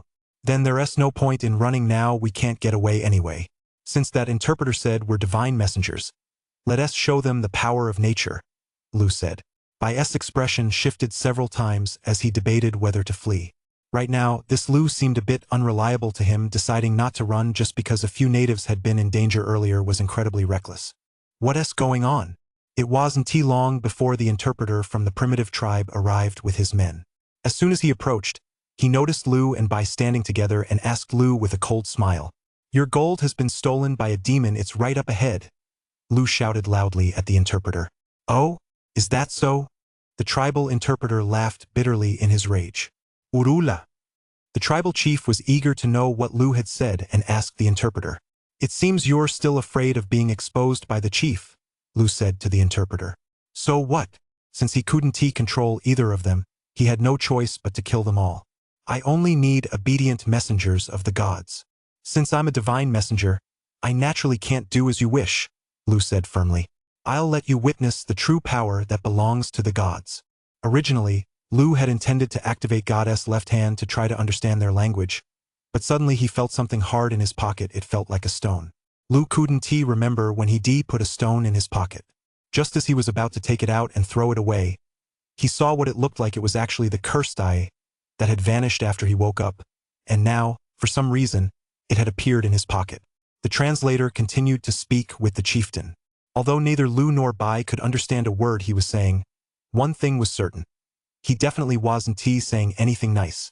Chieftain, look, I have this divine pendant here. Take a look at it. Lu wasn't sure if it would work, but he already figured out a backup plan involving the goddess' left hand. Since he had the cursed eye in his possession, he decided to test the stone's power. Holding the cursed eye, he walked step by step toward the chieftain, whose attention was completely captivated by the stone in Lu's hand. He stared at it intently. In fact, it wasn't just the chief. Everyone, including the interpreter and Bai, was staring intently at the stone in Lu's hand. It seemed to possess immense magical power, drawing people's gaze toward it, yet leaving them unable to look away. What the hell is this thing? The interpreter pressed both hands to his temples, desperately trying to look away. But his mental energy wasn't nearly as resilient as Lu's under the gaze of the cursed eye. Simply managing to stay lucid for a moment was already quite an achievement. I told you, a divine messenger should have a divine artifact. Ever since pulling out the cursed eye, Lu had been turning his head away, refusing to look at the eerie stone in his hand. I'm so sleepy. With a thud, Bai, who was standing behind Lu, was the first to collapse. As Bai lay down, one after another, the natives all drifted off to sleep. Is that it? That's way too boring. Lu shrugged, muttering to himself. But why do I feel so dizzy too? Lu pressed his hand to his forehead. Even though he hadn't been staring at the cursed eye, he still felt a wave of dizziness wash over him. Ding! System alert. Afflicted by the ancient curse. The cursed individual's body will gradually be overtaken by the curse. Recommend immediately relocating the cursed eye. The treasure hunt system issued a timely warning. cursed. Lu knelt on the ground, forcing himself to stay alert. If he lay down now, what would be the point of everything he'd done? Wouldn't it all have been for nothing? If 1 or 2 of these natives woke up first and saw him lying there, he didn't even have to imagine what a gruesome fate awaited him. I can't worry about that now. Lu hung the cursed eye from Bai's body. It was a strange artifact. As long as he transferred the cursed eye, the curse on his body would follow. Lu glanced back one last time at the people lying scattered on the ground. Sorry, buddy. I can't take you with me. It's your own fault for passing out. I hope this cursed eye comes in handy for you. If it doesn't, then let it serve as your burial offering. Although Lu knew full well that Bai's so-called partnership was completely untrustworthy. Bai hadn't taken advantage of the earlier chaos to run away, so he hadn't broken his promise to Lu. If Bai hadn't passed out, Lu would definitely have taken him along on the escape, but under the current circumstances, Lu could do nothing to help him. Chapter 68. Farewell to the Blood Pigeon. Although he had no idea where he was and had absolutely no sense of direction, Lu had no choice but to leave this place. I must reach a safe enough place before they wake up. Otherwise, given their hunting skills and stamina, even 10 of me wouldn't stand a chance, Lu thought to himself. But where was the safest place? Although the saying that the most dangerous place is the safest place isn't necessarily true, these natives would certainly never return to the beast's lair ahead. Even if they found their way here, it would cause them enormous trouble. Right? I'll just keep going forward, Lu decided firmly in his mind. Gritting his teeth, he stepped into the territory of the S-class beast before him. More often than not, the malice of human hearts is far more terrifying than that of wild beasts. Lu hadn't gone far when he spotted the bodies of 2 natives lying stiffly on the ground. He quickly took cover in some nearby bushes. From a distance, the bodies showed no obvious wounds, which made the situation all the more terrifying. This suggested there were no wild beasts here, but rather a deadly poison capable of taking a life without warning. These 2 bodies were left here untouched. It seems the creature isn't hungry. As long as I'm careful and avoid its territory, I shouldn't be attacked, Lu thought to himself as he cautiously made his way along the edge of this dangerous area. There were no frenzied animal roars, nor the chirping of insects. The area was deathly silent, eerily quiet. Lu tried his best to keep his footsteps as light as possible, afraid that any sound might startle whatever was lurking here. Hiss! Just as Lu took a step and crushed a clump of grass, he spotted a red cobra, its upper body raised, flicking its tongue at him. Lu didn't dare move a muscle, thinking to himself that this cobra was likely the very creature that had killed those 2 natives. The cobra slowly slithered toward Lu, its crouched posture suggesting it was ready to strike at any moment. Lu held his breath. Running away was definitely out of the question. He hoped it wasn't hungry and that staying completely still would persuade it to leave. Hiss! But things didn't go as Lu had hoped.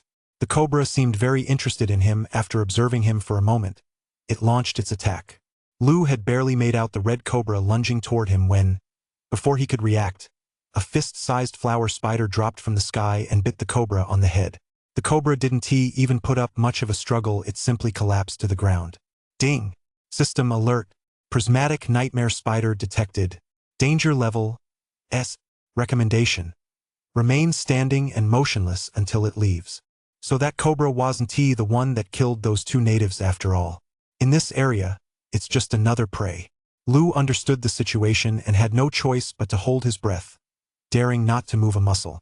After killing the cobra, the flower spider glanced in Lu's direction a couple of times as if it hadn't seen him, or as if it simply wasn't interested in him. In any case, it crawled leisurely onward. That was close. Only after the flower spider had left did Lu dare to let out a long sigh of relief. A spider that big was truly terrifying, not to mention its deadly venom. As Lu continued on his way, what he saw next left him even more stunned. There were massive forest tigers as well as small birds and rabbits, but without exception, they were all lying on the ground, clearly dead. Fortunately, Lu had already been warned about the dangers here in advance and had received prompts from the system, which allowed him to safely make his way around them. This creature is truly ferocious. It'll kill every living thing in its path. Lu's priority now was to figure out which way to go. Guzzi's injury hadn't healed yet and needed someone to look after him in the gorilla cave. Not to mention that Lu had no water or food on him. Most importantly, he had nothing to defend himself with if he encountered any danger. He'd be as good as dead. Lu vaguely remembered that the spot where he'd set the traps was due north of the gorilla cave. But after chasing that hedgehog, he'd lost track of which direction he'd gone.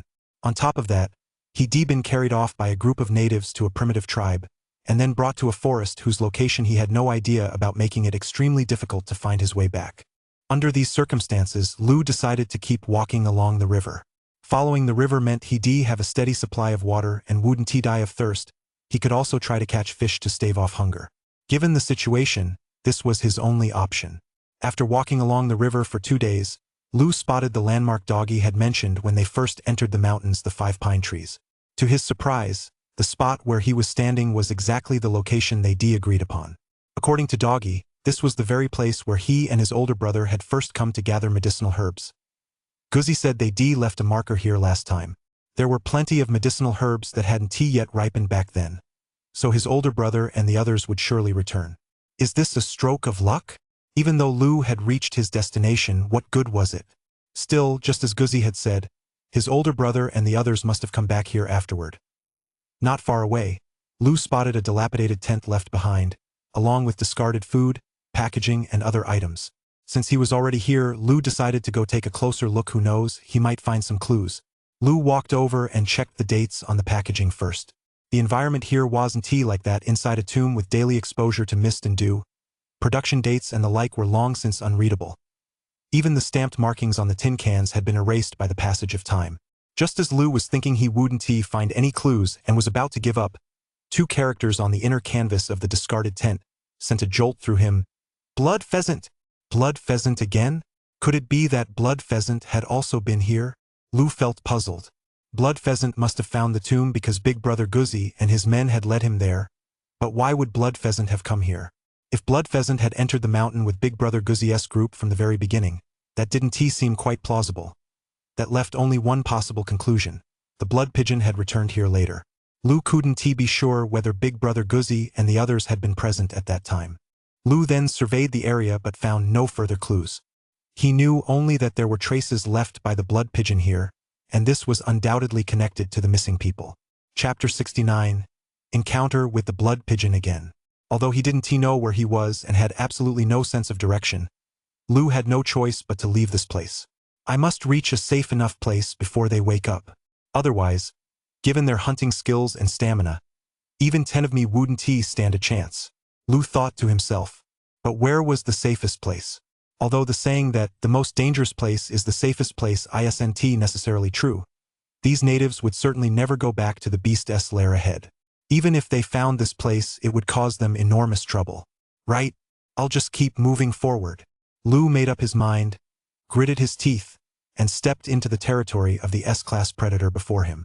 More often than not, the malice of human hearts is far more terrifying than that of wild beasts. Lu hadn't gone far when he spotted the bodies of 2 natives lying stiffly on the ground. He quickly hid in some nearby bushes, from a distance. The 2 bodies showed no obvious wounds, which made the situation all the more terrifying. This suggested that while there were no ferocious beasts here, there were deadly toxins capable of taking a life in the blink of an eye. These 2 bodies were left here untouched. It seems the creature isn't hungry. As long as I'm careful and avoid its territory, I shouldn't be attacked. Lu thought to himself as he cautiously made his way along the edge of this dangerous area.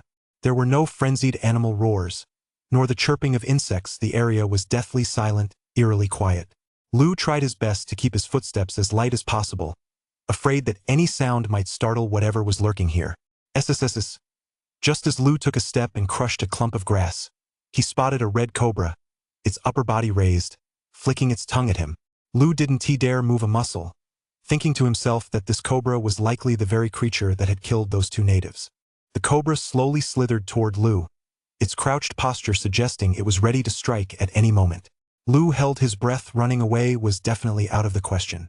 He hoped the snake wasn't hungry and that if he stayed completely still, it might leave him alone.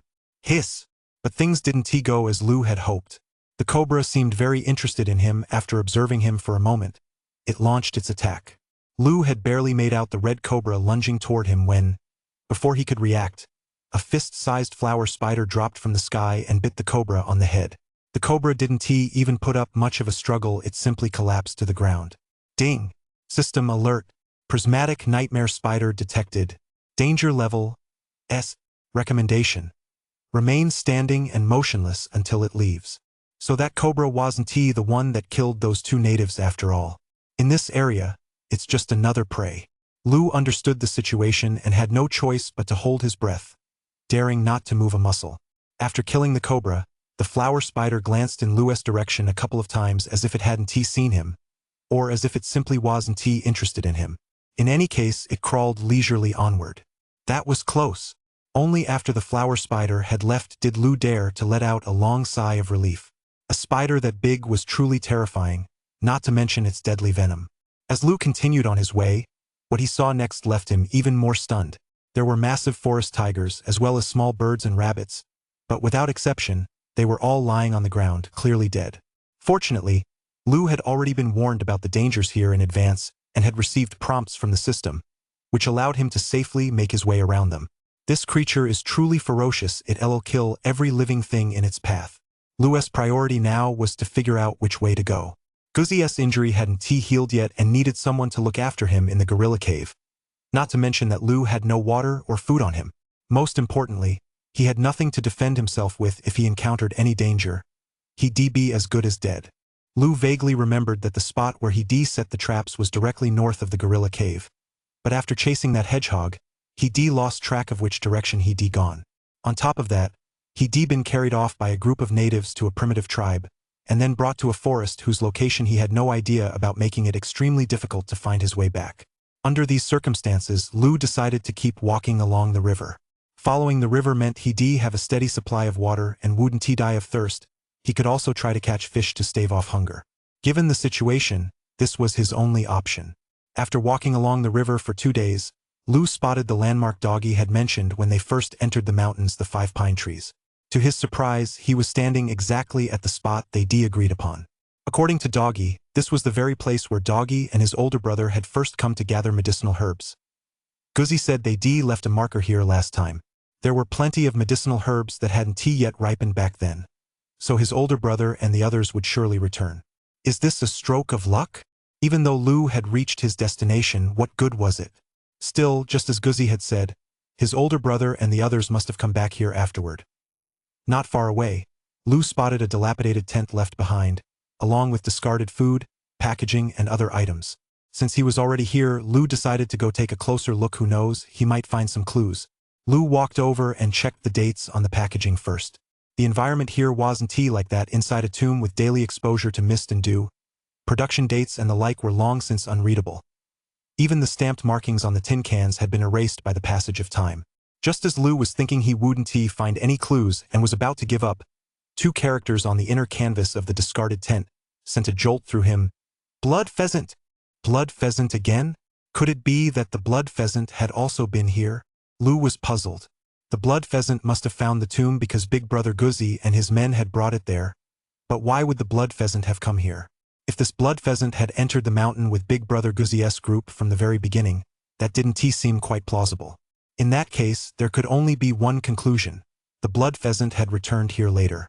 Lu couldn't be sure whether Big Brother Guzi and his men had been present at that time. Lu continued to survey the area but found no further clues.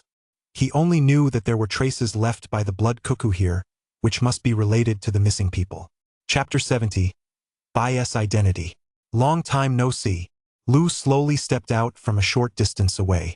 I just don't know how you managed to learn the native language so quickly. That's really impressive. Oh?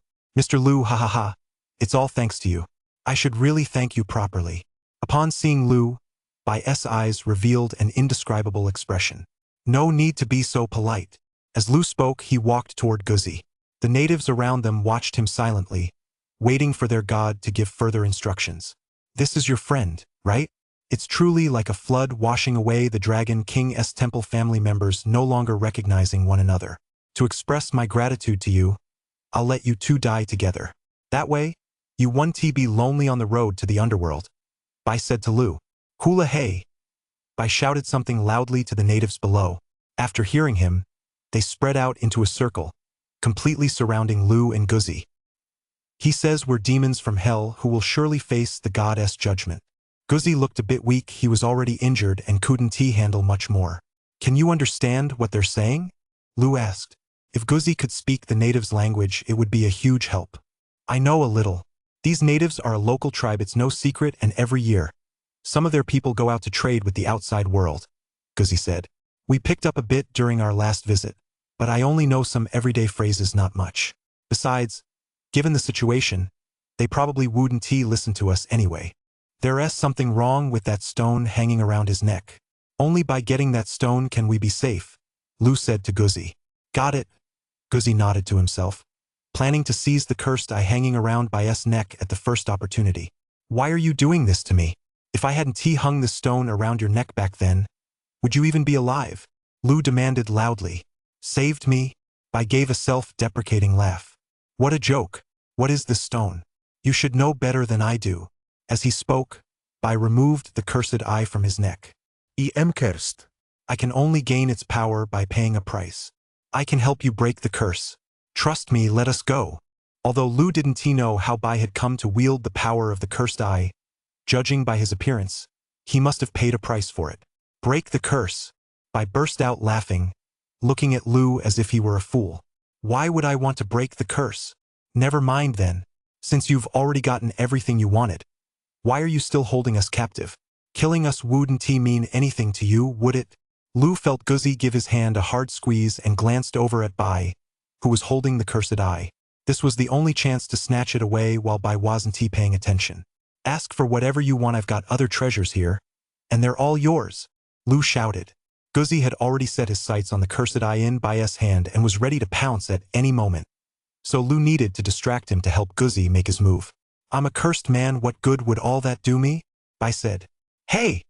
The dog roared, lunging toward Bai. Did you think I hadn't noticed your little scheme? How naive of you. Unexpectedly, Bai simply reached out a hand and effortlessly grabbed one of the lunging dog's arms. If this had been half a month ago, you might have succeeded, but now you don't stand a chance. Bai looked down at Guzzi, whom he was holding down, and said to him, Roar, roar, roar. Seeing how easily Bai had subdued Guzzi, the natives below erupted into another round of cheers. You really don't want to break the curse? There had definitely been a change in Bai. Not only had he mastered the natives' language in such a short time, but his physical abilities had improved across the board. Judging by his performance, he must have paid a hefty price. This curse might be truly terrifying for someone else, but for me, it's really no big deal after all. I'm just a man on the brink of death anyway, Bai said with a smile. So you're all going to die. Sorry about that. Damn it, if I'm going to die, at least let me die knowing why. We haven't even found any clues about Big Brother and the others yet. How can we just die so easily? Just as Lu was frantically racking his brain for a way to escape, Guzzi, who was being held down by Bai, suddenly spoke up. Ah, how did you get a knife on you? A cry of pain rang out. The whole thing happened in the blink of an eye. With one hand pinned down, Guzzi pulled out the dagger he'd hidden on his person with his other hand and slashed desperately backward, risking the loss of his own arm to stab Bai in the shoulder. You lost, Bai said with a smile, holding his dislocated arm. Blame it on your youth and lack of real-world experience. No matter how much brute strength you have, it's useless. Seeing their idol defeated, blood trickling from his shoulder, the group of locals erupted into chaos, unsure of what to do. Guzzi, are you okay? Lu ran over to Guzzi, supporting him as he asked. I'm not going to die.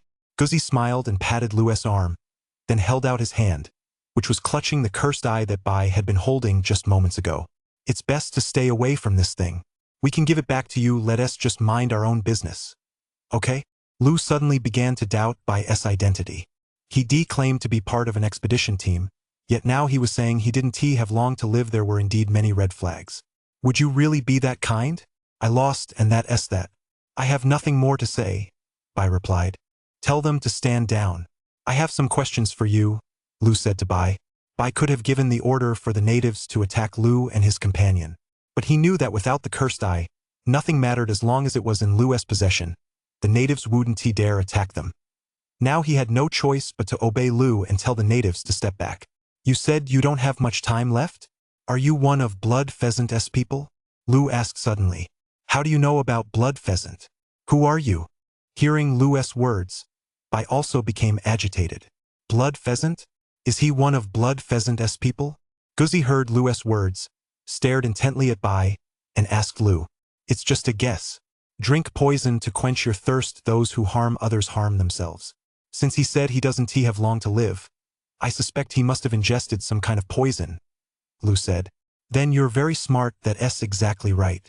Bai sat down, thinking to himself that since these two knew of the blood pheasant's existence, they might just let him go. Chapter 71. Finding a clue. Who are you? I asked. You have no right to ask questions. Hurry up and tell us what the blood pheasant is all about. Guzzi pulled out a dagger and pointed it at Bai as he demanded. This concerns the purpose of our journey, the blood magpie, Lu added. I'm going to die either way, so why should I even bother talking? Facing imminent death, Bai remained defiant, smiling as he addressed Lu and the others.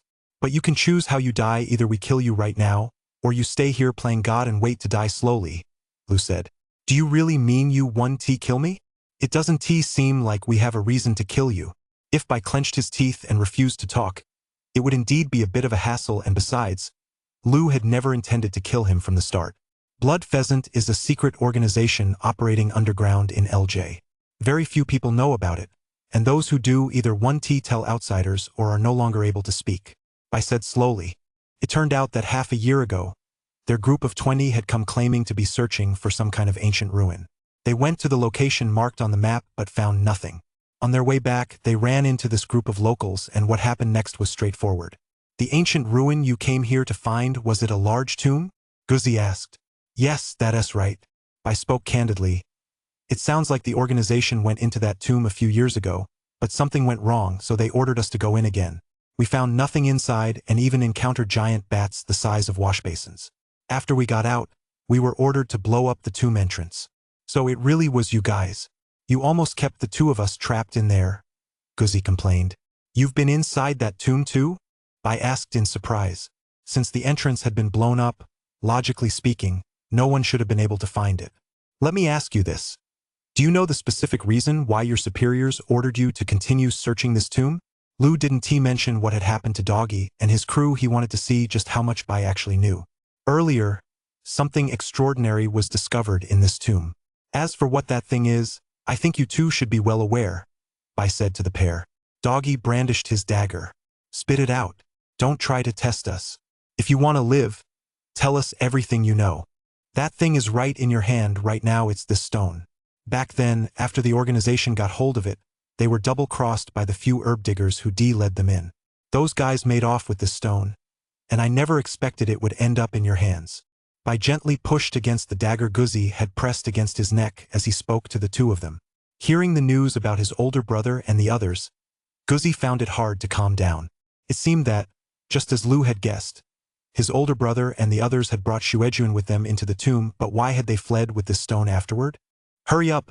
Keep going, Guzzi said, lost in thought, and Lu quickly urged Bai to continue. After that, they sent out a lot of people to search, but they still couldn't find those guys. You already know what happened next. There's not much more to say. Bai continued. Those herb gatherers aren't dead? You haven't heard anything about them these past 2 years? Lu asked. If we knew, we wouldn't be coming back here to search over and over again. Everyone in the blood pheasant sect took the poison without an antidote. They die slowly within a month. I have the antidotes for all of them right here, but even after taking them, I'll still die. I never expected this stone to be so powerful. It can drastically boost one's potential. As for the curse, does it even matter? Bai muttered to himself, looking as if he'd lost his mind. Let us go, Guzzi. We'll keep looking for them, Lu said to Guzzi. What about him? Let him fend for himself. Although his treasure hunt system could very likely cure Bai's poisoning, he didn't have the patience or the time, nor did he have any compassion to spare. Since he joined the blood pheasant, Bai must have been prepared for a day like this long ago. What's wrong, Guzzi? After the two had walked out of the primitive tribe's territory, Lu noticed Guzzi was still gloomy and asked him. Since this stone was brought out at the cost of my older brother's life, only to be abandoned by them now, I think they're probably in serious trouble, Guzzi said dejectedly. What if I told you there's more than one of these stones? Lu patted Guzzi on the shoulder comfortingly. In truth, he was certain this stone wasn't the one Guzzi's older brother and the others had brought out, because the timing and location simply didn't match up. How could that be? I've already been to the place you mentioned once.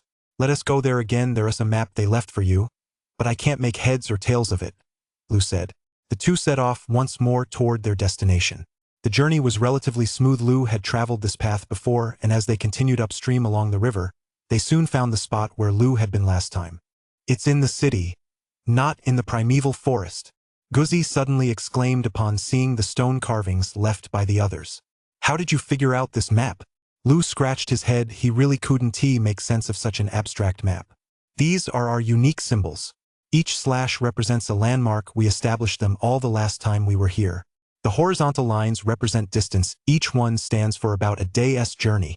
The half lines mean half a day. The circles represent cities, and the dots mark locations. Guzzi's explanation left Lu feeling a bit overwhelmed. The map was so sketchy and rough. Yet there was so much to it. My older brother and the others left with the stuff. But why did they go missing afterward? Guzzi asked. Don't overthink it. Let us get out of here and talk about it later. Since the group had left the primeval jungle with the supplies, it was highly likely that something had happened out there, causing them to lose contact with Guzzi. Alright, we've still made quite a discovery this time. As long as we know my older brother and the others didn't die here, there's still hope, Guzzi said to Lu. You'd better throw that rock away, it's really eerie. Although Lu was a staunch materialist, he couldn't explain how a single rock could drastically enhance human potential while also carrying a curse. This should be really useful for finding my older brother and the others. I don't believe in any of that curse nonsense, Guzzi said. Chapter 72, Back to the City. Hearing Guzzi say this, Lu could only let him keep it for now. Truth be told, Lu didn't really believe in curses himself either. He hadn't yet experienced enough inexplicable events to convince him that there were strange phenomena beyond the reach of science. In the primeval forest, even if you left a large sum of cash lying around, no one would bother to pick it up, and the same went for that damn backpack. On their way back, the two of them found the backpack again. That was the entirety of their haul from this trip. 2 or 3 common medicinal herbs, plus a few rare treasures from the Queen's tomb. Although they didn't fall into Blood Pheasant's hands, this is still our only lead once we get back. So if we want to find them, it's best to track down Blood Pheasant first, Lu said. Thanks, Brother Lu. If it weren't for you this time, I probably wouldn't have found any leads, Guzzi said to Lu. It's the least I could do. Hui is my neighbor, and he has helped me out a lot over the years. Once we get back to LJ City, you should head back to Beijing. It's best for you to stay out of this. That Blood Pheasant is definitely not someone to mess with, Guzzi advised. If this had been the old Lu, he would have avoided the situation if possible and definitely wouldn't have meddled. But things were different now. If he wanted to make a name for himself, it wasn't going to be that simple. There were many challenges he had to face head-on. I have to fight like a man. How could I run away in the heat of battle? Lu said half-jokingly. On the way back, they encountered a wild beast, but it turned out to be a false alarm. What the two least expected was that they actually found those 2 large wolfhounds again. On the day Guzzi and Lu had encountered the gorilla, these 2 wolfhounds had also been seriously injured in the fight. Unexpectedly, they had survived, though one of them was limping slightly. These 2 dogs had shared their hardships and journeyed with them naturally. It would be best if they could return together. After 2 or 3 days of trekking, the 2 finally saw the crowds of people again in the outer scenic area of Shenangjia. Having spent over a month without seeing any signs of normal human life, the sight of the outside world gave them a feeling as if they'd been in another world. Let us sell a few things from our bags first, otherwise we'll run out of funds. Should we head back to the capital, or find a place right here to sell them? The medicinal herbs in the bag weren't worth much, and since he knew nothing about antiques, he had no choice but to ask Lu. Going back and forth would take a lot of effort and waste a lot of time. Since we're already here, we might as well make the best of it. Let us sell these items right here at LL. Give me a chance to explore the city a bit, Lu said to Guzzi. Every city has its own antique street, and each one has its own unique character. If the antique street in the capital is all-encompassing and down-to-earth, then the one in XA is well-organized and offers excellent service. LJ City South Antique Street has a unique charm of its own. The people here don't seem particularly interested in jade artifacts or precious metals. Instead, they have a special fondness for wood carvings and prayer beads. The street isn't just filled with all sorts of quirky wood carvings, Buddhist prayer beads made from various materials, and pendants. There are also vendors crafting beaded necklaces on the spot, and even people hawking rare potted plants along the street. The reason Lu brought Guzzi to this antique street wasn't to buy anything. He'd already seen plenty on the antique streets of Beijing and XA. In places like this, there's bound to be a powerful figure living in seclusion, either openly or pulling the strings behind the scenes. I'm here to sell something. Call your boss out, Lu and Guzzi said to the owner as they pushed open the door of a jade shop. I'm the owner here. Just tell me what you want to buy. A middle-aged man sitting at the front replied to Lu and Guzzi. The moment Lu stepped into the jade shop, a flood of data streamed into his mind. He'd chosen this particular shop for a reason. Every piece of jade here was made of exceptional material. Even if they weren't considered masterpieces, each one was a high-quality item that would stand up to scrutiny. Get the real owner of this shop out here. You don't have the authority to make decisions. Lu was certain that the middle-aged man sitting up front wasn't the shop's owner. The man was seated at the counter, sipping tea while holding a purple clay teapot.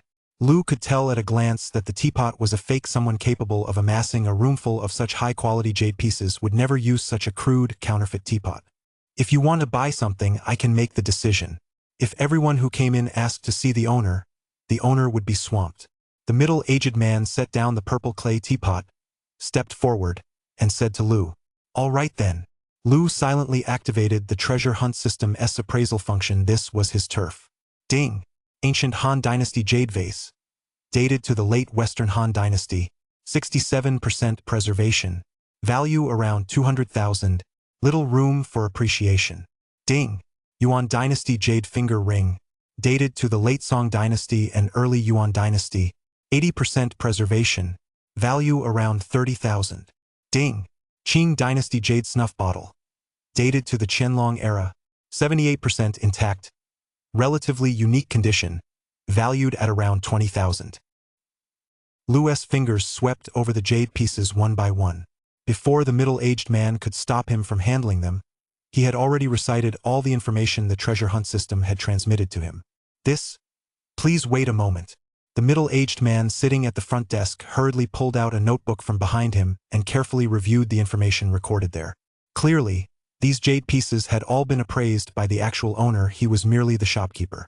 You mentioned earlier that you were here to sell something? After finishing his review, the middle-aged man broke out in a cold sweat, his demeanor shifting completely as he addressed Lu and his companion with great deference. Right? Do I now have the right to ask your boss to come out? Lu asked with a smile. Yes. It wasn't particularly impressive that Lu could identify the age and value of these jade pieces. What was impressive was that he did so without any appraisal tools and got everything right so quickly. However, Lu managed it. That wasn't his concern. He was sure the boss would be interested in this young man. Please wait a moment, both of you. With that, the middle-aged man went into the back room to call the boss. Please wait a moment, both of you. Our boss has some matters to attend to. He said he'll come over as soon as he's finished and told me to take good care of you too. The middle-aged man ushered Lu and his companion into a private room in the shop, and before long, someone brought in a meal. The hospitality was quite thoughtful. Brother Lu, what about this? Guzi, on the other hand, was starting to feel a bit anxious. Receiving such generous treatment, he wasn't sure how they should handle things later. Just eat. We're not going to skimp on this meal, Lu said confidently. All right then. Since leaving Shenangjia, the two hadn't had a proper meal. Since Lu said it was fine, Guzi naturally didn't hold back. Chapter 73, Gemstone Gamble Shop. The middle-aged man stood by, having been instructed by the owner to treat these two with the utmost hospitality. He was still secretly relieved that he hadn't judged them by their appearance earlier and offended them. Looking closely at Lu and his companion, their clothes were tattered and covered in dust. They certainly didn't look like the sort who could produce anything of value. However, judging by Lu's discerning eye, he was definitely no ordinary person. The middle-aged man secretly speculated on their identities. Tomb raiders? Antique dealers? Lu and his companion were genuinely hungry. As the owner treated them to fine wine and delicious food, neither of them held back. They even asked for a second helping midway through the meal, acting as if they were right at home. On the contrary, their behavior made the middle-aged man even more perplexed. The two seemed completely unfazed, not the slightest bit worried that their items wouldn't fetch a good price, nor that the boss wouldn't be impressed, and they were casually enjoying their free meal. All right, very good. I'm very satisfied, Lu said to the middle-aged man, wiping his mouth. It's the least I could do, the middle-aged man replied, trying even harder to appear humble. When will your boss arrive? We're in a bit of a hurry, Lu said. Guzi had also eaten his fill and, watching Lu's over-the-top performance, almost burst out laughing. The two of them were currently with plenty of time to spare. They certainly weren't in any rush. I'll check right away. Please don't worry, the middle-aged man replied. He was a shrewd veteran of the ways of the world. Otherwise, he wouldn't have been entrusted with watching over the shop. He was certain these two weren't ordinary. They might even be carrying some valuable treasure. He had to get the boss back. He couldn't let this opportunity slip away. Our boss will be here shortly. Please don't worry, the middle-aged man said with a smile to Lu and his companion after hanging up the phone. If you find the wait boring, it's my fault for not hosting you properly. Tonight, I'll make it up to you by arranging a special surprise for the two of you. Haha, boss, you sure know how to talk, Guzzi said with a laugh. A secret show that's really too kind of you. We'll definitely be there. We won't let your kindness go to waste. Haha. Hearing Guzzi's words, the middle-aged man who had only been being polite gave an awkward chuckle and reached up to wipe the sweat from his forehead. Seeing the middle-aged man's awkward expression, Lu couldn't help but laugh either. It was obvious he was just an employee using such a poorly crafted purple clay teapot in such a high-end jade shop. Seeing how obliging he was, Lu decided to give him a hand. We're just bored waiting anyway. Since someone else is minding the store, why don't you come with us to walk around the street and do some shopping? Lu said. Sure. I'll go get ready right away. The middle-aged man eagerly agreed, judging by Lu's eye for quality. Just tagging along would net him a small fortune with just a few hidden finds. Let us go, we can't just eat for free, Lu smiled and said to Guzzi. Then let us go take a walk. I've never been to a place like this before, Guzzi said to Lu, patting his belly, which was round from eating. The antique market has always been a favorite among people, even though the sun was shining brightly at that moment. It couldn't dampen everyone's enthusiasm. Lu strolled along at a leisurely pace, humming a tune under his breath, with an expression that suggested he was used to it all. This earned him even more quiet admiration from the middle-aged man. Thankfully, he hadn't made too much of a mistake earlier. Judging by that composure alone, this was definitely no ordinary person. Although Lu showed no outward signs of it, he couldn't quite hide a hint of excitement deep down. Without giving anything away, he used his mental energy to communicate with the treasure hunt system.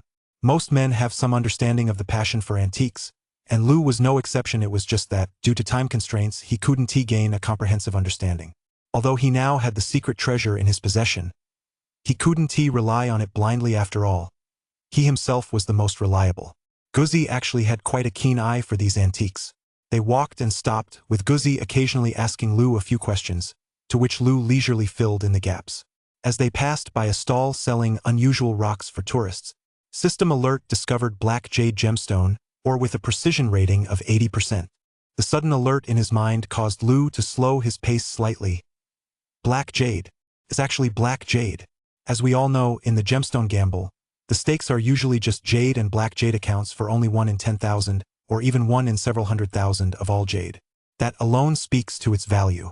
The system only issues automatic alerts for high-quality items, which shows just how exceptional this find is.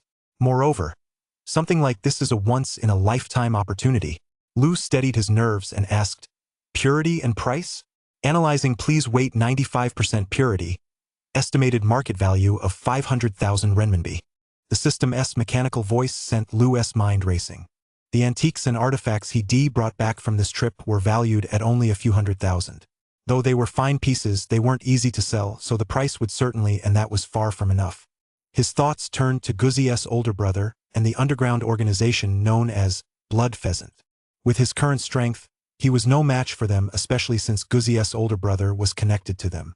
Guzzi was his brother in arms through thick and thin. He couldn't just stand by and watch. Besides, an organization like that wouldn't let them off easily. He had to plan carefully for the future. If possible, a team was absolutely essential. He pulled Guzzi into this small shop, where all sorts of odd stones were haphazardly displayed.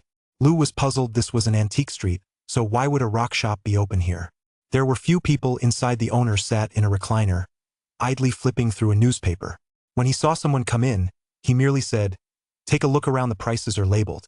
Then didn't he even bother to look up. Lu didn't mind the owner's attitude. His mind was entirely focused on the black jade. Although Guzzi was also puzzled, he noticed over the past few days that Lu wasn't the same as before. Since Lu was acting this way, there must be a reason, so Guzzi wisely chose not to ask. Lu slowly surveyed the odd stones scattered haphazardly about. Some were carved with striking realism, while others were rough, weathered stones piled together.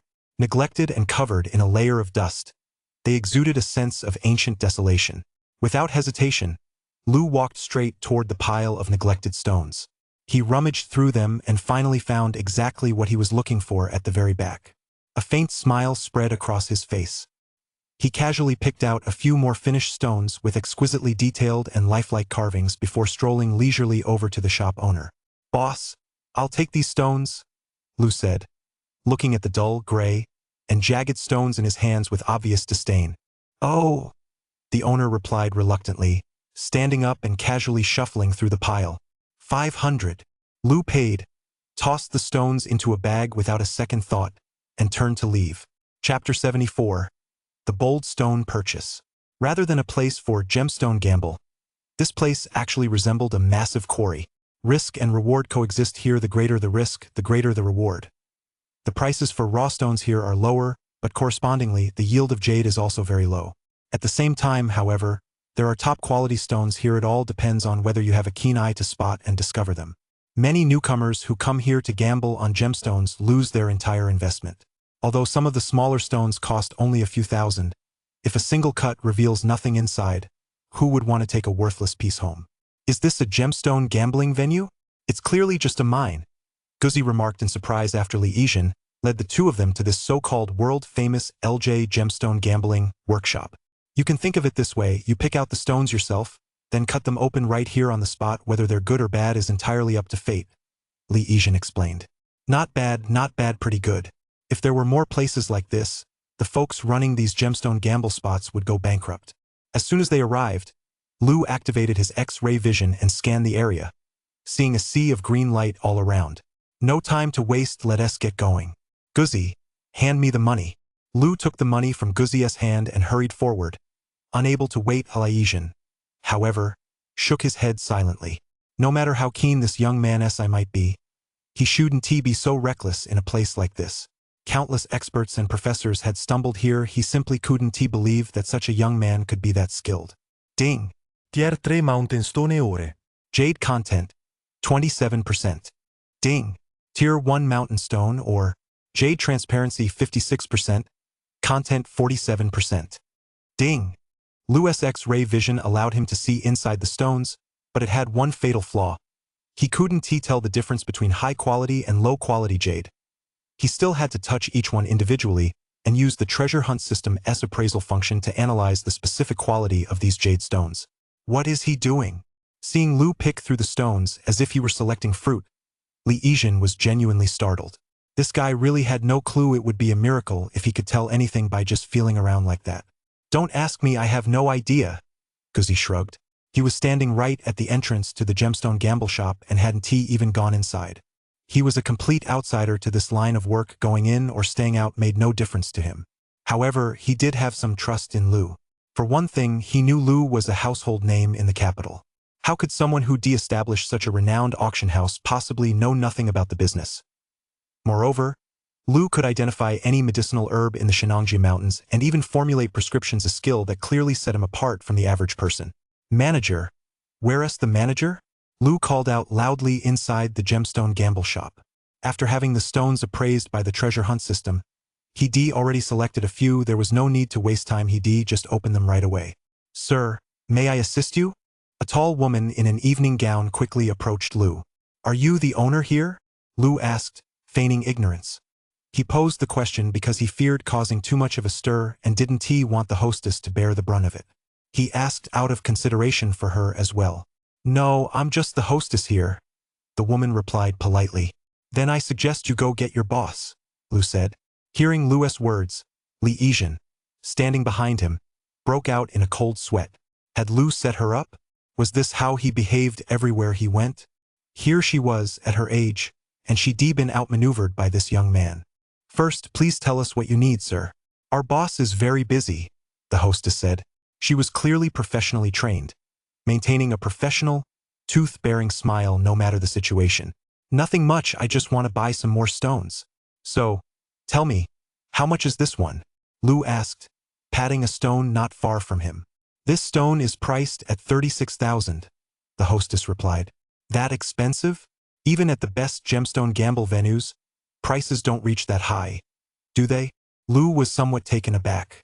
He visited gemstone gamble venues in the capital and had even made his way around XA. He knew the going rates in this industry well. But the prices here were indeed a bit high. "Hello, sir." That's our standard price here because the jade produced in this region is of exceptionally high quality, the hostess explained. Hearing this, Lu couldn't help but roll his eyes inwardly. Yes, the quality was indeed high, but the yield rate was pitifully low, too. Can you knock a little off? Let us make it 30,000, Lu said, since that was all he had on him. Well, we have a policy here. We don't haggle. No matter how well-mannered the receptionist was, she couldn't help but roll her eyes. Here was someone who couldn't even come up with 30,000 and was still haggling, and he actually wanted to meet their boss. Is it really impossible? Just a tiny bit cheaper. Lu scratched his head awkwardly. If he hadn't actually been short on cash, he wouldn't have made such a fool of himself. It really isn't possible, the receptionist said. Ahem. Li Yizhen cleared his throat twice from the side, causing the receptionist to look his way.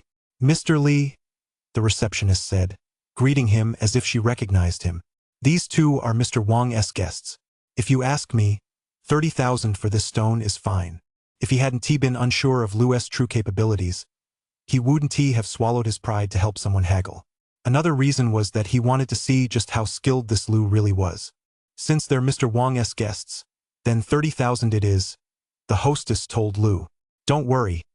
I won't let you get away with saving 6,000 for nothing.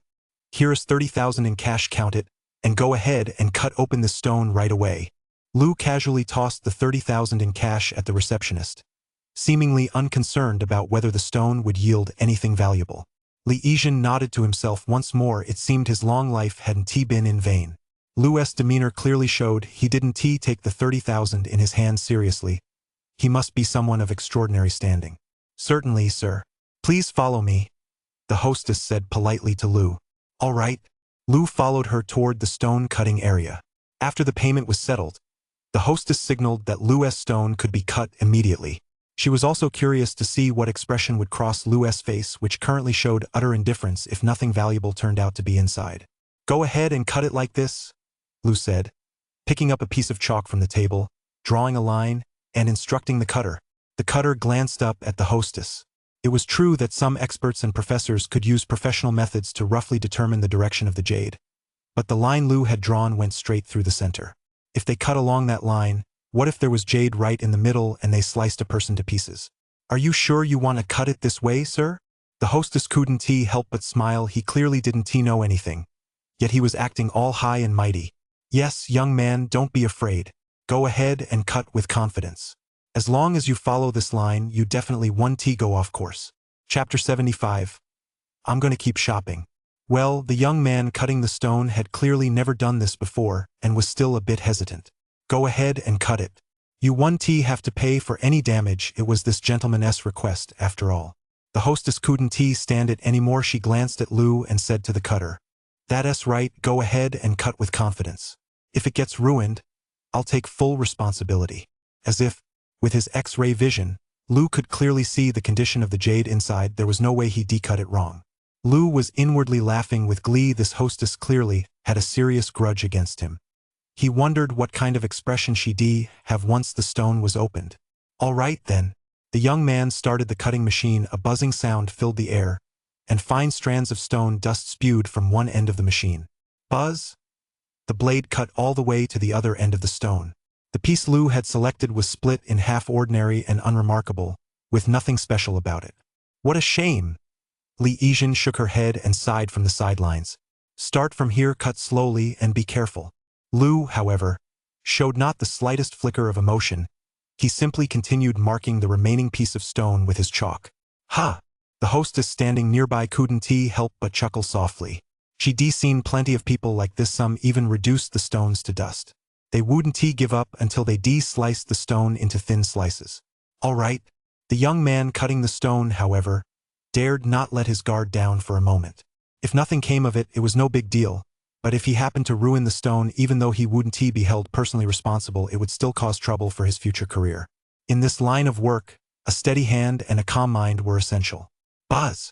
The sound of the cutting machine striking the stone reverberated through the room. Countless gemstone gamble participants had been eagerly awaiting this sound. It could signal a stroke of luck, or it could mean tens of thousands in hard-earned cash going down the drain. It's coming out. The young man cutting the stone was the first to speak. A patch of emerald green appeared beneath his cutting blade, but he dared not show the slightest excitement as he slowly continued cutting. Pretty lucky, Li Yizhen said with a smile.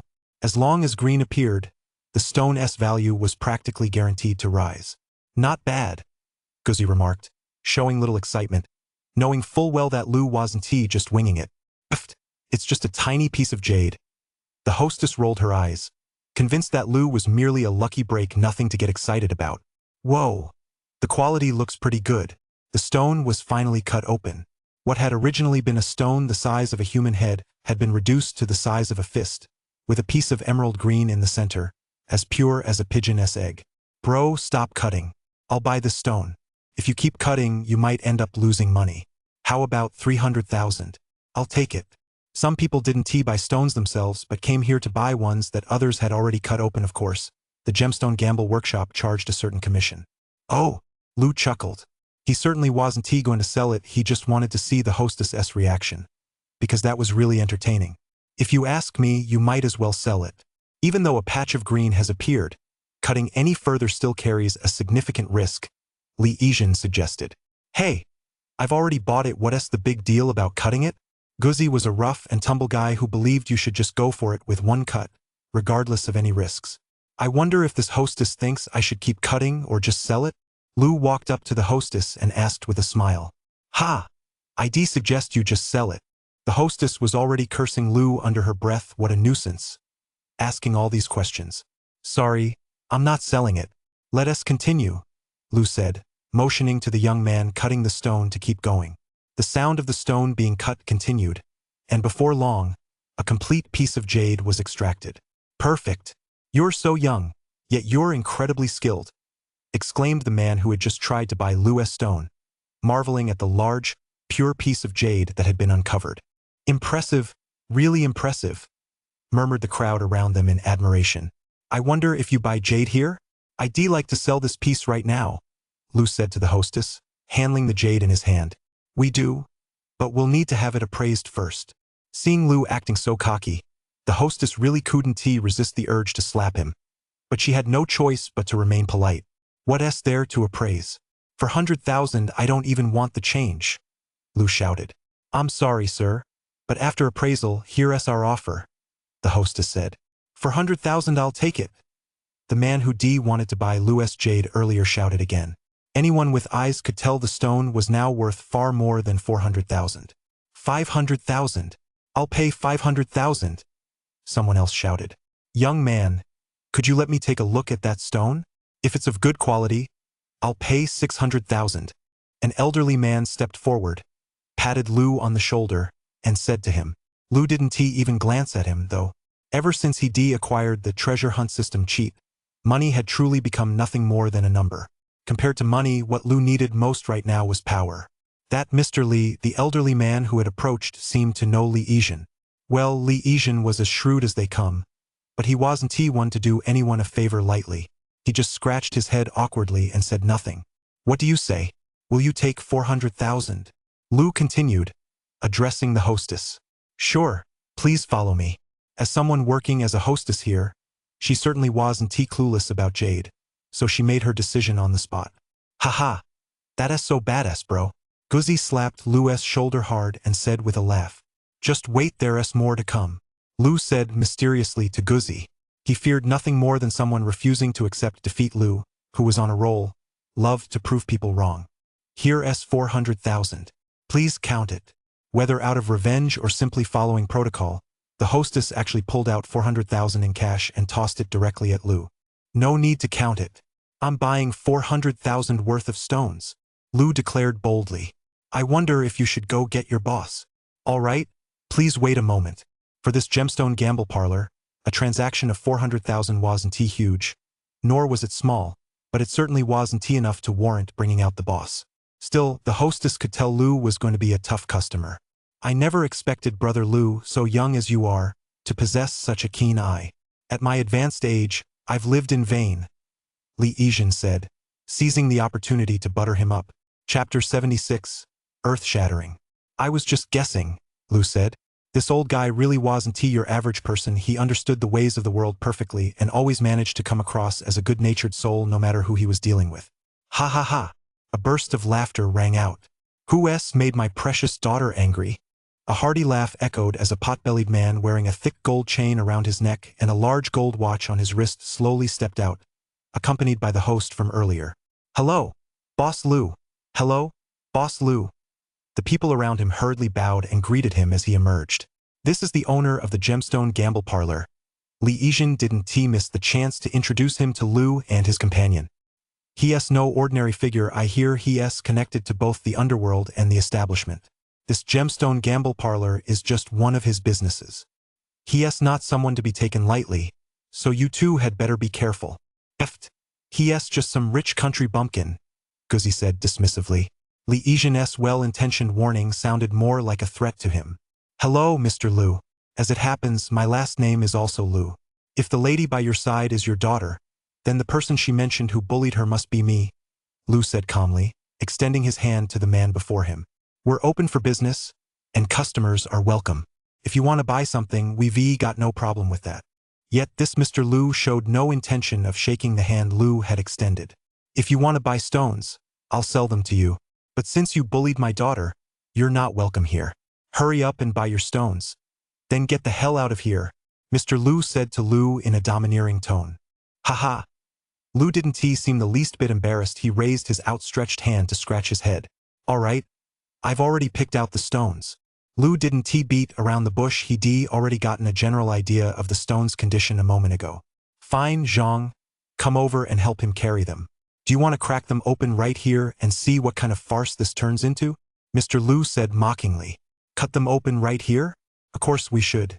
I want to see just how many I can guess right. Liu was determined to showcase his abilities. There was no need to play it down now, so he retorted point blank. This one, and these two.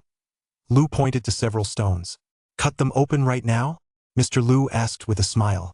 Seeing Liu point out a few stones so casually put his mind even more at ease. He was clearly an amateur who didn't know the first thing about the business. Cut them, of course. Why not? Liu said with a laugh. Tell them to stop whatever they're doing and come over here. Get these stones cut open right away so we can send him packing. Mr. Liu told the few workers who were cutting stones at the time. Got it. Immediately, the several master cutters who had been working at Gemstone Gamble stopped what they were doing and rushed over to cut Liu's stones. The noise of the cutting machines grinding against the stones did nothing to dampen the enthusiasm of the onlookers. People from all around were drawn to the scene, eager to see who had prompted Boss Liu to make such a grand appearance. Green. It's green. This one has it too. What a great stone. The quality is exceptional. Some of the sharp-eyed onlookers shouted out, while the master cutters couldn't help but marvel. One exclamation after another rang out, and the area instantly erupted with excitement. This Li Yijin seemed deep in thought. He hurried to the side and pulled out his phone to make a call. Nothing special. Faced with the constant flattery from those around him, Liu could only respond with a bow, but his nonchalant expression made him look like he was just asking to be punched. You've got a good eye, young man. Boss Liu was quite adaptable. Just moments ago he'd been acting like a villain, but in that instant he'd lost 3 or 4 million.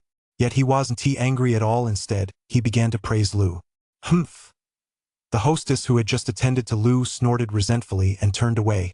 I wonder if Boss Liu would take these stones I've got here. I'd actually like to buy that one, Liu said with a sly grin. Well, I'm a bit short on cash right now, so I won't be buying it, Boss Liu said awkwardly. This guy had an uncanny knack for picking winners. It was downright eerie. If he kept buying like this, his Gemstone Gamble shop would be doomed. Young man, I'll buy it. The man who wanted to buy Liu's stones earlier still wasn't giving up. Ignoring Boss Liu's disapproving glance, he addressed Liu directly. I'll buy it too. I'll buy it too. Brother Liu, name your price. Someone chimed in. Once one person started, the others, ignoring Mr. Liu standing right there, rushed forward one after another. The rules are simple. Highest bidder wins, Liu called out, and just like that, he began selling the stones right there on someone else's premises. Before long, the stones Liu had selected were snapped up in a frenzy. Mr. Liu, before Liu could finish, Mr. Liu placed his hand on Liu's shoulder. Young man, come with me for a moment. I think you have exceptional talent. Why don't we discuss a partnership? What do you say? Mr. Liu said with a smile. But I'm not short on money, so that's a bit tricky, Liu said, feigning a frown. What do you think of my daughter's looks? Mr. Lu whispered to Lu with a smile. I think she is quite nice. The two walked forward with their arms around each other's shoulders, but Li Yizhen wasn't having any of it. If Mr. Lu were to snatch this guy away just like that, her boss would definitely fly into a rage. Excuse me, Mr. Lu. This young man is a friend of our boss Wang. Li Yizhen stepped forward and said, Is that so? So you're boss Wang's friend. No wonder you are so impressive truly. Heroes emerge in youth. Mr. Lu praised, though his hand remained clasped on Lu's shoulder. Everything has to follow the order of priority. Doesn't it? When I have time later, I'll definitely come pay you a visit. Regardless of what Mr. Wang was like, Li Yizhen had treated them quite well. They agreed to come out and have some fun in the first place, and Lu was a man of principle. He couldn't just stand them up. That would be a real shame. Brother Lu, you absolutely must come visit me here someday. My daughter and I will both be waiting for you. Upon hearing this, Lu felt a chill run down his spine. Having your daughter wait for me is one thing, but you waiting here for me, then we'll meet again someday, Lu said to Mr. Lu. A capable person attracts attention wherever they go. Lu had no intention of keeping a low profile this time. Since he wanted to find someone here, he had to make sure others saw him first. Brother Lu, the boss is already back at the shop. Let us hurry back now. Li Yizhen really didn't dare to delay any longer. If he didn't take the initiative, the person would truly be snatched away. No problem, no problem. Lu, who had arrived at Gemstone Gamble with 30,000 yuan, now found himself with a check for several million in his pocket after just a short while. This is all well and good, but the problem is that once I visit each Gemstone Gamble venue, they won't let me back in, Lu thought to himself. Chapter 77. The Green-Faced Luo Jade Card. Brother Lu, to possess such exceptional discernment at such a young age is truly admirable, truly admirable. Li Yi praised sincerely, his eyes brimming with admiration.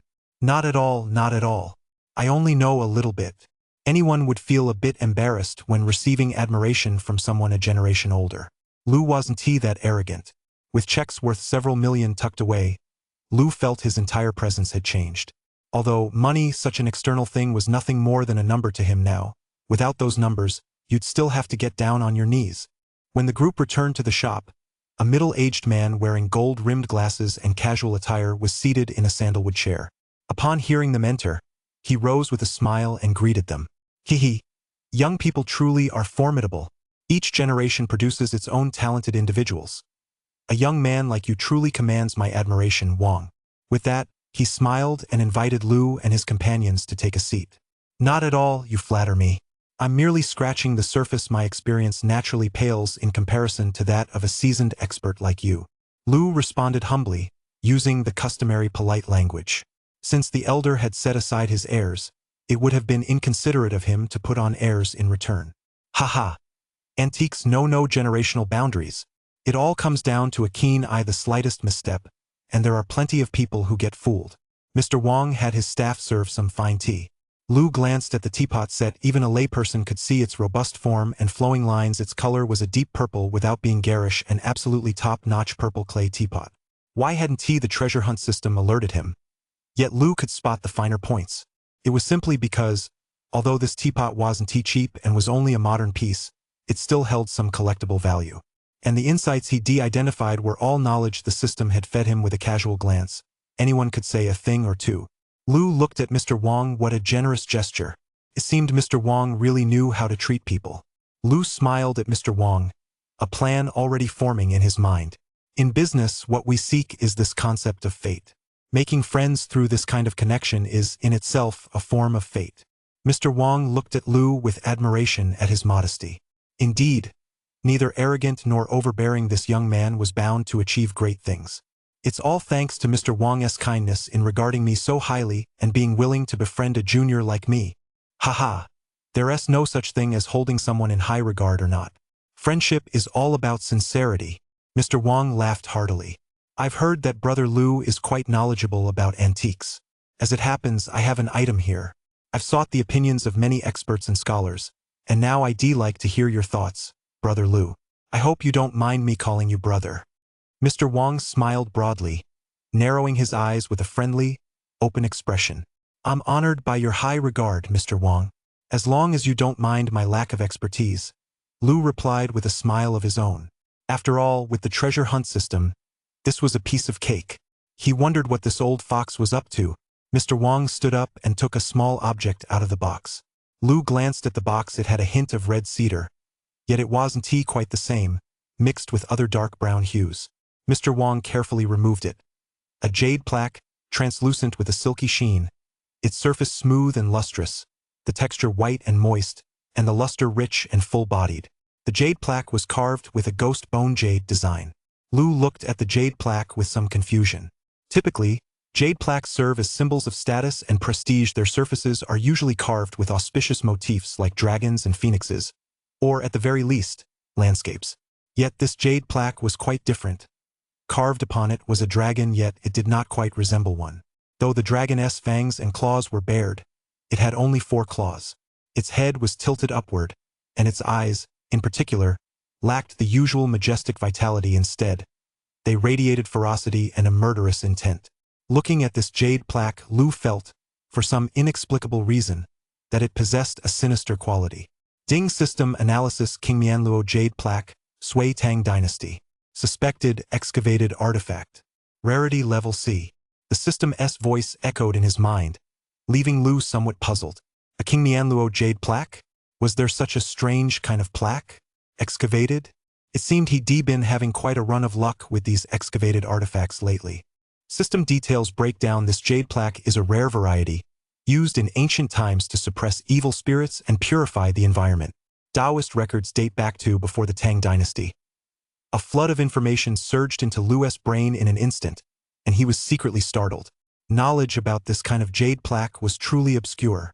Taoist practices, a culture passed down for thousands of years, were often repeated blindly by others, making it impossible to distinguish fact from fiction. Lu thought it was all pure nonsense, just a scam. At Boss Wang's gesture, Lu carefully put on a pair of gloves and began to examine it closely. Normally, Lu wouldn't have cared about such details. He always relied on touch when examining artifacts, but seeing the cautious look on Boss Wang's face, he thought, whatever. He just wondered if his system would still be able to read the information from this ancient artifact under these conditions.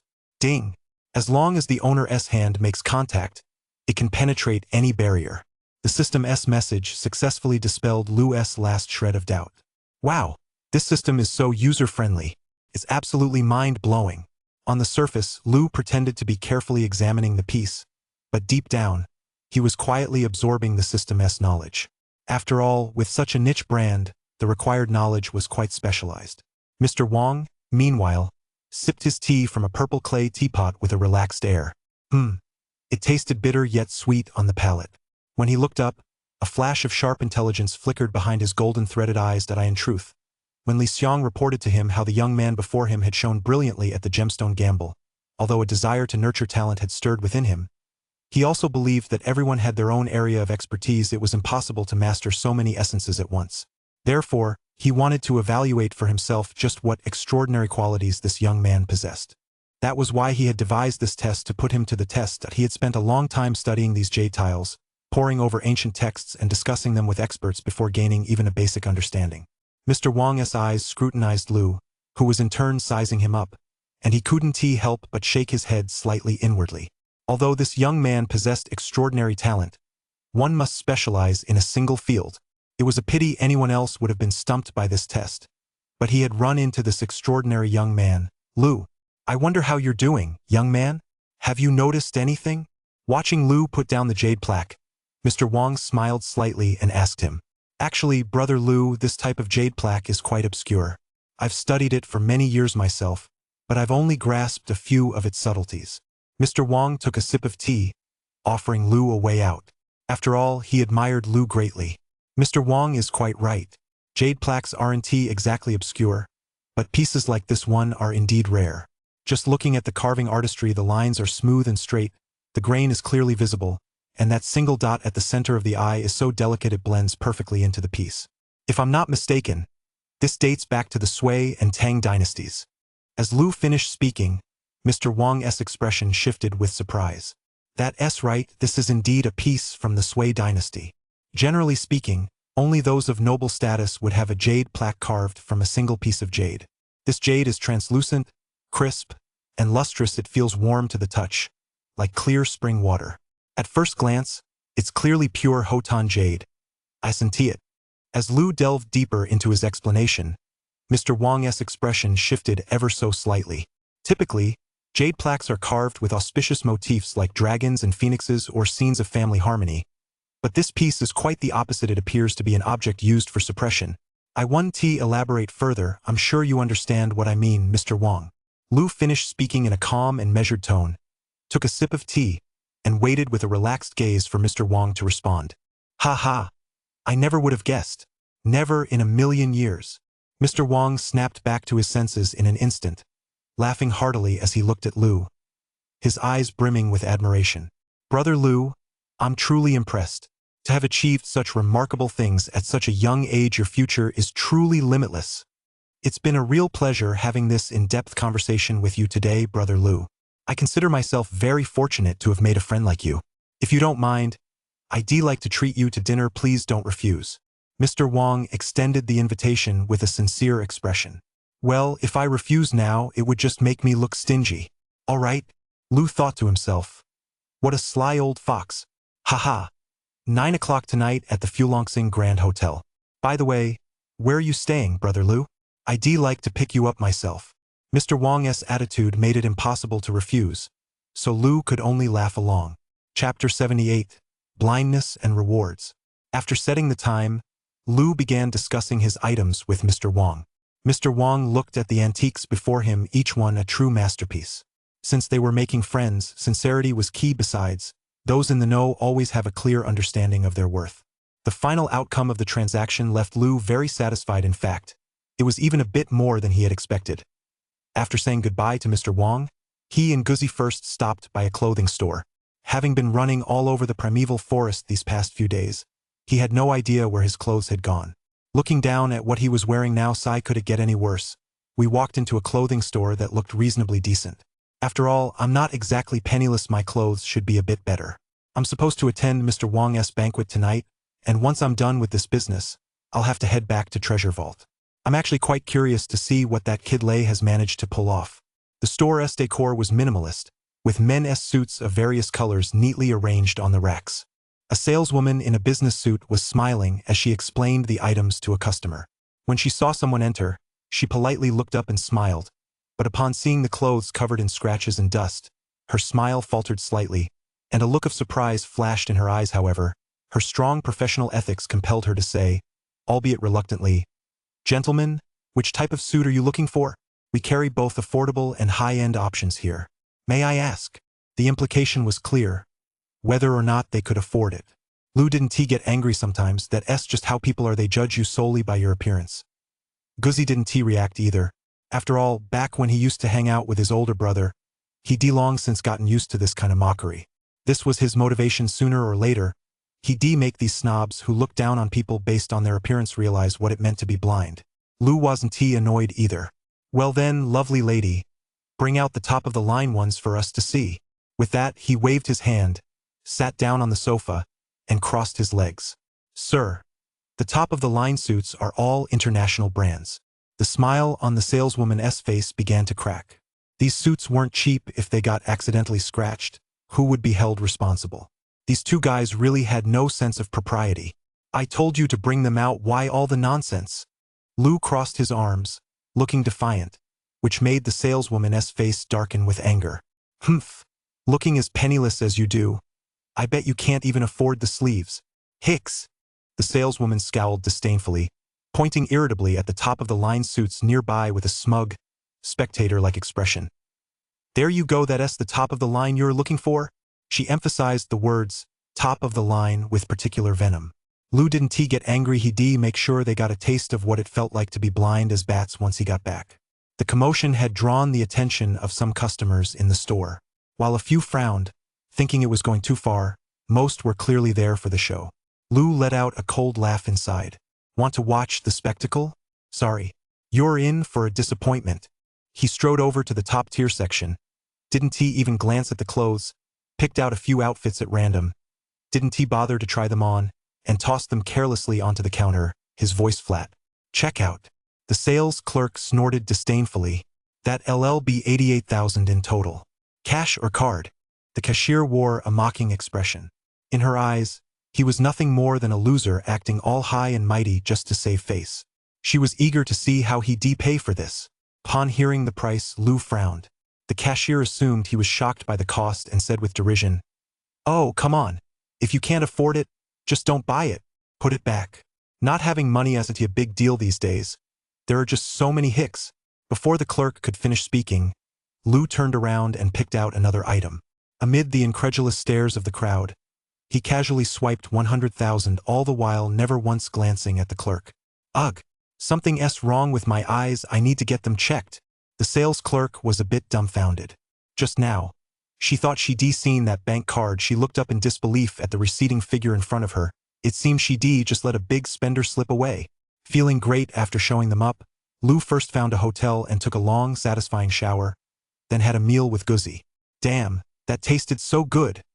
After narrowly escaping death in that ghost forest, his taste buds had practically gone numb. This meal of meat and alcohol was a real feast. "Guzzi, what are your plans?" Guzzi had come looking for Big Brother. Big Brother wasn't currently in the ghost forest. But where exactly was he now? Was he safe? Why hadn't he come looking for him? This barrage of questions gave Lou a bit of a headache, not to mention that blood pigeon. Damn it, day after day, there were just so many damn problems. "I'm going to find Big Brother. Dead or alive." Guzzi looked serious. Lou was impressed. He patted Guzzi on the shoulder and said, "I admire you, buddy, but we don't have much info right now. Go check out the city your Big Brother went to first." "Big Brother? I'll definitely find you." Guzzi watched the bustling crowd outside and silently vowed to himself. The two chatted for a while. Just as Lou was about to head upstairs to rest for a bit, the system's voice suddenly echoed in his mind. "Ding, system analysis, rare medicinal herb detected. Wushuki wild grown effects include enhancing mental and physical constitution." This notification made Lou's heart race a little. "System, give me a detailed description." "Wushuki can improve physical constitution and be used in decoctions. Due to its potent effects, it is recommended to combine it with huabianco to nourish tendons and bones, enhance mental strength, detoxify, and enhance therapeutic effects. Upon acquisition, Master's mental energy can be upgraded." Lou quickly processed the information provided by the system. He currently possessed God's left hand, but his mental energy was insufficient. Every time he activated it excessively, he would be forced into hibernation. He had been worrying about his mental energy, but he hadn't expected that medicinal herbs could also be of assistance. He looked around the hall and identified what he was looking for. "System alert, this herb is within 100 meters in front of the host." Thanks to the system's prompt, he quickly pinpointed the owner of the herb before him. It was an elderly man with snow-white hair tied in a topknot, dressed in simple clothes. The only thing that caught his eye was the basket placed at the man's feet. The basket wasn't large, woven from bamboo. He used to see this kind of traditional craftsmanship often, but as time passed, this art form had gradually faded away, so seeing it now actually evoked a sense of familiarity. Lou sized up the old man. Judging by his appearance, he was likely a herbalist who had gathered herbs to sell at the herbal market. One of the advantages of this inn was its convenient location. Just step out the door, walk straight ahead, and turn left to reach the city's largest herbal market. Take a few more steps and turn right to find the bustling antique district. The inn's affordable rates attracted many guests. Seeing how worn out the old man looked, he'd likely rushed here. Lou formed a plan in his mind. Guzzi looked at Lou with a puzzled expression as he stood up. Lou patted his butt and walked over to the old man, who was eating his meal and eyeing the young man in front of him with a look of wariness. Chapter 79. An unusual find. "Old man, do you mind if I sit here?" Lou acted as if he hadn't noticed the old man's wariness and, without another word, sat down directly across from him. "Old man, baskets like this are hard to come by these days. Do you remember back in the day, when my grandmother used to weave them?" Lou started making things up on the spot. Generally, older people tend to be nostalgic for the past, and once someone gives them a nudge, they gradually open up. "Old man, you look about the same age as my uncle. Why aren't you resting at home?" "Ah, what can I do? My son got into trouble. If I just lay around at home, with my grandchildren so young, if I don't go out and earn some money, this family would just fall apart." The old man let out a long sigh, his words filled with the weight of life's hardships and helplessness. Lou's heart grew heavy as he recalled the director of the orphanage. "Everything will be all right. This family is truly lucky to have you." Lu felt deep respect for the old man before him, and knowing that he had adopted an orphaned girl filled him with even more sincere admiration. Ah, that's right, Grandpa. I often catch a whiff of a medicinal scent around here. It smells just like jade orchid leaves. Lu paused for a moment, thought it over, and then said with a sudden realization. Well, I didn't expect someone so young to have such a keen eye for medicinal herbs. You're right, that's exactly it, the old gentleman said. He then brought over a basket, lifted the cloth covering it, and revealed a variety of common medicinal herbs inside. They were clearly freshly picked, some still had soil clinging to their roots, and the aroma of the herbs filled the air, so soothing that simply breathing it in brought a sense of calm. Wow, old man. Every single one of these herbs looks so fresh and vibrant. Lu asked the system without giving anything away. Old man, what about this herb? Lu curiously pointed to the unassuming little plant at the very back. It didn't quite look like a typical weed. Most weeds are slender and emerald green, but this one had leaves that were wide at the base and tapered to a narrow tip. The leaves themselves were jet black, while the stem was a tender green. Oh, that one. To be honest, I'm not really sure. I just happened to spot it and picked it on a whim, but I get the feeling it's just an ordinary weed. Ding. System notification. Wushuki, 100 years old. Host's mental energy can be upgraded. Lu looked at the squishy little plant in his hand. This was Wushuki. Though he found it hard to believe, he trusted the system 100%. Old man, I find this herb quite interesting. Why don't you name your price? No, it's just a weed. Take it if you want. Why would I charge for it? The old man didn't know why the young man in front of him was so interested in the herb, but he didn't care. After all, he was too old to understand the ways of the young. All right, thank you very much. Lu was actually quite pleased inside. When the system had introduced Wushuki to him earlier, this type of medicinal herb hadn't appeared on the market, nor had its medicinal properties been discovered, so it was no wonder no one knew about it. Lu had serious doubts about this weird system of his. Where on earth did it come from? Why did it know certain things in such detail? Was it really the creation of aliens, or? Lu pulled himself together and decided not to waste any more energy on these unanswerable questions. Who cares? Things will work themselves out. Why make things hard on himself?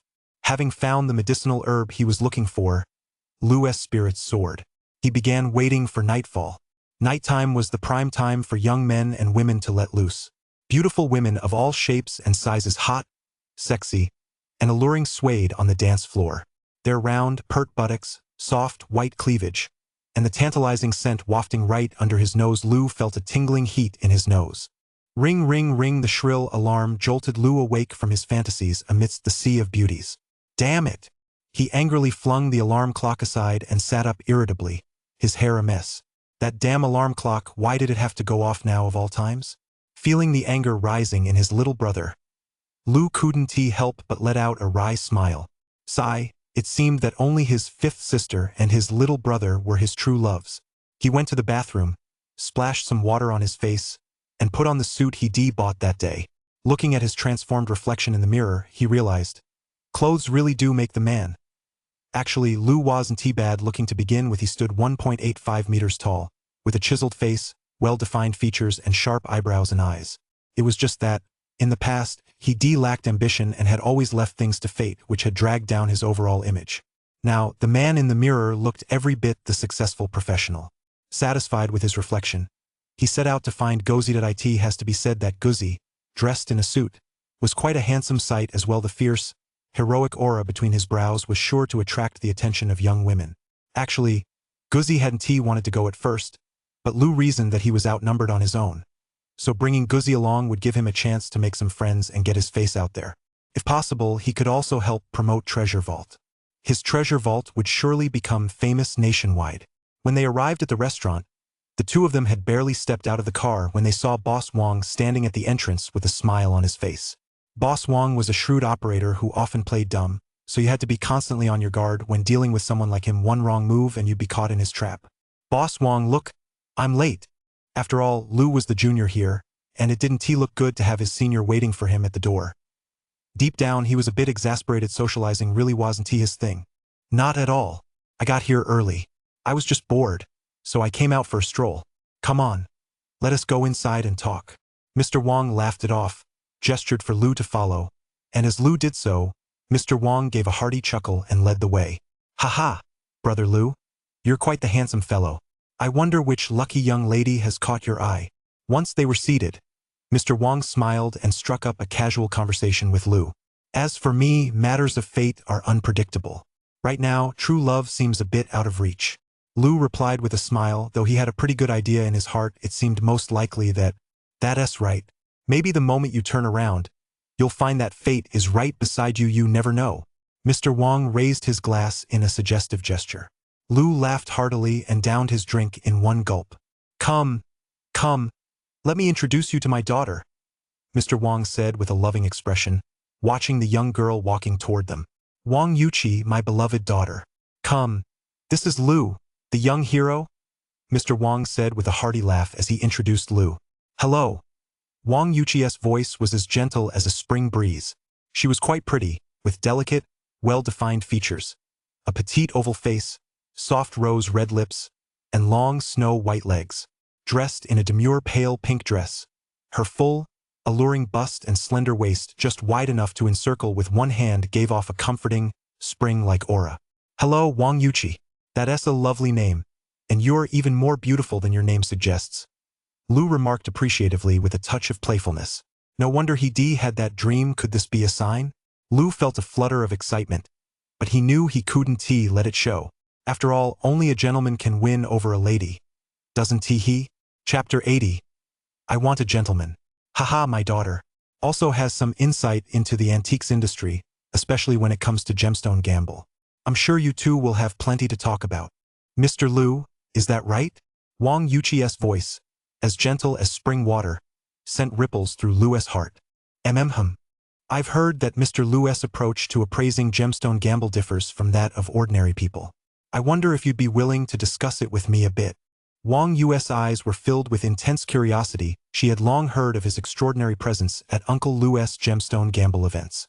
She had originally thought he was just another spoiled heir to a wealthy family, but upon meeting him today, she found him to be completely different from what she had imagined. The man before her was tall, with a look of humility and kindness between his brows, not the least bit smug. It seemed Lu was actually quite decent. She thought her father was about to make another unreliable choice, but to her surprise, this time, he made a good one. Haha, it's really nothing special, just a facade. Not worth mentioning, Lu thought to himself. In truth, I don't really understand any of this. I just happen to have this magical system, although the process is a bit hard to believe. That's what gives it an air of mystery. A true master has to carry himself with dignity. Mr. Lu, you really are one of a kind. Wang Yuqi felt a sense of curiosity toward Lu. The more mysterious he was, the more she wanted to know. So Lu had no idea just how vibrant his romantic prospects would become in the future. Brother Lu, I'll be counting on you from now on. Boss Wang, you're too kind to a junior like me. Brother Lu, you should drop by more often. I, Wang, am looking forward to discussing antiques with you. Haha, since Boss Wang thinks so highly of me, I won't refuse. I'll definitely visit the treasure vault in the future. Treasure vault. That sounds so familiar. Boss Wang looked pensive, feeling as though he heard the name somewhere before. Treasure Vault, it's an antique shop that's been all the rage in Beijing lately, especially its auctions, where they sold a jade belt worth $1 million. Wang Yuqi looked astonished as she re-examined the man before her. Boss Wang was also secretly surprised. He originally thought he was just an ordinary person with no connections or backing, but who would guessed? Treasure Vault, its reputation has been soaring these past few days, especially since the auction ended. The presiding figures, Qi and Old Master Li, are both heavyweights in the antiques world. Who exactly is this man standing before him? Treasure Vault has certainly made a name for itself lately. I'm very much looking forward to collaborating with them. Mr. Wang reassessed the man before him, who carried himself with calm composure. He was no ordinary person. The dinner concluded perfectly, with all the guests thoroughly enjoying themselves. Mr. Wang asked his daughter to drive Lu and the others back to their hotel. They had initially tried to decline, but unable to resist Mr. Wang's enthusiasm, they had no choice but to agree. Wang Yuqi drove with a neutral expression. Lu occasionally glanced at the young woman sitting beside him from this angle. He could clearly see her fair, swan-like neck, which trailed down and disappeared into the dark fabric of her neckline. Lu swallowed hard. Wang Yuqi wasn't the delicate, fragile type of beauty, but rather possessed that comfortable, graceful beauty typical of girls from the Jiangnan region, as serene as a chrysanthemum, unconsciously drawing menace gazes. Miss Wang, Lu thought for a moment, deciding it was best to keep things a bit formal. When did we become so formal? You can just call me Yuchi, Wang Yuchi replied, casting a sidelong glance at Lu with a hint of displeasure in her eyes. Lu thought to himself, we aren't even that familiar with each other to begin with, but he kept a serious expression on his face. I just feel like I'm taking advantage of you, Lu said, turning his face away with a solemn expression. It's just a name that you're only a little older than me.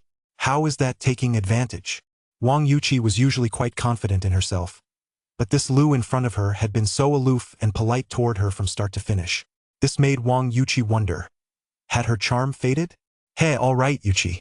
Lu put on a proper, upstanding facade, but inside he was grinning from ear to ear. No, I have to hold my ground. You can't treat every beautiful woman the same, you have to use the right approach for it to work. Wang Yuchi also noticed the resignation and distance in Lu's voice when he called her name. This left her feeling a bit frustrated. Ding, scanning 100% pure black jadeite. Market value 400,000. A system notification sounded in Lu's mind. Black jadeite. Isn't that an extremely rare item in gemstone gamble? Even a tiny piece commands a high market price. His gaze fell on the necklace Wang Yuchi wore around her neck. It seemed Boss Wang was quite generous. Hanging low over her chest, it perfectly accentuated her fair skin. As if sensing Lu's gaze, Wang Yuchi felt a twinge of pride. It seemed she still had her charm. Yuchi, that black jade you're wearing around your neck, right? However, what followed instantly shattered Wang Yuchi's little moment of pride, leaving her feeling somewhat displeased. Since when had her charm become less than that of a piece of jade? I didn't expect you to spot it right away. Having regained her composure, Wang Yuchi looked at Lu with a touch of amazement. How had he figured it out? Black jade has a rich, deep color, and if you're not paying close attention, it's easy to misjudge. Now, under the dim lighting, the color appeared even richer and deeper. Usually, only by examining it closely in sunlight could one truly discern it. Wang Yuchi's eyes were filled with curiosity and admiration. Actually, it's not that hard. Although black jade has a deep, dark hue, the emerald green fluorescence that subtly shimmers within it still glows in the dark, especially after being exposed to light for a while. Because of where you placed it, well, it just happened to block the light. So Lu gave a somewhat suggestive glance at the black jade wedged in the deep groove between them. Wang Yuchi watched Lu's expression, her cheeks flushing slightly as she muttered under her breath, "Rogue." Lu just smiled, turned his head, and pretended to admire the scenery outside the car. Damn it, his nose felt dry and hot. Had he been taking too many tonics lately? He kept getting these waves of heat rushing to his head that if possible, it looks like I need to find a girlfriend or something. I can't let my little brother be so pitiful. Playing with Miss Five. Every day, I've got to find a little sister for him. Lu let his mind wander, suppressing that earlier surge of restlessness. As for Guzzi, he spent the entire ride with his ears open and his nose alert. His mind focused on his heart, acting as if it were none of his business. In his heart, Guzzi was entirely concerned with his big brother's safety. He wasn't particularly worried about his own wife. Still, his big brother was currently. Finally, the ride was over. Along the way, the faint, alluring scent of perfume had wafted into his nose, causing Lu's nostrils to tingle with excitement once again. "Lu, your phone." Though puzzled, Lu took the phone from her. Wang Yuchi quickly dialed a number, and soon a lovely ringtone filled the air. "All set. Don't delete it, okay? Keep in touch if anything comes up." Wang Yuchi playfully waved her hand and said, "Good night." Lu watched the car's tail lights fade into the distance, gazing meaningfully at the number on his phone as a faint smile tugged at the corners of his mouth. "Stop staring, let us head back." Guzzi waved his hand and walked into the inn. When Lu woke up, he felt like a completely different person. Sure enough, this damn soft bed was so comfortable.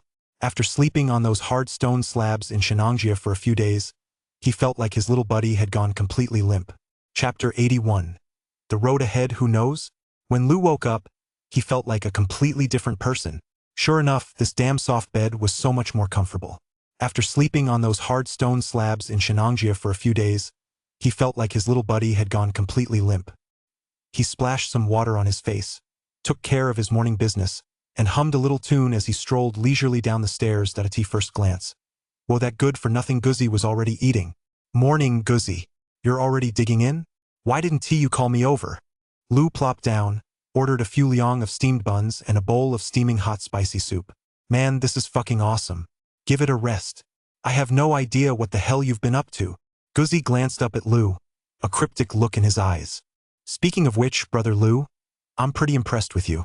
The way you were flirting with that young lady yesterday, that was some serious game. Screw you. Did you even see the way that girl was looking at me? She looked like she wanted to strip me naked. It was a rare morning when he was feeling relaxed, so he decided to joke around. Wow. What a thing to say. Strip you naked. Guzzi looked at Lu with an expression that said he was quite the ladies' man. Lu laughed it off. Speaking of Wang Yuqi TSK, while her figure wasn't as alluring as that of a mature woman like Wang Hui, there was something about that innocent, youthful charm that was hard to resist. By the way, Guzzi, let us head back to Treasure Vault first today and take a look. Guzzi, I know you're a man of honor and you're worried about your big brother, but this is just reckless. Where on earth are you going to find him? Lu's analysis wasn't without merit, and Guzzi knew it deep down, but it was just so hard on his heart. And what with this blood pigeon business? Even if you do find news of your big brother, is it really safe? Lu didn't want to spell it out too clearly. Guzzi was a sharp guy and understood the logic behind it. Brother Lu, after spending these past few days with you, I've genuinely come to regard you as a brother. To be completely honest, I get everything you're saying, but Guzzi gave a wry smile. Enough already. Why overthink it? We'll figure it out when we get there. Lu couldn't stand Guzzi's current demeanor. He was acting as indecisive as Lin Dai Jade. All right, Guzzi, drop that Lin Dai Jade look. When the time comes, back at the treasure vault, I'll fucking face them with you. This stuff is the real deal. Lu gave Guzzi a hard slap on the shoulder. And you know what? These medicinal herbs from the deep mountains are truly something else. Look at Guzzi, he's bouncing around like a kid, and his bones aren't even stiff yet. All right, brother Lu, you saved my life. I'll fucking listen to you. If you really help me find my big brother, I'll... Cut it out. Cut it out. Stop with the sentimental bullshit, it's giving me the fucking creeps. Let us just eat, and after we're done, we'll head to the herbal market. Lu thought to himself. Now that he had this Washuki, the system had poured cold water on his enthusiasm. He didn't dare be so reckless as to risk his life experimenting with this herb. He'd better check out the herbs at the market first. After the two of them had eaten their fill, they paid the bill cash and card and headed straight for their destination. Although the herbal market in LJ City wasn't as grand as the one in the capital, it was well organized and overflowing with all kinds of herbs. Some vendors simply spread their wares on the ground using burlap sacks, while others with a bit more cash had rented stalls looking high-end and branded. Lu noticed that the herbal shops here didn't just sell herbs. More often than not, there were people in white lab coats with white beards a zhang or so long, looking as if they were treating patients. Lu couldn't help but chuckle. This was just too good to be true. The entire white lab coat was adorned with a sign reading, "Renowned Physician, Master of Reviving the Dying." Guzzi was something of an expert on medicinal herbs around here. As he looked at the men in white coats sitting in the glass-enclosed room, he snorted derisively. "Pah! A bunch of quacks. Herbal hucksters." Lu couldn't figure out why Guzzi hated these men in white coats so much. "Brother Lu, you don't know the whole story. How many of these guys actually have any real skills?" As if sensing Lu's gaze or perhaps simply fed up with it, Guzzi began to explain the reason. "These guys are in cahoots with the shop owners, swindling and cheating people. Even for a minor cold or fever, they'll prescribe you some random crap." Though Guzzi's expression was calm, his eyes were filled with disgust. What merchant is a little shady? Lu also couldn't stand these colluding scoundrels. "But it's us consumers who get screwed over. This isn't some damn antique, it's a matter of life and death." Ever since he started gathering herbs with his older brother, Guzzi had frequently encountered these unscrupulous, heartless drug dealers, as well as pretentious know-it-alls who knew nothing but wasted precious herbs. "All right, Guzzi, I never would guessed you had such a kind heart." Lu used to hate these hospitals too. Every single one of them is a total rip-off. All they ever talk about is money, money, money. Damn, it feels like they've never seen a penny in their lives. Guzzi's musings were just that, musings. After all, what can we ordinary folks really change? Lu walked along, stopping now and then to look around. Before he came, his smart treasure hunting app had given him a heads up. Today he might just stumble upon a 40% success rate. Wow, this was the first time in a while that Lu had seen such a high success rate at the herbal market. It seemed even the heavens were smiling on him. Lu suppressed the wild excitement in his heart. In LJ City, the herbal market is always exceptionally bustling at this time of year. With living standards on the rise, people are beginning to appreciate the value of wellness. This is when they remember the time-honored recipes passed down by their ancestors, but there really aren't that many who truly understand the craft. Of course, Lu, being something of an outsider, hardly counts as one of them. This is the time for LJ City's annual herbal exchange, where you can discuss insights, consult with experts, have your prescriptions reviewed, and get some health adjustments. As it happened, Lu had timed his visit perfectly. Had he arrived just a few days later, the scene would have been deserted. Lu looked out at the sea of people before him, a sight comparable to the antique markets in the capital's early morning. Just as the two were about to pass a stall, Ding private stall detected authentic wild 9 Deaths resurrection herb source. Wild harvested and cultivated 100-year-old medicinal age. Lu looked at the small stall with curiosity. Indeed, the stall's owner was a sprightly-looking elderly woman with gray streaked hair on both sides, wearing rubber boots caked in mud. The old woman's stall was set up right on top of a tricycle. A frame was propped up over it, covered in soil, with medicinal herbs casually arranged on top. The elderly woman pulled up a small stool and sat down there. "Search for the 9 Deaths resurrection herb," Lu silently commanded. Ding. Searching. Compiling. The 9 Deaths resurrection herb, also known as the elixir of immortality, has the following effects. His mind was flooded with information about the herb. Lu took advantage of this fleeting moment to get a general understanding of this so-called resurrection herb. What a grand name. Let us see what its medicinal effects are. What the hell does that have to do with the name? Lu was completely speechless, but thinking to himself, anyway, this herb would be a waste in the hands of someone who doesn't know its value, he decided. Why not? Lu chuckled to himself and walked straight over. Even if this stuff wasn't that miraculous on its own, when combined with other herbs, it would still be a powerful tonic. Little did Lu know, however, that this tiny little herb would one day save their very lives. Chapter 82. An unexpected turn. What a grand name. Let us see what its medicinal properties are. What the hell does that have to do with the name? Lu was completely speechless, but thinking that, after all, this herb would be a waste of nature's bounty in the hands of someone who didn't recognize its value, he decided. Lu chuckled to himself and walked straight up to the stall. Although this stuff wasn't all that miraculous on its own, when combined with the other herbs it was still a powerful tonic.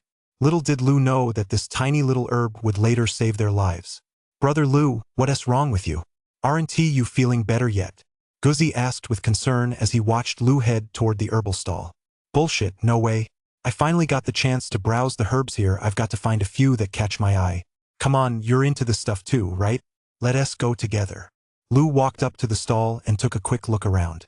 It seemed like this stall didn't have much to offer. Only this 9 Deaths revival herb was worth a second glance.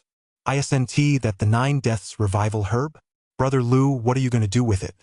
It's not exactly useful. Guzzi, who was no stranger to foraging in the wild, recognized it at first glance. This plant, while uncommon, wasn't exactly anything special. At most, it could stop bleeding or something. Guzzi was completely baffled as to why Lu was holding on to it. "Oh, I just like the look of it. To rub on my eyes." Before Lu could finish the word, rub, the system's electronic voice suddenly chimed in. Ding. Unknown active ingredient detected. Further decomposition and analysis required. What the heck? Looking at the green stem in his hand, no bigger than the palm of his hand, with a few leaves attached to the base, this thing? It has unknown components. Activate God's left hand. Lu's mental energy had mostly recovered, but he couldn't resist his curiosity. What exactly was so special about this tiny little plant? Ding. God's left hand activating, analyzing, and breaking down. 9 lives, composed of cell G, bubbles, trace elements absorbing calcium detected at the base of the stem. The results from the smart treasure hunt's analysis left Lu a bit baffled. What kind of element was this? He had no idea, but surely it couldn't be harmful to his body, right? System. What exactly is this calcium-absorbing stuff? This treasure hunt system cannot provide answers beyond the treasures themselves. The cold, electronic prompt made Lu want to curse. "Ma'am, how much is this?" Lu picked out a few random plants and turned to ask the old lady. 8,000. The old lady stood up and fiddled with the herbs in Lu's hands. Mom, you're asking for a bit too much, aren't you? Guzzi, standing nearby, wasn't he happy about it. I can tell right away that you guys know your stuff. You don't even need me to explain, just look at the size of these and that rich medicinal aroma. Every single one is top-notch, the old lady said, eagerly taking Lu's hand. Listen, young man. Since you know your stuff and you're about the same age as my grandson, I'll give you a special price point 7,000, not a penny less. The old lady wore a look of sincere earnestness, thinking to herself, oh, young people. Mariam, in business, the most important thing is honesty. If you do it this way, I'm afraid this deal. Lu shook his head regretfully. To be honest, Lu wasn't really interested in these herbs, he was just curious about the 9 deaths. He hadn't expected the old lady's asking price to be so exorbitant. Sigh, you guys look young, I know it's tough out there. I'll give you a little more of a discount. 6,500, I really can't go any lower. The old lady looked pained as she steeled herself. Guzzi couldn't even be bothered to look anymore. 5,000. Take it if you're willing, if not, forget it. Lu wasn't in the mood for small talk either. Was he short on cash? Of course not. But that didn't mean he was going to be a sucker. You guys, Lu didn't bother with small talk either, he just tossed the herbs down and turned to walk away. Fine, just this once. Since you're just kids, Lu didn't bother with small talk either, she tossed the herbs down casually.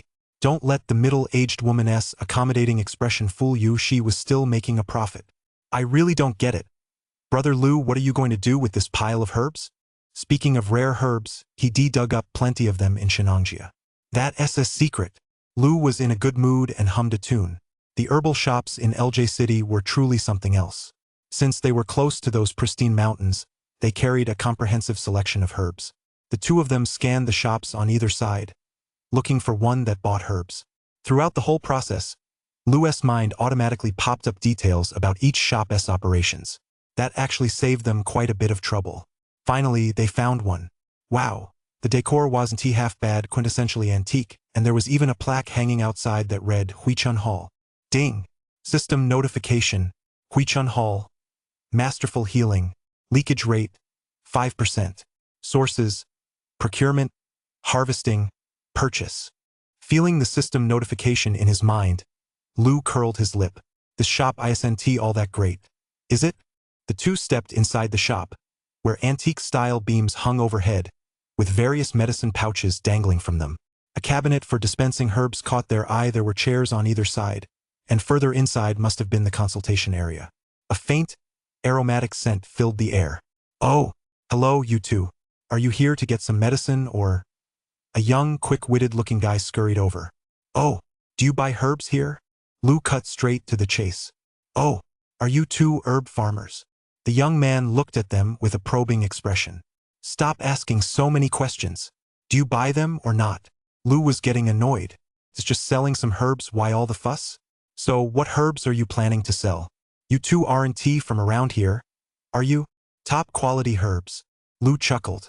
So this was a background check. All right, you two follow me. The quick-witted young man led Lu and his companion inside.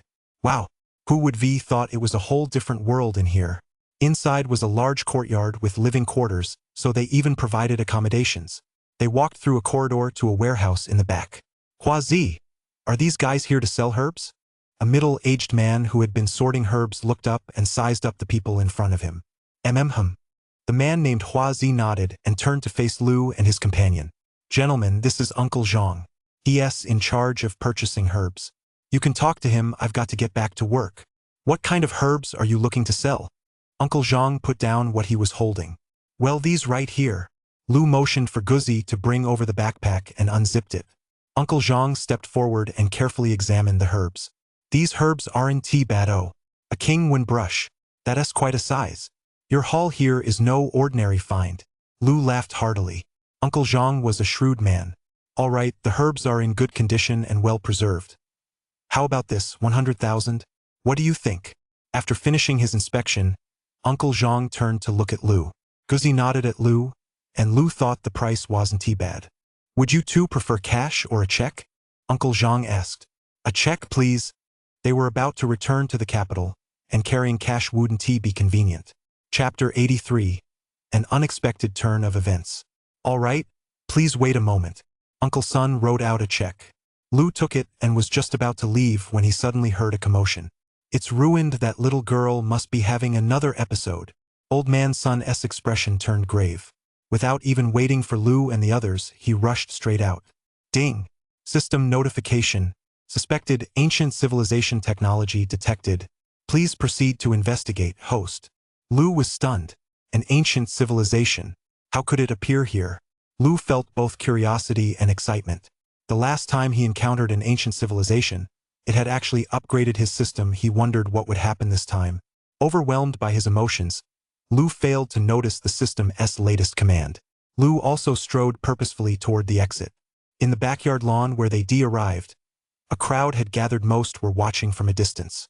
Lu keenly noticed that the expressions of those closest to the center were all very solemn.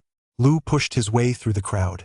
Through the gaps and snippets of conversation, he learned that a few days earlier, this young girl had appeared at Huichun Hall, clad in rags and covered in bloodstains. They managed to save her, but for some reason, the girl would alternate between fits of madness and moments of sanity. Each episode was terrifying. She attacked people for no reason and possessed astonishing strength. Lu watched the white-clad figure, now pinned down by several burly men. The girl's face was caked in mud, and what looked like fresh blood was trickling from the corner of her mouth. Her eyes were bright, yet they gleamed with the ferocity of a wild animal. A low, muffled whimper escaped her lips. Lu, with his keen hearing, sensed that this sound was somehow familiar. Guzzi, don't you think that sound sounds familiar? Lu couldn't quite place it and wanted to ask Guzzi. Unexpectedly, Guzzi looked just as puzzled. What sound? Lu's heart began to race. Guzzi hadn't heard it. How could that be? This was exactly like what happened in the ancient tomb. Could it be because of this system? Ding! System analyzing. The girl before us appears to contain herbs from an ancient civilization. Should decomposition be initiated? The system's message left Lu feeling conflicted. Given the girl's current frenzied state, it wouldn't make sense for him to rush over recklessly. He'd wait and see. The girl, whose limbs were being held down, glared at the group before her with a vicious, icy stare. Everyone caught in her gaze couldn't help but shudder. That gaze was like that of a venomous snake, making it unbearable to look at. Come on! Hurry up and bring the medicine from the bowl! With Uncle Zhang's loud roar, the man named Hua Zi darted forward, carrying a large bowl of pitch-black medicine. Uncle, here you go. Uncle Zhang took it, signaled everyone to hold her down, then pinched the girl's mouth shut and forcibly poured the medicine down her throat. The girl struggled desperately, trying to open her mouth to bite the hand gripping her jaw. Uncle Zhang showed no mercy at that moment and forced the medicine down her throat. Lu couldn't help but sigh at the sight. After the medicine was administered, the girl slowly relaxed, and her limbs were no longer tense. Uncle Zhang signaled for everyone to gradually let go, but at that very moment, a shocking turn of events occurred. A blood-red haze suddenly clouded the girl's eyes. Her head, which had been bowed, shot up abruptly. The sudden burst of strength flung the burly man restraining her aside. Hunching over, she darted straight into the crowd, sending the crowd into chaos. Screams of terror mingled with the sound of shattering objects. Lu had been merely curious, but the moment he saw the girl calm down, he felt a sudden sense of unease. He quietly tugged at Guzzi and slowly made his way out of the crowd. Just as they reached the outer edge, they heard a cry of alarm. Without a moment's hesitation, Lu realized that the girl's blood-red eyes had been staring at him with a chilling intensity moments earlier, so he suspected she might be targeting them. It must be said that Lu's instincts were exceptionally sharp at that moment, but the crowd blocked their path. Lu felt a rush of wind at the back of his head. Out of reflex, he ducked, dodging the girl's mid-air strike. In that split second of hesitation, the girl lunged at him again like lightning, and Lu could only roll awkwardly out of the way. After 2 unsuccessful strikes, the girl crouched low, her long hair obscuring her face. As she braced herself on all fours, Lu looked at her bloodshot eyes peeking through the gaps in her hair. That feeling. He spat under his breath. Damn it, this woman. She really is just like Sadako. Has he been having too many romantic entanglements lately? But that doesn't mean he'd settle for just any old woman. Lu surveyed his surroundings. There was no way he could win against her with combat prowess like a cockroach, He wouldn't even be enough for her to tear to pieces. Some people had run out, while others had hide into their rooms. Back in the courtyard, Lu was staring each other down with this god knows what creature. Damn it all to hell. Why are you only chasing me? What the hell? Do I look like a persimmon or something? Lu cursed under his breath, just as the girl charged straight at him, moving as fast as lightning. Damn it. Is that even human speed? Lu barely dodged her, feeling a chill on his arm. He glanced down. Holy shit. That shirt was totally ruined. The girl didn't even pause to catch her breath. She spun on her heel and charged straight at him again. Fuck your ancestors. Lu cursed loudly. As he dodged to the side, he grabbed a nearby chair and smashed it right into the girl. At a moment like this, his life came first. It actually worked. The girl winced slightly and staggered a bit. Perfect opportunity. Without a second thought, Lu charged toward the door. The girl, sensing her prey was about to escape, gave chase. Lu felt the wind whipping past the back of his head. The main door was right in front of him. Guzzi looked frantic, wanting to help, but Uncle Sun held him back tightly, shaking his head. The door was made of solid iron and was normally very hard to break down, so Lu gritted his teeth. As for Goddess' left hand, he simply couldn't react in time. Faced with this onslaught, he could only keep dodging. Forget it, I'll go for it, Lu thought. He mustered all his strength, twisted his body with incredible speed and agility. It was almost unbelievable and narrowly avoided the pounce. However, this twist caused a sharp pain in his leg, which hadn't fully healed yet. With no time to spare, Lu charged straight outward. The gate was right before his eyes, and the hope of survival beckoned to him. Just as a faint smile began to form on Lu's lips, an unbelievable scene unfolded. Seeing Lu about to escape, the girl let out a shrill, piercing scream in a fit of rage. Lu felt as if his ears were being pricked by needles, and a dull ache pulsed through his head. His steps faltered slightly as the girl grabbed a basket of herbs and hurled it at him. Before Lu could even react, he was struck. The moment she threw the basket, she had already sprinted toward him. Lu blocked the basket but saw the girl behind him, and his heart sank. Damn it! My cheat-filled life. How can it end like this? In an instant, the girl tackled Lu to the ground and lunged straight for his neck. Lu mustered his last ounce of defiance, pressing firmly against the girl's face and those sinister teeth. Guzzi ignored Uncle Sun's warnings, grabbed a wooden stick, and charged forward, delivering a flurry of blows in an attempt to knock the girl off Lu. The girl initially ignored him, but growing annoyed by Guzzi's attacks, she spun around and lunged at him. Guzzi reacted with lightning speed, deftly dodging the strike.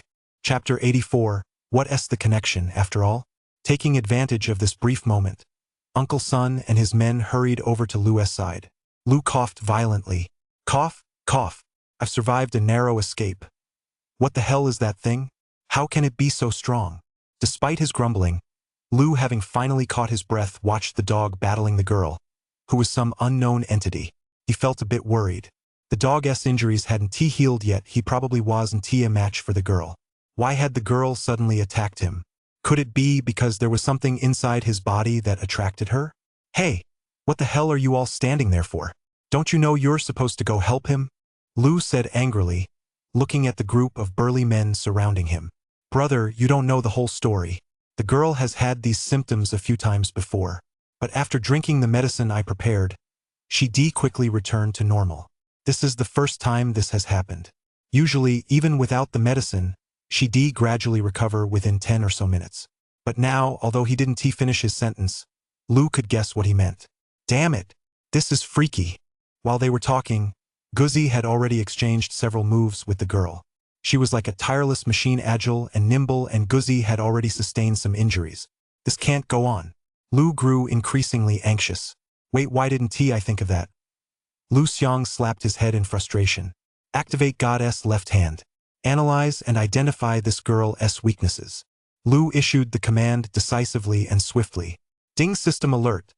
The girl's mental energy exceeds the hostess. Proceed? Lu didn't have time to hesitate. Gritting his teeth and steeled his resolve, he thought, my brother is the most important thing right now, who cares?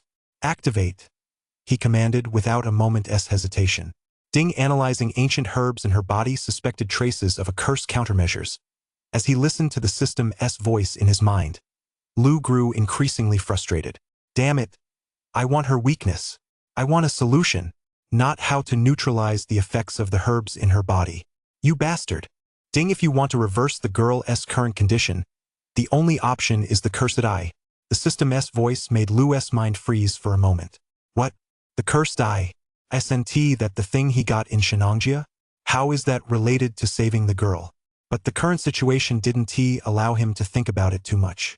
He remembered that he handed it over to Guzzi at the end. He hurriedly shouted at Guzzi. Guzzi, hurry! Get that the cursed eye, the one from Shenangjia. Upon hearing this, Guzzi didn't hesitate for a moment. He threw the stick he was holding at the girl. At the same time, he reached into his shoulder bag and pulled out the cursed eye. The girl was hit and looked annoyed. Just as she was about to pounce, she saw the cursed eye in Guzzi's hand. The girl's expression slowly returned to normal. The blood-red haze in her eyes began to fade. Gradually, her composure was fully restored, but suddenly she collapsed to the ground with a thud.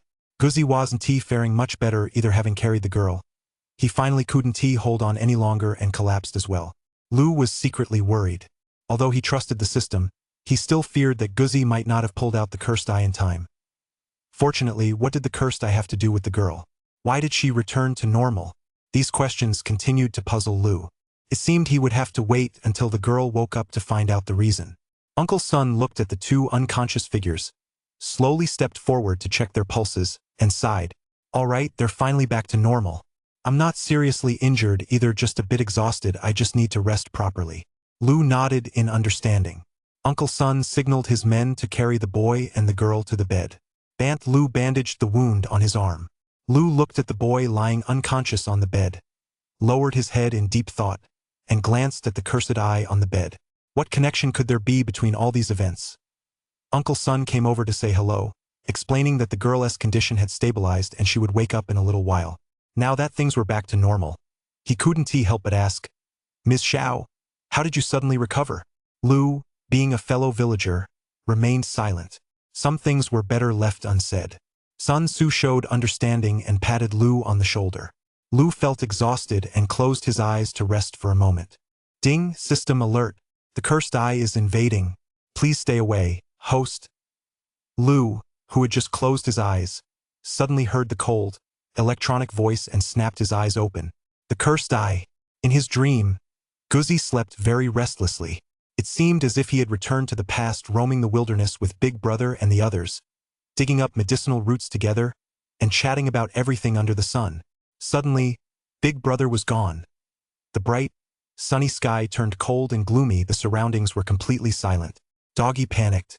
Gripping his machete, he rushed through the jungle. Thorns from the brambles tore through the legs of his pants, but he didn't even notice. Big Brother, where are you guys? Fox, Tiefrat. hairy eyes, stop fucking around. In the deathly silence, only Guzzi's voice echoed. Not even a faint reverberation could be heard. The weather was eerily gloomy. The clouds were thick as ink, and the air felt stifling and damp. It was just like the eve of a downpour. Guzzi ran frantically, a vague sense of panic gnawing at his heart. The situation before him was far too eerie. Suddenly, he stumbled, and carried by his momentum, he fell face first into the mud. Damn it! Guzzi cursed under his breath, turning to glare angrily at the culprit. The moment he looked, his eyes widened. Wasn't he that Lao C's most treasured pipe? What was it doing here? He bent down to pick up the pipe. His memory was a bit muddled. A pipe? Why did it look so familiar? It seemed like, Guzzi, come quick. Save me. Guzzi, hurry. Just as Guzzi was feeling puzzled, a familiar voice rang in his ears, sending a jolt through him. That voice, it was Fox's. Without a moment's hesitation, Guzzi scrambled to his feet and dashed over. Fox, where are you? I'm coming right now. Fox, hang in there. Guzzi felt a surge of frustration.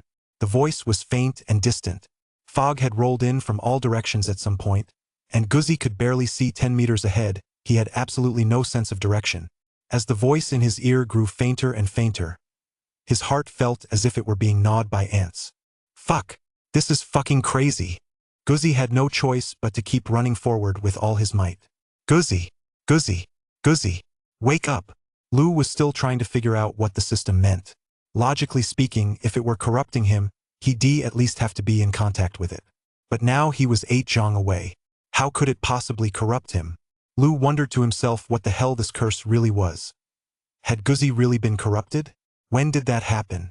The system kept chattering away in his head, and it was getting more and more frequent. Lou had a vague feeling that something was off. He turned to look at Guzzi on the bed, walked over, and patted Guzzi's face. No reaction. No matter how he called out to him, nothing worked. Guzzi was sleeping soundly, his breathing calm and steady. But Lou just couldn't shake the feeling that something wasn't right. Guzzi was too normal, which only made it seem even more abnormal. Chapter 85. Unexpected Events. Buy one, get one free. Lou carefully observed the dog, looking for any signs of change. After scrutinizing it for a long time, he still couldn't find anything. Ding system alert, cursed eye is invading the user's body host. Please stay away. The cold, electronic alert set Lou's blood boiling. Fuck. Damn it. First I'm in a tiger's den. Now I'm in a fucking wolf's lair. I wouldn't even have these odds if I won the lottery. What the hell is this crap? Lou knew he couldn't panic. Now he had to stay calm. But looking at the dog, how the hell was he supposed to stay calm?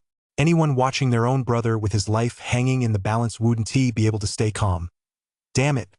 The more Lou looked at that damn cursed eye, the angrier he got. What curse? Bullshit.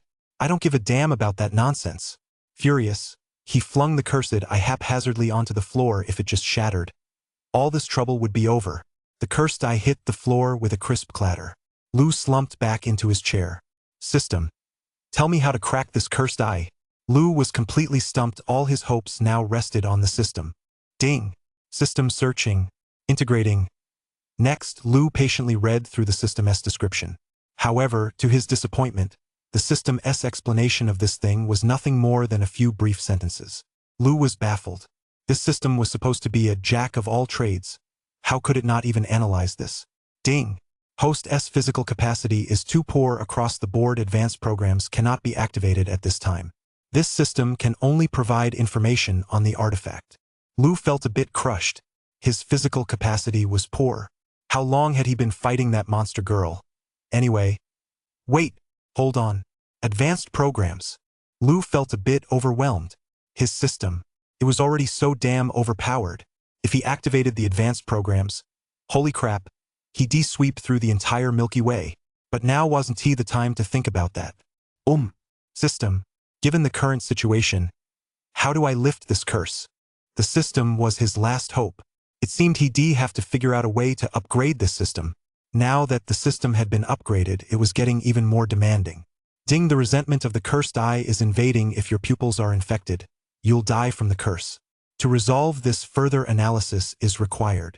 Holy shit. That's actually a solution. Lou had already activated God's left hand once before this, and now his mental energy was severely depleted. He did a quick mental calculation. His current level wasn't even 40. The last time he appraised this thing, he passed out cold. Time was of the essence. Following the system's prompt, Lou stepped forward and pried open the dog's eyelids. The moment he looked, Lou was startled. What the hell was that in its eyes? In the whites of the dog's eyes, there were wispy strands of black mist that seemed to be shifting about. So this was what the system meant by cursed energy. The dog didn't look good. If he delayed any longer, the dog might die. Although he was a materialist, when it came to his friend, Lou wasn't about to take that chance. Screw it, today Lou, will sacrifice myself for a noble cause. Doggy, are you fucking messing with me on purpose?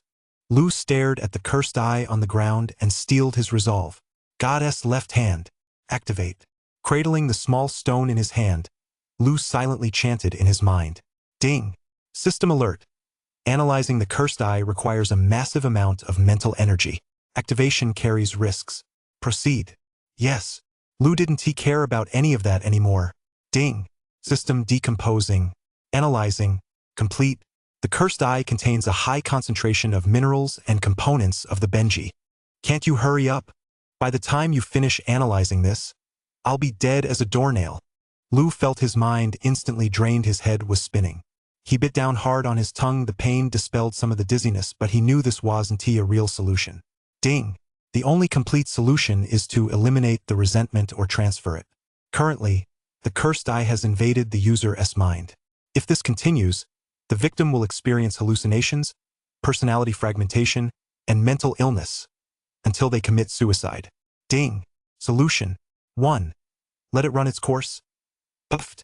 What kind of crappy solution is that? Lou silently spat in his mind. Ding. Solution. 2. Find a physical object that can counteract it to temporarily halt the invasion, and use medicinal herbs to restore the victim's health. Solution. 3. Use an A-grade treasure to block the cursed IS invasion, and use a grade medicinal herbs to help the victim recover. Now that's a decent solution, Lou thought, taking a deep breath as things started to make sense. However, Lou couldn't help but furrow his brow. The key issue was that, while everyone talked about these scarce items, since he acquired this system, to put it bluntly, he hadn't actually come across many of them. Herbs weren't a problem, but these treasures. He remembered that artifact from some ancient civilization he had last time. But the timing was crucial. Seeing that none of his ideas were feasible, Lou's heart grew heavier and heavier. Lou's current situation wasn't great either. He overexerted his mental energy and was now relying solely on sheer willpower to keep going. What the hell am I supposed to do? Damn it. Lou. Hurry up and figure something out. Lou. As the saying goes, it's only in adversity that a person's true potential is unleashed. Lou kept pushing himself. No, he couldn't give up. Control yourself. Control yourself. Wait, it seemed like a glimmer of hope had flashed by. Control yourself, that's it. That strange girl. The system mentioned earlier that it wasn't some ancient civilization inside her body. The fact that the cursed eye is currently out of control is most likely due to that thing inside her. Lou looked at the dog on the bed. That wisp of black mist was just a few millimeters away from its pupil. There's no time to waste. Oh well, it's worth a shot. Lou grabbed the cursed eye and rushed straight to the eerie girl's hospital room. The girl's room was right next to the dog's. The door was hanging off its hinges, probably to prevent her from going berserk again. Lou peeked inside. No one was around. Perfect. He tiptoed into the room and looked at the girl lying on the bed. Hey beauty, it's all up to fate now. You're the one who caused this mess. If everything turns out fine, great. If not, don't blame me. Lou felt a bit nervous inside. After all, this eerie girl's attacks were exceptionally ruthless, and that gaze. Lou carefully tossed the cursed eye onto the girl's bedside table and closely watched her reaction. Thank goodness. Thank goodness. He knew Uncle Son had said the situation was under control, but you never know what might happen. Just as the cursed eye made contact with the girl, the system's voice sounded again. Ding. System alert. The ancient civilization herb found within the unknown girl's body is rated S rarity. Suspected to be ancient lawn grass. Do you wish to initiate further analysis? The system's alert left Lou puzzled once again. An ancient civilization herb. Could such a thing really exist? Then why hasn't anyone discovered this ancient civilization yet? Just how mind-blowing was this ancient civilization? Why did he have this feeling that things were starting to spiral out of control? Lou's worries were entirely a reflection of the path he was destined to take. Some things are, in fact, already predetermined from the very beginning. Chapter 86. A risk within a risk. Lou couldn't be bothered to figure any of this out right now. As long as the dog was okay, who cared about ancient civilizations? That wasn't something ordinary folks like him should be worrying about. Once this was settled, he was going back to living his own laid-back little life. Fox. Fox. What's wrong with you? Answer me. On the other side, thick fog turned everything before Guzzy into a blinding white blur. The fox's cries for help had faded from his ears at some point. Guzzy was sprinting alone through the white mist. There wasn't a single sound around him. The silence was so profound it made his heart race. Guzzy didn't dare stop. He was afraid that the moment he did, Big Brother and the others would be in mortal danger. Everything before him made Guzzy uneasy, though he couldn't quite put his finger on why. Just as Guzzy was wondering if he'd forgotten something, the white mist suddenly cleared, but he didn't even notice, because he saw it. Heh. Keep running, you guys. Aren't you running pretty fast? The shrill, piercing voice made Guzzy's head ache. Was that a human voice? It sounded like something sharp suddenly scraping across a blackboard. It gave anyone who heard it goosebumps. Fuck! A curse caught Doggy's attention. Big Brother. He saw that Big Brother and the others were covered in scratches, and a trickle of blood stained the ground beneath their feet. Ha. I'm gonna wipe you all out. I'll make sure you can never mess up my plans again. The hoarse, grating laughter felt like it was about to burst Doggy's eardrums, and he covered his ears in agony. But the sound seemed to have a penetrating power. Guzzy's mind was still in a daze. He saw the shadow, completely shrouded in a long black robe, wave a hand at the people in the encirclement. At the very moment the hand moved, there was actually a pleasant, tinkling bell sound. The figures in black robes who had been standing motionless on the outside suddenly seemed to receive a command and launched a collective attack. Big brother, watch out! Seeing the situation unfold before him, Doggy could no longer hold back and shouted out. The very moment he finished shouting, his body shot forward at lightning speed toward the figure in black robes standing outside the encirclement. The figure in black robes seemed to have anticipated this, deftly dodging the strike. Without hesitation, Doggy swung the machete in his hand at the figure's shoulder while simultaneously planting his feet and delivering a powerful kick. Thud! Everything turned out differently than Guzzi had expected. He put every ounce of strength into that kick, yet it only forced the man to take a single step back.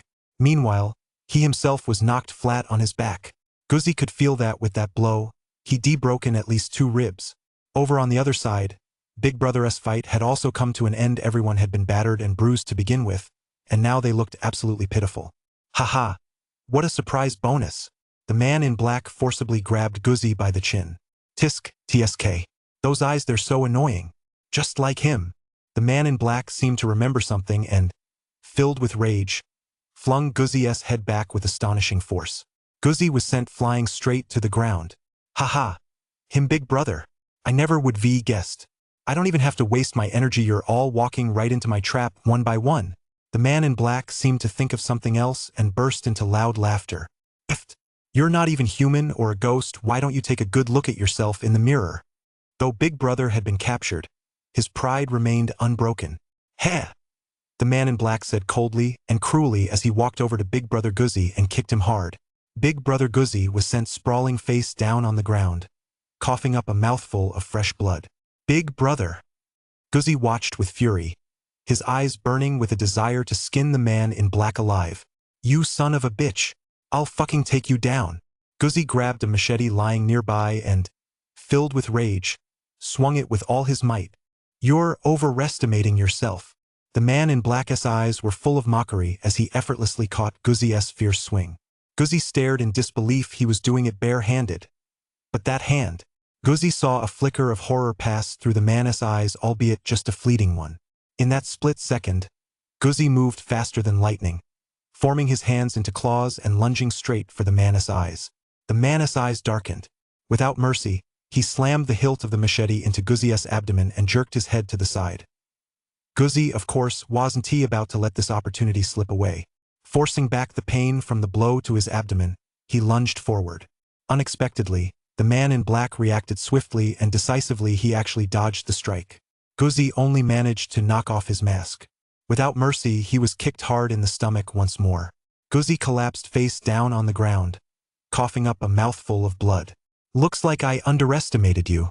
Since you won, take the friendly advice and insist on the harsh lesson instead. Ha ha! The chilling words sent a wave of panic through Guzzi's heart. The face hidden beneath the black robe was now revealed, and Guzzi looked up to see it. Why did it look so familiar? It seemed like he'd seen it somewhere before. The familiar face left Guzzi feeling puzzled. Lou rushed over to Guzzi's side and hurriedly pried open his eyelids. Thank God. Thank God it had stopped. It seemed his gamble had actually paid off. He could even buy a lottery ticket or something. But why wasn't Guzzi waking up yet? He wasn't even reacting. Guzzi! Guzzi! Wake the hell up! Lou impatiently blew on Guzzi's face. But it still didn't work. What the hell was going on? Damn it! Big Brother! Big Brother! Let my Big Brother go! Stop it! Guzzi's angry voice snapped Lou out of his daze. Guzzi! Guzzi! Wake up! Guzzi! No matter how much Lou shook him, Guzzi just kept repeating those words. What the hell is going on? Lou was baffled. Why isn't he responding to the slaps? Lou, your friend here. Just as Lou was seething inwardly, Uncle Son knocked on the door and asked, Uncle Son, this situation is a bit tricky. Isn't it? Lou gave a wry smile. This didn't seem like a medical issue at all anymore. Huh? What's going on? Uncle Son, to be honest, I haven't been able to wake Doggy up since just a moment ago, and he is still repeating that. Lou was at a loss in a situation like this. His usual cleverness was completely useless. Can't wake him up. Upon hearing this, Uncle Sun furrowed his brow and walked over to Doggy's bedside to take a closer look. This doesn't look good, Uncle Sun murmured thoughtfully. Uncle Sun, do you mean? Lu looked at Uncle Sun's grave expression. What on earth was going on? I think you might not believe me, and this might sound a bit far-fetched, but I can guarantee that your friend is most likely caught in a nightmare, Uncle Sun said, lowering his head and looking pensive. A nightmare? Uncle Sun, what do you mean by that? Lu had a vague hunch, but he didn't dare to be certain. If that were really the case, this would be way too surreal. Sai, look at your friend, he's in pretty good shape, but right now his body is rather weak, making him vulnerable to intrusion. So that explains the nightmare. Uncle Sun paused for a moment, as if pondering how to put it. I took a quick look just now. This nightmare is incredibly powerful. If we can't pull him out immediately, the consequences. Uncle Sun didn't spell it out, but Lu understood exactly what he meant. He could end up in a vegetative state. That was certainly not an outcome Lu wanted to see. Uncle Sun, let us be completely honest here. How can we save my friend? I'll pay whatever it takes. Chapter 87. The Battle Against the Nightmare. Lu, this isn't about money at all. Sai, my spiritual cultivation in this area isn't deep enough. I can only provide support and do my best. Everything depends on your friend's fate. Uncle Sun sighed and patted Lu on the shoulder. Lu watched Guzzi, tears rolling down the corners of his eyes, and felt a pang of sorrow. Everything happening now was the complete opposite of his own life. He didn't even know if this was fate or destiny. Lu knew Guzzi well. He had a heart of steel. For a tough guy like him to shed tears, it must be an excruciating ordeal. What on earth was Guzzi going through? Over there, Guzzi had bitten his lip until it bled with rage. Oblivious to his own condition, he simply glared at that face with eyes as sharp and vengeful as swords. Haha, I just love that look in your eyes. Anger, terror, hatred. Haha, just like the look in his eyes back then. Haha. The man in black turned his head, seemingly casually observing Guzzi's older brother. Just as I expected from one of their kind, you're just as despicable. Why don't you savor this pain to the fullest? A flash of bloodthirsty hatred flickered in the man in black's eyes. You beast. You're no fucking human. You'll die a horrible death. Guzzi's older brother let out a piercing, agonized scream, while Guzzi stood nearby, his eyes filled with tears, yet powerless to do anything. He could only watch helplessly as his older brother was tortured. Angry? Furious? Do you want to kill me? Without Guzzi noticing, the man in black had slipped up beside him and whispered into his ear. Sooner or later, I'll make sure you die a miserable death. Guzzi's eyes were filled with hatred as he glared fiercely at the man in black. Fine. Want revenge? In your current state? Haha. I'll be waiting for you. Do you want to kill me? Look at your older brother. There's not even a single piece of good meat left on him. After saying this, the man in black feigned a look of distress. You fucking beast. I'm gonna chop you into a million pieces. Haha, all talk and no action. I'm right here, come on. Grab that knife by your side and slash at me. As long as you kill me, it'll all be over. You can avenge your older brother, and you can save your younger brother too. The man in black whispered softly into Guzzi's ear. He motioned to the people nearby to let Guzzi go. Guzzi's eyes went wild. It was as if a voice were whispering in his ear, tempting him. Kill him. You can do it.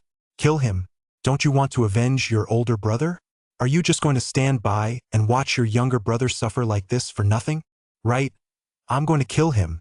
Kill him to avenge my older brother. I'm going to tear him to pieces. Guzzi's gaze grew increasingly determined as he struggled to grip the cleaver with both hands. That's right, just like that. Take this knife and plunge it into my heart.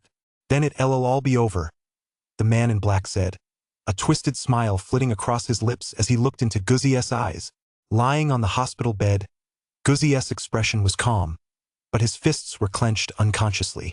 Lu watched him with some confusion. What was wrong with Guzzi? Suddenly, Lu sensed something was off. Guzzi was actually smiling again. That smile. It was so sinister. Lu hurriedly pulled back Guzzi's eyelids. The moment he looked, Lu's heart skipped a beat. What the hell was going on? That black thread at the corner of his eye was now just a hair's breadth from his pupil. It was about to merge with it. Hadn't it already stopped? What was happening now? Lu knew he had to stop that black thread. Otherwise, everything would be for nothing. Just then, Uncle Sun arrived. Uncle Sun, hurry up. I think Guzzy can't hold on much longer, Lu urged anxiously from the side. All right, I'll do my best. It all depends on him now. If you can, try telling him stories from his past to bring him back to consciousness. Uncle Sun didn't say much more and got to work. Lu had always been indifferent to this kind of idealism. He was a thoroughgoing materialist. He would just snort derisively at idealism. Of course, that didn't mean he rejected it outright. Lu believed that everything in this world could be explained by science. Even if some things remained unexplained, it was simply because technology hadn't advanced far enough yet. But now, Lu felt that everything seemed a little different. His worldview was beginning to be turned upside down. Watching Uncle Sun bustling about, Lu didn't dare step forward to disturb him and could only stand by, fretting helplessly. He silently communicated with the system, but to no avail. The system was only concerned with treasures. It was helpless when it came to anything else. Lu felt powerless. His greatest source of support was this handy little system. If even the system couldn't solve the problem, how could he? Uncle Sun arranged the items, and Lu watched curiously from the side. Uncle Sun's items were completely different from what was depicted on TV. Lu was very curious. Could these alone bring the puppy back from its nightmare? That's just too hard to believe. Uncle Sun picked up some peachwood sticks, placed them between the puppy's eyebrows, and marked a dot on them.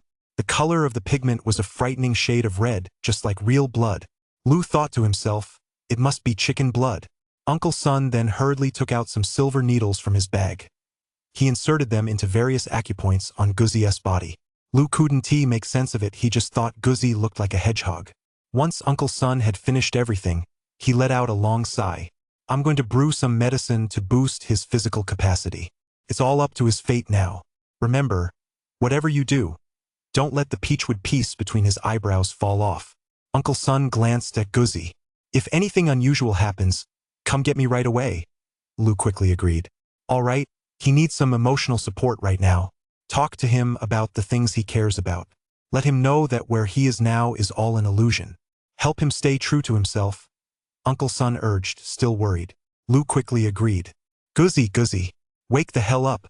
You've turned into a hedgehog. If you don't wake up soon, who knows what that old man might do to you next? Lu looked at Guzzy, feeling uneasy. There's been so damn much going on lately. On top of this, there's that other thing tomorrow. Over there, Guzzy had just gripped the machete in his hand and was struggling to stand up straight. The man in black stood before him, a smile on his face. What are you standing there for? Hurry up and pick up that knife. Kill me. Guzzy's face twisted with hatred as he let out a loud, ah, and charged straight at him. The smile on the man in black's face grew wider. Perfect, he's finally taken the bait. Just as Guzzy's machete was about to pierce the man in black's heart, a momentary daze washed over Guzzy's mind. Suddenly, everything felt so unreal. It was as if he wasn't even supposed to be there. The man in front of him seemed to be swaying slightly. Guzzy hurriedly steadied himself, planting the tip of his blade into the ground. The man in black's smile froze on his face. Chapter 88. Nightmare Showdown Part 2. What's wrong with you? Hurry up and strike. Have you forgotten who killed your older brother? Look at your brothers, they're all waiting for you with hope in their hearts, eager to avenge our older brother. What the hell are you waiting for? Be a man, strike. Guzzy, hurry. Don't hesitate, he's not human. He's a beast. Damn it, he killed our big brother and now he's gonna kill us too. Guzzy. Lying on the ground, on the verge of death, Zaisu and the others shouted furiously at Guzzy. That's right. You killed my older brother, I'm going to avenge him. Guzzy shook his head, trying to shake off the dizziness in his mind. He picked up the machete in his hand again, gathered his composure, and fixed his gaze with determination. The man in black smiled with satisfaction. Guzzy, can you fucking hear me? I know you can hear me. Have you forgotten that your older brother is still waiting for you to find him? Have you forgotten the promise you made to your sister-in-law? And your wife? And your baby? Guzzy, damn it. Snap the hell out of it. Lu watched Guzzy's eyes darting back and forth beneath his eyelids. A glimmer of hope lit up in his heart. It seemed there was still a chance. Big brother? Suddenly, a series of frantic calls echoed in Guzzy's mind, and the machete in his hand began to waver slightly, trembling ever so slightly. What on earth was going on? Who was his sister-in-law? His older brother had never had a girlfriend. Where did this sister-in-law come from? Why did that voice sound so familiar? The man in black seemed to have heard something and shouted anxiously, "Guzzi! I'm the one who killed you. Big brother, hurry up, do it now. Quick! Kill me and avenge your big brother." Guzzi stared at the man in black before him, utterly bewildered. Why did his face feel so familiar? Why was he so desperate for Guzzi to kill him? No, he must have missed something. Guzzi! Think about it, didn't we come to Shenangjia this time specifically to look for traces of your big brother? Didn't he draw you a map? Isn't he in the city now? Don't you remember? Guzzi, stay true to yourself. Everything you're seeing and hearing right now is a lie. Don't listen to it. Don't believe it. Guzzi, give me a fucking break already? Lu was truly at his wit's end if even this couldn't snap Guzzi out of it. He really didn't know what else to do. Shenangjia? The city? The map? It all feels so familiar. All of this. No, wait, he had indeed come to Shenangjia with others, following the clues left by his older brother. Then everything doggy, it all became clear in an instant. Everything before his eyes was a lie, and the face staring back at him was actually Lu's. Having realized everything, Doggy looked across at the fake Lu, whose face was contorted in a ferocious grimace. The fake Lu lunged at him in anger, and Doggy felt a gust of wind sweep past him without flinching. He calmly closed his eyes. There was no pain as he expected instead. Guzzi felt as if 1,000 gold ingots were pressing down on his eyelids, while Lu's calls echoed in his ears. Finally, Guzzi felt as if he'd been reborn. Unable to adjust to the blinding sunlight at first, he squinted slightly and immediately saw Lu standing by his bedside. With a hoarse laugh, he said, "You son of a bitch, you're switching souls. You're here to rush the funeral." Seeing Guzzi joking around, Lu's heart finally settled. "Damn it, I owe you one." He patted Guzzi on the shoulder. "All right, get some rest. All this commotion nearly cost me half my life." Realizing Guzzi was out of the woods, Lu felt waves of exhaustion wash over him. "Ouch! Damn it! Who stuck me with a needle? Damn it!" It turned out Guzzi hadn't been paying attention in his excitement. The needle in his arm had accidentally pricked Lu. Guzzi let out a howl. Lu finally couldn't hold on any longer. He gave Guzzi a quick wave and drifted off into a deep sleep. It was still a familiar place, but looking at this familiar homeland again, his feelings and thoughts were different. Lu got off the train and the first thing he did was stretch. Damn, those hard seats are really unbearable. My ass. Lu really couldn't figure it out. He was worth a pretty penny now, after all, so why was he still treating himself so badly? Of course, none of that mattered much. The key was Xiong by his side. Look at her. So delicate. Haha. Brother Lu, it's not that bad. Xiong covered her mouth, her eyes crinkling into slits with laughter. Whether it was simply Xiong's natural disposition or whether she'd been influenced by Lu's wit and talkativeness along the way, Xiong was no longer wearing that gloomy expression. Ah, having a new love really makes all the difference. Guzzi was the last to get off the train, shaking his head to himself. Having gotten to know each other along the way, Guzzi felt sympathy for Xiong's plight, and the worry he originally felt had completely vanished. Haha, we're finally back. Who'd have thought Lu was this awesome? Setting foot on familiar ground, Lu couldn't help but marvel. Everything they'd gone through on the journey had been a near-death experience. Haha. It seemed Lu was destined to wreak havoc on the world. Haha. He felt a little smug inside. Upon returning to the capital, Lu and Guzzi went together to visit Uncle Sun. Uncle Sun showed no surprise at their arrival at all. It was as if he'd known they were coming all along. After chatting with Uncle Sun for a while, Lu secretly felt that this man was no ordinary person. Just like that guy he'd met before who dug up a talisman and asked if he knew physiognomy. Uncle Sun's demeanor suggested he was likely the same. Lu was really curious, how had they figured it out? Could it really be that magical? The two first expressed their gratitude to Guzzi, but Uncle Sun waved his hand, indicating that since they were destined to meet again, there was no need for such formalities. As for Xiong, he had only met her once, but he simply didn't want to see such a fine young woman end up like this. So he did his best, though only temporarily. The one who tied the bell must be the one to untie it right now. It's just being temporarily suppressed. As for the rest, follow this prescription, and she'll gradually recover. Well, that's it. As for the future, it's all up to fate. With that, Uncle Sun told them to make themselves at home and went off to rest, leaving Lu and Guzzi staring at each other in silence. But he'd gotten his answer, might as well stay and have a meal here. Guzzi remarked that Uncle Sun had the air of a sage, while Lu snorted derisively. Maybe so, but deep down, she thought, Uncle Sun's words were meant to imply something. Pa who's going to want to meet him in the future? If we do meet, it certainly won't be anything good, Lu sensed keenly. She made up her mind to stay far away from all this trouble. She was better off as a mundane person. As soon as the two stepped out of the station, they spotted that familiar figure. Lu smiled from the bottom of his heart. That kid, Kai. The very first thing he'd done after leaving Shenangjia was to contact him after all. Deep in the mountains, there was no cell service. He'd been worried they'd be concerned, and then he'd been tied up with all sorts of things over the next few days, but now all that was in the past. Chapter 89. The Journey Home. When Kai found out Lu was coming back today, he made a point of putting everything else aside. These past few days, his mind had been filled with worry after all. Those were deep mountains and dense forests, and he didn't really know what Lu was made of. Although Lu wasn't some pampered rich kid, he hadn't exactly been through much either. Kai looked around, and suddenly his eyes lit up, a smile tugging at the corners of his mouth. Holy shit, you're something else, Lu. My heart's been racing nonstop worrying about you. And here you are, just taking it easy and enjoying yourself. Lei punched Lu in the chest. Lu looked healthy enough, though he'd gotten a bit tanned. The dog looked good too, full of energy. Huh? A beauty. Come on. Whose heart ever stops racing? Lu was overjoyed to see his old friend. Hey Lu, why don't you introduce us? The lady next to you. Lei grinned suggestively. Cut it out. Don't scare the young lady. Watching Lei, who could be a real handful at times, Lu didn't know what to say. PFAFTIIMLA.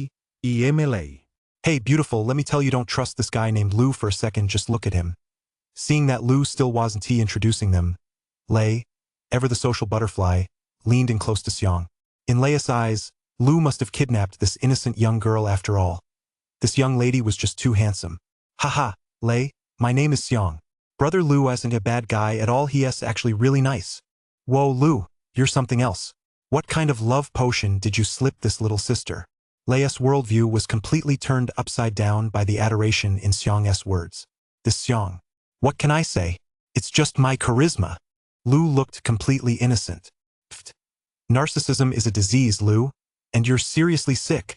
Lei looked utterly disgusted, having already labeled Lu a bad guy in his mind. Believe it or not, what can I do? Lu shrugged, wearing an "it's not my fault" expression that made Lei's blood boil. For the first time, he felt that Lu really deserved a good punch. Little sister, don't be afraid. Big brother's here. Tell me, did this bad guy kidnap you? Lei coaxed her gently. Big brother Lei, there's no one here. Brother Lu's been so nice to me. I'm here of my own free will. Xiang shook her head at Lei, while Lu stood to the side, arms crossed, wearing an expression that said, see, you just wouldn't believe me. Guzzi, you've got to be fair and impartial here. This little girl's whole life is at stake. Lei turned to Guzzi, still not giving up, hoping Guzzi would tell him that this was all a lie. Well, even though the truth is cruel, it's still the truth, Guzzi said calmly, his double eyelids crinkling as if he were watching a good show, his face full of schadenfreude. See, I told you so, but you wouldn't believe me. I don't cry, bro. Lu patted Lei on the shoulder, his voice steady but his face beaming with a smile. Lei signaled that he just wanted some quiet time. They got into Lei's little Buick. There was just enough room for all of them. By the way, Lu, the publicity for Treasure Vault has been great these past few days. We've really made a name for ourselves. As soon as he got in the car, Lei started telling Lu about Treasure Vault's progress. All right, no rush, take it slow. Treasure Vault is just the first step. We'll have to take it one step at a time from here. Lu had it all figured out. If he was going to run his own shop, he was going to make it the best. Of course, this was also tied to the initial publicity. Now that Treasure Vault had made a name for itself and, most importantly, built a solid reputation, everything that came before had been laying the groundwork for its future. Hey Lu, I thought you wouldn't be able to make it to this fine art auction. Haha, no way. How could such an important event go on without my brother Chi? Come on. Oh right, there are quite a few fine art pieces this time. There are a few standout pieces, and Chi is still on the fence about which one to put up. Whoa. Looks like quite a few people have come to Treasure Vault, Lu said with a laugh. Haha, actually, most are here to save face and some are here for Chia's sake. I was really worried about it, but now it's all worked out. You showed up just in time. You wouldn't believe it. These top experts were about to get into a fight. You know how it is in the antiques business. Haha, Lei. Looks like you've had it rough these past few days. Lu burst out laughing, as if he'd just thought of something amusing. Get lost. It's all because of my old man. He drags me along to appraise stuff for no reason. God knows how much I've been suffering. These old trinkets, they know me, but I don't know them. Lei pulled a sour face. It seemed his old man had really given him a hard time these past few days. So, Brother Lu, you're in the antique business? Wow, that is so cool. Xiang looked at him with admiration, causing Lei to roll his eyes repeatedly. Haha, I just know a little bit. It's not that impressive. Lu was very humble, and as Lei watched him, he thought once again, Lu is such a pain. Brother Lei, how is my sister-in-law doing these days? Guzzi scratched his head and asked with a guileless expression. Haha, listen Guzzi bro, just relax. Hui's doing great. Don't worry. Lei grinned, a mischievous glint in his eyes as he kept shooting sidelong glances at Lu. Damn it, Lei. Just focus on the road. Why are you constantly glancing at me? Lu felt a bit uneasy under Lei's gaze. He certainly didn't want to get into a traffic accident. They barely made it out of the primeval forest. If they met their end right here, it would be a total laughingstock. I'm telling you, Lu. Oui. TSK. She's really worried about you. I've been watching you two staring off into space every day. Tell me. Cut it out. Hui's just being concerned. Okay? Lu quickly cut Lei off. The guy sometimes talked a mile a minute. Alright, I was just overthinking it. But bro, let me give you some advice. You're on your own. With that, he turned his full attention to the road ahead. Lu didn't think much of it. The familiar antique market, the familiar streets. Looking at the bold, vigorous characters on the signboard Treasure Vault, Lu felt a sense of grandeur welling up inside him. But that was far from enough. At that moment, there weren't many people inside Treasure Vault. As soon as Lu stepped inside, he heard Hui's alluring voice. Oh my, Brother Lu. You're back. Come here, let me take a look at you. Honestly, you were gone for so long without a word. Hui furrowed her brow, her eyes scanning Lu from head to toe like beams of light. Seeing that he was unharmed, she breathed a sigh of relief, though her tone couldn't help but carry a hint of playful scolding. Haha, Hui, it's all my fault. But look, I'm back safe and sound. Aren't I? Hui, please don't be mad. You're the bigger person, just let me off the hook this time. Lu hurried forward to apologize, his expression sincere. Sigh, you just look at you, you're all sunburned. I was just worried something would happen to you, and then who would pay Sister Hui's salary?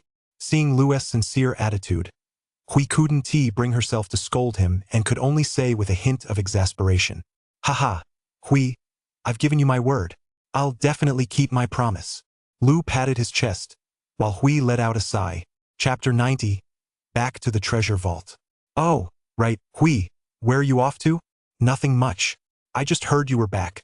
So I'm going to whip up something tasty for you, a welcome back feast to help you regain your strength. Haha, Hui, you're really going out of your way for me. I feel so bad. Lei grinned from the side, showing not the slightest hint of embarrassment. Come on, don't be so formal with your big sister. Settled then, I'll cook something delicious for you guys tonight. Make sure to come. Oh, right, Lu. Who is this? Hui only then noticed Xiang standing behind Lu, looking at her with a puzzled expression. Oh right, Hui. Look at me, I was so startled by Hui that I completely forgot to introduce her. Lu slapped her forehead and pulled Xiang forward. This is Xiang. She'll be working here from now on. Poor Xiang, she has been through a lot. Lu only gave a rough overview. There were some details she couldn't bring herself to share in full. After hearing the story, everyone expressed deep sympathy for Xiang's plight. Hui too looked deeply moved, taking Xiang's hand. Xiang, you've really been through a lot. From now on, you'll be under my wing here. I'll look out for you. Hui's face was full of concern. By the way, Lu, Xiang is a young woman after all, and she has no one to rely on. Where are you going to have her stay? Hui asked a crucial question, one that made me, Lu, realize I'd completely overlooked the issue. I hadn't even thought about how to arrange housing for her. Why don't we rent her an apartment for now? Lu suggested. That won't work. She's just a young girl. And besides, you might not even be able to find a place at the last minute. Hui shook her head, rejecting the idea. Then why not find her a hotel for one night? Lei suggested. Are you comfortable with her staying in a hotel all by herself? 800. To be honest, Lou was also very uneasy about it.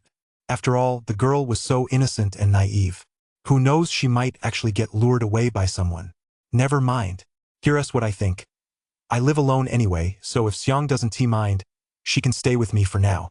That way, we can look out for each other. Seeing that everyone was a bit at a loss, Hui suggested. Really? Wouldn't that be too much trouble? Lou thought the idea sounded pretty sound. For now, it was the best solution. Don't worry about being a bother or anything, you're being too polite to your big sister. I've actually been wanting some company myself, it gets pretty boring living alone. What do you think, Xiang? Hui turned her head and looked at Xiang with a questioning gaze. Is that really okay? I'd be getting in the way? Xiang asked, sounding a bit uncertain. It's fine. What do you say? All right. Then I'll be relying on you, Hui. Xiang didn't want to put anyone in an awkward position, and she actually really liked Hui. Great. Why don't I take you shopping first? 8 suggested. Well, Xiang looked at Lu with her big, uncertain eyes. It's fine, Xiang. Go if you want to. Lu smiled at Xiang. All right, Xiang. Come with me. I'll buy you some daily necessities, I'm too busy to handle it all by myself anyway. Just give me a hand. Okay. Then, brother Lu, I'll be off. Xiang looked at Lu with shy eyes. Go ahead, Xiang. I'm looking forward to seeing your cooking skills. Lu gave him an encouraging look. Come on, stop staring. What are you afraid of? You're not worried Hui's going to run off with her, are you? Lei watched Lu as he watched Xiang's retreating figure, a mischievous grin on his face. Get lost. I'm just worried Xiang might be scared. After all, the only people she knows are me and the dog. Fine, fine, fine. Whatever you say is right. Lei raised both hands in surrender. Ha ha ha, little Lu. You finally decided to come back. A booming voice rang out. Lu looked up at the approaching figure, grinning broadly, and went over to greet him. Ha ha. Chi. Glad to see you're doing well. Not bad, kid. You look pretty good.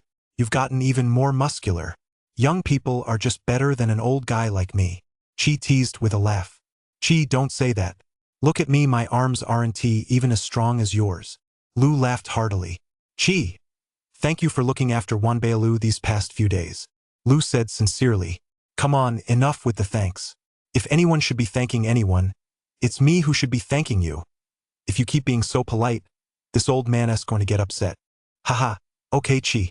By the way, Chi, how come you have time to come to Treasure Vault today? Aren't you usually at your shop at this time? Lu asked curiously. It wasn't that Chi didn't have a shop, he just dropped by Treasure Vault occasionally to keep an eye on things. Haha. It's all because of you, kid. Chi smiled at Lu. Me? Lu's voice was full of confusion. That's right. It's all thanks to you and this treasure vault. Now that so many fine pieces are coming here, even Chi, can't bear to leave. That's all thanks to everyone's support and giving treasure vault face. It's also all down to Chi's keen eye, Lu said with a smile. All right, I won't keep you chatting any longer.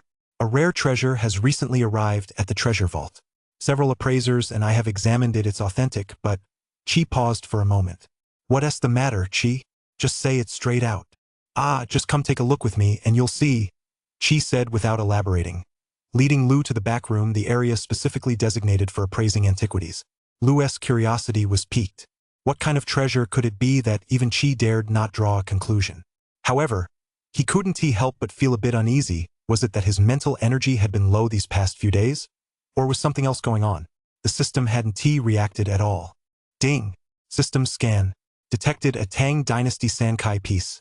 Rarity. Grade A. Market estimate. Approximately 1.5 million. As if sensing Lu's inner anguish and anxiety, the system popped up at just the right moment, and Lu's heart leapt with joy. He was this close to hugging it and showering it with kisses. They all made their way together to the appraisal room in the back. There, on an exquisite wooden stand, sat a vase depicting a lifelike noblewoman with a full, round face and her hair styled in a bun. At that moment, the people in the appraisal room were engaged in a heated discussion. Lu took a closer look and recognized most of them as acquaintances, along with a few gray-haired scholars he didn't know. Chi and Lu walked in together. Lu finally understood what they were discussing. Many believed that the material and the patina of this Tang Sankai piece were authentic, But the woman's hairbun which didn't match the hairstyles of that historical period made it seem somewhat odd. Others, however, disagreed, arguing that given the Tang dynasty's open policies, variations in hairstyles were perfectly normal. Everyone had their own perspective and each had a valid point. No one was willing to concede to the other. Lei wore a grim expression. Did you see that? This bunch of old scholars could drive a person crazy every single day. Lu finally understood why Lei couldn't stand it anymore. Indeed, when that barrage of technical jargon had just come flying at them, he felt a headache coming on too. If it weren't for the system's help, he'd probably be in the same boat as Lei. Lu expressed his understanding with genuine sympathy. Chapter 91. Abusing Seniority Year After Year Part 1. Oh, little Lu's here. Quick! Tell me, was I right or not? Lu had no intention of getting involved in this commotion, but things didn't go as planned. The sharp-eyed Long spotted Lu immediately and hurriedly pulled him over. Lu couldn't help but smile wryly, while Lei shot him a good luck with that look from the sidelines. As for Lu, some of those present recognized him because they also attended that auction. But there were a few scholars who simply been asked to attend on someone else's behalf. They had no idea why Long, who, after all, was an appraiser, was dragging a greenhorn along. Listen, old Li. You must be losing your mind in your haste. An elderly man with snow-white hair who had always been at odds with Long looked at him with a hint of amusement. You're the one who's senile. I'm telling you, my opinion is definitely correct. Long glared at the old man. Haha, and you say you're not senile? Could this youngster possibly know more than us? The white-haired old man eyed Lu. His face was full of skepticism. Come on, son. Don't underestimate him. He can even tell the difference between Wei and Jin-era Tong people. Don't look down on the younger generation, Long said, clearly defiant. Is that so? Looks like he's got some skills after all. Not bad, the younger generation is formidable, but that's a bit harder to judge. The scholar named Sun looked deeply skeptical. It wasn't that he didn't believe him, it was simply his understanding of the antiques trade. The man before him was far too young.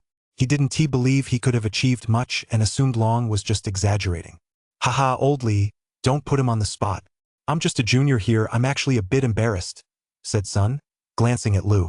Lu listened to the exchange between Long and Sun and shook his head helplessly. But in the eyes of the other scholars, it seemed as though Lu simply didn't understand and was too shy to admit it. So they wanted to give him a way out. Exactly. Just look at that young upstart, he doesn't even understand the characteristics of Tang Sankai. Asking him to make a decision isn't that a joke? A scholar with a white beard and gold-rimmed glasses sneered. With such esteemed elders present, I, Lu, admit I'm no genius, but I'm happy to make a fool of myself before you all. If you don't mind, I'd like to share my thoughts. Deep down, Lu couldn't care less about what those scholars had to say. They were all just a bunch of people who judged others by their appearance. But looking at them, and Long included, Lu started to get a little angry. Lei stood to the side, looking as if he were in for a show, while Guzzi had complete faith that Lu could handle it. Oh ho, not very old, but quite the big talker. Fine. Go ahead and speak up. Let us see what kind of nonsense you can come up with. The scholar with the long beard and gold-rimmed glasses wore an expression of utter disdain. Lu shot him a glance. Just wait and see how you'll cry. There's no need for the scholar to worry about that. I'm merely expressing my opinion, we're all experts in this field. I'd also like to learn some real insights from all of you, Lu said calmly. Humph. SNT, he just spouting official rhetoric? Acting like everyone else can't do it. The scholar looked thoroughly displeased. But Lu didn't care, he let his abilities speak for themselves. Lu slowly walked up onto the stage. He picked up a pair of disposable white gloves lying nearby. He slowly ran his fingers over the object, feeling its texture, and leaned in closely to examine it with a serious gaze. In reality, he was secretly conversing with the system. Humph, he really is just a greenhorn. In all my years, this is the first time I've heard of anyone being able to tell authenticity just by touching and looking. It really is true that in a big forest, you'll find all kinds of birds, the white-haired elder remarked, watching Lu's movements. The disdain in his eyes grew even stronger. You really don't know a thing. Let us see how you save face now. She was also a bit confused. The two most composed people in the entire venue were Lei and Lu. Lei was aware of Lu's unique method of authentication, while Lei simply trusted Lu completely. Alright, I've finished my appraisal. Now I'll share some of my observations. Lu took off the disposable gloves and paused for a moment. Fine, I'll just have to see what your so-called appraisal method can actually identify. The white-bearded old man looked at him with utter contempt. Since ancient times, there have always been those who rely on their age to lord it over others. Give them some leeway, we might meet again later. Lu didn't even glance at the white-bearded old man. The old man was so enraged by Lu's words that he for a long while until Chi hurried over to smooth things over. Only then did the white-bearded old man angrily slam his fist on the table. Everyone knows that Tang Sankai is the most famous symbol of the Tang dynasty, and the Tang dynasty ushered in the Jingguan era of good governance and fostered friendly relations with other nations. Tang Sankai uses yellow, white, and green as its basic glaze colors. There are many varieties of Tang Sankai, each symbolizing different aspects of wealth.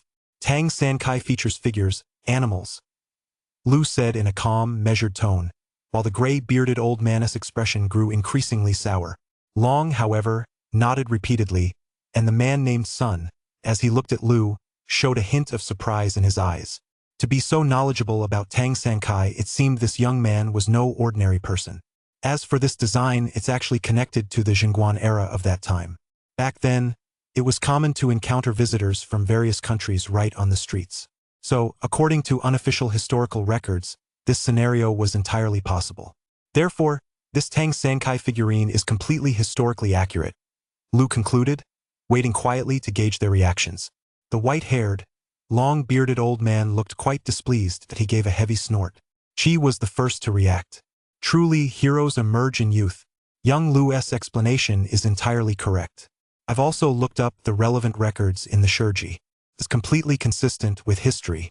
I never expected young Lu to be so well versed in the Shurji. Ha ha ha. Not at all, I've only scratched the surface. These are merely my personal views. The specifics should be left to the experts in the field. I've merely made a fool of myself. Lu's humble demeanor naturally endeared him to everyone present. Sun, too, looked on with admiration.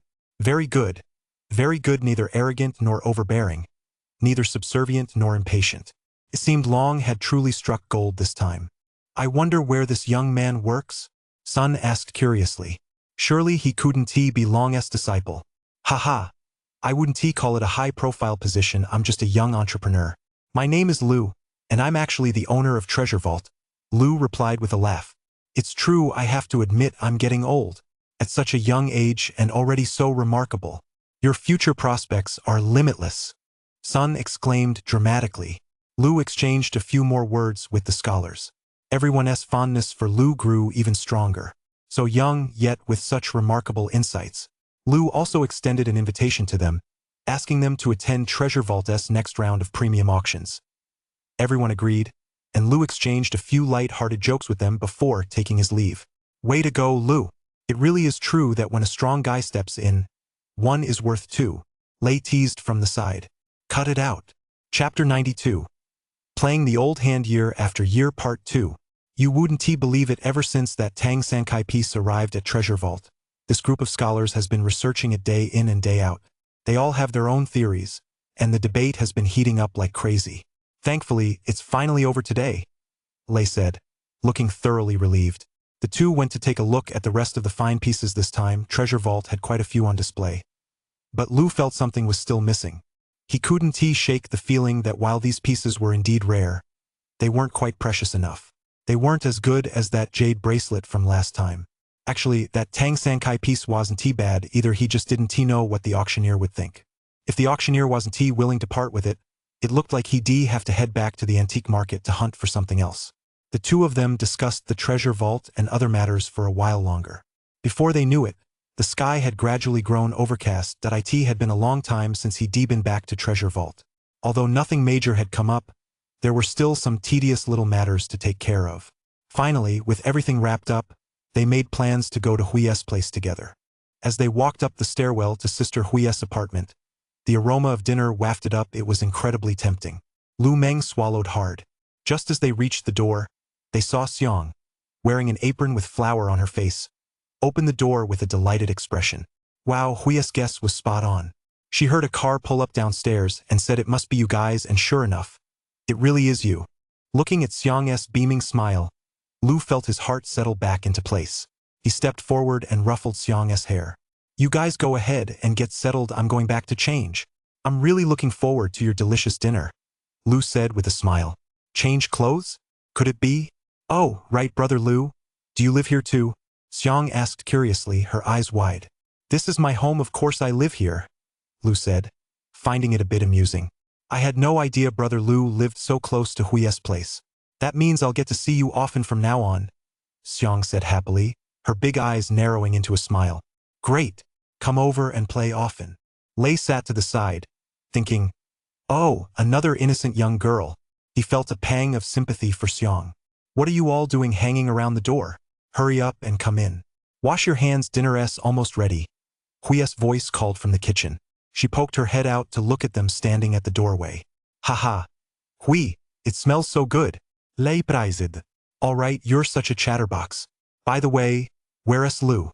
Hui looked around but didn't see Lu anywhere. He went back to change clothes, Guzzi said. All right, Guzzi, come on over.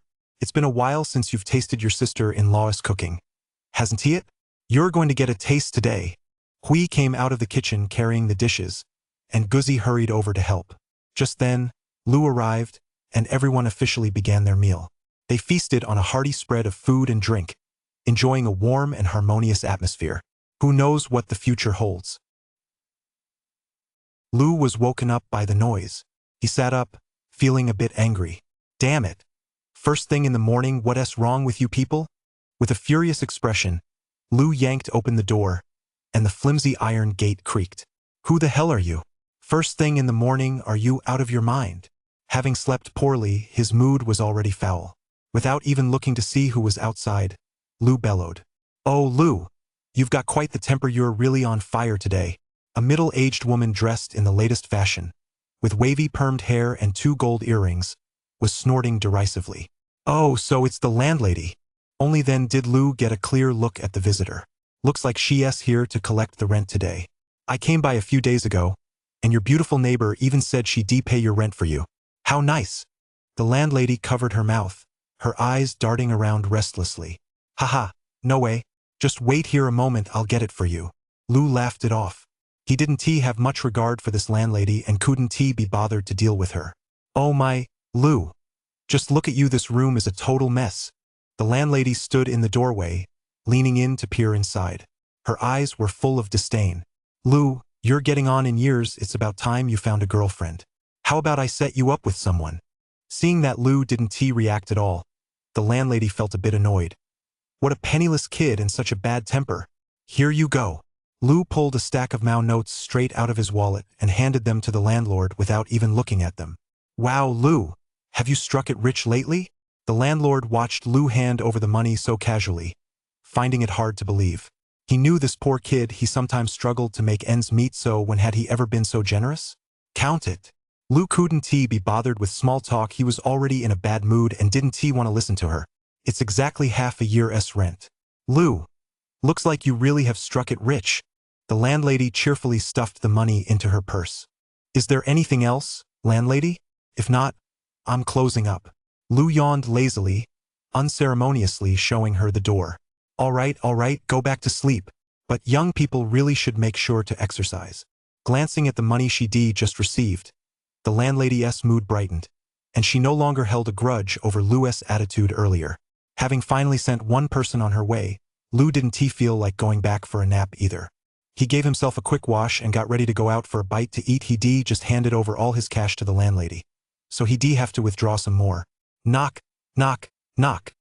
Just as Lu had finished getting ready, he heard a soft knock on the door. He looked over. Xiang, how come you're up so early? Lu's mood instantly brightened as he looked at the vibrant face before him. Xiang, is Lu awake yet? If he is, tell him to come over, it's time to eat. Hui poked half her face through the doorway and called out. Lu, are you heading out? Xiang asked curiously, looking at Lu, who was dressed casually. No, I was just going out for breakfast. But now, looks like that's not necessary. Lu turned around, gathered his things, and followed Xiang to Hui's room. Xiang, how is it going? Are you settling in okay? Lu studied Xiang's face closely as he asked. Yeah, it's great. Hui's really nice, too. She is so caring. I really like Hui. Xiang beamed as he ran all the way to the dining room. Lu watched Xiang's back, a smile playing at the corners of his mouth. Hey, Lu, it's rare to see you in Hui's room. Hui was wearing a nightgown, her fair, slender legs faintly visible beneath the fabric. In the past, Lu wouldn't have dared to come in after all. He wasn't about to mess with someone like Hui. He was afraid he wouldn't be able to handle the consequences. Haha. Come on, Hui. Didn't I just come by yesterday? Lu watched as Hui carried the milk and hurried over to help. No need, just sit down. I've got this. Hui flashed a seductive smile with her luscious red lips. Lu had no choice but to withdraw his hand and sit obediently in his chair. Hui was sitting directly across from Lu, so he couldn't help but catch a glimpse of those towering white jade peaks. And when Hui's bright red lips parted slightly, the milky white milk trickled down her slightly open mouth, creating a uniquely beautiful sight. Lu was so mesmerized that he unconsciously swallowed hard. Feeling his nose practically on fire, he hurriedly averted his gaze and lowered his head to eat the bread on his plate. Chapter 93. Playing the Old Man Year After Year Part 2. Lu couldn't enjoy the food at all. He just felt like this meal was dragging on forever. If this kept up, he wasn't sure he wouldn't really die young. Xiang Hui seemed oblivious. Sometimes she'd even pour Lu another glass of milk. Lu felt like he was about to explode. Hui, I'm full. I've got to go. Leia's still waiting for me. Lu gulped down a few bites haphazardly and said hurriedly, Brother Lu, you've barely eaten anything. Xiang blinked her big eyes, looking at Lu intently. Exactly, Lu. Do you think my cooking isn't good enough? Hui put on a feigned scowl, hands on her hips. No, Hui, your cooking is the most delicious meal I'll ever forget. It's just that I'm really in a hurry. Lu quickly smiled at Hui. All right then, I'll stop teasing you. Go on. Get going. Hearing Hui's pardon, Lu breathed a sigh of relief, said his goodbyes, and hurried off. It wasn't until she was sitting in the taxi that Lu finally calmed down a bit. She called Lei first. When she arrived at Treasure Vault, she saw Lei leaning casually against his little Buick, so Lu waved at him. Haha. That's really something. I can't believe you're short on cash. Lei looked smug as he reached out to pay the taxi fare. Take me to the bank. When we get back, I need to withdraw some cash. Lu wasn't in the mood for small talk this morning. Had been a real heart-pounding ordeal. What's wrong with you? You look so drained. Don't tell me. Lei looked like he'd discovered a new continent, a sly grin spreading across his face. Get lost. It's just that my landlord gave me a hard time first thing this morning. Lu slapped his face to snap himself out of it. Haha. That landlord's a real pain. Lei looked thoroughly gloating. The two entered Treasure Vault, which wasn't open yet. When Lu had come by yesterday, it was already late and the sky was overcast, so he hadn't really paid much attention. Looking at it again today, he realized Treasure Vault had been completely transformed. Ha! Lei, you little rascal. You've done a great job. This looks fantastic. Lu surveyed the layout of the Treasure Vault. It had a rustic yet elegant feel, exuding a sense of grandeur. Not bad at all. The Treasure Vault now also had some display cases placed on either side of the main hall, simple wooden shelves. The only drawback was that there were very few items on display. Lu thought to himself, looks like I'll have to go hunt down some treasures to fill out the display. I'll also need to scout out some signature pieces for the store. The appraisal hall in the back consisted of several glass-walled rooms, allowing everything to be seen at a glance. The second floor was a lounge with a simple and straightforward layout. Lu was very pleased. Lei, I never would have guessed you'd be this good at this kind of thing. Lu's admiration grew with every glance. Haha, it's nothing special. I was just messing around with my guys who do the renovations, Lei said, still feeling quite pleased with himself after all. Anyone would feel a sense of pride when their efforts are recognized. Come on. Let us check out the fine pieces and see if there's anything that catches our eye. Lei slapped Lu on the shoulder and led him toward the back of the room. Lu took a few glances around. It seemed Treasure Vault had built up a decent reputation. There was a fair number of fine pieces on display, ancient calligraphy and paintings, porcelain, jade plaques, and more. Actually, some of these were donated by friends of our appraisers, and some were specifically intended for our appraisers, Lei explained from the side. Yeah. Every beginning is tough. After all, Treasure Vault is just getting started, and many people are still taking a wait-and-see approach, so we have to do even better. Lu had already anticipated this outcome. It seemed he'd have to find a way to boost Treasure Vault's profile, and attract renowned appraisers. Only then could Treasure Vault secure a firm foothold. Just as Lu and Lei were discussing Treasure Vault, Hui arrived with Xiang.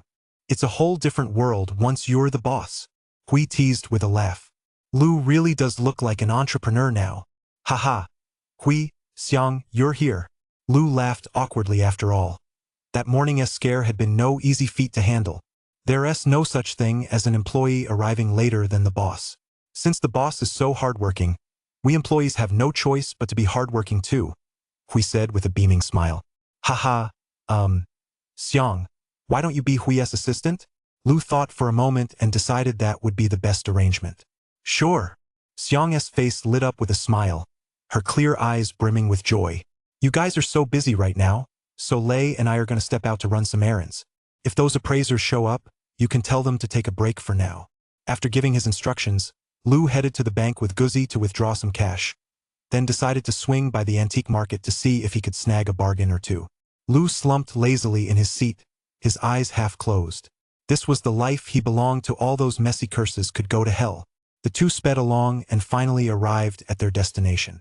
Lu was in high spirits. The antique market on National Day Road was still bustling with people, lively as ever. Lu hadn't been to Hidden Find much these past few days, so now that he was in a good mood, he couldn't help but feel the urge to give it a try. Ding! System alert. Large antique market. Bargain find rate. 40%. The system's notification sound lifted Lu's spirits. 40%. Wasn't bad at all. It was better than nothing. Lu and Guzi strolled leisurely through the crowd. Damn it. There's nothing here at all. Shit. A rough voice rang out. Lu glanced overhead. It was the Gemstone Gamble stall. Wasn't his first big score in life made at Gemstone Gamble, after all? Ding. System notification. Processing gemstone ore scrap. Success rate. 10%. TSK. That's a pretty low probability. Lu shook his head to himself. Just as Lu was about to walk away, someone in the crowd called out, Hey, isn't that the kid who was with Wong at Gemstone Gamble earlier? Then, 3 people stepped out of the crowd. A lean monkey-like guy and 2 burly muscle-bound hulks. Lu was a bit speechless inside. What did this have to do with him? How did he even run into them here? Since they'd spoken up, it wouldn't make sense for him not to respond. He turned his head nonchalantly and cast a casual glance at the trio in front of him. You called me? Lu slipped both hands into the side pockets of his pants, looking completely unconcerned. Heh! You're the guy who forced Wong Gemstone Gamble to concede defeat last time.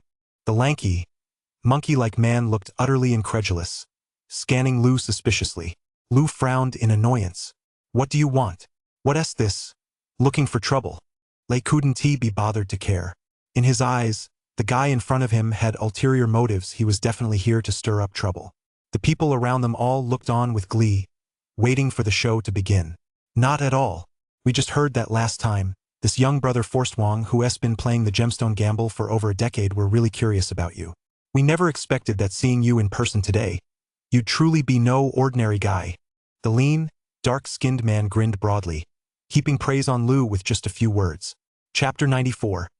Playing the old-timer year after year, continued. Since it's just hearsay, it's bound to be exaggerated. Lu was in a good mood today and didn't feel like humiliating anyone. So in a rare moment he showed some modesty. Haha, they say a true master never reveals his true abilities.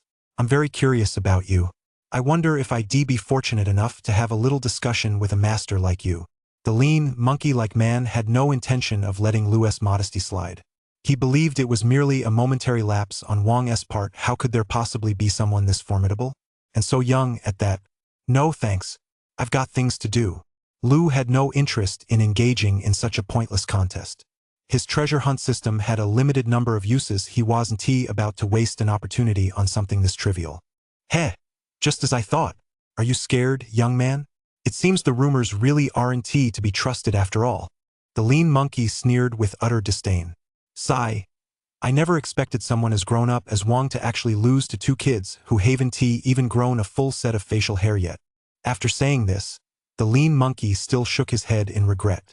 That's still way better than you, an underdeveloped creature, Lu said with utter disdain. If he didn't rise to the challenge when trouble came knocking at his door, that would be a real disgrace. Lu wasn't afraid of trouble. but dealing with it was a hassle. Sometimes Lou was a very lazy person. Humph. You're just two cocky little brats who don't know your place. I said a few words to you, and now you actually think you're a real man. The lean, monkey-like man was clearly furious, his face contorted with rage. You're not even fully developed yourself. I doubt you've even finished growing yet. Lou sneered, giving him a dismissive glance that drew a burst of laughter from the crowd. You little bastard, don't get too big for your britches just because I gave you a little leeway. If you've got the guts. Let us settle this. I'm not here for empty talk. Let us see what you're really made of. The lanky monkey had been trembling with rage, but a burly man with a rugged face grabbed him from behind and whispered something in his ear. The lanky monkey's expression suddenly softened, and he broke into a sly grin. What's the matter? You were talking a big game just now. Why are you chicken now? Get down on your knees and kowtow to me twice. Tell me you're just a couple of little shits, and I'll let the past slide. The lean, monkey-like man glared at Lou with a menacing expression, but inside he was thrilled. It seemed the other guy was all talk. He'd make them cry as soon as he got back. He'd show them what it meant to be outclassed. Is that so? But I really don't feel like competing. Lou feigned hesitation on the surface. In reality, he was nearly laughing himself silly inside. If you dare challenge me to a game of gemstone gamble, I'll make you lose everything down to your underwear. Heh, you little brat. Scared of a challenge? Go crawl back into your mother's arms. Let your mom hold you and tell you, don't be afraid, baby, the gaunt monkey said with a strange, affected tone. The crowd around them burst into laughter. Although Lou felt a twinge of annoyance inside, he showed absolutely no sign of it on his face. He simply stared coldly at the gaunt monkey, as if looking at a clown. I'm just worried I might bully you. After all, there are plenty of people these days who abuse their seniority. I have great respect for the elderly and care deeply for the young, Lou said, his tone as calm as ever. Lei had been seething on the sidelines, but when he heard the gaunt monkey oblivious to his own folly challenge Lou to a duel, he couldn't help but chuckle wickedly. This was going to be fun. Lou was about to pull another one of his tricks. Lei stood to the side, looking like a bystander. It's not certain who'll come out on top. I really don't know where you little bastard get your confidence from, the lean monkey declared with certainty. This reckless kid in front of him was just putting on a show. He was better than him and had been studying this for many years. His knowledge was definitely broader than this kid's. Kid, if you lose when you get back, you'll have to run naked around the block 3 times with your ass bare. The lean monkey grinned with a sinister look on his face. Looks like I was right. Only someone who hasn't fully developed would be staring so intently at others. Lou finished, casting a mischievous glance at the lean monkey's crotch. The skinny monkey was livid, his finger still pointing at Lou. In that case, what will you do if you lose? Lou looked at the finger with a very casual air. It seemed like it was time to trim those nails. What a joke! How could I possibly lose to a greenhorn like you? The scrawny monkey laughed as if he'd heard the funniest joke ever, his body shaking uncontrollably. If you lose, I'll go easy on you. I won't make you, an old man, run around naked. Instead, you'll just do the horse dance and shout I'm an idiot 3 times. Lou put on an air of deep deliberation, and at the end, he didn't forget to add a line directed at Lei. Don't you think I'm a good guy? Letting an old man off so easily. Sigh. Exactly. You're so respectful of the elderly and kind to the young, a fine example of traditional virtues, Lei said from the side, his face flushed with embarrassment. But he had no choice but to adopt a righteous tone to play along with Lou's act. I'm not going to beat around the bush with all that nonsense. Right here at this gemstone gamble booth, the odds of getting a prize are very low. But when you do, it's always top-notch. Do you dare to compete with me to see who can pick the one with jade inside? The lean, monkey-like man took a deep breath to calm himself down as he looked at Lou. Lou shrugged, indicating he didn't care. Although the odds of finding a hidden gem at the stall weren't high, it wasn't impossible. He had the treasure hunt system. What was there to be afraid of? The owner of this stall was a middle-aged man in his 40s. He was bald, his shiny forehead glistening in the sunlight, and his mouth was studded with several large gold teeth. When he smiled, his mouth was full of gold, which made Lou feel a bit queasy. Whoa, young, you came to the right place today. These are all top-tier raw materials, nothing but the finest stuff. If you manage to dig up a piece from in there, its value could skyrocket tenfold or more. The guy with the big gold tooth hurriedly smiled and called out to him. That's when Lou, found out that the lean, monkey-like guy was named what? Yang. And he calls himself Big Brother too. Big Gold Tooth. Let me take a look. With that, he started rummaging through the stall himself. So his name was Big Gold Tooth. Pretty laid back, that. Lou rolled his eyes inwardly. Boss Tang hadn't missed what happened just now. But he couldn't afford to cross this Yong either. That he was practically the local kingpin around here, and people like them who just rented a spot on the street couldn't afford to cross him. Deep down, he felt a bit of pity for this young guy. Listen, Big Gold Tooth, this is all top quality material. Don't try to rip me off. The lean, monkey-like guy reached behind him for a black bag and pulled out some tools. He examined the items with a magnifying glass, then looked a bit displeased. You know, Yang, this kind of raw material is hard to come by. I went to great lengths just to get these few pieces, Big Gold Tooth said with a forced smile. Yang grunted in displeasure, then lowered his head to continue examining the gemstone ore in his hand. Big Gold Tooth glanced at Lou. Well, after all, the green this gemstone ore produces is quite exceptional, so you yourself. Big Gold Tooth didn't spell out the rest, but Lou knew exactly what he meant. Lou wasn't annoyed. Since no one had asked, he took the initiative and walked over to the stall. As he sorted through the ore, the skinny monkey standing nearby couldn't help but be impressed. Chapter 95. A slap in the face. Oh my, it's true that in a big forest you find all kinds of birds. In all my years, this is the first time I've seen someone pick like that. Young people really do think differently. Yang snorted sarcastically from the side. Lou pretended not to hear him, silently communicating with the system in his mind. Ding. Grade 1 waterstone raw material. Yield rate 5%. Listening to the system's cold, electronic voice, Lou thought to himself that his luck was exceptionally good. Ding. Grade 1 jade raw material. Yield rate 45%. Lou felt his way through the stones at a leisurely pace, quietly noting the data in his mind. Ding. Grade 1 jade stone raw material. Yield rate 60%. Ding. Grade 1 jade raw material. Yield rate 80% in his mind. He silently listened to the system's voice and slowly recorded the information. He was a bit curious as to why the yield rates for these raw materials were so low. Lou was quite puzzled, but if all else failed, he could always try decomposing them. Lou had formed a plan in his mind. Ding. Level 1 jade stone raw material. Yield rate 95%. A faint smile tugged at the corners of Lou's mouth. This was the one. On the surface, this stone looked rough and uneven, quite unappealing, with sharp edges when held, but the more unassuming its appearance, the more astonishing its contents would be. It was as if it had returned to its natural, unadorned state. Treasure hunt system. Initiating disassembly. Lou said to himself unhurriedly. Yes, the system is disassembling, integrating.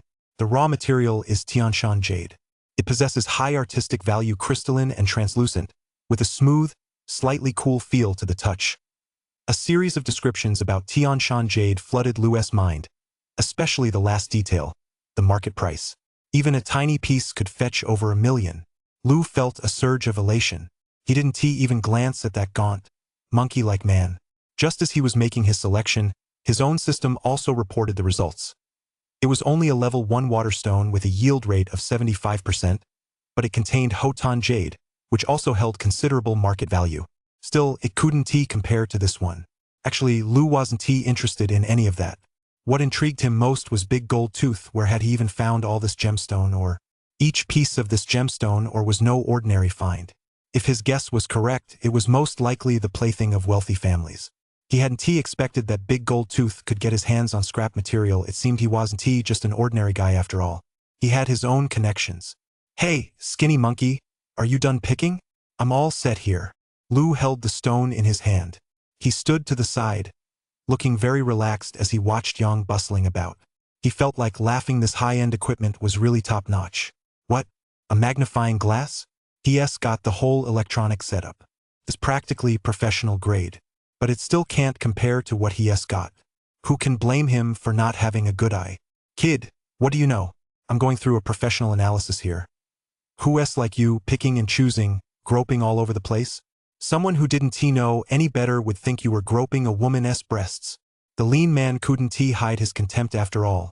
In his eyes, Lou had merely given the stone a few casual feels. He hadn't even done the most basic thing, holding it up to the light to check its transparency.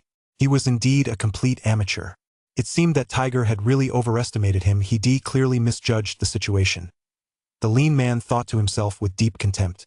Lu could tell exactly what he was thinking just by looking at his expression. But Lu didn't care at all. He'd have his moment to cry about it later. "Hey, Brother Chong, I can't wait to see the show," Lei teased from the side. He wasn't worried about Lu at all. Who knows where that confidence came from? Just like Guzzi, it was all based on instinct. "All right, I'll take this one." After a thorough selection, Yang finally chose a piece of gemstone that caught his eye. Big Gold Tooth grinned as he took it. "So, you two, which one of you is going first?" Big Gold Tooth glanced at Yang, then at Lu. "Let him go first. After all, we respect our elders and look out for the young." Lu could see Big Gold Tooth's dilemma. Yang shrugged indifferently. After all, no matter who went first, he was guaranteed to win. The order didn't matter to him. "Pfft, you little kid. Just wait, you're gonna be crying soon. You might as well take your pants off right now," Yang said disdainfully. His face was full of schadenfreude, as if he were already seeing Lu kneeling on the ground, begging him to spare him. Roar. As the machine roared to life, the onlookers' hearts began to race. They, too, were eager to see what kind of jade would be uncovered. "It's out! It's out! Wow! Top-quality jade!" The minor's exclamation drew everyone's attention. "This is some good stuff. Looks like Hotan jade," the onlookers chattered excitedly. "Whoa! Yang's one lucky guy. This is top-quality Hotan jade. It's worth at least several $100,000 on the market. Your second uncle really has a keen eye," Big Gold Tooth said with a laugh. "Modesty, modesty. And what about that young fellow over there? Who knows? Maybe his jade is even better than mine." Yang smiled with a sly look on his face. He was eager to see how this little punk in front of him would get out of this one. Lu, however, wasn't worried at all. He'd known this all along. What was there to fear? "Oh, it looks like that young man is done for." The onlookers gazed at the young man with expressions of pity, as if they could already see his bleak future. Lu listened indifferently to the discussions around him. "You little kid who hasn't even grown a full set of pubic hair yet. Take off your pants. Do you want me to help you?" After saying this, Yang gave a nod from the corner of his eye to the two burly thugs behind him. "Hold on, what's the rush? It's way too early to call it a day. I haven't even opened mine yet," Lu said calmly. "Fine. I'll just see what kind of flower blooms from that misshapen, deformed stone of yours." In Yang's eyes, Lu was nothing more than a dead duck putting on a brave face, just putting on airs. No matter how good the jade rough might be, how could it possibly compare to his own Hutian jade? Roar. The roar of the machine once again kept the onlookers on the edge of their seats. They, too, wanted to know what kind of jade the young man before them would uncover. Everyone felt certain the young man had lost. "It's coming out! It's coming out!" The cutting master's shout drew everyone's attention. "What kind of jade is this?" Big Gold Tooth looked at the jade in front of him and felt it looked somewhat familiar. "The color of this jade is so beautiful, crystal clear. It refracts different hues of light under the sun." "Exactly. This piece of jade is truly stunning." Everyone sincerely marveled at the jade. This Yang, after all, was a well-traveled man. A bold thought crossed his mind, but he dismissed it as impossible. It had to be a fake. Yang tried his best to shake off his unease, but the thought kept growing stronger. "I remember now. S&T, this the Tianshan jade from that antique appraisal show last time." As soon as he said this, it sent shockwaves through the group. "What? That can't be Tianshan jade. That's an extremely rare kind of jade." Everyone was utterly incredulous. They never expected to come across it under these circumstances. At that moment, Yang's face turned slightly pale. Lu folded his arms with a mocking grin. "Hey, Yang, looks like I'm going to have to show some respect for my elders today." Lu smiled with a friendly expression. Chapter 96. Hidden Find in Progress. Yang's face had turned a sickly yellow. What was he supposed to do in this situation? He never expected this kid to actually have some skills. Damn it! He was, after all, the local boss. How could he possibly do something like that? How was he ever going to hold his ground from now on? Truly, heroes emerge from the young. I never thought Wang would misjudge him so badly. "I told you the rumors might not be false," Yang said with a smirk. "Our meeting is fate. Consider this piece of Hotan jade a token of our fate," Yang said. His face creased with a smile, though he knew he had to come up with a plan. "I'm an easygoing guy, especially with underdeveloped people," Lu said with a friendly smile. I can play the official game too. Haha. Brother Lu, you're really funny. Yang wanted nothing more than to tear Lu to shreds right then and there, but with so many people watching, he couldn't. It's my own lack of discernment, Yang. I never expected such a young man to have achieved so much. I am truly impressed. No problem, no problem. I wonder if Yang plans to keep his word. Lu said mockingly. Haha, yang lauged dari Elie. All right, no fight, no friendship. Big Gold Tooth stepped in to smooth things over. Fine, just apologize to me, and who knows, I might forgive you. Lu had no intention of letting him off easily. After all, he'd already provoked him. Kid, don't push your luck. Yang was furious he'd already swallowed his pride enough. So, Yang, you're going back on your word. How interesting. Lu's eyes were full of scorn. I just never thought the legendary Yang would be such a sore loser. Leia's face was also full of disdain. But Yang had no choice. Though he was so furious inside he wanted to strangle Lu. He couldn't face the pointing and whispering of the crowd. I'll let you off for now, but don't let me run into you again. Yang spat out a threat before slinking away, abandoning even that piece of Hotan jade. Lu narrowed his eyes as he watched Yang's retreating figure. No one dared to stop Yang as he left, but Lu felt as though he'd gained an enemy. Lu quickly put the incident with Yang out of his mind. Even if he remembered it, he wouldn't have a single worry. There were plenty of people like that who were all talk. So what? Bring it on. Deep down, Lu had never been one to shy away from trouble. His personal code was, if others don't provoke me, I won't provoke them. But if they dare to provoke me, I'll make sure they pay a price they'll never forget. Ding system alert, private stall space 10 meters away, source recycling leak detection rate 25%. Just a moment ago, Lu had been wondering what he could use to spruce up his stall. After looking around with Guzzi for so long, he hadn't found anything particularly valuable at most. He dug up a few porcelain shards. The only thing that caught his eye was a shard from a Song Dynasty wine bowl, with a pattern resembling a peacock spreading its tail feathers. But these were just trinkets, nothing he could really show off. The stall wasn't large, and its contents were immediately apparent at a glance. A wooden plank served as the display surface, primarily showcasing porcelain and bronze artifacts, with not many varieties. Some still had traces of clay on them. Lu wasn't sure if they'd been dug up from a Tulu or something else. He gave them a cursory glance. Most of them had that mysterious aura. Lu silently marveled to himself. The mysterious aura of these bronze artifacts was more meticulously crafted than the typical fiery aura. They clearly had spent years buried in the earth. For someone completely unfamiliar with the field, it would be all too easy to misjudge them. It seemed these bronze pieces were high-quality replicas. Hey Lu, these bronze artifacts are pretty good. Look at that color, it's greenish-brown, just like how bronze usually looks when it's rusted. Lei crouched down as well, examining the bronze artifact and finding it quite full of the wear and tear of history. Oh my young man, you really have an eye for these things. I'm not just saying this, but the bronze artifacts here are guaranteed to be authentic and of the highest quality. Seeing that someone was finally showing interest in his stall, the shop owner hurried over enthusiastically to pitch his wares. As everyone knows, the original color of bronze artifacts is a golden yellowish earth tone. It's only after being buried in the ground and weathered by the passage of time that they gradually take on this bronze hue, the shop owner said, picking up a small bronze figurine. Look at the patina on this bronze, it's an authentic antique. Listen to the sound it makes, it's not dull at all. With a face full of enthusiasm, the shop owner held out the small bronze figurine for Lei to hear its resonance. Lu, meanwhile, slowly surveyed the items on the stall, running his hand over each one to see if any held value.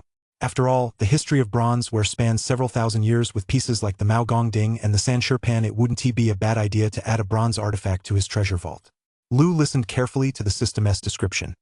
Sigh, when will the system get an upgrade, or unlock that so-called high-end program? Then I wouldn't have to go through them one by one myself. Ding. According to the process, that's entirely possible. The cold, electronic voice effortlessly resolved Lu's doubts. Haha. But the thing is, this upgrade of yours, it's really... Lu felt bitter inside. Upgrading this system was getting harder and harder. Rare treasures weren't that easy to find these days, and so far, he'd only unlocked 2 features. Sigh. Lu offered himself a little mental consolation and resignedly got back to work. Ding system notification, Han Dynasty green glazed relief carved chi dragon, And immortal Bashan incense burner estimated market value. 1 million. Finally, persistence paid off. Lu had found the bronze artifact he'd been searching for. A smile tugged at the corners of his mouth. This was the one. Lu picked up the immortal Bashan incense burner. It felt slightly heavy in his hand, its surface cool to the touch, exuding a sense of having weathered the test of time. Lu stood up and stretched his legs, which had gone a bit numb from crouching. His legs were almost fully healed, but he still had to be careful. After all, injuries to tendons and bones require serious nourishment. Sir, how much is this? Lu looked at the shop owner, who was eagerly recommending all sorts of bronze artifacts to Lei, and could only interrupt him with a sigh of resignation. Only then did the shop owner look up at the immortal Bashan incense burner in Lu's hand. Young man, I didn't expect you to have such a keen eye. This is an authentic bronze artifact. It's one of the finest pieces here. Just look at the artistry of the carvings, the historical patina of the bronze. The shop owner's face beamed with delight as he continued his enthusiastic pitch. Sir, is that really true? The skepticism in Lu's eyes only spurred the shop owner on even more. These bronze artifacts were nothing more than items he'd had someone hammer out and then buried in the mud for a few months. Although they weren't genuinely antique, they were at least high-quality replicas. With these two young men in front of him, if he just praised them a little more, he could make a killing. With this thought in mind, the shop owner's smile grew even brighter. Of course they're real. Just look at the luster of these bronze artifacts. They clearly exude a sense of history. Unlike those artificially aged pieces, which you can spot at a glance, they're all mixed with iron filings. Just hold a magnet up to them, and you'll know for sure whether they're real or fake, the shop owner said in a low voice. I'm only telling you this insider information because you're so young and already know your stuff, the shop owner said, his face radiating an air of having your best interests at heart. Chapter 97. Thick-skinned. Oh, so that's how it is. You really are well informed, boss, Lu thought to himself. He never expected there to be such a trick behind bronze artifacts. This world is really deep. He hadn't expected the shop owner to be so confident. If it weren't for his system, he would actually believed the shop owner's words. We've learned a lot, boss. How much is this bronze artifact? All right, since you're young, 60,000. Non negotiable. The shop owner's expression looked pained. Shop owner, in business it's all about sincerity. You're asking for a bit too much, aren't you? Lu feigned distress, though inside he was already overjoyed. On the surface, the shop owner spoke with great authority, but it seemed to be all for show. In reality, the shop owner didn't even know that so many of the bronze artifacts he sold were master replicas. This particular piece, however, was the real deal, something he actually dug up from the ground himself. He just hadn't paid much attention to it at the time. Young man, I'll be honest with you. Bronze artifacts aren't cheap to begin with, and the ones I sell here are guaranteed to be of the highest quality. They're all genuine. The shop owner looked utterly sincere. All right, boss. I really like this piece. 60,000 it is, Lu said readily, not wanting to seem ungrateful after getting such a good deal.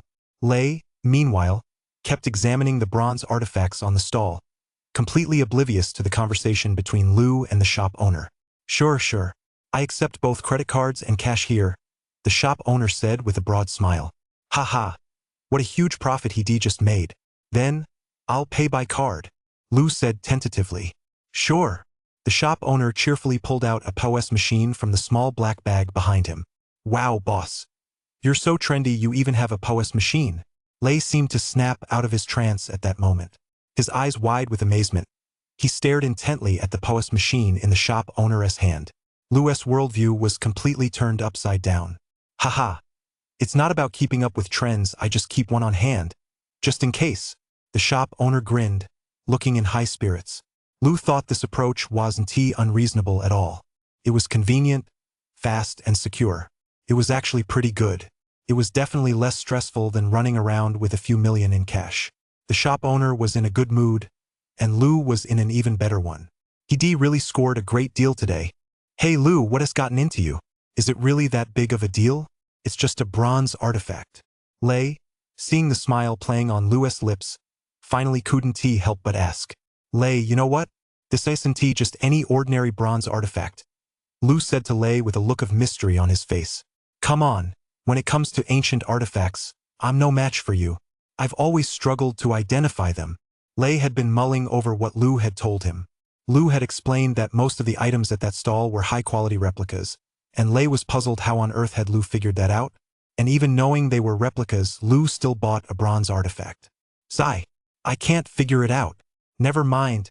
Never mind. Lei said softly. It was just too much to wrap his head around. Haha. It wasn't a total loss, at least now you know how to spot modern counterfeit bronze artifacts. Lu said cheerfully, beginning to tease Lei. You're right, Lei replied. After all, he was an optimist and didn't dwell on such things. He quickly went back to admiring the various antiques. Antiques are actually just like beautiful women. When you completely calm your mind and immerse yourself in them, you'll discover their charm. Of course, Lu had no intention of becoming one of those people who lose themselves in obsession. After all, there are plenty of such people out there, those who spend their entire lives consumed by it. The two entered a gemstone gamble jade shop, where they enthusiastically sold Yang's Hotan jade. They then handed over a piece they demined themselves, asking the owner to craft it into an exquisite pendant, which once again drew a look of disdain from Lei. Lei felt that Lu was starting to hit on the young shop assistant again. Lu completely ignored Lei's withering glare and focused intently on the picture album. This piece of jade rough wasn't very substantial at most. It could be cut into 4 pieces. Along the way, Lu had organized his knowledge systematically in his mind and looked up relevant information on Baidu. The descriptions of the benefits of this Tianshan jade were truly fascinating and compelling. Overall, though, this piece of jade was still beneficial to the human body. So Lu decided to carve it a bit. It would look much better than leaving it as a single block. If all else failed, he could always display it in the shop. After all, it wasn't a common find. But it wasn't quite good enough to qualify as the shop's crown jewel. Thinking of his own crown jewel, Lu wasn't in a hurry. A treasure like this, 1 in a million, could only be found through luck and patient searching. After making his selection and paying a series of deposits, he took the remaining payment for the Hotan jade. At this moment, Lu was, after all, a man worth over 1 million. He carried himself with extraordinary confidence. But for Lu, this was far from enough. He had to make his money work for him. With a plan forming in his mind, Lu set out to achieve his goal. Today's haul was quite substantial, so they were in high spirits. The two of them casually browsed a few more stalls and picked up some trinkets, items that would look nice in a display case. They enjoyed a hearty lunch and washed it down with a glass of ice-cold draft beer. What a treat! After eating and drinking their fill, the two drove back to Treasure Vault. Although it wasn't as packed as usual, there were still quite a few people there. Xiang seemed to have gotten the hang of the job and was handling everything with ease. This filled Lu with a deep sense of satisfaction. Lu looked around. Where was the dog? Come to think of it, he hadn't seen him all morning since last night. Just as Lu was wondering whether to ask Hui about it, Chi's booming voice rang out. Haha, little Lu, you're back.